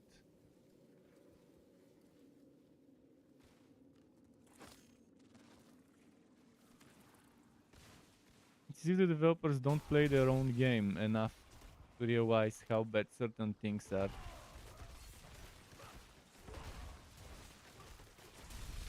Who knows, maybe they only play with fully geared up and decked out characters. And they don't care what drops when they play those characters. They don't pay attention and just keep every single drop and just kill mobs.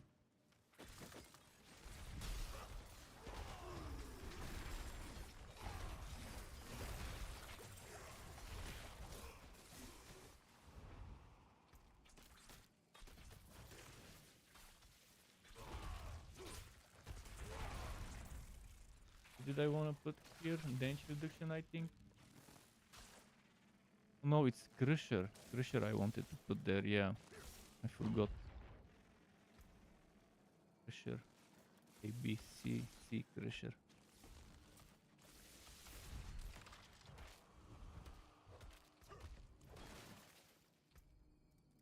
I need to get 40 strength. Can I get 40 strength?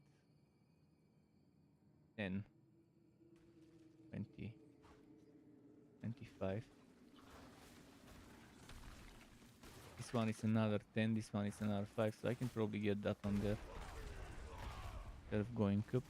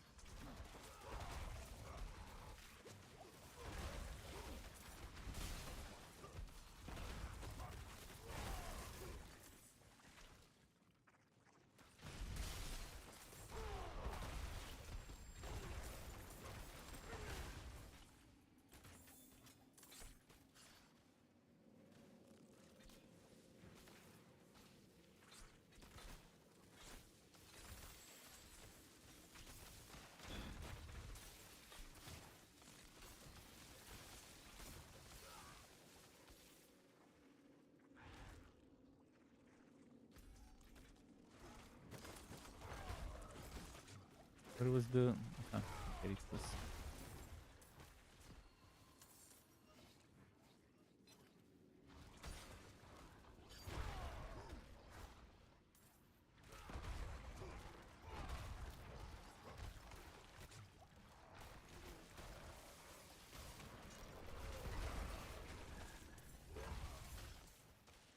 Okay. Okay, nice.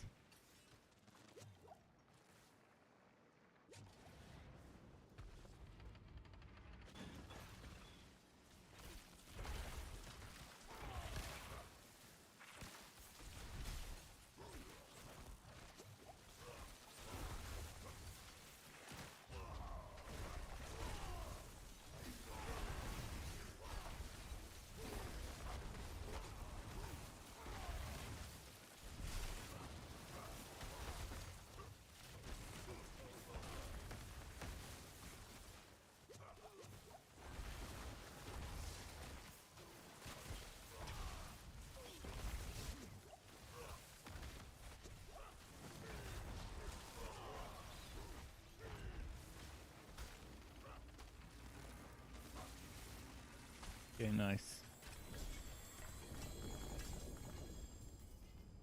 And again, 2 fucking sacred items from the completion reward. Fucking bullshit, man.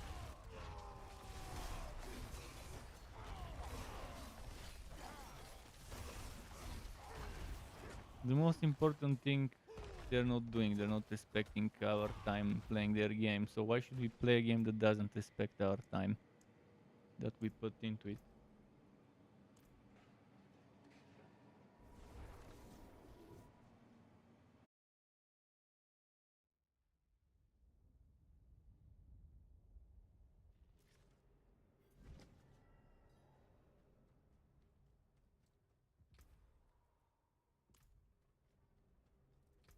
Is there anything worth salvaging? Crafting, I mean.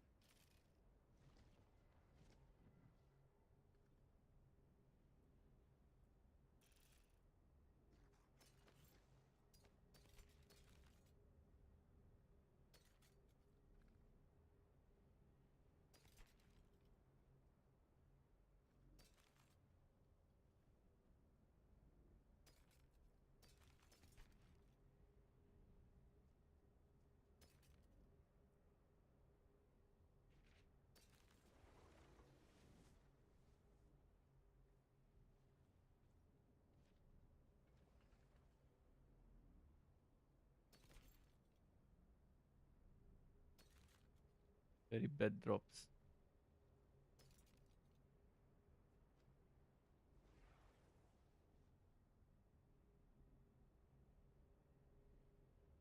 This is 30 item power on extra. I'm definitely liking this one, but the stats on it are so bad. Not gonna be worth it.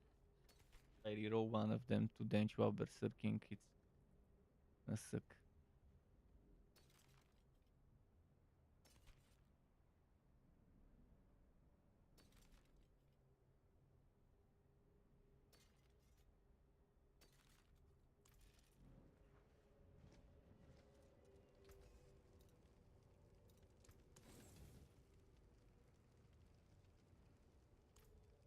If I can get something good out of this amulet. Actually, I can't. I don't have Forgotten Souls, so... Legion in 4 minutes. We might as well just do the Legion event now.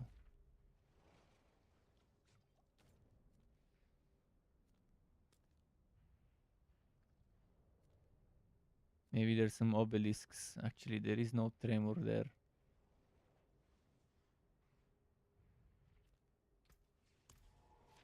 Be nice if there were some obelisks on the way I can do.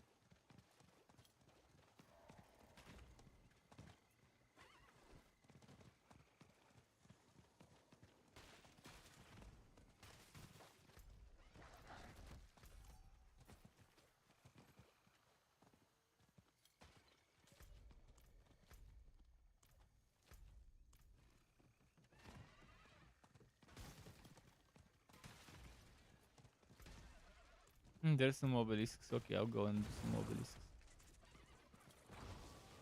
One of them is here even.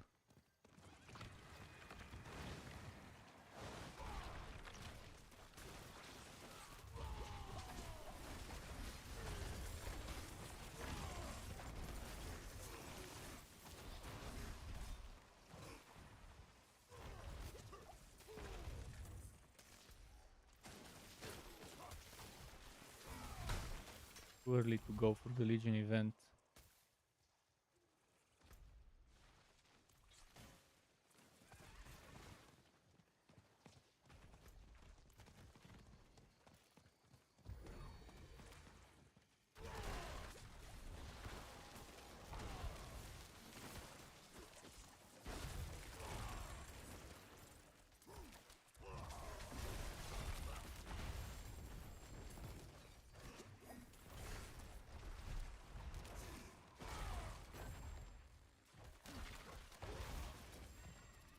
Maybe now I should go. What is this?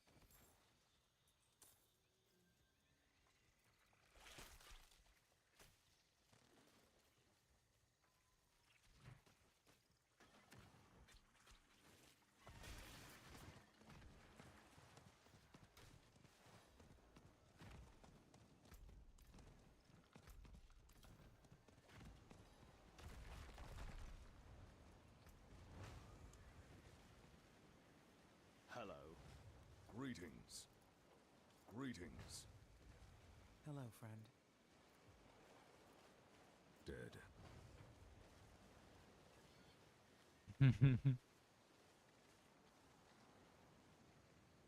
We have a big bear here. Let's inspect the big bear. Shockwave on the right spot. Paint and Greaves. What the fuck? Why? In horror, obviously. Umbro. Oh yeah, he's doing one of those builds. Umbro shit. They're good for mobbing, terrible for bosses to do Umbro.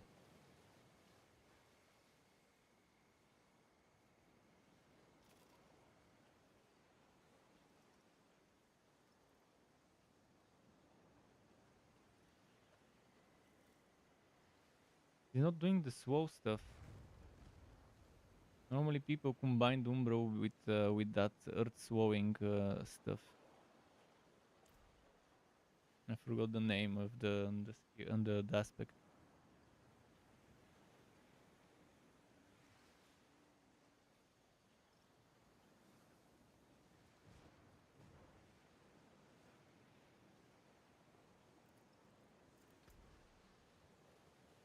That's Soul Lightning. Ice Shards. Okay. From the Tower Russia. Blizzard Ice Shards. Fun build. Oh, he's even using Ice Armor. So he probably is using the Ice Armor spikes. Oh no, he isn't.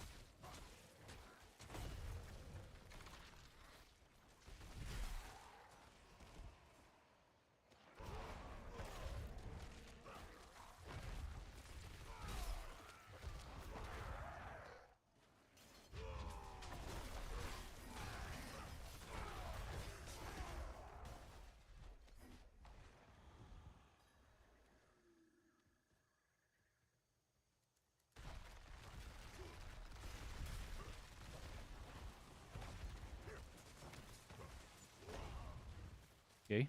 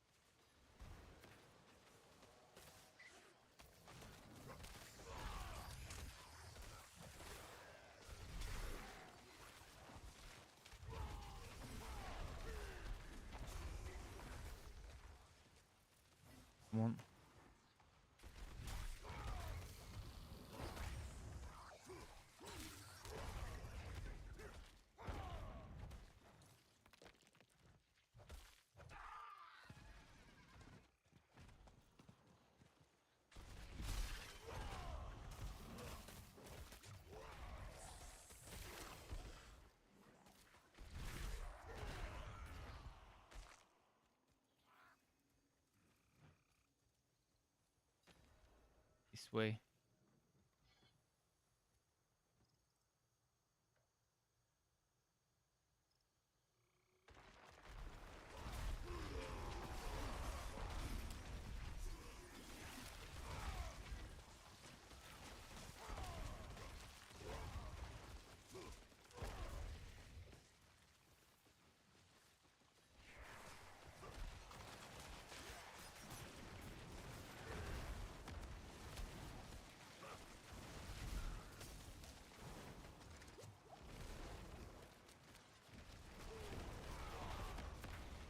Okay.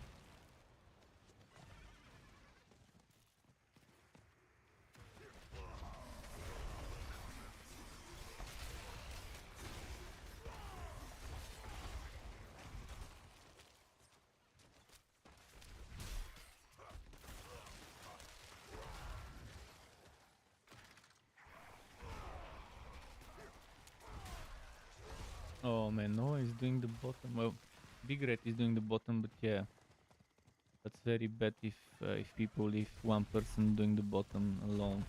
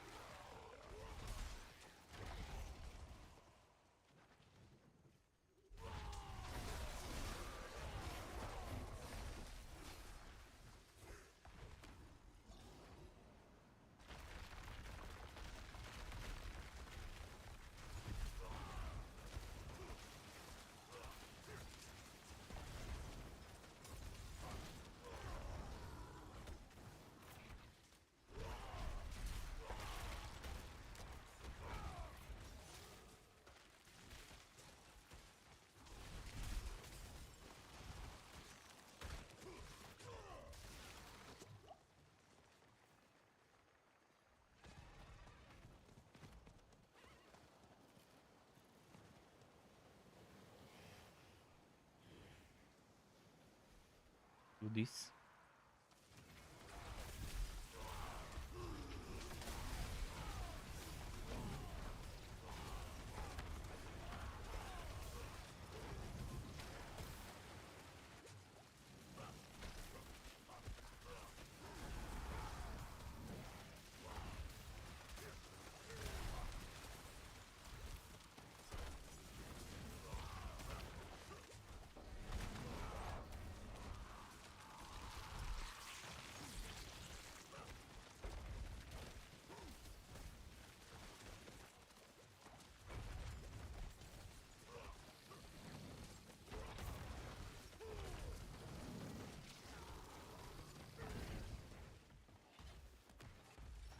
Over Shan monster again.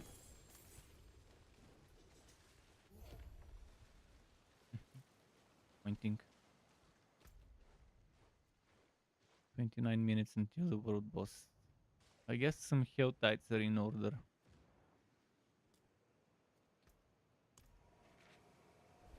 It's probably 29 minutes until the HoTite is over as well, so might as well get some Forgotten Souls.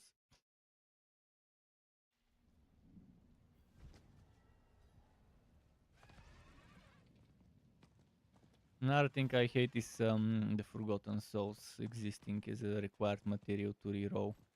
Would be nice if it just required all the other materials without the Forgotten Souls.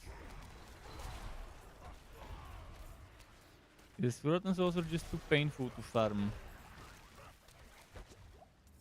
If they made it so that every champion and boss you kill can give you Forgotten Souls. Like, not the basic elites, but at least the bigger ones, the mini bosses and stuff, that would have been nice. You don't need to go specifically to HoTites for this shit.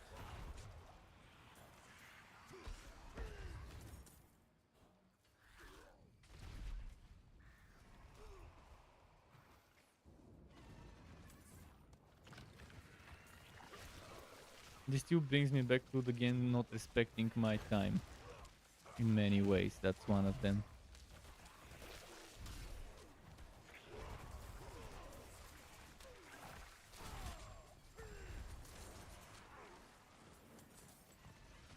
And it's probably gonna get even worse when they rework the enchantment, the rerolling system next season.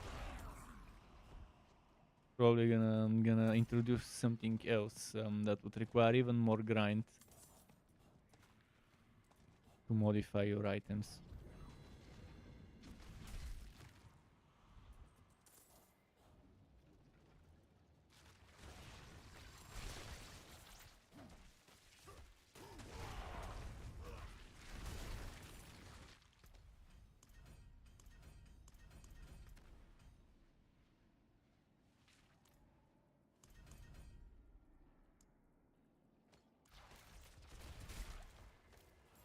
Oh, there's an event with spiders, nice.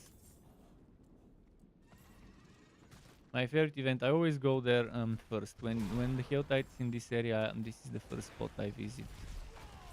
Spider event location.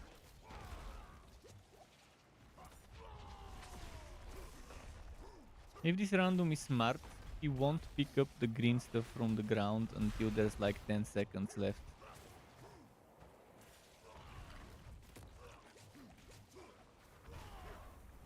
Clearly he isn't using his brain much. If it's already 30 out of 30 with 30 seconds left, so that means less monster spawns before the event is over, which means less cinders.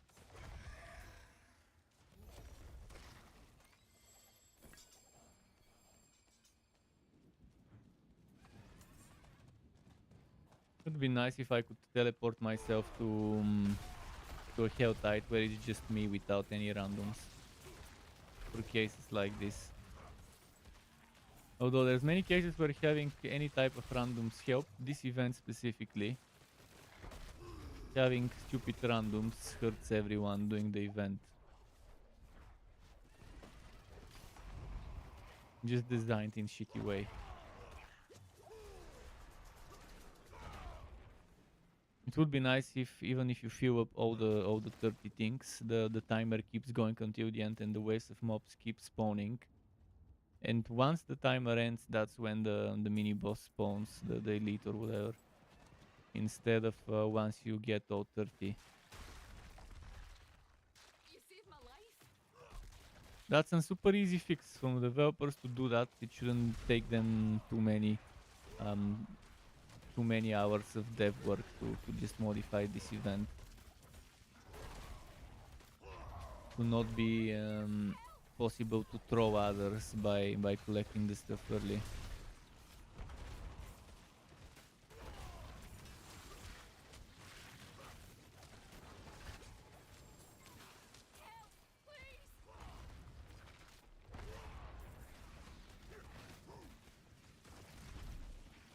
Yeah, I'm already at 160 cinders. Definitely the best spot in this map is this area here with the spiders. And if you get lucky to get back-to-back events like we just did, that's like 200 cinders in no time.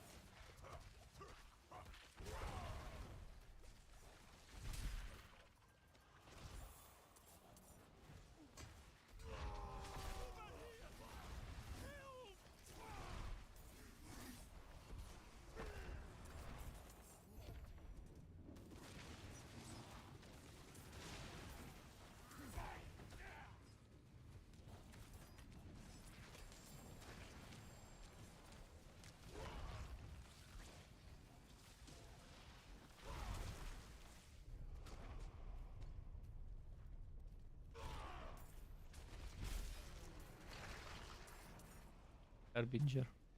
Where? Here. Can we get another one? Another one, I think. Maybe that was just his illusion looking like another one on the minimap. But there it is, second one.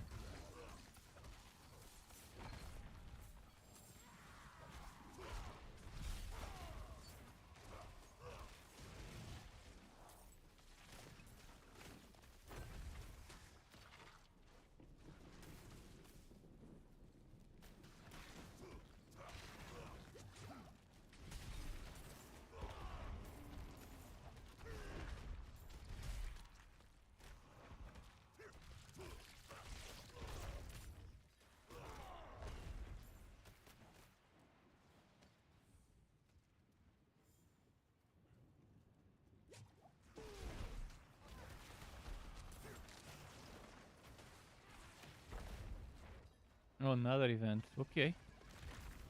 Oh, that one has been ongoing for a while, I didn't realize.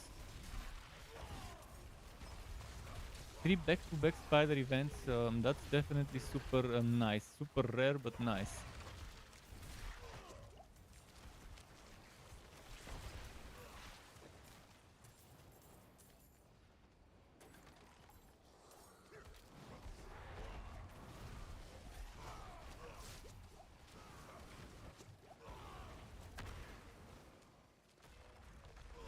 Man, I really missed Metamorphosis from last season.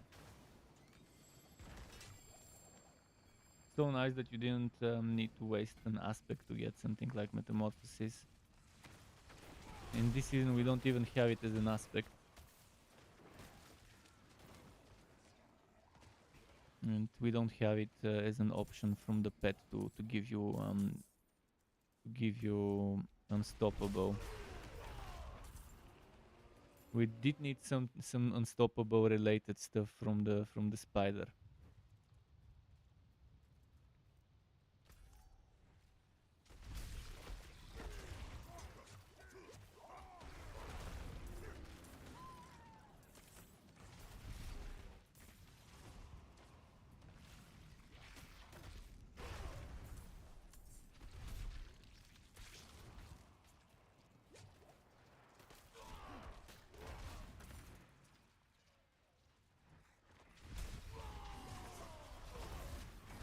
Come on. 77 tier battle pass. I'll get it to 90 in a few days for sure.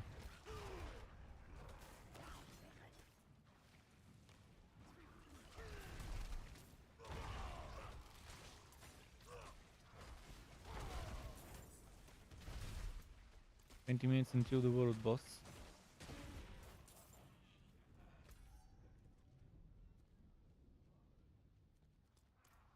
Get living steel. I guess this isn't spawning another event here anytime soon. Maybe it's time to rush for the living steel chest.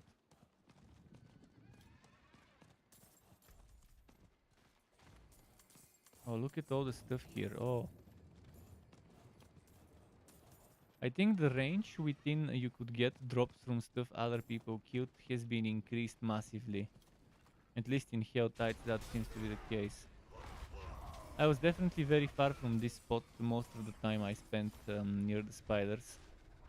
But there were so many drops here that I can take from somebody else's skills.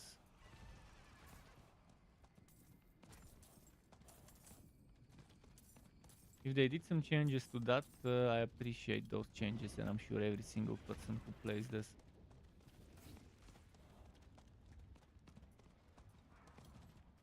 Hopefully it's intended and not a bug that will get fixed.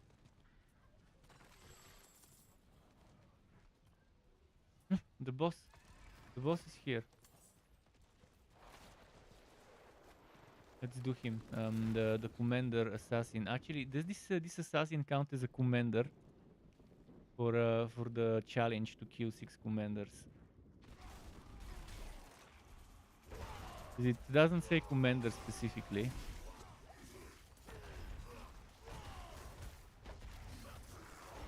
Oh, and I don't have metamorphosis, so this boss would be super annoying without it. Fuck.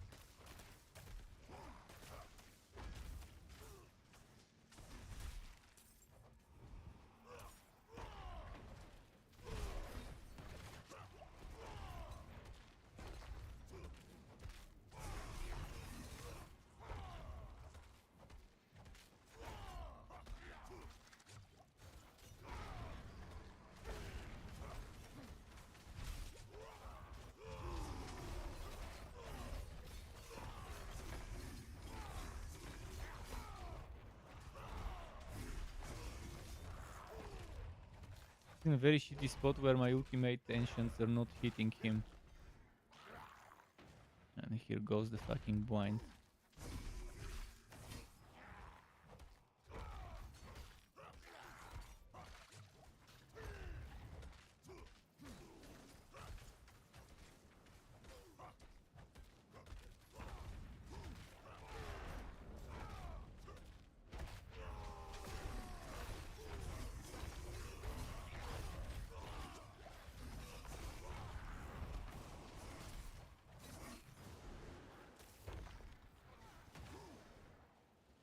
Fucking blind.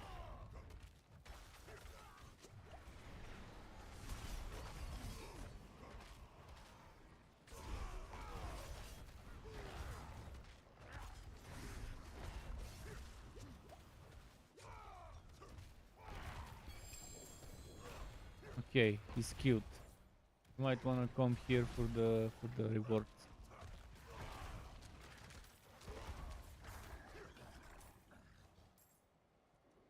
Go open that chest now.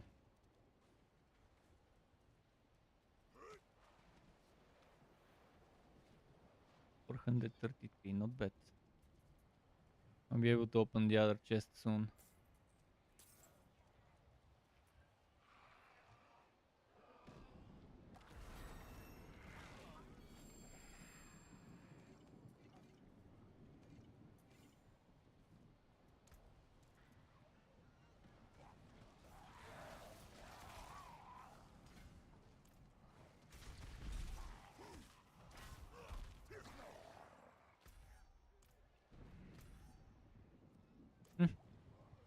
One of those here, one of the harbingers.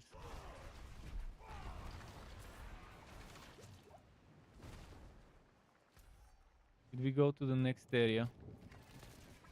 So we're close to the next chest.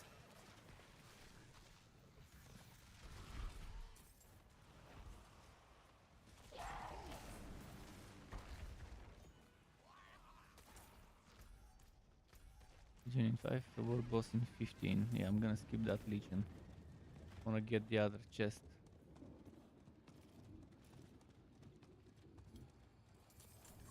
I think this event sucks, so I'm not gonna do that event. One of those annoying ones that is not rewarding enough for the time it takes to finish.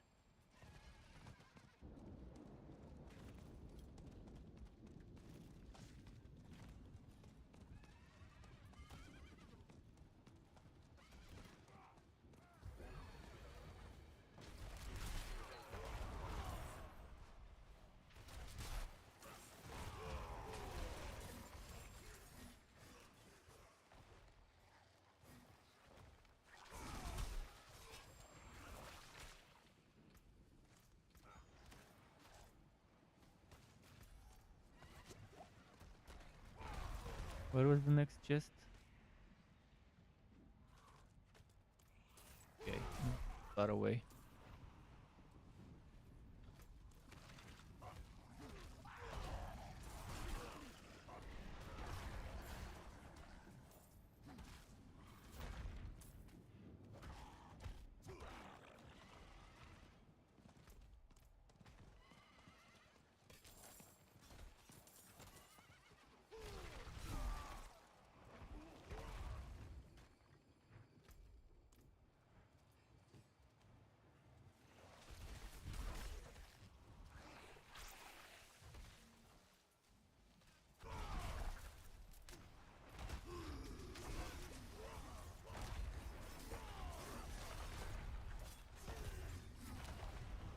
Okay, nice.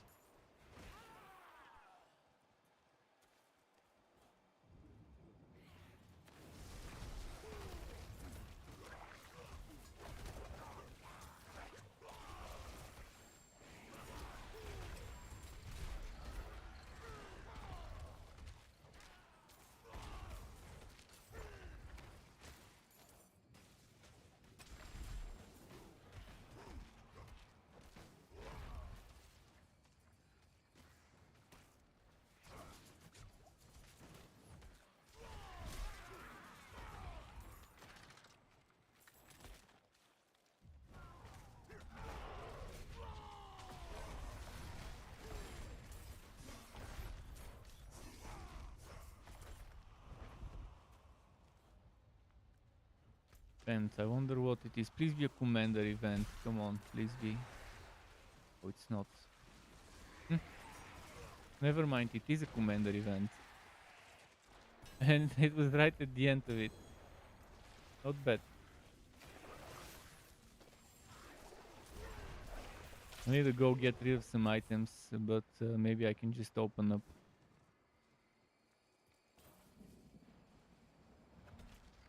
Open up that one chest.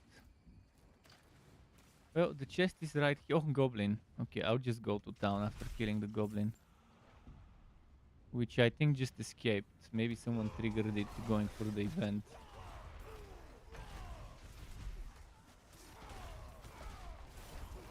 Okay, I gotta go sell and stuff.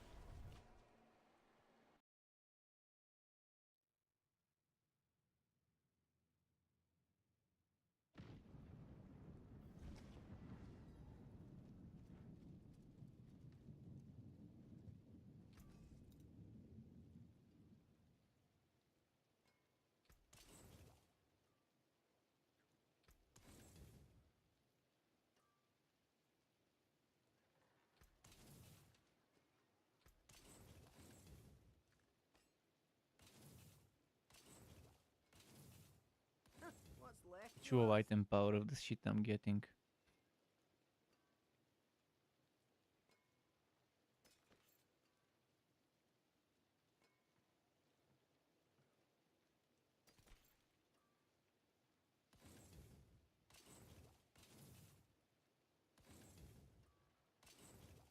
What's still got some good in it?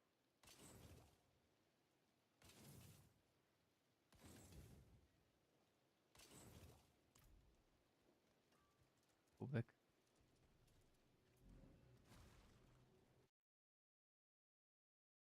I'll be able to open up not just the living steel chest, but also a small chest or two.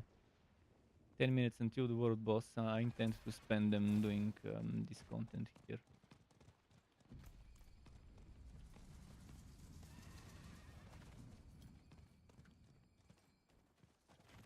I'll open this one here now.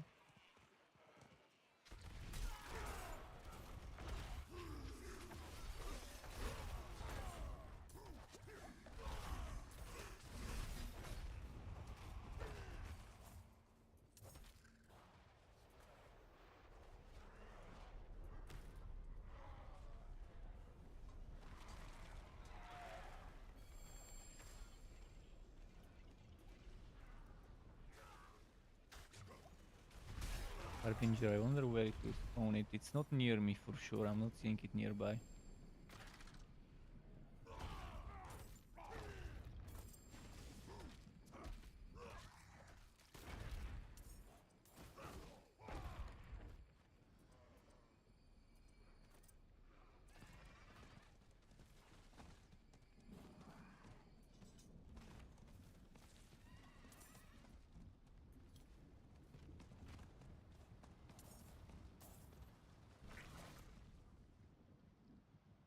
So open the mysteries chest next.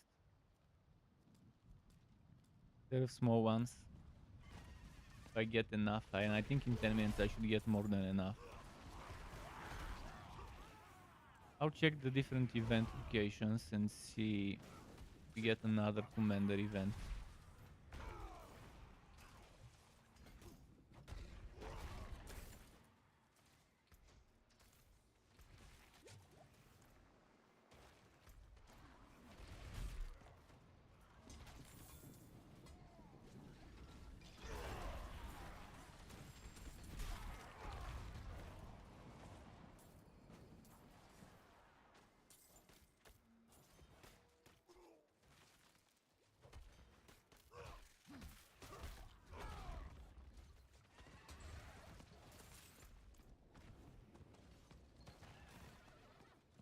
There it is, an event here. Oh, it's the one with the urn, I think. No, never mind, it's the waves of enemies. Not a fan of doing this event here when I'm melee. I'd rather do it on a ranged one, because there's too many ranged enemies to have to target.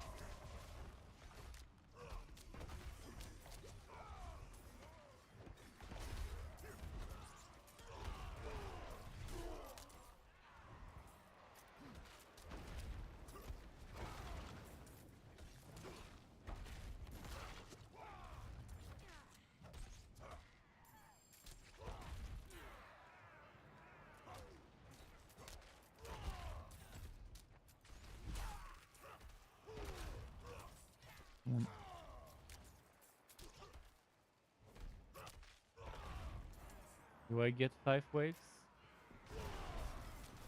I think this is wave number 5.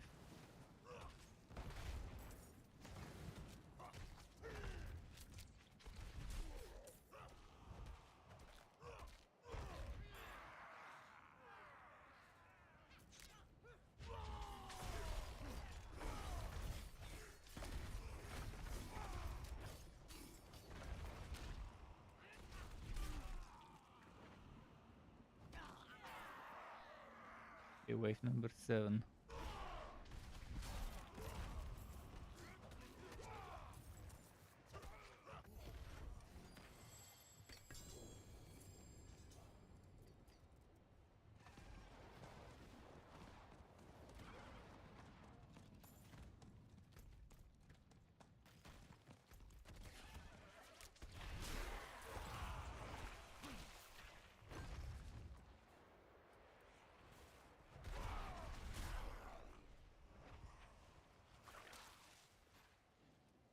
Is someone there?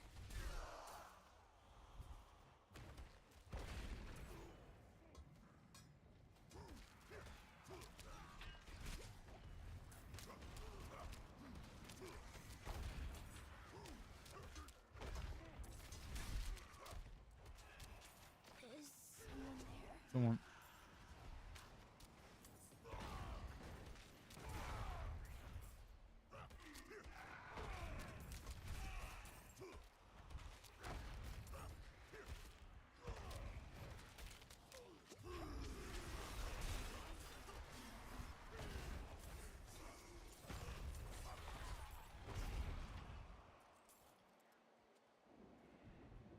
So dark Hmm. and cold. There were enemies spawning even though I hadn't started the event, which was very strange. Supposed to walk me home. Normally those enemies start spawning after you start the event, but I guess that they were not event enemies, just random spawns.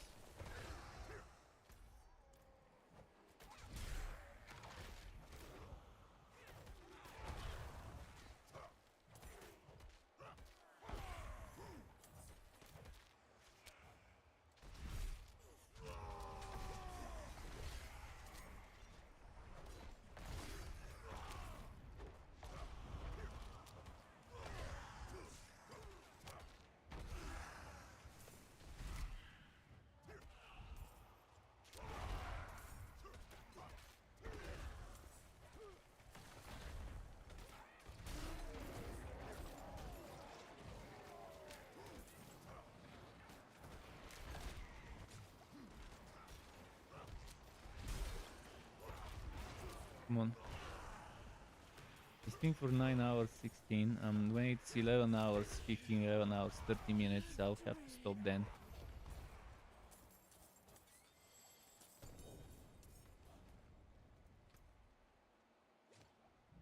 Engorger's gauntlets, the new basic attack skill gauntlets. Item power 806, unfortunately pretty shitty. What's on the row? The row is 150%. Could go up to 200, so not the best, but still nice.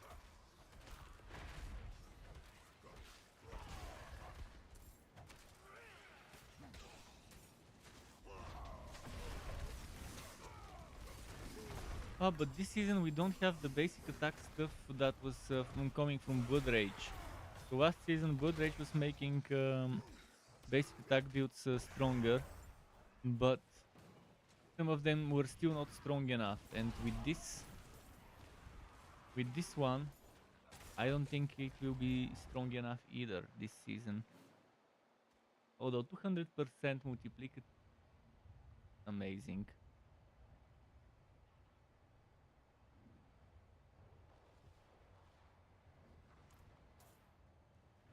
I have to end up testing this. Battle Trance Frenzy and this in building around this would be interesting to see if it's better than last season.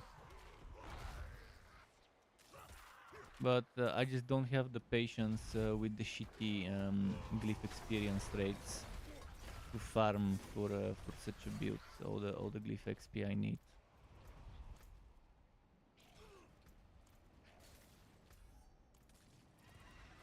217. Oh, world boss in a minute and something. Okay, I might have to come after the world boss to finish this mystery chest. Where is the world boss? Over there. Okay, I need to kill whatever's hitting me and go teleport.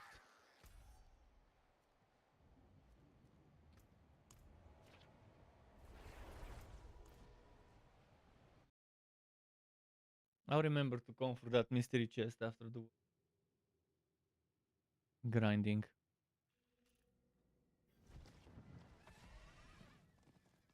At least the HoTA doesn't end when the boss spawns. So I can always return. There's gonna be like 15 minutes or so.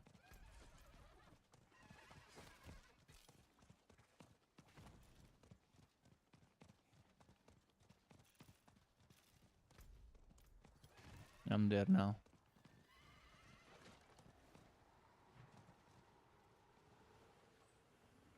Greetings.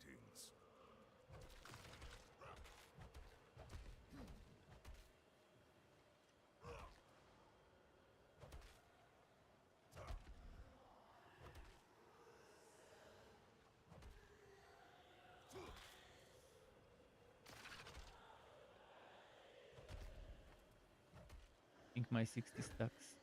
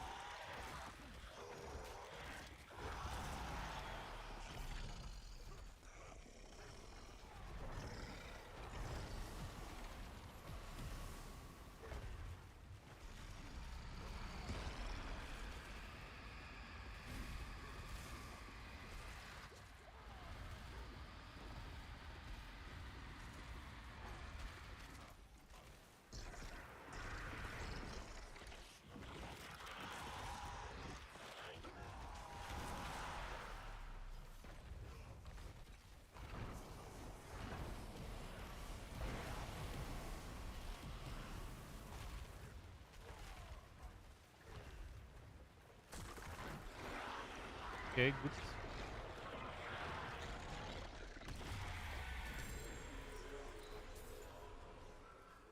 I got exquisite blood, so I guess Ward Zir maybe still exists. Well done. Yeah, Hello? definitely exists still.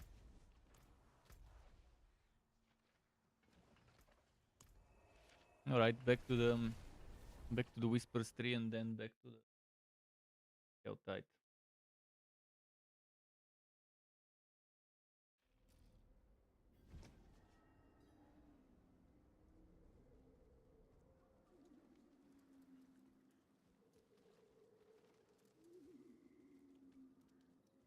It is done. Always back for.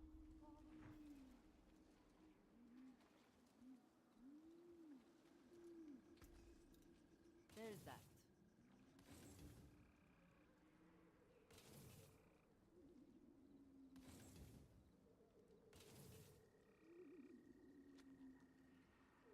I can break that down. Hmm. You can still use these.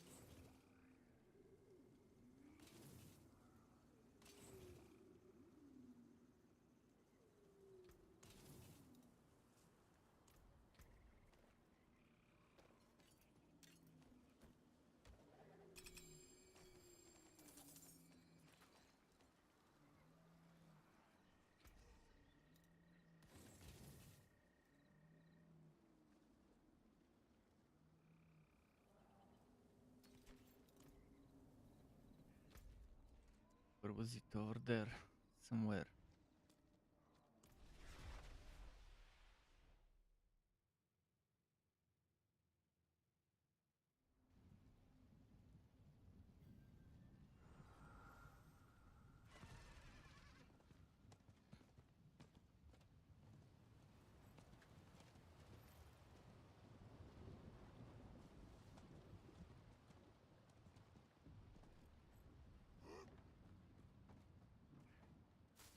shrine have we got here? Oh, blast wave, nice.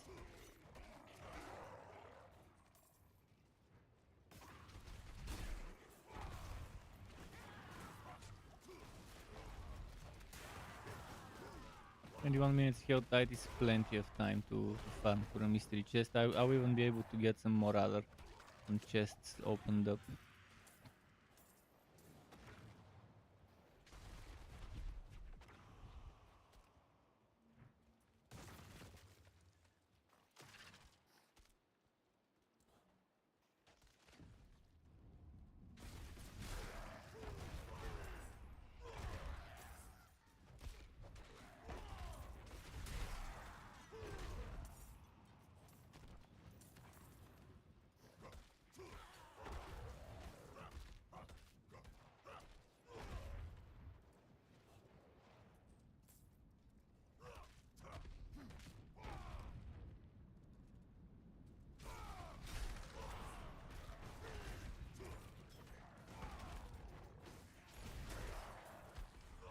Okay, nice.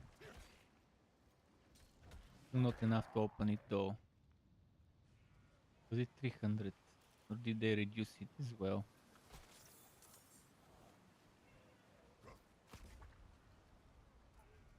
Oh, this one's 250, never mind. Yeah, that one's 250.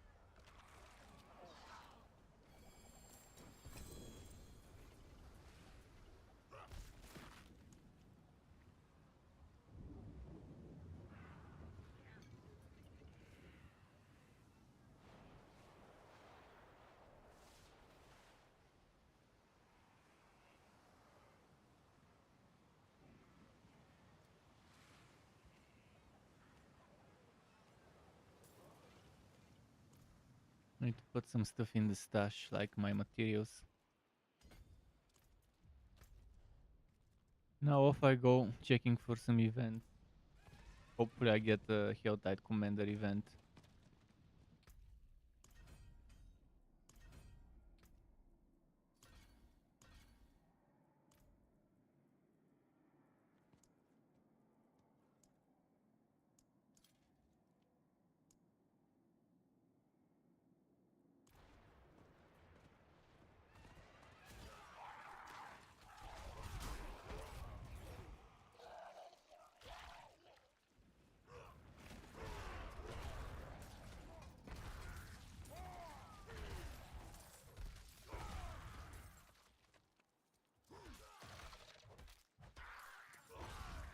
Maybe I'll check something on the battle pass.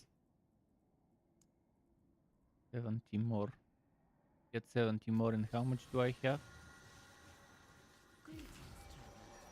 Behold the marvelous tales I have to offer. I've got 7. Okay, so it doesn't give you enough for the next battle pass to complete this one.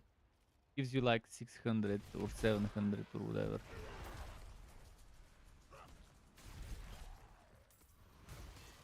Kinda terrible.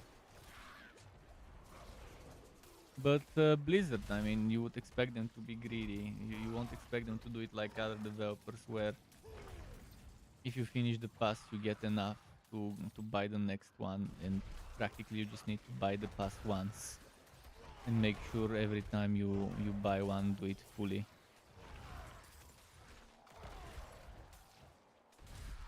And then you would never need to buy another one, as long as you do that. But no, that's not how Blizzard felt would be worth it for a game that cost 70 bucks.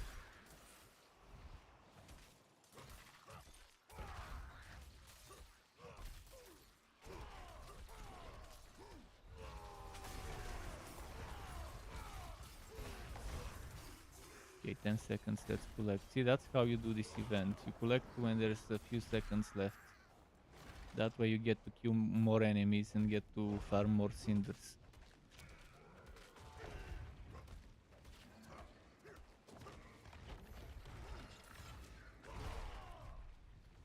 Another charge book.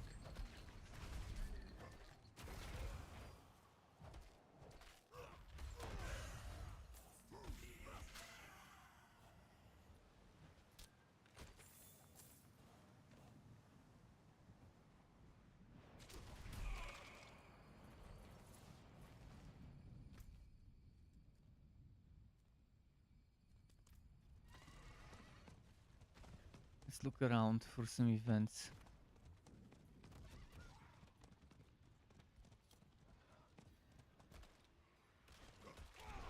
That same one again.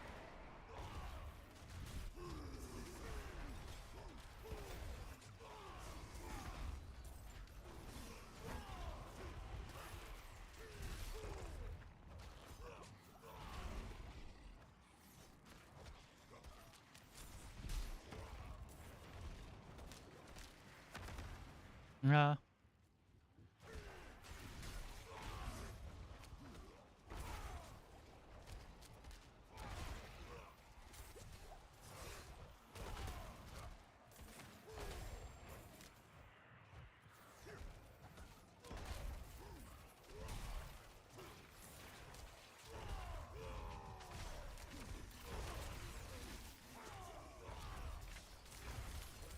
Okay, I can collect now.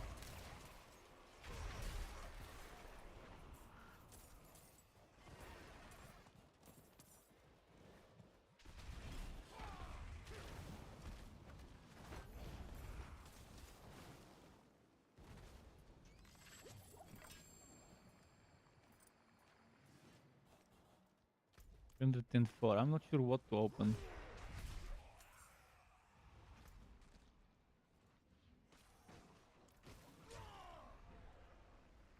Which one was this? Helms. Yeah, I could use helms.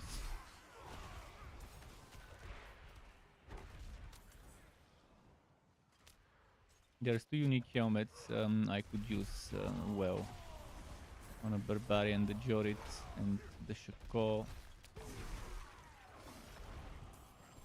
Even on Darius Visage would be nice.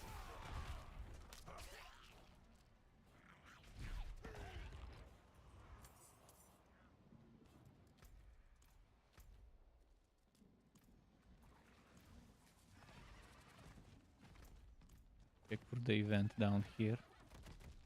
It started.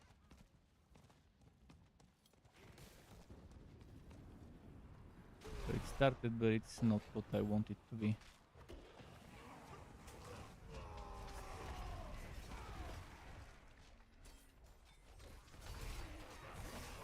This one I can also prolong and get more enemies. For more cinders, but I decided to just rush this event. Close full game.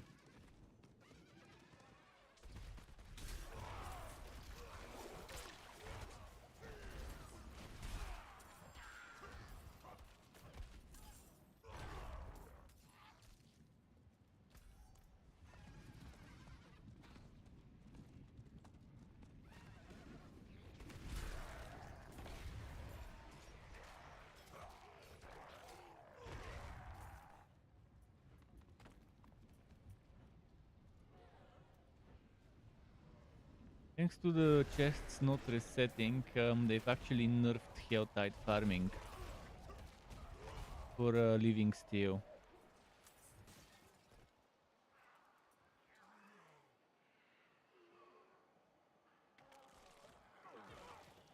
Because you can only do 2 living steel chests per Helltide, then you have to wait.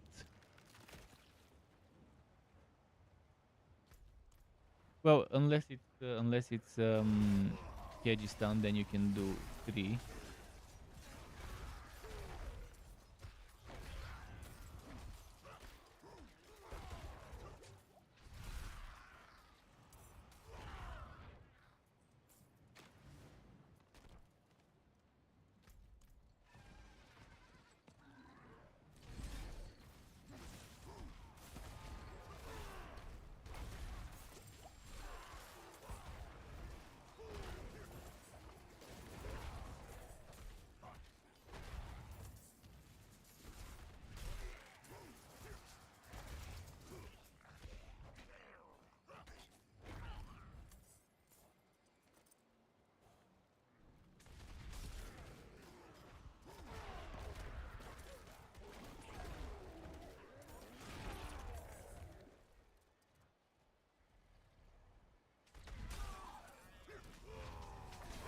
Oh, Harbinger.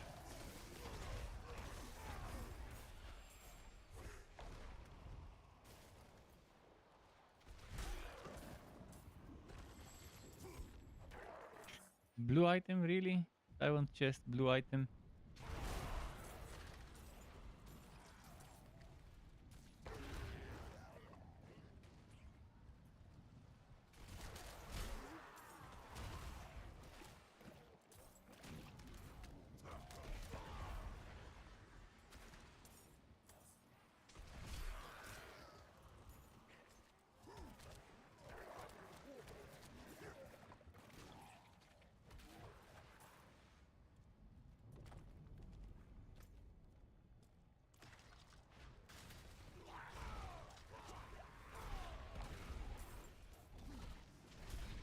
I guess I can go to some events now.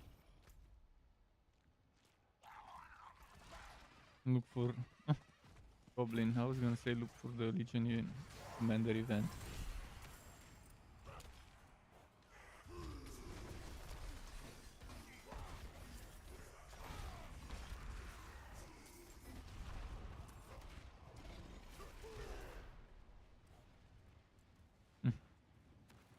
Harbinger.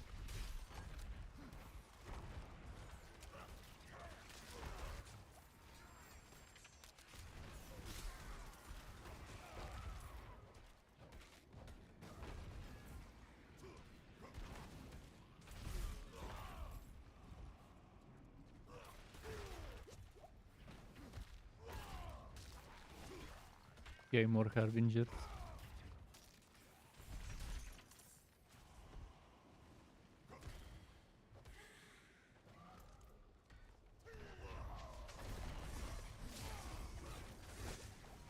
Man, something's hurting my eyes. I think I need to wash them because I might have touched them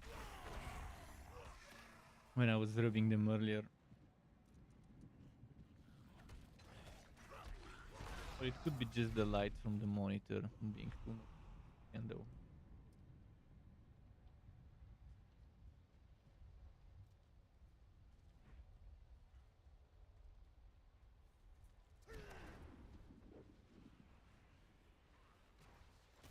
Might help.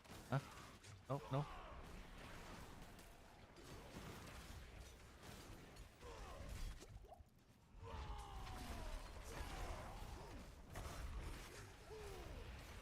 Mostly that one, but the other one also. But that one's worse than the other one.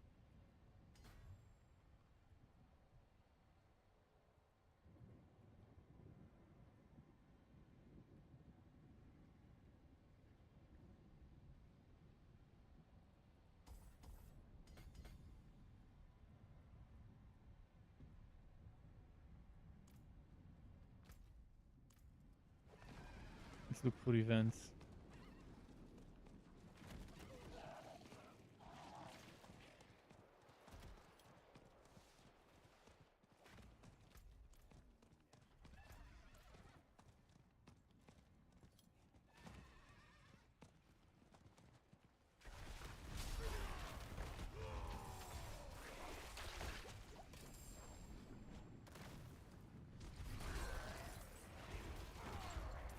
There were just too many to resist not bursting them down.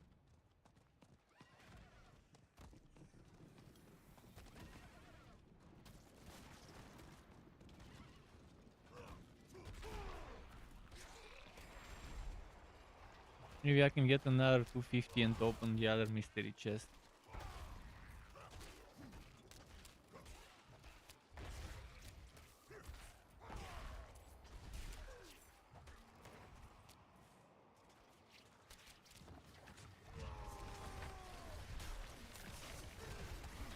Although the mystery chest doesn't give living steel, does it?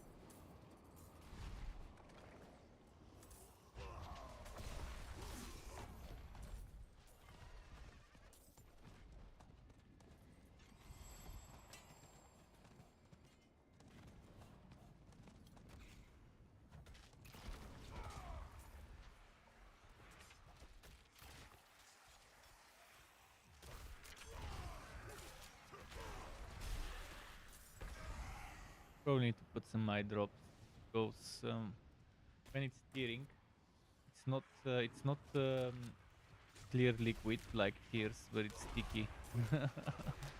Shit. Okay, I have some eye drops left.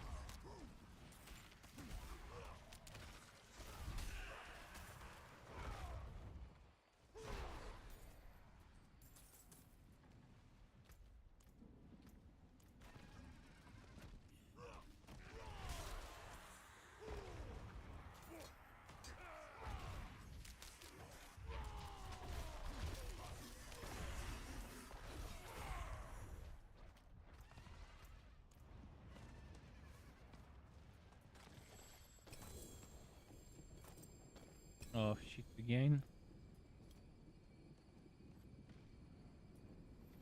Got 5 minutes until the HoTA is over. I can get that other mystery chest in those 5 minutes. Just need 54. That shouldn't be a problem. I'm just gonna quickly empty my inventory.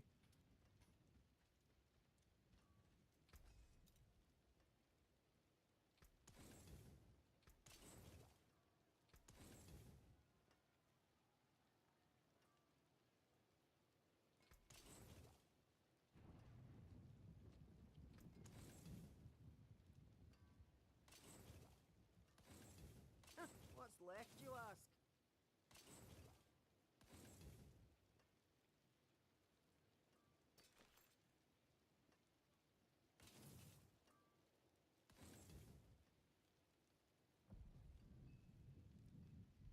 What's still got some good in it?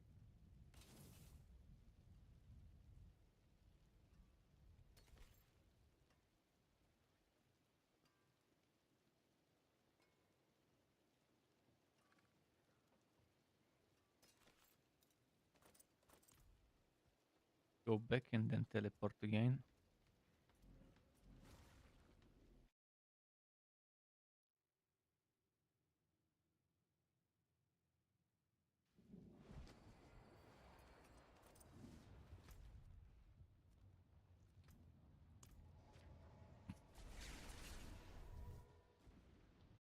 Was it the mystery chest near the spiders, or was it the opposite way that we got this time? I kind of forgot which one it was.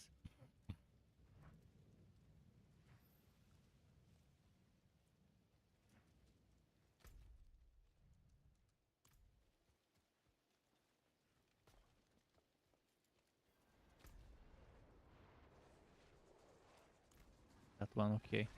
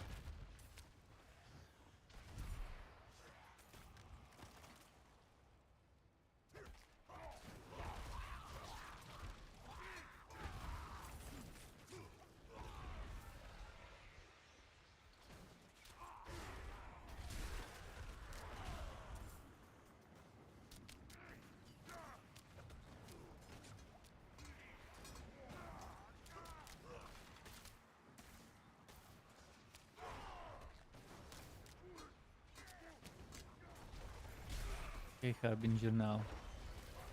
This is a strange event. If you manage to save the victims, the Harbinger comes then, rather than the other way around.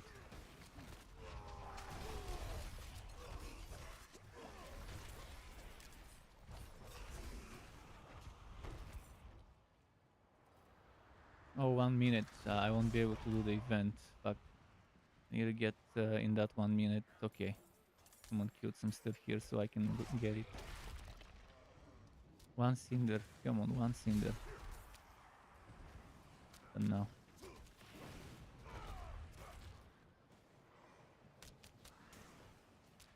Ah! Okay, I can open now.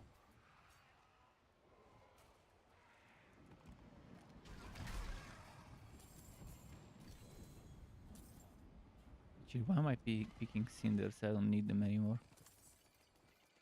At least there was one living still.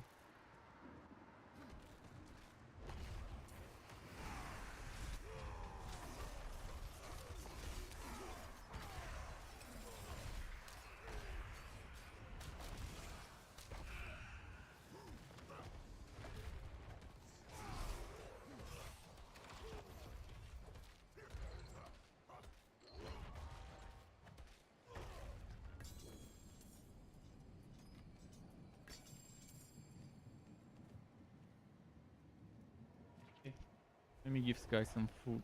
Ah, shit.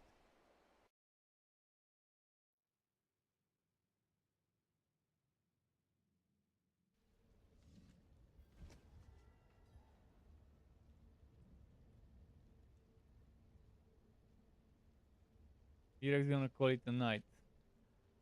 You're tired of the boring ride. don't don't blame you. I mean, I'm also tired of the boring grind. Thanks for stopping by and for helping. Hopefully the grind becomes less boring before the season ends. Hopefully it's as soon as possible in like next week's patch. Greetings. How shall I guide my hammer? See. A lot of people will quit this season very early is what I think would happen. Things continue to be the way they are right now. Better than starting from nothing.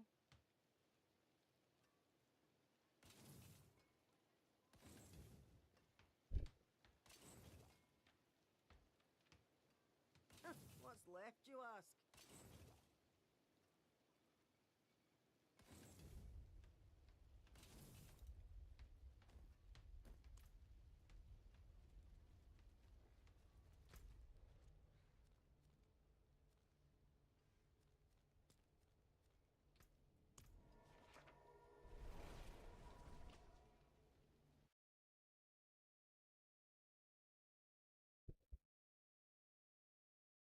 Might also stop very soon this stream, we'll see.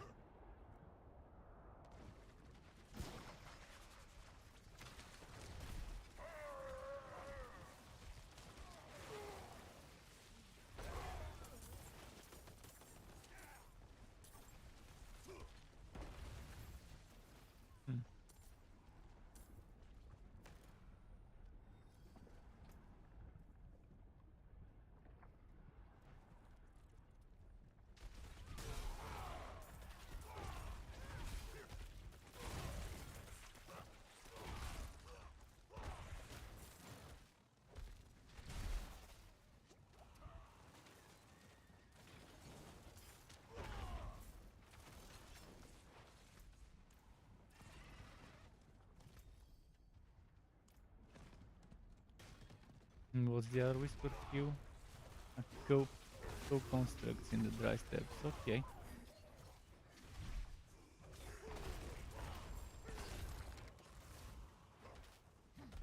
Won't take too long to finish.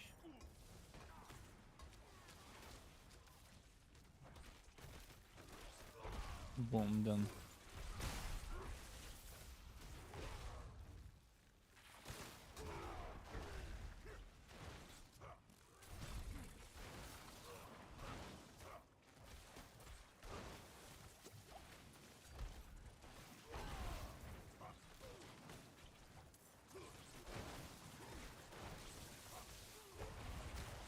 It'd be nice if those actually attack me while I'm inside the circle.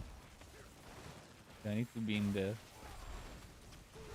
for you to keep summoning them.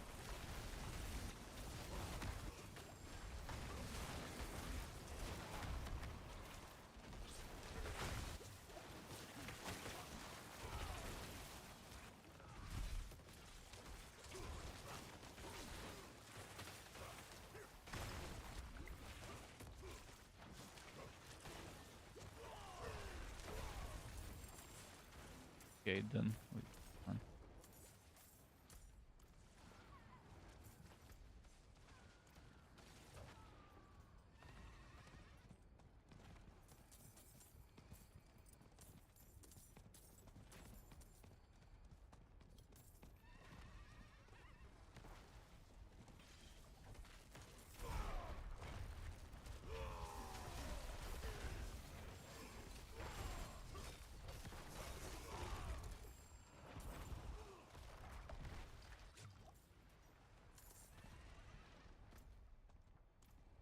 One more thing there.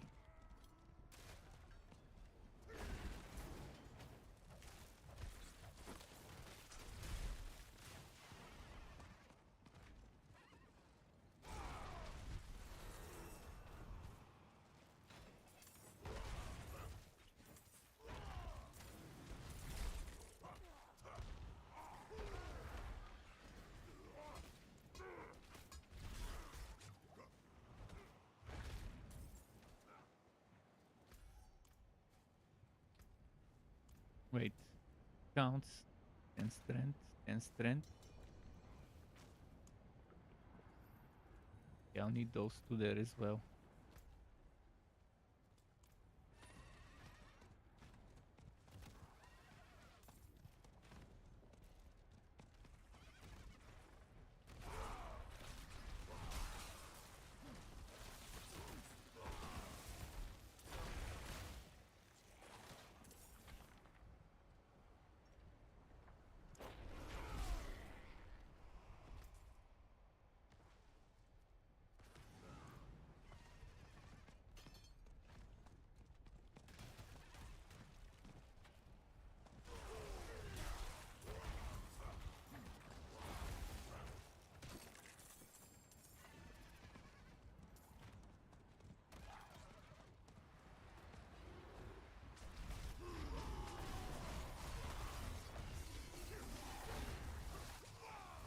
This guy Barb, level 52.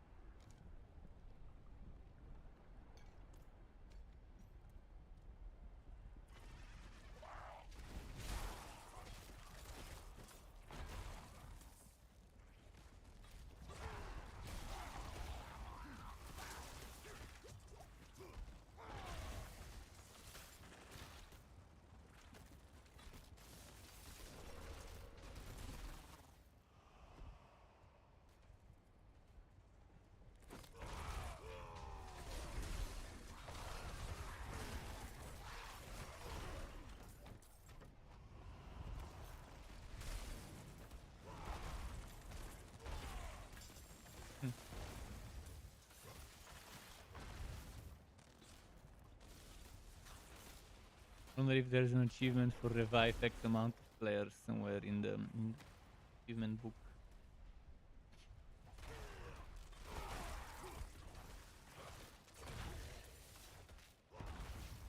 I think there was something like it. Combat Medic or whatever. Is a title, or maybe not. Different game.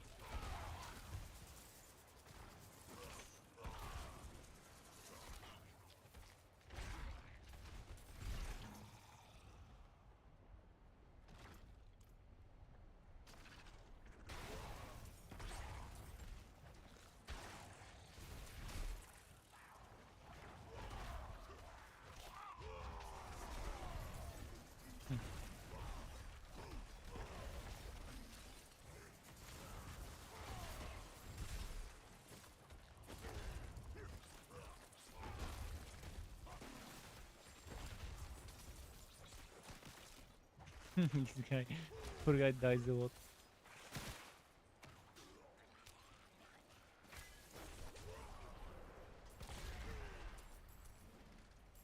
He probably doesn't even have some sacred items at least.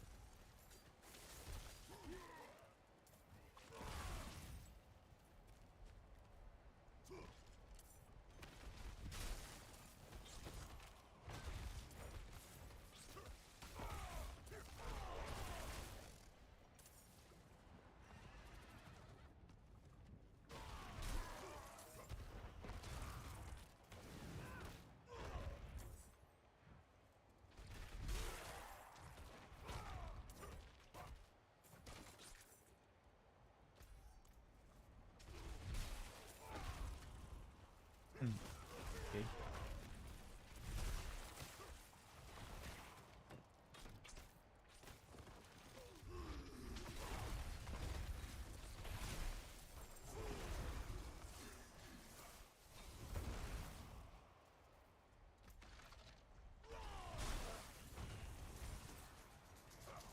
Only the experience was better, man. I'm barely getting any here.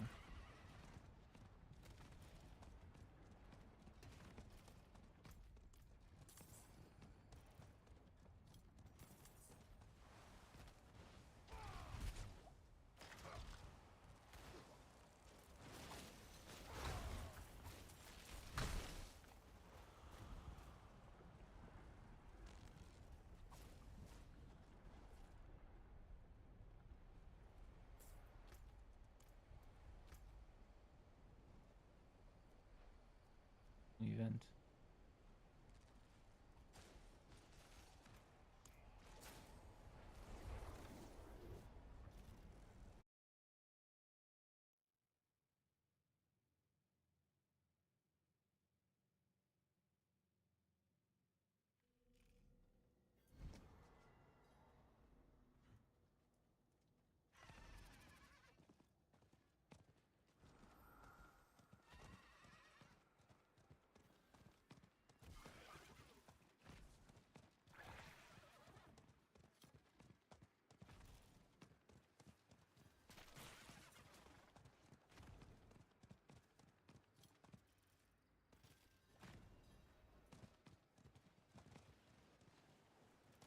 Greetings. Hello.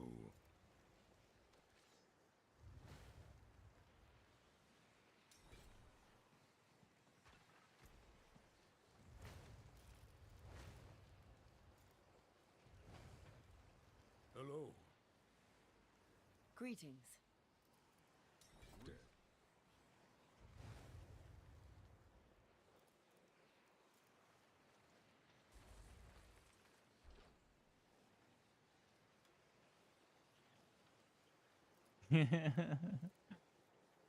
Chair one.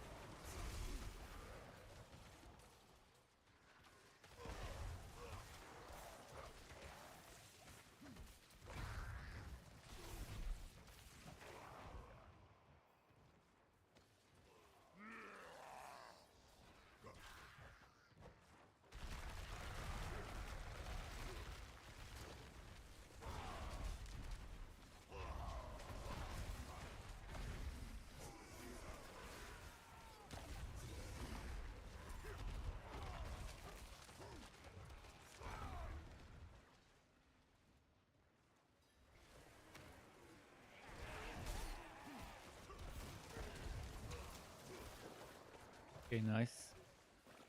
Another dead. Dead.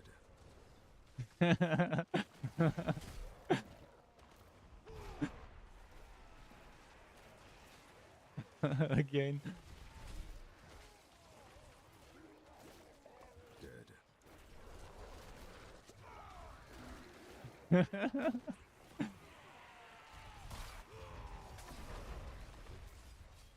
Dead. Get deaded. It was a track by Nvidia.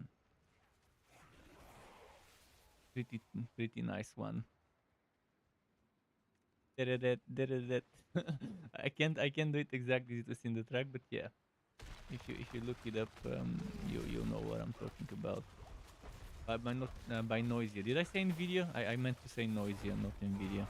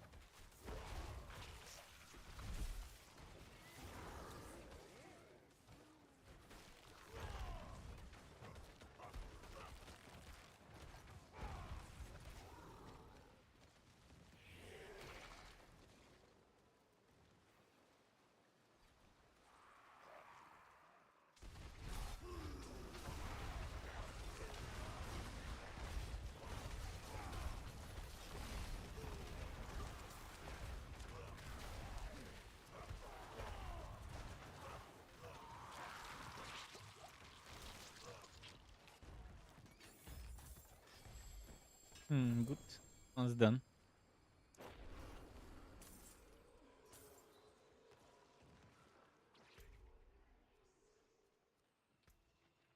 I need to go visit the Gambler a bit.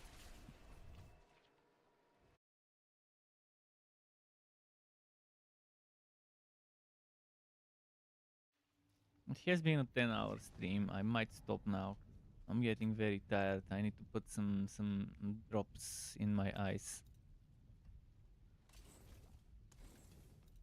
What's still got some good in it?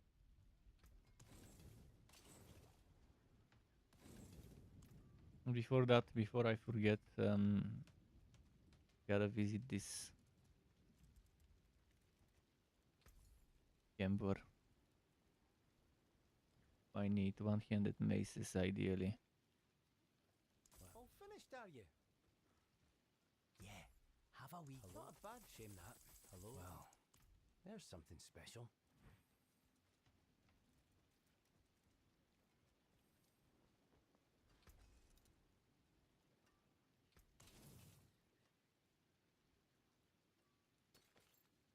Seven's not bad, but the stats on it are far from good.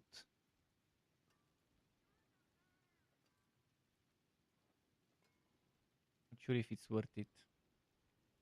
10 item power difference than doesn't starting from seem like nothing. it's worth it. I'm looking for something much better than what that one was in terms of stats.